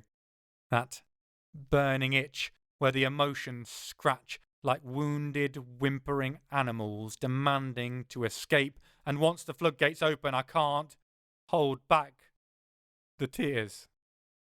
The anger, the incandescent rage again at Simon de Montfort for what he did is still there, but it takes a back seat. This is a moment for the grief to flow, for me to mourn properly, for my twice lost wife, the only woman I ever loved, for a child who was never truly mine, and for the dream that died at the same moment Suzanne did both times. For evaporating fancies of lives lost before we could live them, and for pain that outweighed hope for hundreds of years, has dragged me down and made the taste of life turn to ashes on my tongue. I weep for everything and everyone that a vicious, hateful man took from me, for all the hurt he gave to so many people to satisfy his own vindictive nature and further his own dark schemes, for those 2,006 victims, especially those extra 6. Isaac stands and holds me, and I bury my head against his chest and pour my heartache out in soundless, gasping howls. I lament love and dreams left unburied, and in doing so pay tribute to them, to their weight and worth, and unburden my soul in the process. By the time I calm down, I feel lighter than I have in the longest time. It reminds me that what with rescuing stolen kids and letting go of some of my own tight cradled darkness, I need to do some serious sinning soon to put a bit of weight on my soul again. Between Suzanne's loss and my time in the cave, I'd have happily walked away from this painful mess of an existence at various points during my horrendous sojourn in Fairie. Now, I've done my grieving, though. I don't wish to disappear into nothingness on my next death, which might happen if my soul becomes too clean. That makes the next step perfect for me, as the next step is bloody vengeance. You need to tell Gwendolen, lad. Isaac's words are soft but firm, or else I can do it if you prefer. My breathing has calmed, stopped hitching, and I shake my head. I'll call her. I owe her that much. Isaac dials the number and passes me the phone. It connects after a couple of rings. Rabbi, did the idiot pup make it back yet? The words are harsh, but I wonder if I imagine a tone of concern behind them. I did. I'm here now, Gwen. Considering the news I have to give her, I'm not going to give her a hard time for the name-calling. She can have that one. Silence holds for a moment, and it breaks my heart all over again, this time for her. Because I know what that silence feels like. The instant before a momentous question is asked, when a definite and final answer will be given, a last blissful moment of ignorance, of potential, where the world might still hold the response you want it to give. But such a moment can't last forever. She asks the question she needs to. And Suzanne? I swallow. She's dead, Gwen. The bastard killed her when I tried to get her away. I'm sorry. Inadequate words. But how can language stand up and bear the weight of giving such news to a parent? It feels like reality itself should crack and crumble before the heaviness of delivering such tidings. I hear the hitching gulp, that tiny swallowing intake as she struggles to grasp the unbearable load that just became hers to shoulder forever. I give her a moment, space to allow it to seep in enough that she knows the truth. Whatever she wants to know, I'll tell her. When she does speak, it's simple. Did he pay? Not yet, Gwen. But he will. We're after him, and he'll pay. I swear it on my soul, Gwen. He'll pay for what he did. Make sure he does, good man. You come and see me when he has. I'll take the full tale's telling when you can give me that ending. For now. Her voice quavers, cracks. She swallows, then comes back. For now, I'll find him for you. Ah, yes. Luckily, even in her grief, in the throes of the loss of her child, Gwen can think clearer than I can. It didn't even occur to me, but he wears a Cago's body. Thanks to Oberon's gift, Gwen should be able to track him down. Sadly, the emphasis is on should. Her voice is cold fury, dripping with frustration when she speaks again. I can't find the prick. You're sure he's on Earth? According to the White Lady, he is. A shrill noise distorts the tinny speaker, ear-piercing enough that I have to pull it from my ear. It's only as it fades that I realise it's Gwendolen screaming in frustration. I hear her take 2, 3 heaving breaths. When she speaks, her iron self-control is back, her will imposed once more. He's blocking me somehow then. I can't detect any additional cargo, any outside those I already know and watch. I can imagine how much that pisses her off. A curse of a gift, and the one time it'd actually do her good to allow her to track down her daughter's killer, it doesn't work. Typical Fae present. I suppose I shouldn't be surprised. De Montfort has been ready for every potential threat up until now. He would have known about Gwen's gift. Of course, the cunning bastard has come up with some way to nullify it. It doesn't matter, Gwen. It's weird to be reassuring her. A powerhouse of a woman. I still think she needs that right now. There'll be other ways to find the fucker. You come see me after. Promise me that. I know what she's asking. Kill him and survive it to bring her back his metaphorical pelt. I promise, Gwen, the story's ending will be yours to have. That'll do for now, Paul. The phone goes dead. I didn't think my heart could hurt more, thinking of my dead love. Turns out I was wrong. I take a moment, sipping my drink and letting the pain wash through me.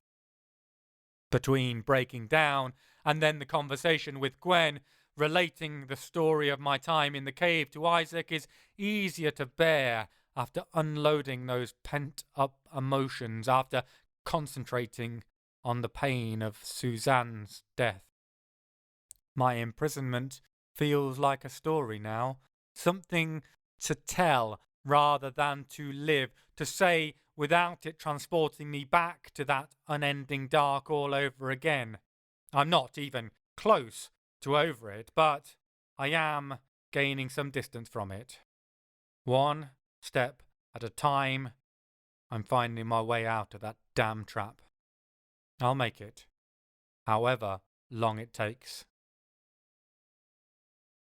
After telling of my reunion rescue with Aisha, I whip through the battle with the wolves and, the Nain Rouge's useless help, hurrying along to the rescue of the kids. Now, it's Isaac's turn to shed a few tears. He wipes them away with the cotton hanky tucked in his breast pocket and murmurs, "Bless you. Bless you both for that," when I tell him we got them out. I take the time to give Aisha's battle with Maeve the dramatic retelling it deserves, and Isaac's eyes grow rounder and larger. He scoots to the edge of his seat, enthralled. If he were a nail-biter, I doubt he'd have a cuticle left, even knowing how the story must turn out, considering we're both here, sitting in front of him. When I tell him of the iron filings of Aisha's genius plan, he leaps to his feet, his chair skidding backwards under his enthusiasm, and bursts into rapturous applause. Chapeau, lass! Incredible! Bloody incredible! A battle for the songs of the bloody Valkyries, that one, my goodness! It takes quite some time to get him to calm down and sit again. Aisha rolls her eyes, but I see their slight crinkle. And if I didn't know better, I'd say she has a small glow to her cheeks. She loves Isaac as much as I do, and even Aisha isn't immune to his charm or unappreciative of his praise.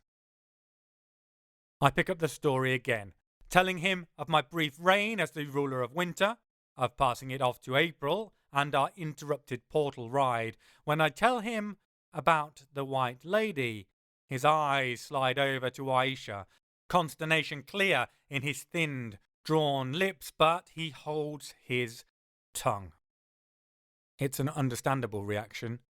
I'm just as worried what deals or promises she's made with this ineffable, incredible power, but Aisha is a big girl. We have to trust her decision, back her play, just like she's done for all the idiotic, sketchy plans I've got her mixed up in. It can't be worse than getting your magic munched because of an unnecessary promise to the mother of the Sistren of Bordeaux. The fact she doesn't spend every second of every single day taking the living piss out of me for that shows exactly what a good friend she is. And then she dumped us outside of the gendarmerie and fucked off, so here we are. I finish, both the story and my whiskey, giving my glass a hopeful waggle, the pathetic sliver of ice left too reduced to even make a tinkle against the sides. Isaac takes both my entirely unsubtle hint and my tumbler, heading to top us both up with whiskey and ice. Then he slumps back into his chair, mopping his brow with his pocket handkerchief. My goodness, lad, I thought we went through some tumultuous adventures of recent times, but that's... He stops, searching for the right words. That's quite a bloody escapade, to say the least. Hold on. Jack wants to say something. The micro-shift of features rippling across his face lets us know Jacob has taken up the body's reins. Well, my dear boy, my dear girl, it sounds like you've been through the ringer. I know you're both going to want to go charging off full steam ahead after this blackguard de Montfort. He turns his eyes my way, sympathy clear in his regard. Is that the best option right now, though? I know there is some time limit, but 16 years is quite some stretch, is it not? I appreciate it, Jack, but even though he tried to make it so I was gone for 16 years, time really is of the essence. We don't know what he's up to, and I won't be able to relax until we do. But will you be in a fit state to do battle with him? Not simply physically, but mentally as well. This... His features screw up in distaste. Disgusting so-and-so has proven himself quite the clever bounder. He's been playing you for hundreds of years, intent on causing you misery. Are you really in tip-top shape right now? I hear the doubt in his voice, and I reckon it's well merited. I'm grimy, covered in this body's previous owner's blood, and as much as this conversation has helped ease away some of my suffering, I'm not foolish enough to think one big cry is going to resolve the sort of trauma I'm now carrying. My damage pokes out from behind my eyes, present in my posture and poise, easy enough for someone as empathetic and aware as Jacob to spot. However, thinking about how I look brings an even more important realization to the forefront of my fatigue-clogged brain. I'm still wearing Maeve's torture chamber of a dress in a house that contains t-shirts and jogging bottoms. This will not stand. I, on the other hand, do. Sorry, Jack, hold that thought, I say grimly. I've got a bonfire to build. Be right back. Then I sweep out of the room, which is really the only way you can leave a room when dressed like a fairy queen. Good God, I'm done with wearing anything that trails on the ground behind me ever again. Chapter 27.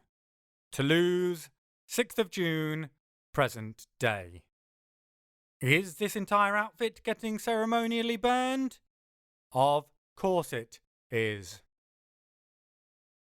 Here's something I never thought about before. Modern, casual clothing isn't designed with wings in mind. I practically shred the ball gown getting it off, especially as I have no idea how to pass it over my extra appendages. There's no way I'm going to ask for help. It's weird enough being in a body that doesn't look like mine in the slightest. Normally, I'd get naked around either Aisha or Isaac without hesitating. Wearing a form most would hold up as the pinnacle of female perfection makes me feel distinctly uncomfortable. My issue, not theirs. Recognizing that doesn't make it go away, though. I eventually get dressed by cutting a large section out of a t-shirt and folding my wings in tightly to my back. That also helps to accommodate my breasts, which I studiously avoid looking at while naked. It's quite an accomplishment to make yourself both uncomfortable and slightly aroused. It's also deeply unsettling. I head back downstairs and sink into the wooden chair with an enormous sigh of relief. Isaac topped my glass back up. I tip it in acknowledgement at Isaac/Jacob and sink half of it in one go. I'm more interested in getting the alcohol out of the tumbler and into my stomach than working out who's in charge of their body at this particular moment. After I burn away some of my completely unnecessary awkwardness with the drink's dragon breath, I look back across. Apparently, it's still Jacob in charge, waiting patiently for my answer. Aisha leans back in her chair, savouring her juice. She's earned it. 2 juices even. Hell, go wild, pour her a well-merited third. I peer thoughtfully at Jacob, trying to recall where we were. Right, so let me get this straight. Question is, am I in a fit shape to be going toe-to-toe with de Montfort? Jacob nods. I pause for a moment. I gave it some thought while struggling with clothing and making myself feel like a hormonally overcharged schoolboy. It's a question asked with love, out of genuine concern, and Jacob warrants a proper response. Probably not, I say honestly, looking down into the ripples of my glass rather than at Jacob's borrowed eyes as I lay myself even barer than I was a minute ago upstairs. Thing is, I'm not sure I'm going to get any more ready, and he certainly is. He's had centuries to plan, to lay the groundwork, to trip me up and beat me down, and let's be honest, if Aisha didn't save my arse, again, yes, thanks for that essential interjection, Aisha, then he'd have broken me entirely. Problem is, if I rest, I might get a bit more mentally sharper, or I might start finding excuses. I suck at my lips, concentrating on the sensation of them rubbing over my teeth's peculiar sharpness rather than the pain of the humiliating truth. It has to be said, though. Maybe I'll think, oh, I can take another day. Then it might become another week, another month. I have 16 years until he expects me to be out. Why not next year? Thing is, I force myself to look up, to meet his gaze, to let him see the raw wounds inside of me. I'm terrified, Jack. I am so damn scared of what else he might have cooked up. De Montfort doesn't strike me as the kind of man who sticks all his eggs in one basket full of torture implements. He's wreaked misery and suffering on me and broken me already, twice. Once each time he killed the only woman I ever loved. Sure, I want my revenge. I want to make him pay for what he's done, but anger isn't the overriding emotion, not if I'm honest. Fear is. And the longer I wait, the more I'm going to let that take root and blossom in my mind. And you know what the Bene Gesserit said. No. Who is this Bene? A philosopher, perhaps? Oh, yeah. I forgot the whole trapped in a school for centuries by my ex-BFF and missing out on literature and popular culture thing with Jacob. Of sorts, yeah. Basically, they said fear is the mind killer, a form of small death. Ow! My ears! Aisha winces like I've just burst her drum with a rusty screwdriver. Ignore the Philistine. Fear is the mind killer. Fear is the little death that brings total obliteration. Want me to go on? I think that's enough to give Jack the general gist. Point is, if I stop still now, try to heal with this hanging over me, I won't. I'll just let it kill me, step by step. Let it break me, and make me a slave to that fear. So, the only option for now is to keep going. I recognise that there is some serious self-building to do when we get to the other side, but if we don't get to the other side, I can't start laying the foundations. Honestly, I make sure he can read the truth, the desperate plea for support in my gaze. If we don't, I'll never rebuild. I'll just crumble. Jacob dabs at his eyes with the hanky, then leans forward to pat my arm awkwardly but affectionately. Of course, my dear boy, I fully understand. He blinks, and then he's gone, and Isaac's back in his place. Right, lads, so we've established the game plan is to go after de Montfort. Question is, how do we manage that if Gwendolen can't locate him? Where is he? What on earth do you think he's actually after? I tap my glass on the table, keeping myself from smashing it into a million frustrated shards through sheer force of will. I don't have a clue. Looks like he learned from Ben's example not to give me his whole master plan just because he had me trapped. Did I mention that he fucking orchestrated that whole skull shit show, by the way? Fucking absolute bastard. I nudge the glass towards Isaac hopefully. He obliges and goes to fetch us both a top-up like the saint among mortal men that he is. I make a mental note to splurge on something really special spirits-wise for him in the near future. Thinking about Ben and what happened brings me back to that weird shack. The one in those strange, endless sands apparently outside of life itself.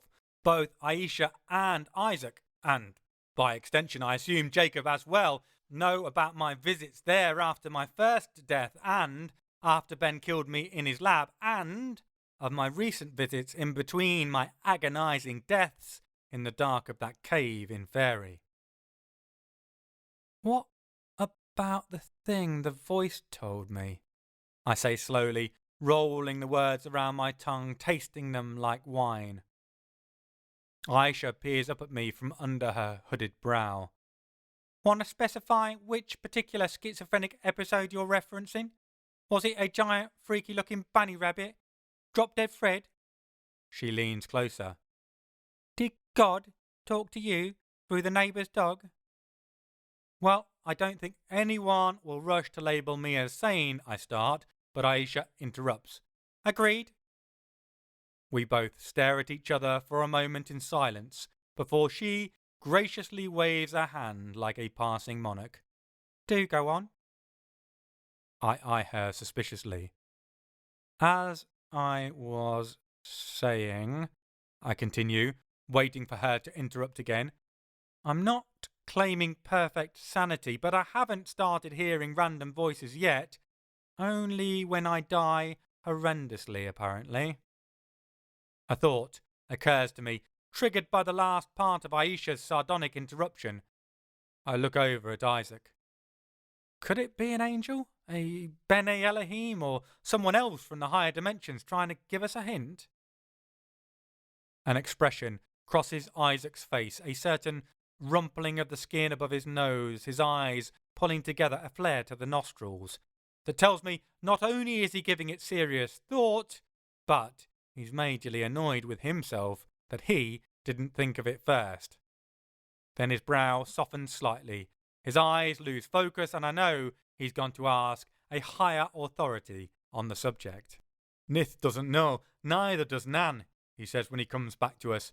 They both seem pretty sure it won't be one of the Elohim, but can't discount it could be someone else from higher or lower up the dimensional ladder. That answer seems to satisfy him about as much as it does me. It isn't really the point right now, though. Fascinating and frustrating though it is in equal measures, that wasn't why I brought it up. The voice told me to remember the key. Then her hand did a striptease all the way down to the bone. It was weird. Her skin turning translucent so I could see the bones underneath. I mean, even more weird than the whole being in a crazy shack in another dimension with some unidentified being who's been dropping occasional cryptic hints at me for centuries. So, pretty weird. There does seem to have been an inordinate amount of skeletal parts involved of late, Isaac says, rubbing his chin. 2 super powerful skulls, Aisha puts in. I can see her thought process whirring behind her eyes, plus Melusine staff, which was a whole mix of arm and hand bones imbued with some pretty heavy-duty magic. I think back to that last showdown with de Montfort. He seemed to think the staff was a big key part of his plan. If everything in his fucked up scheming until my capture was phase 1, it really felt like having that allowed him to progress to phase 2. At first, I thought it was because of the wish granting power in it, but I'm not so sure now. He didn't use it in that capacity, even though he could have. It allowed him passage to and from Fairie to set his trap, but otherwise it seemed to be more what it represented than what it could do. It's distinctly puzzling, and feels a bit like the whole shit show with Ben all over again. A cunning, well-informed foe several steps ahead of us while we stumble about, groping in the dark. The mental image brings back unpleasant, recent memories. I shudder and push them away, my stomach dropping as I struggle to stay in the present. I look over at Isaac. You still got Almeric's skull? The original plan was he'd hang on to it while I went after Suzanne and my son in Fairie, but I was gone for a lot longer than planned. He might have dropped it back into Luke Arcoyle's safekeeping over in Hastang. Lou's natural ability to shield magic, thanks to his talent-proof shell, makes him a more secure guardian than even the farmhouse's angelic wards. However, Isaac gives me a slightly abashed grin and leans around behind him to the wooden bread bin on the kitchen side. When he lifts the hinged front, I see the cold gleam of bone, which is a poor substitute for toast, unless you're a giant, prepared to grind it down to make your bread first. I heave a sigh of relief. Okay, so we're good on that count. I suggest we gather up the other one from Lou, and then we can try and work out what the hell is the connection between the bones. A sudden thought hits me. What about the whole thing with the Nain Rouge? You know, his habit of biting his own fingers off, and the skeleton key thing where he made me pull out all my right arm bones to get out of his escape room. She said, remember the key. There was the key right there. Aisha looks at me with a flat expression.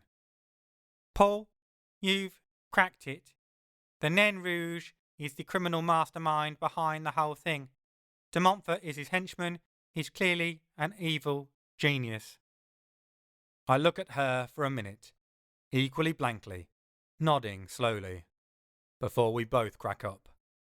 The escape room he trapped me in just before the Shizard got his grubby mitts on me was a pretty cunning and twisted setup, but he also made some basic errors, like using his own home to spring the trap on 2 highly talented, highly destructive magicians. All the resultant damage was nobody's fault but his. I'd say his chances of a successful insurance claim were slim to none. Mind you, Aisha adds after a moment, it seems to suggest the bones as key idea is good. Plus, if he is involved, I'm going to use him as my personal boppet. We already owe him for his absolutely shit plan of infiltrating the Winter Court. He should have known about the snow. True, but we should have thought of it as well. I'm pissed off about that whole scenario, but I feel some of the fault at least lies with us for that particular fuck-up. Right. I push myself up to standing. Let's get on our way to Hastang. Nobody else moves. Aisha and Isaac just sit there. A look of patient tolerance on Isaac's face. A look that says, you're a massive twat, on Aisha's. What? There's something I'm missing. That much is clear. The problem is, I don't know what because of the aforementioned missing it. What time is it, lad? Isaac asks gently. I shrug. I don't know, midnight? 1? It's 3 in the morning. When did you last sleep? I start to say, a few hours ago, but Aisha interrupts me. A proper night's sleep, dickhead. Not 2 or 3 hours dozing in the car. Not with half an eye open in case a boggart bites your foot off. Proper sleep. I close my mouth again and think it through. How long were we in Fairie? I ask Isaac. Nearly 5 weeks, all told. I do the mental maths. Then about 5 weeks, give or take a day or 2. Aisha sits back victorious, while Isaac stands and lays a comforting hand on my shoulder. I get what you said, lad, about needing to crack on and heal up later. You still need to sleep. Not just that body you're currently parting around, which is... A grin spreads across his face that is dangerously close to a smirk. A significant upgrade from your normal look. The grin vanishes and serious Isaac is back. Your mind, your spirit both need rest, or else you're going to burn out rapidly. You can't hold back the demons, let alone even dream about conquering them if you don't recharge your batteries. At his words, I realised just how weary I am. Not just physically, although I am exhausted, but mentally, spiritually. I've been walking through fire so long I've forgotten what it feels like not to burn. Being on the edge of a nervous collapse has become my normal modus operandi, but I'm not in imminent danger anymore. Now I need to be able to think clearly, to see a way for us to track down to Montfort and make him pay for all he's done. That isn't going to happen if I'm constantly wandering around on the edge of burnout, only fought off by terror and caffeine. Isaac claps me on the arm. Right, lad. There's no point rushing off when you're half dead and about to keel over any second. Get some sleep. Get back on form and we'll deal with it all in the light of day. He guides me towards the stairs, where I can trudge up to one of the guest rooms and pass out.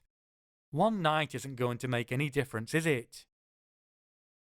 I hear the words, but I don't really pay attention to them, which is a clear indicator of exactly how exhausted I am. If I were capable of any form of rational thought other than putting one foot in front of the other in order to get to the nearest comfortable surface to pass out on, I'd recognize just how much he's tempting fate by saying such a thing.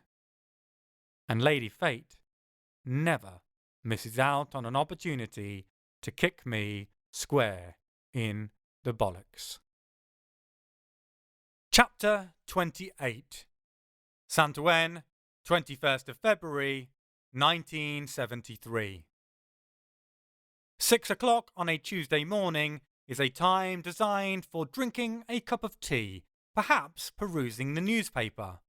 What it isn't designed for is standing about helplessly while dead Nazis birth an eldritch nightmare into our plane of existence. The circle's power isn't diminishing, and the malevolent force inside it will come tearing into our reality any minute. We've tried various things and nothing has worked. Al-Ruban tried hitting it with everything from a sword he made appear apparently out of nowhere, I didn't see him access any sort of etheric storage, to Casimir's dead body.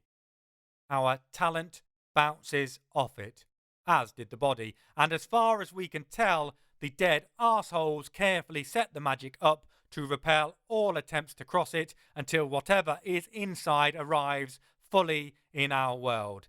The two knuckleheads who pulled this off might not have remembered to set alarm wards, but they knew what they were doing regarding configuring this circle of power. I'm fresh out of ideas, and to make matters worse, brain fog setting in like marshland mist on an autumn morning. Burning my talent to keep awake isn't an option. I need to keep every single drop in reserve for when we battle whatever is coming out of there. Reaching into my own storage, I grab my coffee thermos and take a huge swig. The caffeine does precisely nothing. I'm fast approaching burnout if I'm not there already. Good God damn it! I scream and then hurl the thermos in frustration. I scream even louder when I watch it just bounce off, exactly like everything else did. Not that I'm surprised, but I've reached my limit. Keeping calm and in control was for yesterday's Paul. Today's Paul is all about losing it completely and having a shit fit simultaneously. I stomp back towards the body of Gabor. I don't expect to find anything new. I've searched it at least 10 times, but maybe kicking it repeatedly will help me feel better. Paul? There's a strange tone in Aisha's voice. It almost sounds like hope. I stop kicking Gabor and turn around to see she's pointing at where the thermos fell. The coffee inside is spilling out, and where it's doing so, it's unstoppable in its march, pouring inexorably forward, which involves crossing the magic circle. Which it does. No problem at all. I scramble over and fall to my hands and knees next to the dented thermos flask. Liquids! It doesn't stop liquids! I crouch lower, trying to see as clearly as I can the runes that created the spell. The trickle of coffee hasn't erased any, but if I'm not wrong, the writing looks ever so slightly fainter. I think they did this in chalk. I stand up, excitement practically radiating off me. If we get enough water on it, it'll wash the whole spell away. Now, who's got water? We look around. There's all this amazing electronic equipment, power sockets everywhere, gadgets to fill the craziest of mad scientists with glee, but no faucet. No mop and bucket. Not even a stash of drinking water that we can see. These guys really didn't understand the importance of hydration. Or else they knew it was a potential flaw with their plan and didn't want to take the risk. Fuck! Fuckery! Fuck! I yell and kick the concrete floor. This, you'll be unsurprised to hear, is entirely stupid, and only results in me hopping around with an exceptionally sore and probably broken big toe on my right foot. In a battle between my tiny breakable bones and poured, set concrete, the floor wins. Who'd have imagined? Nope, apparently it'll take more than a kick of frustration to break the floor, or walls, or ceiling. I stop dead. Aisha picks up on it, of course. I flick my eyes upwards. The Sen, I say. Her eyes widen and she looks close to swearing herself. It must annoy the hell out of her to have missed that. The frustration passes, though, and she gives me an appreciative nod. How do you want to do it? I think for a moment. You've got more brute force than I do, unless you've got something up your sleeve. I look over at Al Ruban, but he shakes his head. Okay, you smash the fuck out of the ceiling, Aisha. I'll stand ready to throw up a barrier and hold back the water at the doorway, okay? She nods. Al Ruban and I step outside the door while she positions herself just inside the doorway itself. I see her concentrating, thinking it through. Then she summons all the talent she can draw. I feel her soaking it up through the floor from the earth itself. she's pulling on power that can topple a mountain, the pressure that makes a diamond out of coal, the weight so heavy it keeps the moon locked in orbit around us. Then she surges all of that upwards and hits the ceiling with a blast of elemental force. The cement roof pulverizes, and for a moment it's like some strange Christmas scene, like the rooms inside a snow globe that someone has just picked up and shaken hard. But only for a moment. A second later, the earth the blast smashed through comes tumbling down in huge sods, raining down and bouncing off the energy ward over the working. I grab Aisha by the shoulder, hauling her backwards and throwing up a barrier. Just in time. Water explodes downwards, filling the room in seconds. It smashes into my barrier with an answering force to that thrown upwards by Aisha, as if it wants to demonstrate its own elemental power, to prove itself the equal of the earthen talent that came tearing up at it from its underbelly. It takes all my remaining power to hold the line. While I do so, we watch the liquid obliterate the circle of chalk scrawls in a moment, and the malevolent force inside it disintegrates back out of our reality with a loathsome caterwaul that makes the hairs on my neck stand on end. Then it's gone. As the circle dissipates, the concrete opening where the door was shrinks, and before I know it, disappears completely. I look across to my right. Al-Ruban has merged with the concrete wall and is moving it across like one of those sliding tile puzzle toys. He brings the two sides together and then smooths it shut. With a sigh of relief, I release my shield and plonk myself down against the wall of the corridor. The other two join me. This was a terrible idea for a holiday, I say to Aisha. Next time, I'm choosing. She raises an eyebrow at me. Like when you took us to Prague? Ouch. Valid. We're both shit at holiday destinations. We sit there for a while, just catching our breath both magically and physically. After a bit, a thought occurs to me. It's a damn shame we didn't get Patan's body back, I say. Aisha leaps to her feet. Fuck! No! No, no, no, no! It baffles me. It wasn't our finest moment, but we stopped the terrible occult evil getting through. I'd put that in the win column. What's the matter, Aish? No, can't have that. It'll become a folk legend for the far right. The missing coffin, the never recovered body. They'll go fucking King Arthur about him. Inspire the fuckers. A fucking already dead martyr. Got to do something. For a moment, I think she's going to smash her way back through the now closed wall. Instead, she turns to Al-Ruban. You, open sesame. Chop chop. Okay, so she's not going to madly bust her way through and drown us. She's going to calmly open the doorway back up and drown us. I'm about to argue the toss with her when Al-Ruban raises his hand. I can get it for you. He stands up, dusting his trousers off.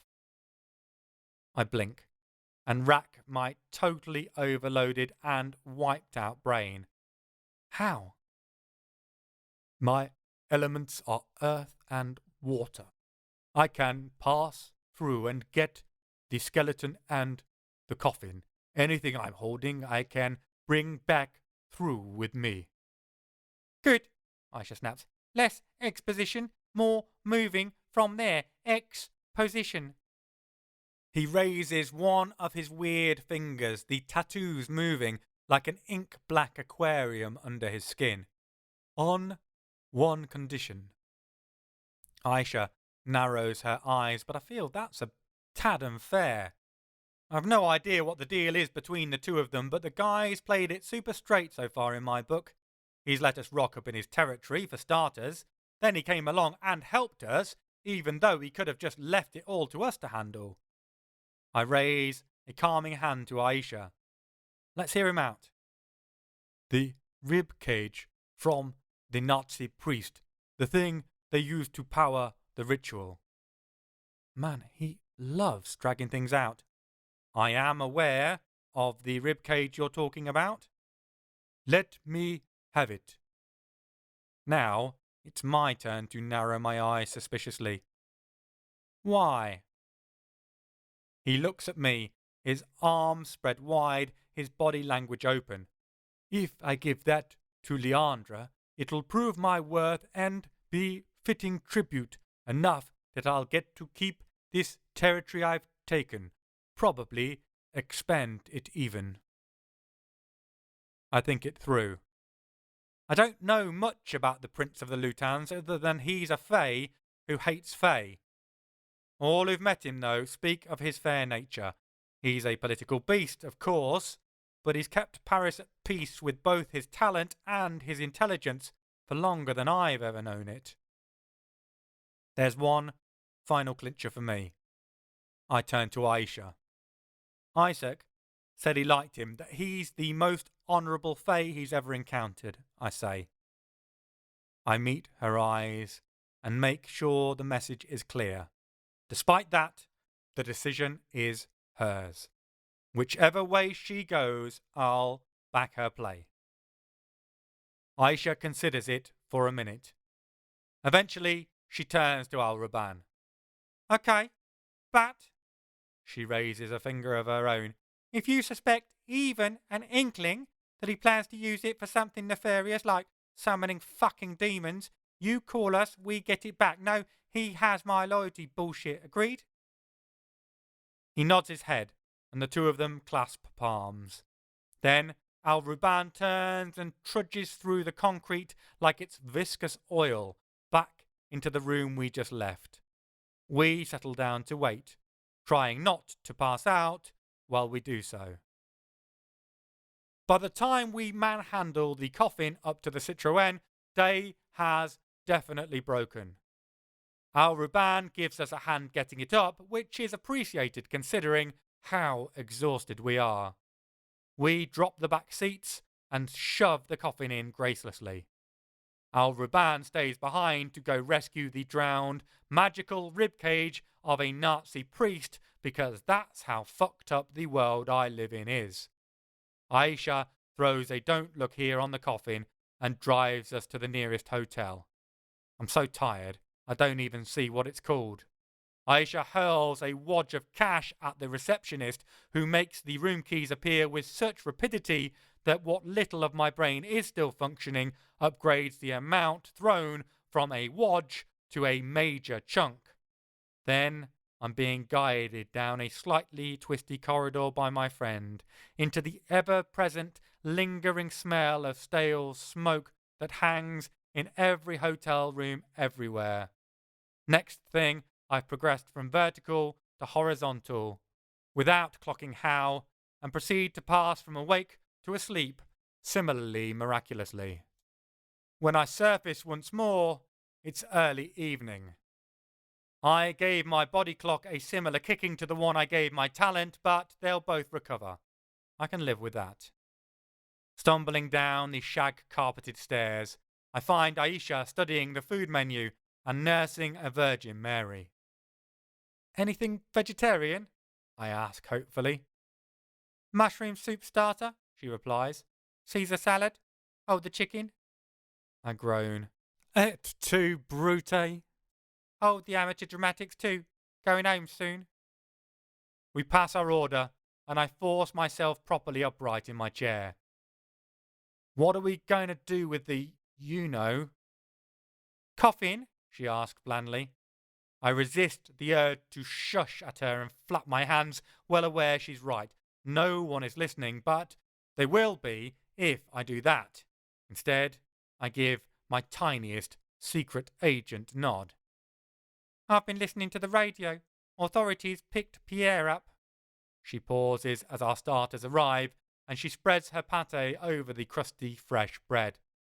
Messol is giving a press conference right about now, trying to negotiate for a new burial site for the coffin. Press conference about what?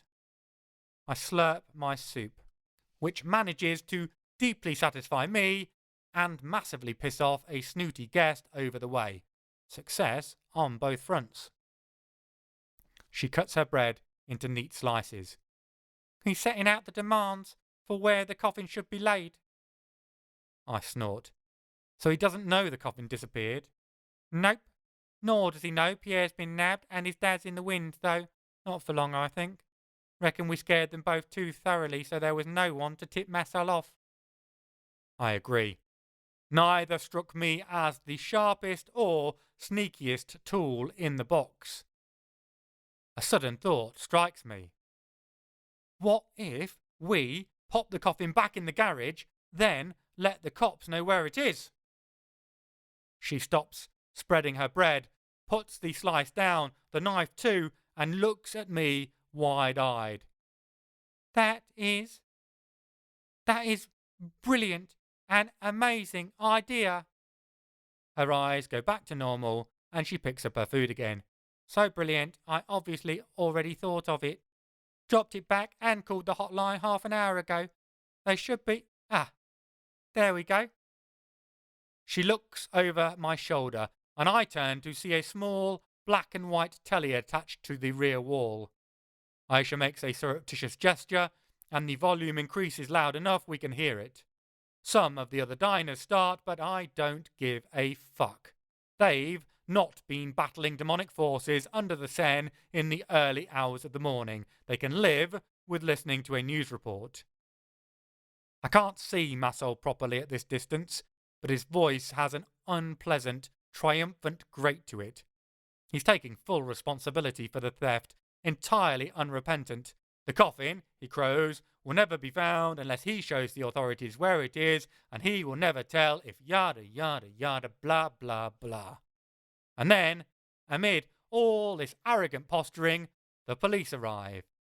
Marcel has obviously been expecting them and looks pleased as punch, but then the commanding officer leans forward and whispers something in his ear. No doubt, he's just revealed that he knows the exact location of the super cunning lockup where the coffin's hidden. Marcel visibly deflates, and his speech dries up entirely.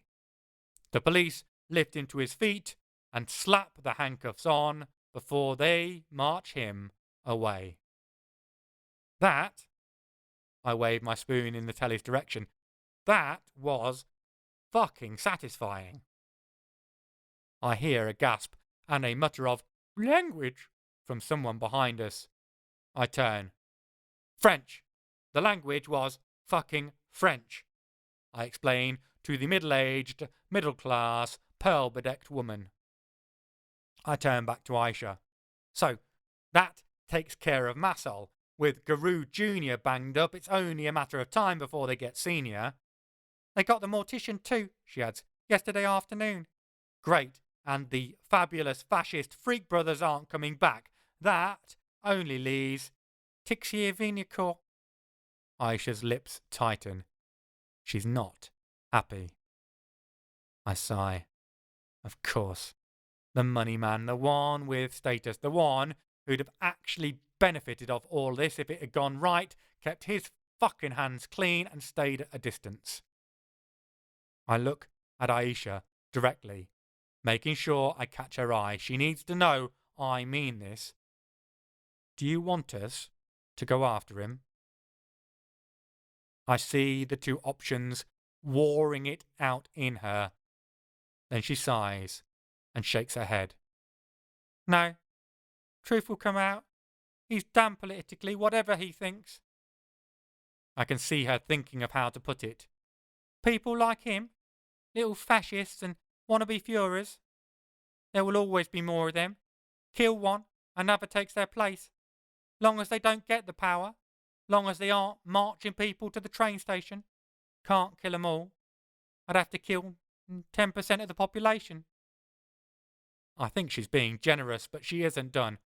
That'd make me as bad as them, in a way. She sinks back slightly in her seat. Killed as many as I could find. Those with actual blood on their hands, malathion canisters in their back pockets. I'm done killing Nazis for now, until the next ones come along who get power and start killing people again. This is probably the longest spiel she's ever given in our decades of friendship. She looks dejected, really down, though of course it might just be she's feeling as worn out as I am. A relevant idea comes to me. Of course, doesn't mean we can't punch any we come across in the face in the meantime, eh, Laguna? It's an old Occitan word meaning friend. It seems like a very long time since I've used it for anyone. A smile spreads across her face, and I can see the pep enter back into her metaphorical step. Good point, Sarby. An excellent point. Chapter 29. Toulouse, 6th of June, present day. I love sleep. My life has a tendency to fall apart when I'm awake. Ernest Hemingway. Apparently, either Isaac or Aisha put the Tesla on charge while I was dead to the world because we have the electrical equivalent of a full tank of gas when I wake up and wash the sleep out of my eyes with slightly less than Liechtenstein's yearly water consumption. The grit really doesn't want to be dislodged. Showering is no more comfortable than getting changed was yesterday. Apparently, after over 800 years, I've just discovered I'm a bit of a prude. Every day provides a learning opportunity. The trip to Lucar Coyle's home under Hastang, a trip I've made far too often recently to drop off or retrieve the skulls, is about 3 hours each way. Normally more when the gigantic snail dragon insists we pound a couple of bottles of beer and shoot the breeze before I can slip off. We bundle in, with me getting relegated to the back seat on the grounds of it being Isaac's car and Aisha's best stabbing knife getting waved in my face when I make a move to call shotgun. I sulk, sprawling across the admittedly spacious faux leather seating in the back. I can't even reach the radio control, although I have a devious plan to hijack the Bluetooth connection and inflict a heinous selection of music they both hate on them in revenge. But the moment the first droning notes of Yellow by Coldplay come on, Aisha leans back, plucks the phone out of my startled hands, and deposits it neatly through the small postbox crack of her window, then watches it bounce and shatter off the road surface. The song stutters and dies. Despite my faux indignance, I'm actually pretty relieved. There's a good chance I would have suffered a brain aneurysm if I'd listened to Chris Martin sing. The nice thing about starting from Isaac's house rather than mine is we take a different route towards Astang for once, following the motorway we pick up from the ring road to the forest, carrying on out to the west.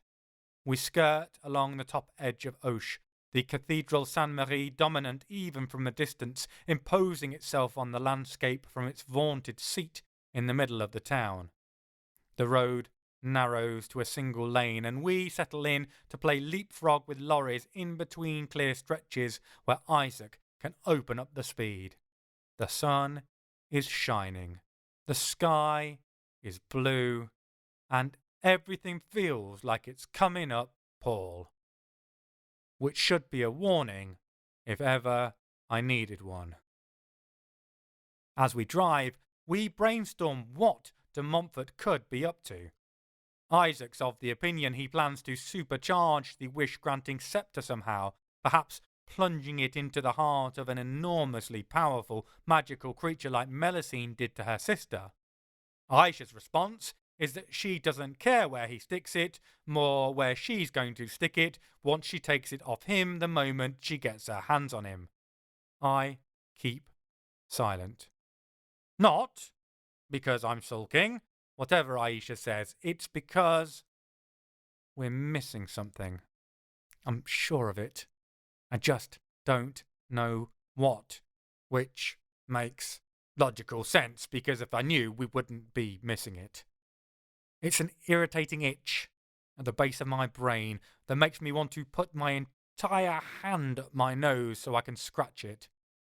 That probably wouldn't be hygienic, though.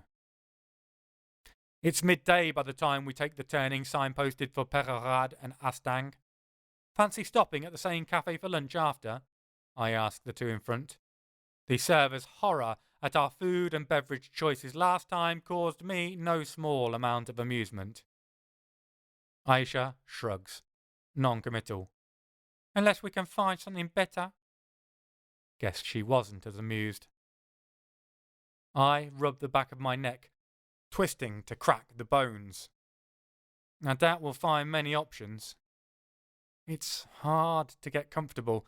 My lower back's bizarrely sore. I guess it's the different anatomical arrangement and additional front weight on my chest. My already colossal respect for women and their capability to succeed despite everything in the universe being set up against them goes up another notch. Breasts are hard and heavy work, even unnaturally perky elven ones. If it wouldn't mean losing all my stolen Fae magic, I'd ditch this body in a hot minute.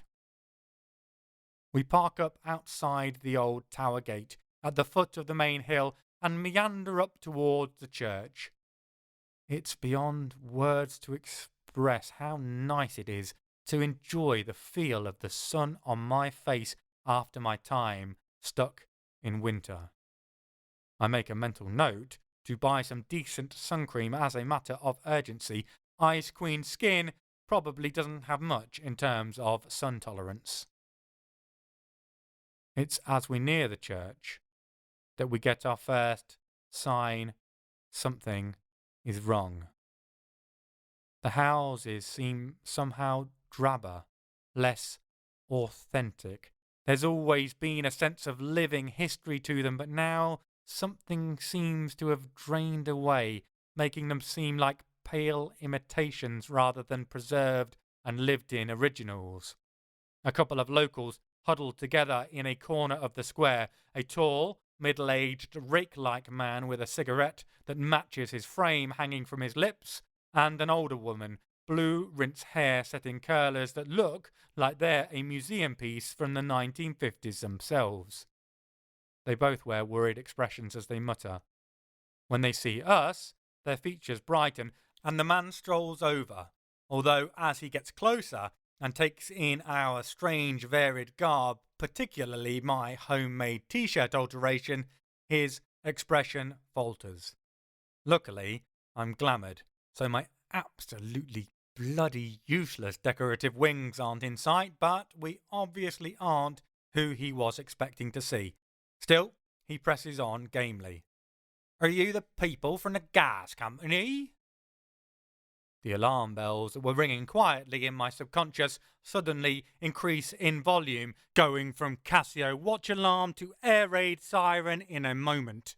No, I answer slowly, torn between my sudden urge to run to the church and to get more information from the guy. Why? What are you waiting for the gas company for? Ridiculous! The old woman pipes up from the back. Gas company? Won't do any blooming good. It were an earthquake. All the more reason to get the piping verified then, ain't it, Dominique? The man rolls his eyes at us conspiratorially, then turns back to the woman. Don't you roll your eyes at me, Malcolm! If I wasn't talented and able to see the power of others, I'd believe her to be a witch. That isn't the matter at hand right now, though. What happened? I prompt again, trying to stay polite even though my subconscious is now screaming at me, panic setting in. Last night, Malcolm says, there were terrible rumblings under the town itself, some sort of gas explosion. It were an earthquake! Dominique shrieks insistently. The two of them bicker about what might have caused such a terrible noise and made the earth under their feet shake that way. I stop listening, though. Isaac, Aisha, and I share a look, then head towards the door of the church, restricting ourselves to a fast walk until we pass the nave, then accelerating down the stairs to the basement. Reaching the bottom, we screech to a halt. The tunnel down to Lou's lair is covered by a Don't Look Here spell, but it isn't the one I left here over 100 years ago. This is a different working, a yellowing scab of a spell that makes my skin crawl. Mine just stopped people seeing the hole. This is so unpleasant, I doubt anyone who isn't talented will want to get within 20 meters of the cellar. I want to shred it, to run past it, to find out what is waiting for me on the other side, but I have a good idea who might have made this working. I look at Isaac. This is his area of expertise. If I break this, I ask, will he know? Nobody has to ask who I mean by he. Isaac looks grim-faced. I can't read Aisha. She's positioned herself, looking up the stairs, guarding our rear. Wise move. Isaac examines the spell. Give me a minute, lad. I can see him look at the working, studying it, deciphering what each part of the knitted-together magic does. Magical theory is a bit like smelling your own farts to me. It's something I can do and survive, but it's not something I really want to do, especially not in public. I leave Isaac to it and wander over to Aisha. Hopefully, she can keep me distracted from the feeling that's crawling like ants dipped in itching powder all over my skin, screaming at me to burst through the spell like the Kool-Aid jug. Oh, yeah. How are you holding up? I ask her. There's been a lot of focus on my trauma over our last escapade.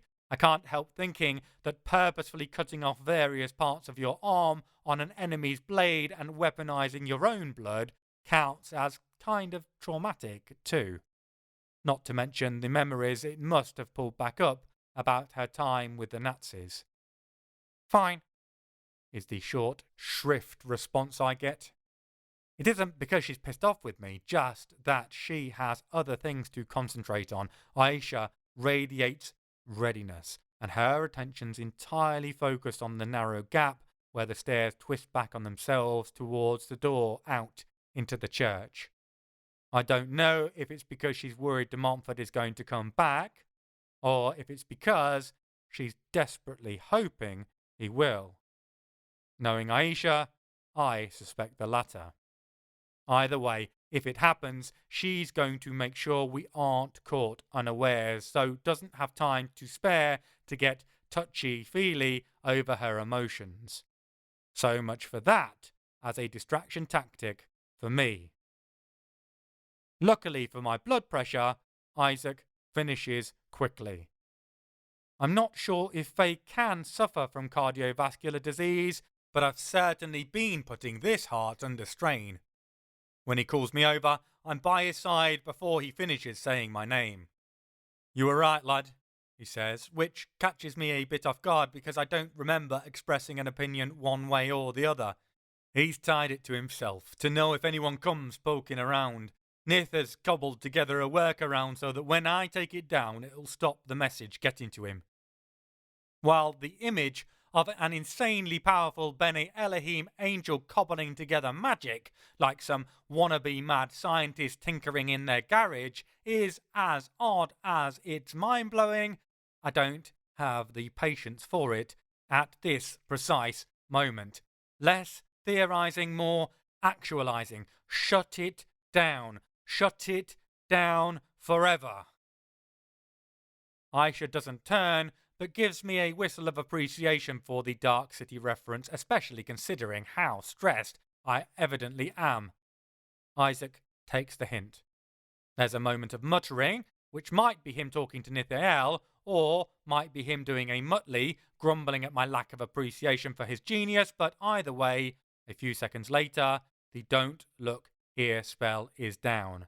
Approximately half a millisecond after, I head down the tunnel, a will-o'-the-wisp of bobbing mage light leading and lighting the path. I'm so hoping we're going to come and find a tentacle slapped up against the wall, goop dripping left and right, maybe a slime-encrusted six-pack of beer waiting for us as the gigantic creature burbles excitedly about the latest nature documentary he overheard by listening in through his sucker pads at the villagers' windows.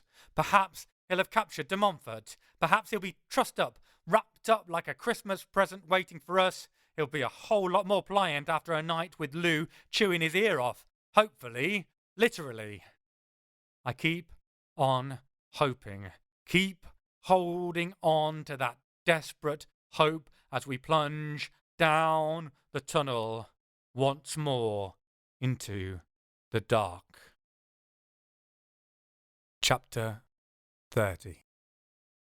Astang, 6th of June, present day. There are no witticisms for this moment. It hurts enough. More than it should. We aren't even halfway to the cavernous chamber where Lou holds audience before the stench reaches us. It smells like the aftermath of a battlefield where bombs have torn up earth and hearts.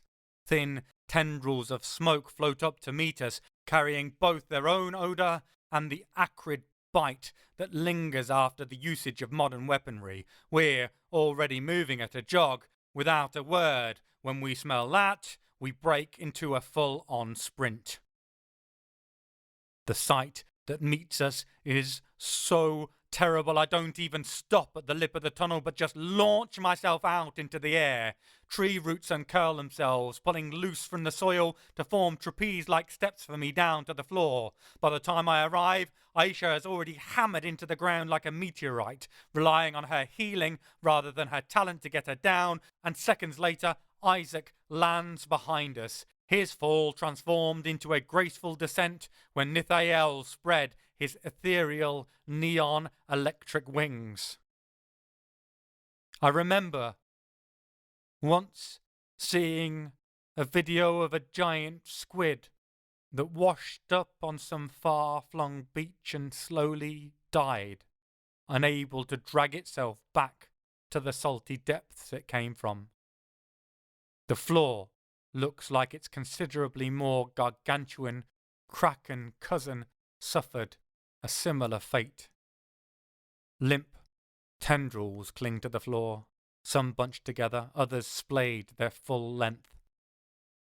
The ones that caused the lump in my throat to harden, making it feel impossible to swallow, are the severed tentacles still stuck to the wall, trailing parts dripping dark viscous fluid. The same fluid that lies pooled, pond-like in every place the uneven floor dips. And there, in the middle of it all, is what remains of Lou Carcoil. His shell looks like a rock flew in carrying a boulder and hurled it down on his intricate spirals.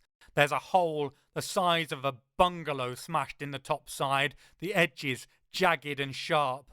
Dust and black residue clings to the normally gleaming surface surrounding it. It's a sorry sight.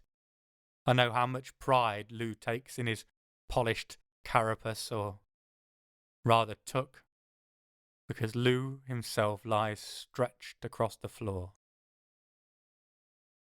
His fur is no longer wet with the secretions that coat his appendages, but with the same internal fluid that liberally coats most of the cavern. His elongated snake-like neck lies sprawled, his head turned sideways, his eye stalks crossed and flaccid on the cavern floor. We landed near to where they lie, each the size of a wind farm fan, and I rush over. I don't hold out much hope he's still alive, so I nearly jump out of my skin. when one eyelid cracks open the tiniest bit, the eyeball blearily focusing on me. Snack. Mr. Snack, is that you? His voice is creaky, cracking. The words are even more obscured and mumbled than normal.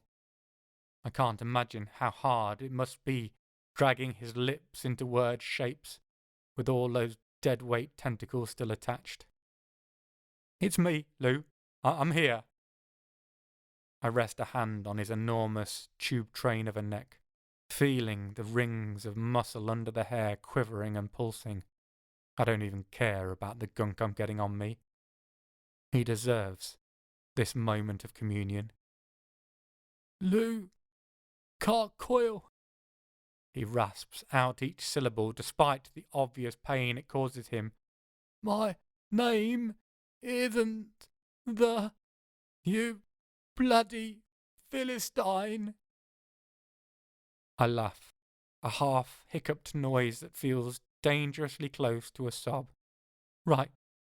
Of course, Lou Carcoil, the world's greatest gastropod. Too bloody right. His eyelid flickers, almost closing, and for a moment I think he's gone. It stabilizes though, and I can still hear his rasping breathing. Better than that bloody African loser. I nod, patting him. You're right, that giant African snail always was an imposter.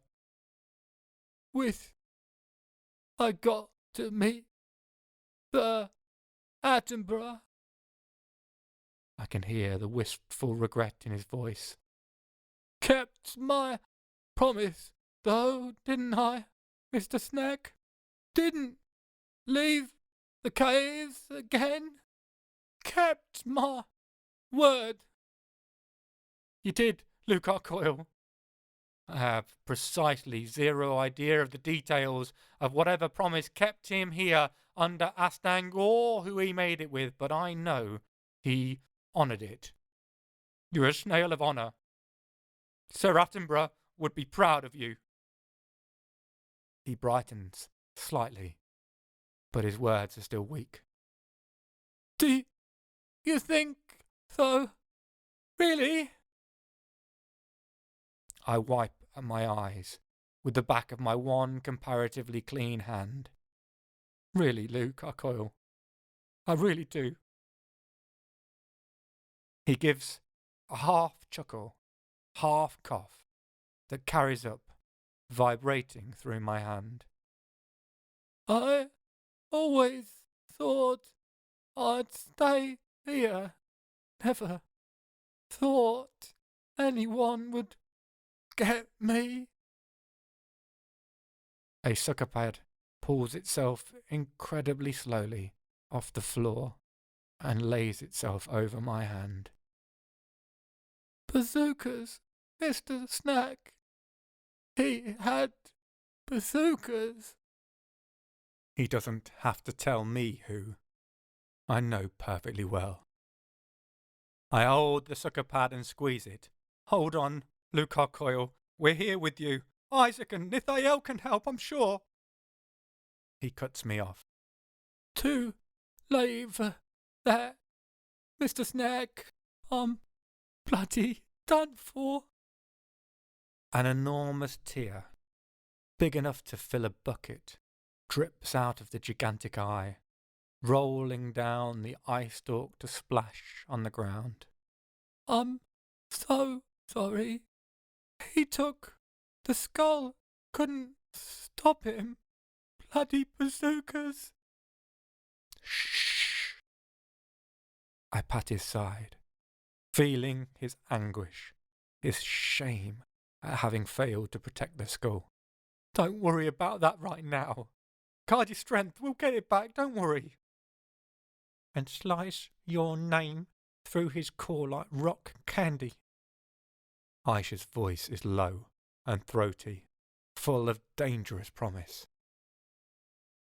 Luca Coyle gives a cough, a spluttering chuckle. So bloody fierce. I'd feel sorry for the poor bugger if he hadn't bloody killed me. The tendril I'm holding between my hands pulls away and drags itself back along his serpentine neck.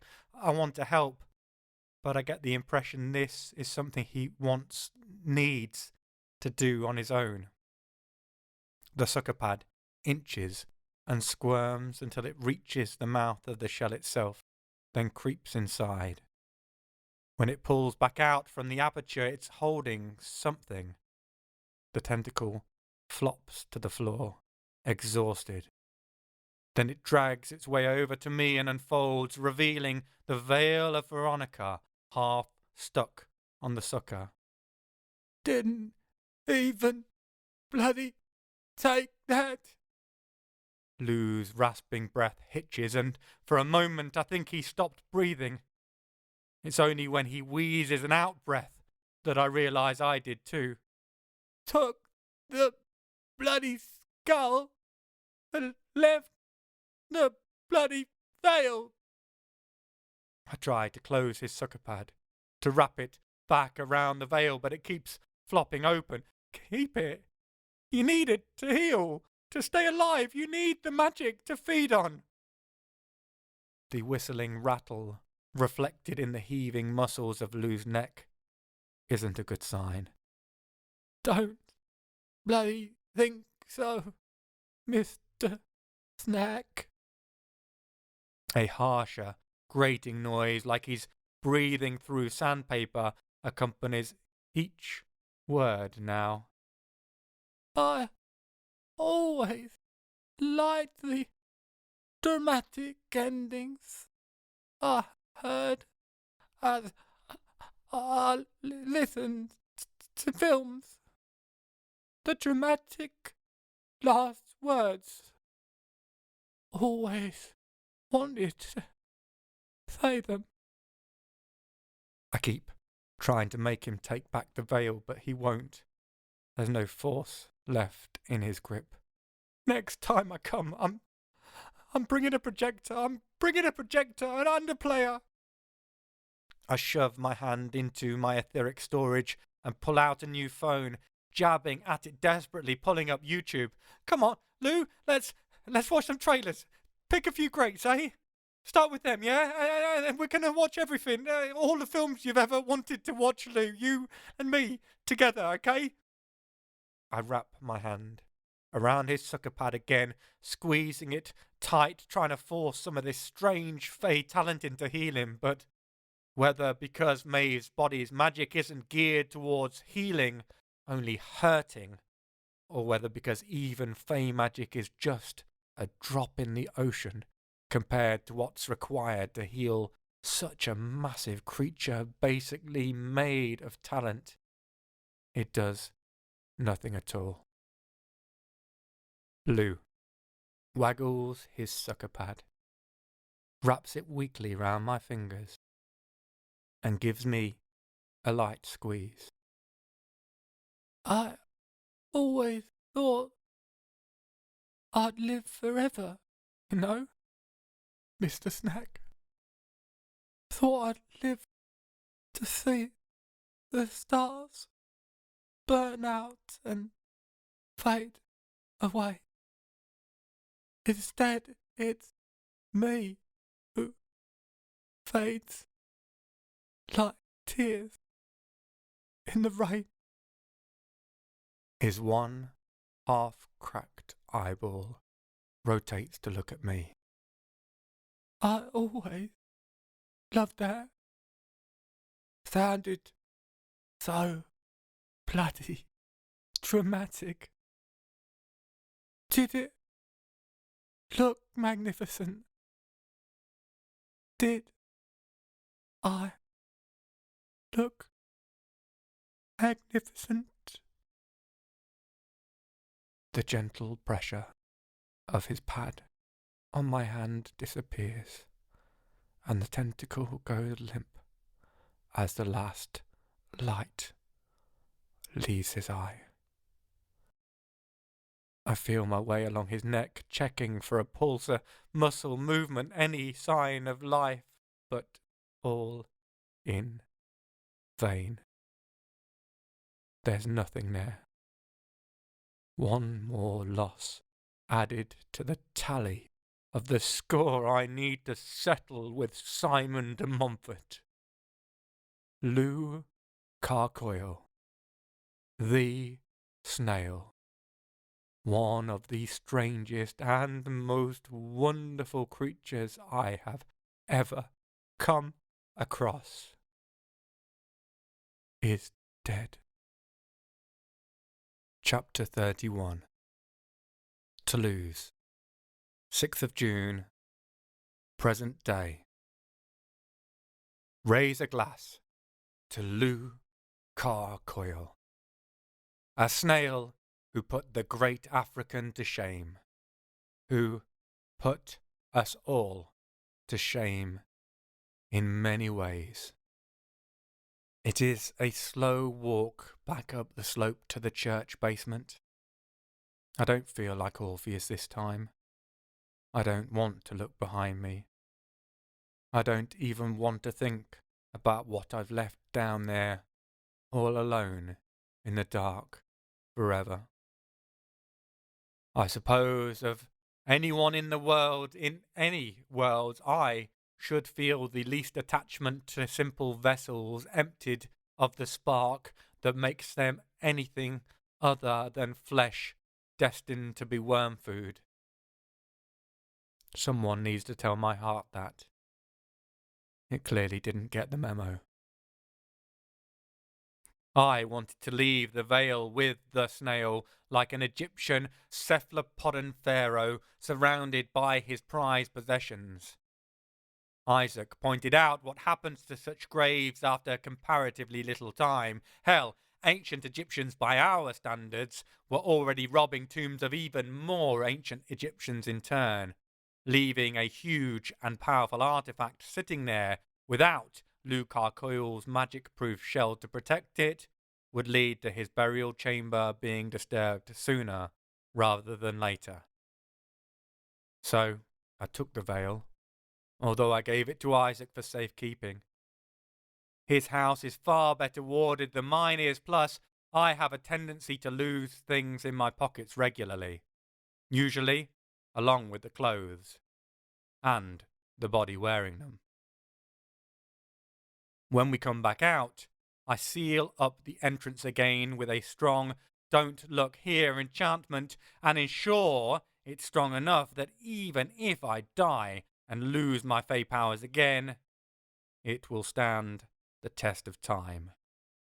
We discuss caving in the doorway, but after the multiple bazooka fire and resultant tremors through the soil, I'm genuinely worried about what effect that might have on the town above. Once we get back to the car, we pull off and head straight to the motorway. None of us feel like heading to a restaurant now. We've lost our appetites. There's no music, no banter. I'm the only one who spent much time with Lou Carcoyle, and even then not that much, but we all recognise this was a grand passing. There aren't many creatures as magical as he was left still sharing this plane with us. It's like witnessing a mass extinction of species happen instantaneously right before your eyes. The world is a blander, less interesting place for Lou Carcoyle's leaving. Slowly, my sorrow drops back, muscled into the background by my growing anger and frustration. Most of it's aimed at that bastard de Montfort, but I've enough left over to spare for us as well. We should have gone last night, I start, but Aisha karate chops the air to cut me off and stops me dead. Enough. If we had some bread, we could make cheese sandwiches. If we had some cheese. Ifs and maybes. You were dead on your feet. I was dead on my feet. A battle last night? when de Montfort had enough power, both magically and weapon-wise, to take down Lou? She shakes her head. Can't know how it would have ended up. Doubt well, though. I grind my teeth together. It might have saved Lou. She shrugs. Might have. Might not. Maybe he'd have died, and the veil got destroyed. Maybe you'd have died, lost any magic you had. Maybe that meant next time we confronted de Montfort, we lost and Lou died for nothing. I don't know. Neither do you, so stop it. We did the right thing. Came at the problem fresh. You were fucking useless to Lou last night. She pauses, then corrects. Even more fucking useless than normal, dickhead. It catches me off guard, just as she intended, and I can't hold back the snort of laughter. I keep the smile on, but the laughter dies quickly. It isn't a warm smile, but it's a real one. Not Lou. Lou Carcoyle. Lou just means bloody the, doesn't it? He deserves his full title. The Snail. He really was the Snail. I feel slightly better, although even one of Aisha's to-the-point and efficient pep talks isn't enough to entirely assuage my guilt at not being there for him the night before. I can see the sense, though. At least we were there for him at the end. He didn't go alone. I wonder what he believed in, where he thought he'd end up next. Did he think he'd end up in some form of snail heaven, worshipped by legions of adoring giant African snails? Or did he believe in reincarnation? Is there a tiny little gastropod popping into existence right now somewhere, entirely unaware that it was probably once the biggest creature ever to crawl across the lands of France? Whichever way it is, wherever he is, I hope he's happy. By the time we reach the outskirts of Toulouse, the practicalities of hunger win out over the sense of grief, and my stomach rumbles, although I don't think any of us are ravenous. We stop at Maze and Quartet, a seriously cosy bakery cum cafe on the edge of Pibrac, and stock up on sandwiches, patisseries, and their incredible coffee. I'd prefer a half bottle of whiskey, but I already drank my share last night, and I've been down that path recently enough to know I need to be wary of getting drunk, for a while at least. Coffee will do for now. Afterwards, we schlep our way back to Isaac's.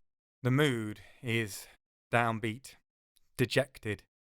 Even the sight of Hubert making Isaac nearly fall over, the local enormous owl dive-bombing his head, wheeling left and right to no doubt strike at the looming angelic presences, does little to lift our spirits.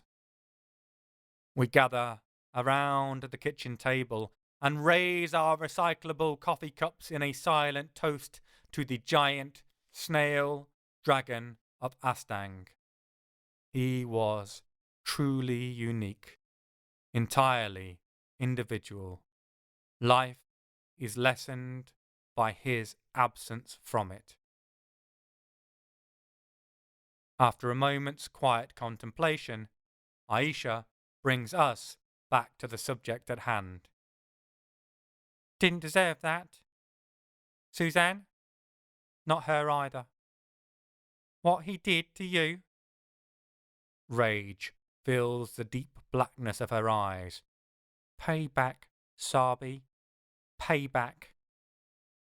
Oh man, I want payback so much, so very, very much. Sadly, it doesn't look that simple.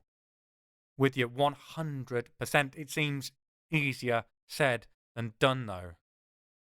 My head feels a mess between the shit I've lived recently and the grief for Lou's death that's hitting me surprisingly hard. I guess it's maybe a hangover from having to watch Suzanne die again, being helpless to stop it. I am done with feeling futile, with seeming to be incapable of stopping people from dying for others' stupid, selfish reasons. Somehow I need to get ahead of the game, lose a painful setback after an against the odds win, but the way I see it, if Aisha can defeat fucking Maeve, the immortal queen of the Fae, then surely between the three of us we can beat that fuckwit de Montfort. Thinking about that makes me realise something. Hey, did you notice, I say, a slight tone of wonder leaching from my thoughts and into my voice that makes the others lean forward. De Montfort is incredibly close to Demon Fart. The silence hangs in the air as the two of them stare disbelievingly first at me, then at one another. Then the three of us break, cracking up into cackles of laughter until tears run down our cheeks. You've cracked the puzzle, Isaac wheezes, wiping his eyes on the back of his hand. Aisha nods in agreement. It's like the world's shittiest version of the Da Vinci Code. She pauses and then adds, since the Da Vinci Code itself, anyway. I feel infinitely better. I think we all do. We've taken a loss, sure. We're still on the back foot. No one really has any idea of where to go next, but we've come up with an incredibly childish insult nickname for our enemy. That's progress in my book. Isaac takes a moment, communing with Jacob. No doubt he's explaining what the Da Vinci Code is. I'm jealous that anyone can live in a world innocent of the knowledge. It's almost worth being locked up in a skull for hundreds of years for. When he comes back, he rummages around under a pile of what looks like priceless, irreplaceable manuscripts stacked high on the side of the table. When he comes back up for air, he weighs a piece of yellowed paper. He squints at it suspiciously, both sides, no doubt making sure there are no hidden spells or secrets on it, then grabs a nearby pen with a flourish. Right, he says, let's recap what we do know. Maybe that'll help us with where we go next. Okay, I stand up. If ever there was a moment for pacing, it's now, despite Aisha's disapproving glare. We have some sort of other dimensional helper who's tried to give me guidance a few times over the centuries. Most of which have been recently, Aisha interrupts. I can see her brain kicking into an analytical gear, enough so she can ignore my attempt to wear a groove into the floorboards. Right, so either they're getting stronger, or the walls are getting weaker. Isaac looks dour at the thought. He scribbles that down on the paper. Jack, Nith, Nan, and I will get onto that as a matter of urgency. There are points where the veils are thinner. When time allows, we'll take a little road trip up to the mountains. If there's anywhere the walls between the worlds are cracking, it'll be in amongst their peaks. We'll see what we can find. Good plan. It's worth looking into. Fucking up de Montfort is the short-term plan, but there's the bigger picture to consider. I can't shake the feeling that this is larger than just our hidden feud. Can we trust Mysterio? It's a valid point from Aisha. I stop my marching and consider it. I think so? It's hard to give 100% certain answer about the being who keeps helping me. I've got no actual evidence for it, just my gut feeling. Nothing sets my teeth on edge or made me suspicious. Doesn't mean we should just trust them blindly, but for now, at least, I feel like they're not a threat, that our aims align. Isaac makes a note. Okay, this mysterious being in the afterlife world you've popped into a few times pointed you towards all the bones and suggested that was the key. So let's look at that. I've been running that one over in my head quite a lot. Okay, de Montfort had Torquemada's skull in the first place. It was him who gave it to the shit wizard to put it in Ben's hands. Why? Isaac runs his hand through his hair absent-mindedly, ruffling it. He wanted Ben to succeed? I nod. Has to be. He came bloody close to doing just that. There was no way he was banking on us taking down Ben at the last moment. What did Ben want? Break the walls. Right, Laguna. So, we foiled that, and next thing, we're being railroaded into going to tangle with Melusine, and we've got Suzanne along for the ride. Isaac's eyes go wide. You think he engineered that somehow? I shrug. It's possible. Fae magic lends itself towards being persuasive, and he already had Suzanne in his back pocket. It wouldn't take much to nudge either Frank's magic scout towards the mother's daughter or vice versa. Isaac flops back in his chair. Bloody hell, lad. Really? I resume my pacing. I've no proof of it, but it seems to make sense. We go charging off to Lord, once again do all the hard work, and then he swoops in and grabs the sceptre. Made of bones. Made of bones. Got it, Aish. So, we know the sceptre lets Melusine grant wishes in exchange for feeding it talent. First from her sister, then from her bespelled lovers, but de Montfort hasn't used it for that as far as we know, just as a portable portal between Fairie and here, and maybe as a way to avoid Oberon's gift Gwendolen has. We said last night maybe he was waiting to supercharge it, but that doesn't stack up now. No. Isaac sees where I'm going with this. If that was the case, he'd have used it on Lucar Coil. There'd have been enough magic in him to get it topped up with talent for some time to come. I give Isaac the gun fingers. Right. That means either he can't use the wish magic, it's exclusive somehow to Melusine, or else that's not what he's interested in. So question, why has he left us with Almeric's skull? Doesn't know we've got it. Aisha's head snaps up, her eyes bright. She's solved this part. Suzanne knew we'd left the skulls with Lou. Demon Fart knew you'd tried to get to Fairie to chase them down. Didn't realise you'd used the skull going after half-marred Jack. Isaac slams his cup down on the table, but as his cup is made of recyclable cardboard, it has the slightly less dramatic than intended effect of just crumpling somewhat, letting out a sad half-groan as the air rushes away. He didn't need to get the skull straight away. As far as he was concerned, they were safe with Lucar Coil, and he could go pick them up any time. His priority was getting you out of the way. I nod. Got it. He traps me in the cave. As far as he's concerned, he's now taken me off the board. He hops back over to Earth, where he lays a plan on how to take out a magic-proof enormous monster with a fireproof shell. Bazookas, Aisha says grimly. Bazookas. Exactly. Even with Fae magic, not the easiest thing to procure. Plus, as far as he knows, I'm locked away, gone for good. He's in no hurry, so he puts the plan together, picks up his supplies, then last night... I can't finish the sentence. My teeth are gritted so hard. We missed him by a matter of hours. It hurts almost physically. A pain in my side like a stitch that he won again. Aisha, however, shines her rare, joyful smile on me. Didn't get what he wanted though. Not all of it. Bet that pissed him right off. That helps. At the thought of how utterly vexed the cocky shit must feel, having been totally certain he'd roll up and just scoop up both the super powerful magical skulls, only to find one missing with no idea where it might be, puts a smile on my face too.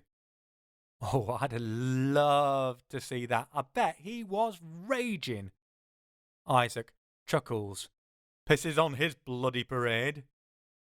He raises his slightly collapsed coffee cup. That's one in his eye for you, Lou. Just the first of many, hopefully. I take a swig of my own coffee. I'll drink to that. Okay, so we know the shit weasel is after the bones for some reason. Magical, powerful, Bones, do we have any idea why? Aisha taps her fingers rhythmically over the table, deep in thought. Dragon's teeth? It takes me a moment to decipher that. Then I clock the Golden Fleece reference. Magical skeletons? I ask doubtfully. She shrugs. Best idea I've got at the moment. Bet if he makes them, they look shit compared to the Ray Harryhausen animation. I can't argue with that. Everything looks shit compared to Ray Harryhausen animation. Real life looks shit compared to Ray Harryhausen animation. Who wouldn't want the world to look more like Clash of the Titans? We're getting slightly off the point now. So, what's his next move? Aisha lazily flicks her thumb back and forth, pointing at herself and Isaac. Ass. I stop, confused. What? She shrugs. Us. If he wants to skull so badly, he's going to want to come after us. We're the only other people who might have it, obviously. Fuck. I didn't think of that. He could be waiting, watching us from outside the walls right now. If he has Isaac under surveillance, he'll know I escaped the trap. We'll lose one of our strongest elements of surprise. How far do your wars extend, Isaac? He waves the thought away. Don't worry, lad. After all the shenanigans with Frank and your extended absence, I got Nith and Nan on the case. We took your wards and, well... He looks slightly abashed. They aren't really yours anymore. We sort of hijacked them in the process of supercharging them. After you gave us permission, he adds hastily. I roll my eyes and chuckle. Like I care if he holds the wards or I do. If Isaac isn't trustworthy, then life isn't worth living. Anyhow, turns out using 2 angels to reinforce the ward didn't double the effectiveness. More like 10-fold, perhaps more. They now cover a lot more distance. I'm intrigued. How much more distance? He points north. Montauban. East. Castres. South. Castle Nordry. West. Auch. Bloody hell. Colour me impressed. That's roughly 12,000 square kilometres. So no one is sneaking up on us anytime soon. He shakes his head. Nope, not likely, my lad. He'll have no choice but to go full frontal assault on the entire region if he wants to go toe-to-toe with us. Internally, I heave a sigh of relief that odds are in our favour concerning his ignorance about my escape. I raise a cautionary finger, though. Don't forget, he was tracking everything Ben was doing without him knowing it. He may have access to his research, the magic against Nith and Nan. Isaac nods gravely. I expect so. It's something we'll have to watch for, and we're considering it extremely seriously. Nith and Nan are taking it in turns to constantly monitor the wards, looking out for any blind spots or breaks. Nothing so far. I cock my head at Aisha. And as you slipped off through the back gate into Fairie, he'll not be able to pick up your trail. She snorts. He wouldn't have been able to pick up my trail anyhow, seeing as how I'm not entirely fucking useless, unlike some. Can't really argue with that. Okay, so we've seen he likes to play the long game, and he thinks I'm trapped for the next decade and a half plus. He's a schemer, a plotter by nature, so he's unlikely to just come charging in here. He's more likely to try to lure you out somehow and get you to bring this skull with you. I recognise the pensive look on Isaac's face as he asks, might he offer you up in exchange?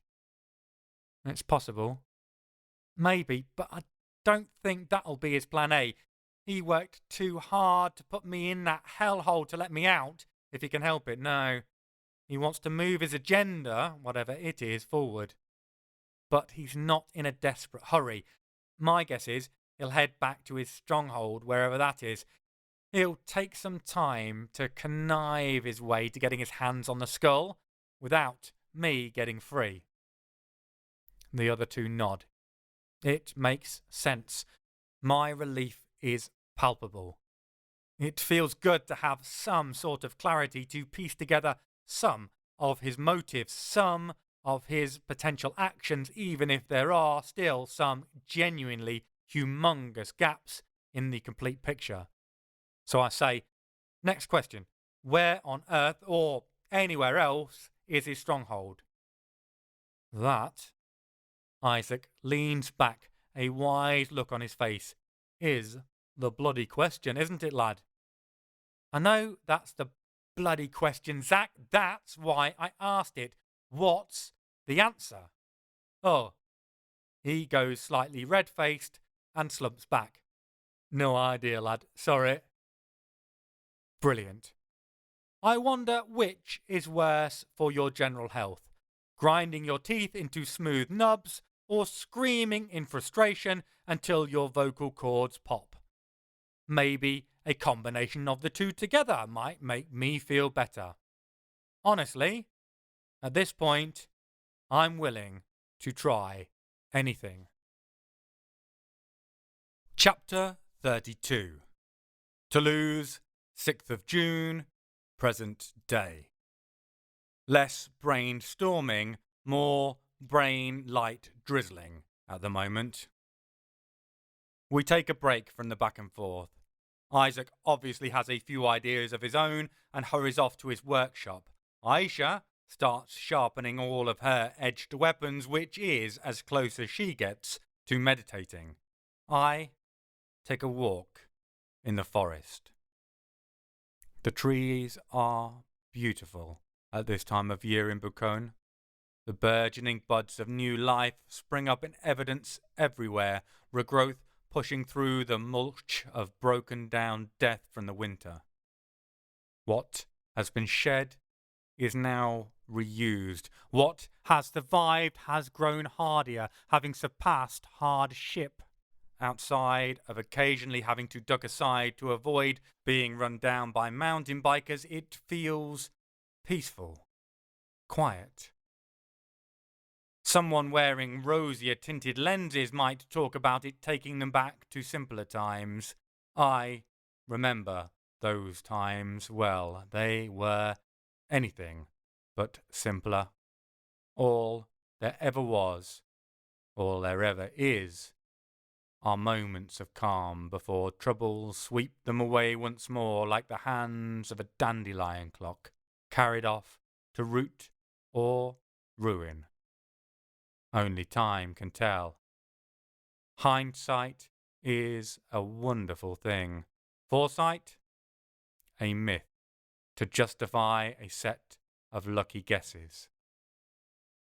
By the time I tramp my way round a small stretch of the vast, ancient sprawl and back again, evening is falling. I don't know if it's a side effect of my new Fae nature or just having some calm time to reconnect myself to the world around me, but I come back feeling refreshed, recharged, ready to take on this utterly bizarre set of events, all apparently engineered by one psychotic, reincarnating lunatic. I feel justified in calling him that. Takes one to know one, I guess. I push my way back into the kitchen to find Isaac chattering away excitedly at Aisha. Her expression, though, tells me he's onto something. It isn't the polite indifference that plasters itself across her face when he gets into the whys and wherefores of academic research. I know the expression she's wearing. It's that of a hound that's caught the scent, straining at the lead, ready to plunge into the undergrowth and find the fox who dared believe itself cunning enough to escape from vicious jaws. Isaac breaks off as I enter, turning towards me, animated, waving me to join them. I do as I'm told, further motivated by the sight of a healthy tumbler full of whiskey awaiting me. My mentor knows exactly how to bribe me into silence. He beams at me as I sit and take up a suitably attentive position, cradling my drink in both hands. Paul, my lad, perfect timing, perfect. I've got it. My excitement builds. You know where he is? The hesitation brings the optimistic rush back under control. Not exactly, but I reckon I've got a pretty good idea, a place to start anyway. I try not to let rising disappointment stamp up and down on the previous excitement. This is a lot better than the total amount of nothing we had when I went for a walk, and pretty incredible work in a couple of hours, actually. That's more than when I left. Lay it on me, Zach. He rubs his hands together. Right, so I thought about it. De Montfort's been building his empire since the 13th century. You said he took the body of his son Simon after his first death, right? Right. It struck me as odd when he told me that. Simon hadn't been his eldest son. I wonder if it was the shared name that made the magic choose him, or if it was because de Montfort favoured him. So, they had two family strongholds, okay. One, west of Paris, not far past Versailles, at Montfort-l'Aumerie, as it's still known. The other is in Leicester, over in England, where they held a title, although I think the de Montforts had little to do with the land and titles there prior to the Albigensian Crusade. I can follow his line of thinking. So you reckon he might still have a stronghold at one or the other of them? Isaac nods, only looking slightly disgruntled by me stealing the wind out of his sails a bit. I'll have to work out some way to gruntle him later on. Aye, basically. Well, when he took over Simon's body, he handed off the right to the land in France to Aumery, his oldest lad, in exchange for unchallenged rights to the English territory, and proceeded to go and get in the mix with politics and the crown over there for a couple of generations. My knowledge of British history is sadly lacking. Here is my great gruntling opportunity, which sounds bizarrely like a Roald Dahl book. How much of a mix? Never let it be said, I can't supply an academic with a suitable cue when necessary. Isaac beams, a look that speaks of the joy of imparting knowledge to the fundamentally unworthy, such as myself. Enough of a mix to rule the country. I look around for a handy shovel to help me pick my jaw up off the floor. Wait, what? I'm no scholar of England and English history, but I don't remember a King Simon. He never officially took the crown. He was too smart for that. What he did instead was transfer a load of the power to Parliament, which he then led, issuing decrees in the King's name, forcing through reform. I rub my chin. Sounds pretty bloody reasonable, actually. This draws a wry look from Isaac. He also went crusading against the Muslims of the Holy Land and drove the Jews out of Leicester, stealing all their money and property. Plus, he led the massacre of Jews across the country under the guise of cancellation of debts. Okay, that sounds more like de Montfort. Right. Anyhow, he got deposed by some other nobles who supported the king's son and died in battle along with his eldest. I smack my fist so hard on the table, I'm not sure if the resounding crack is the tabletop or bone. Then we've lost track of him. Aye, my lad, but that's beside the point. Yes, we lose track of which body he leapt into. The de Montfort family fell from grace, intermarrying with other nobles. A lot of them became mercenaries or sellswords, particularly over in Italy, where they mingled with the Orsini and De Vico family. From there, I narrow my eyes. Wait a minute. Did you say De Vico? Isaac furrows his brow. Aye. Why's that, lad? I curse and resist the urge to spit on the floor, which is a very uncivilized thing to do on someone's relatively clean kitchen tiles. I met him. You bloody met him. He foiled my attempt to help the Cagos in Rome, the bastard. That's where he found out about me and Suzanne. The cunning shit stain has been weaving his way in and out of my life for centuries, looking for the opportunity to grab some power and to even the scales so he can take me on properly. For a man of action, he certainly learned how to be a proper sneaky wank goblin after that first death. We're getting off the point now. You said it didn't matter trying to track his incarnations. Why not? Now, Isaac's eyes are gleaming. He's already knocked me for 6 with what he's accrued information-wise, having gathered more in 2 hours than what I'd have done in 2 weeks, and then some. And he still has a knockout blow to deliver. Okay, so all of this has come to fruition recently, right? In the last few years, the shit wizard got the skull and made his way to Ben, allowing him to put his schemes into place. He already had Suzanne in his back pocket, but her deal with the mother came due and she became another pawn in his game. I resist the urge to tell him to skip to the end. Aisha doesn't. Skip to the end, Zack? He harumphs, but he's too invested in the punchline not to want to deliver it. Of course, we're there anyway, lass. We were told it's all about the bones, right? Well, back in 2012, in the parking lot of the Leicester Grammar School, they found the bones of one of England's most infamous kings, Richard III. I leap to my feet, hunching over, one shoulder thrust up, the other pulled down. A horse! A horse! My kingdom for a horse! Both of them roll their eyes. Neither appreciate my acting chops, apparently.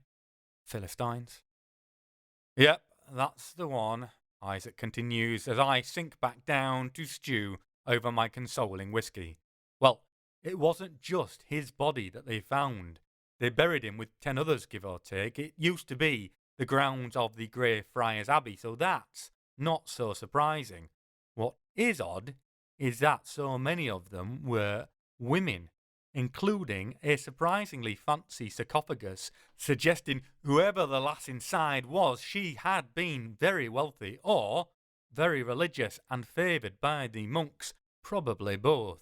Anyhow, I got hold of some transcripts, reports from the archaeologists who led the dig. When they lifted the slab off, one of them, a junior student from one of the 2 local universities, insisted that the pelvis wasn't just astoundingly clean, considering the years it was stored, but that it was glowing as well. I shoot to my feet again, but this time with excitement. Another talent-invested bone. The student must have a bit of latent talent themselves. Exactly my thought, lad. Considering how bloody powerful the other ones have been, you wouldn't need much more than a smidge to spot it. So, I traced where the skeleton ended up. Richard III got a right royal reburial in the local cathedral, and most of the others got distributed to dedicated archaeological teams for further study. But not the girl? It isn't a hard guess to make that she's the exception that made Isaac say most rather than all. Right. Somehow her skeleton got diverted to the historical stores of a nearby castle, Kenilworth, where it should never have ended up going to. Guess whose family home Kenilworth used to be. I've got to the punchline now. I'm happy to supply it. Demon fart. Isaac nods triumphantly. Yes, demon. He breaks off, then bangs his fist down on the table. Demon fart! He's gone slightly red in the face from the effort, but looks immensely satisfied. Good on him. He deserves that for his fantastic research work. I look over at Aisha, and her grim satisfaction mirrors my own. Finally, after keeping us on the back foot for centuries, pulling strings we've never even seen, Simon de Montfort has slipped up. He has no idea I've escaped from Fairie, and he laid a trail to himself he never expected us to pick up. the odds that Simon is over in England as opposed to the Paris outskirts just increased dramatically. If not, we still need to try to get our hands on the glowing set of bones, liberating them from him if he's got them, and sticking a thumb in his eye as we do so, hopefully, literally. If all goes well, it might just mean we'll get our hands on Simon himself. Assuming we do, then we'll have a very long, very bloody chat. It's a conversation I intend to take my time over, and I don't doubt Aisha is looking forward to bringing her own particular brand of pain to proceedings too.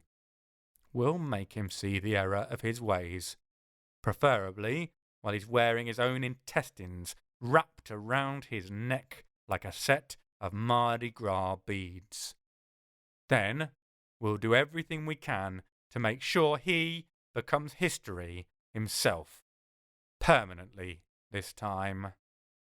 I've no idea how we're going to manage it, but one way or another, I am going to end Simon de Montfort once and for all. Author's notes. So, we reached the end of another imperfect adventure, and strangely, one of the saddest yet. It's amazing just how hard the death of Lucar Coyle hit me, and I'm the one who wrote it.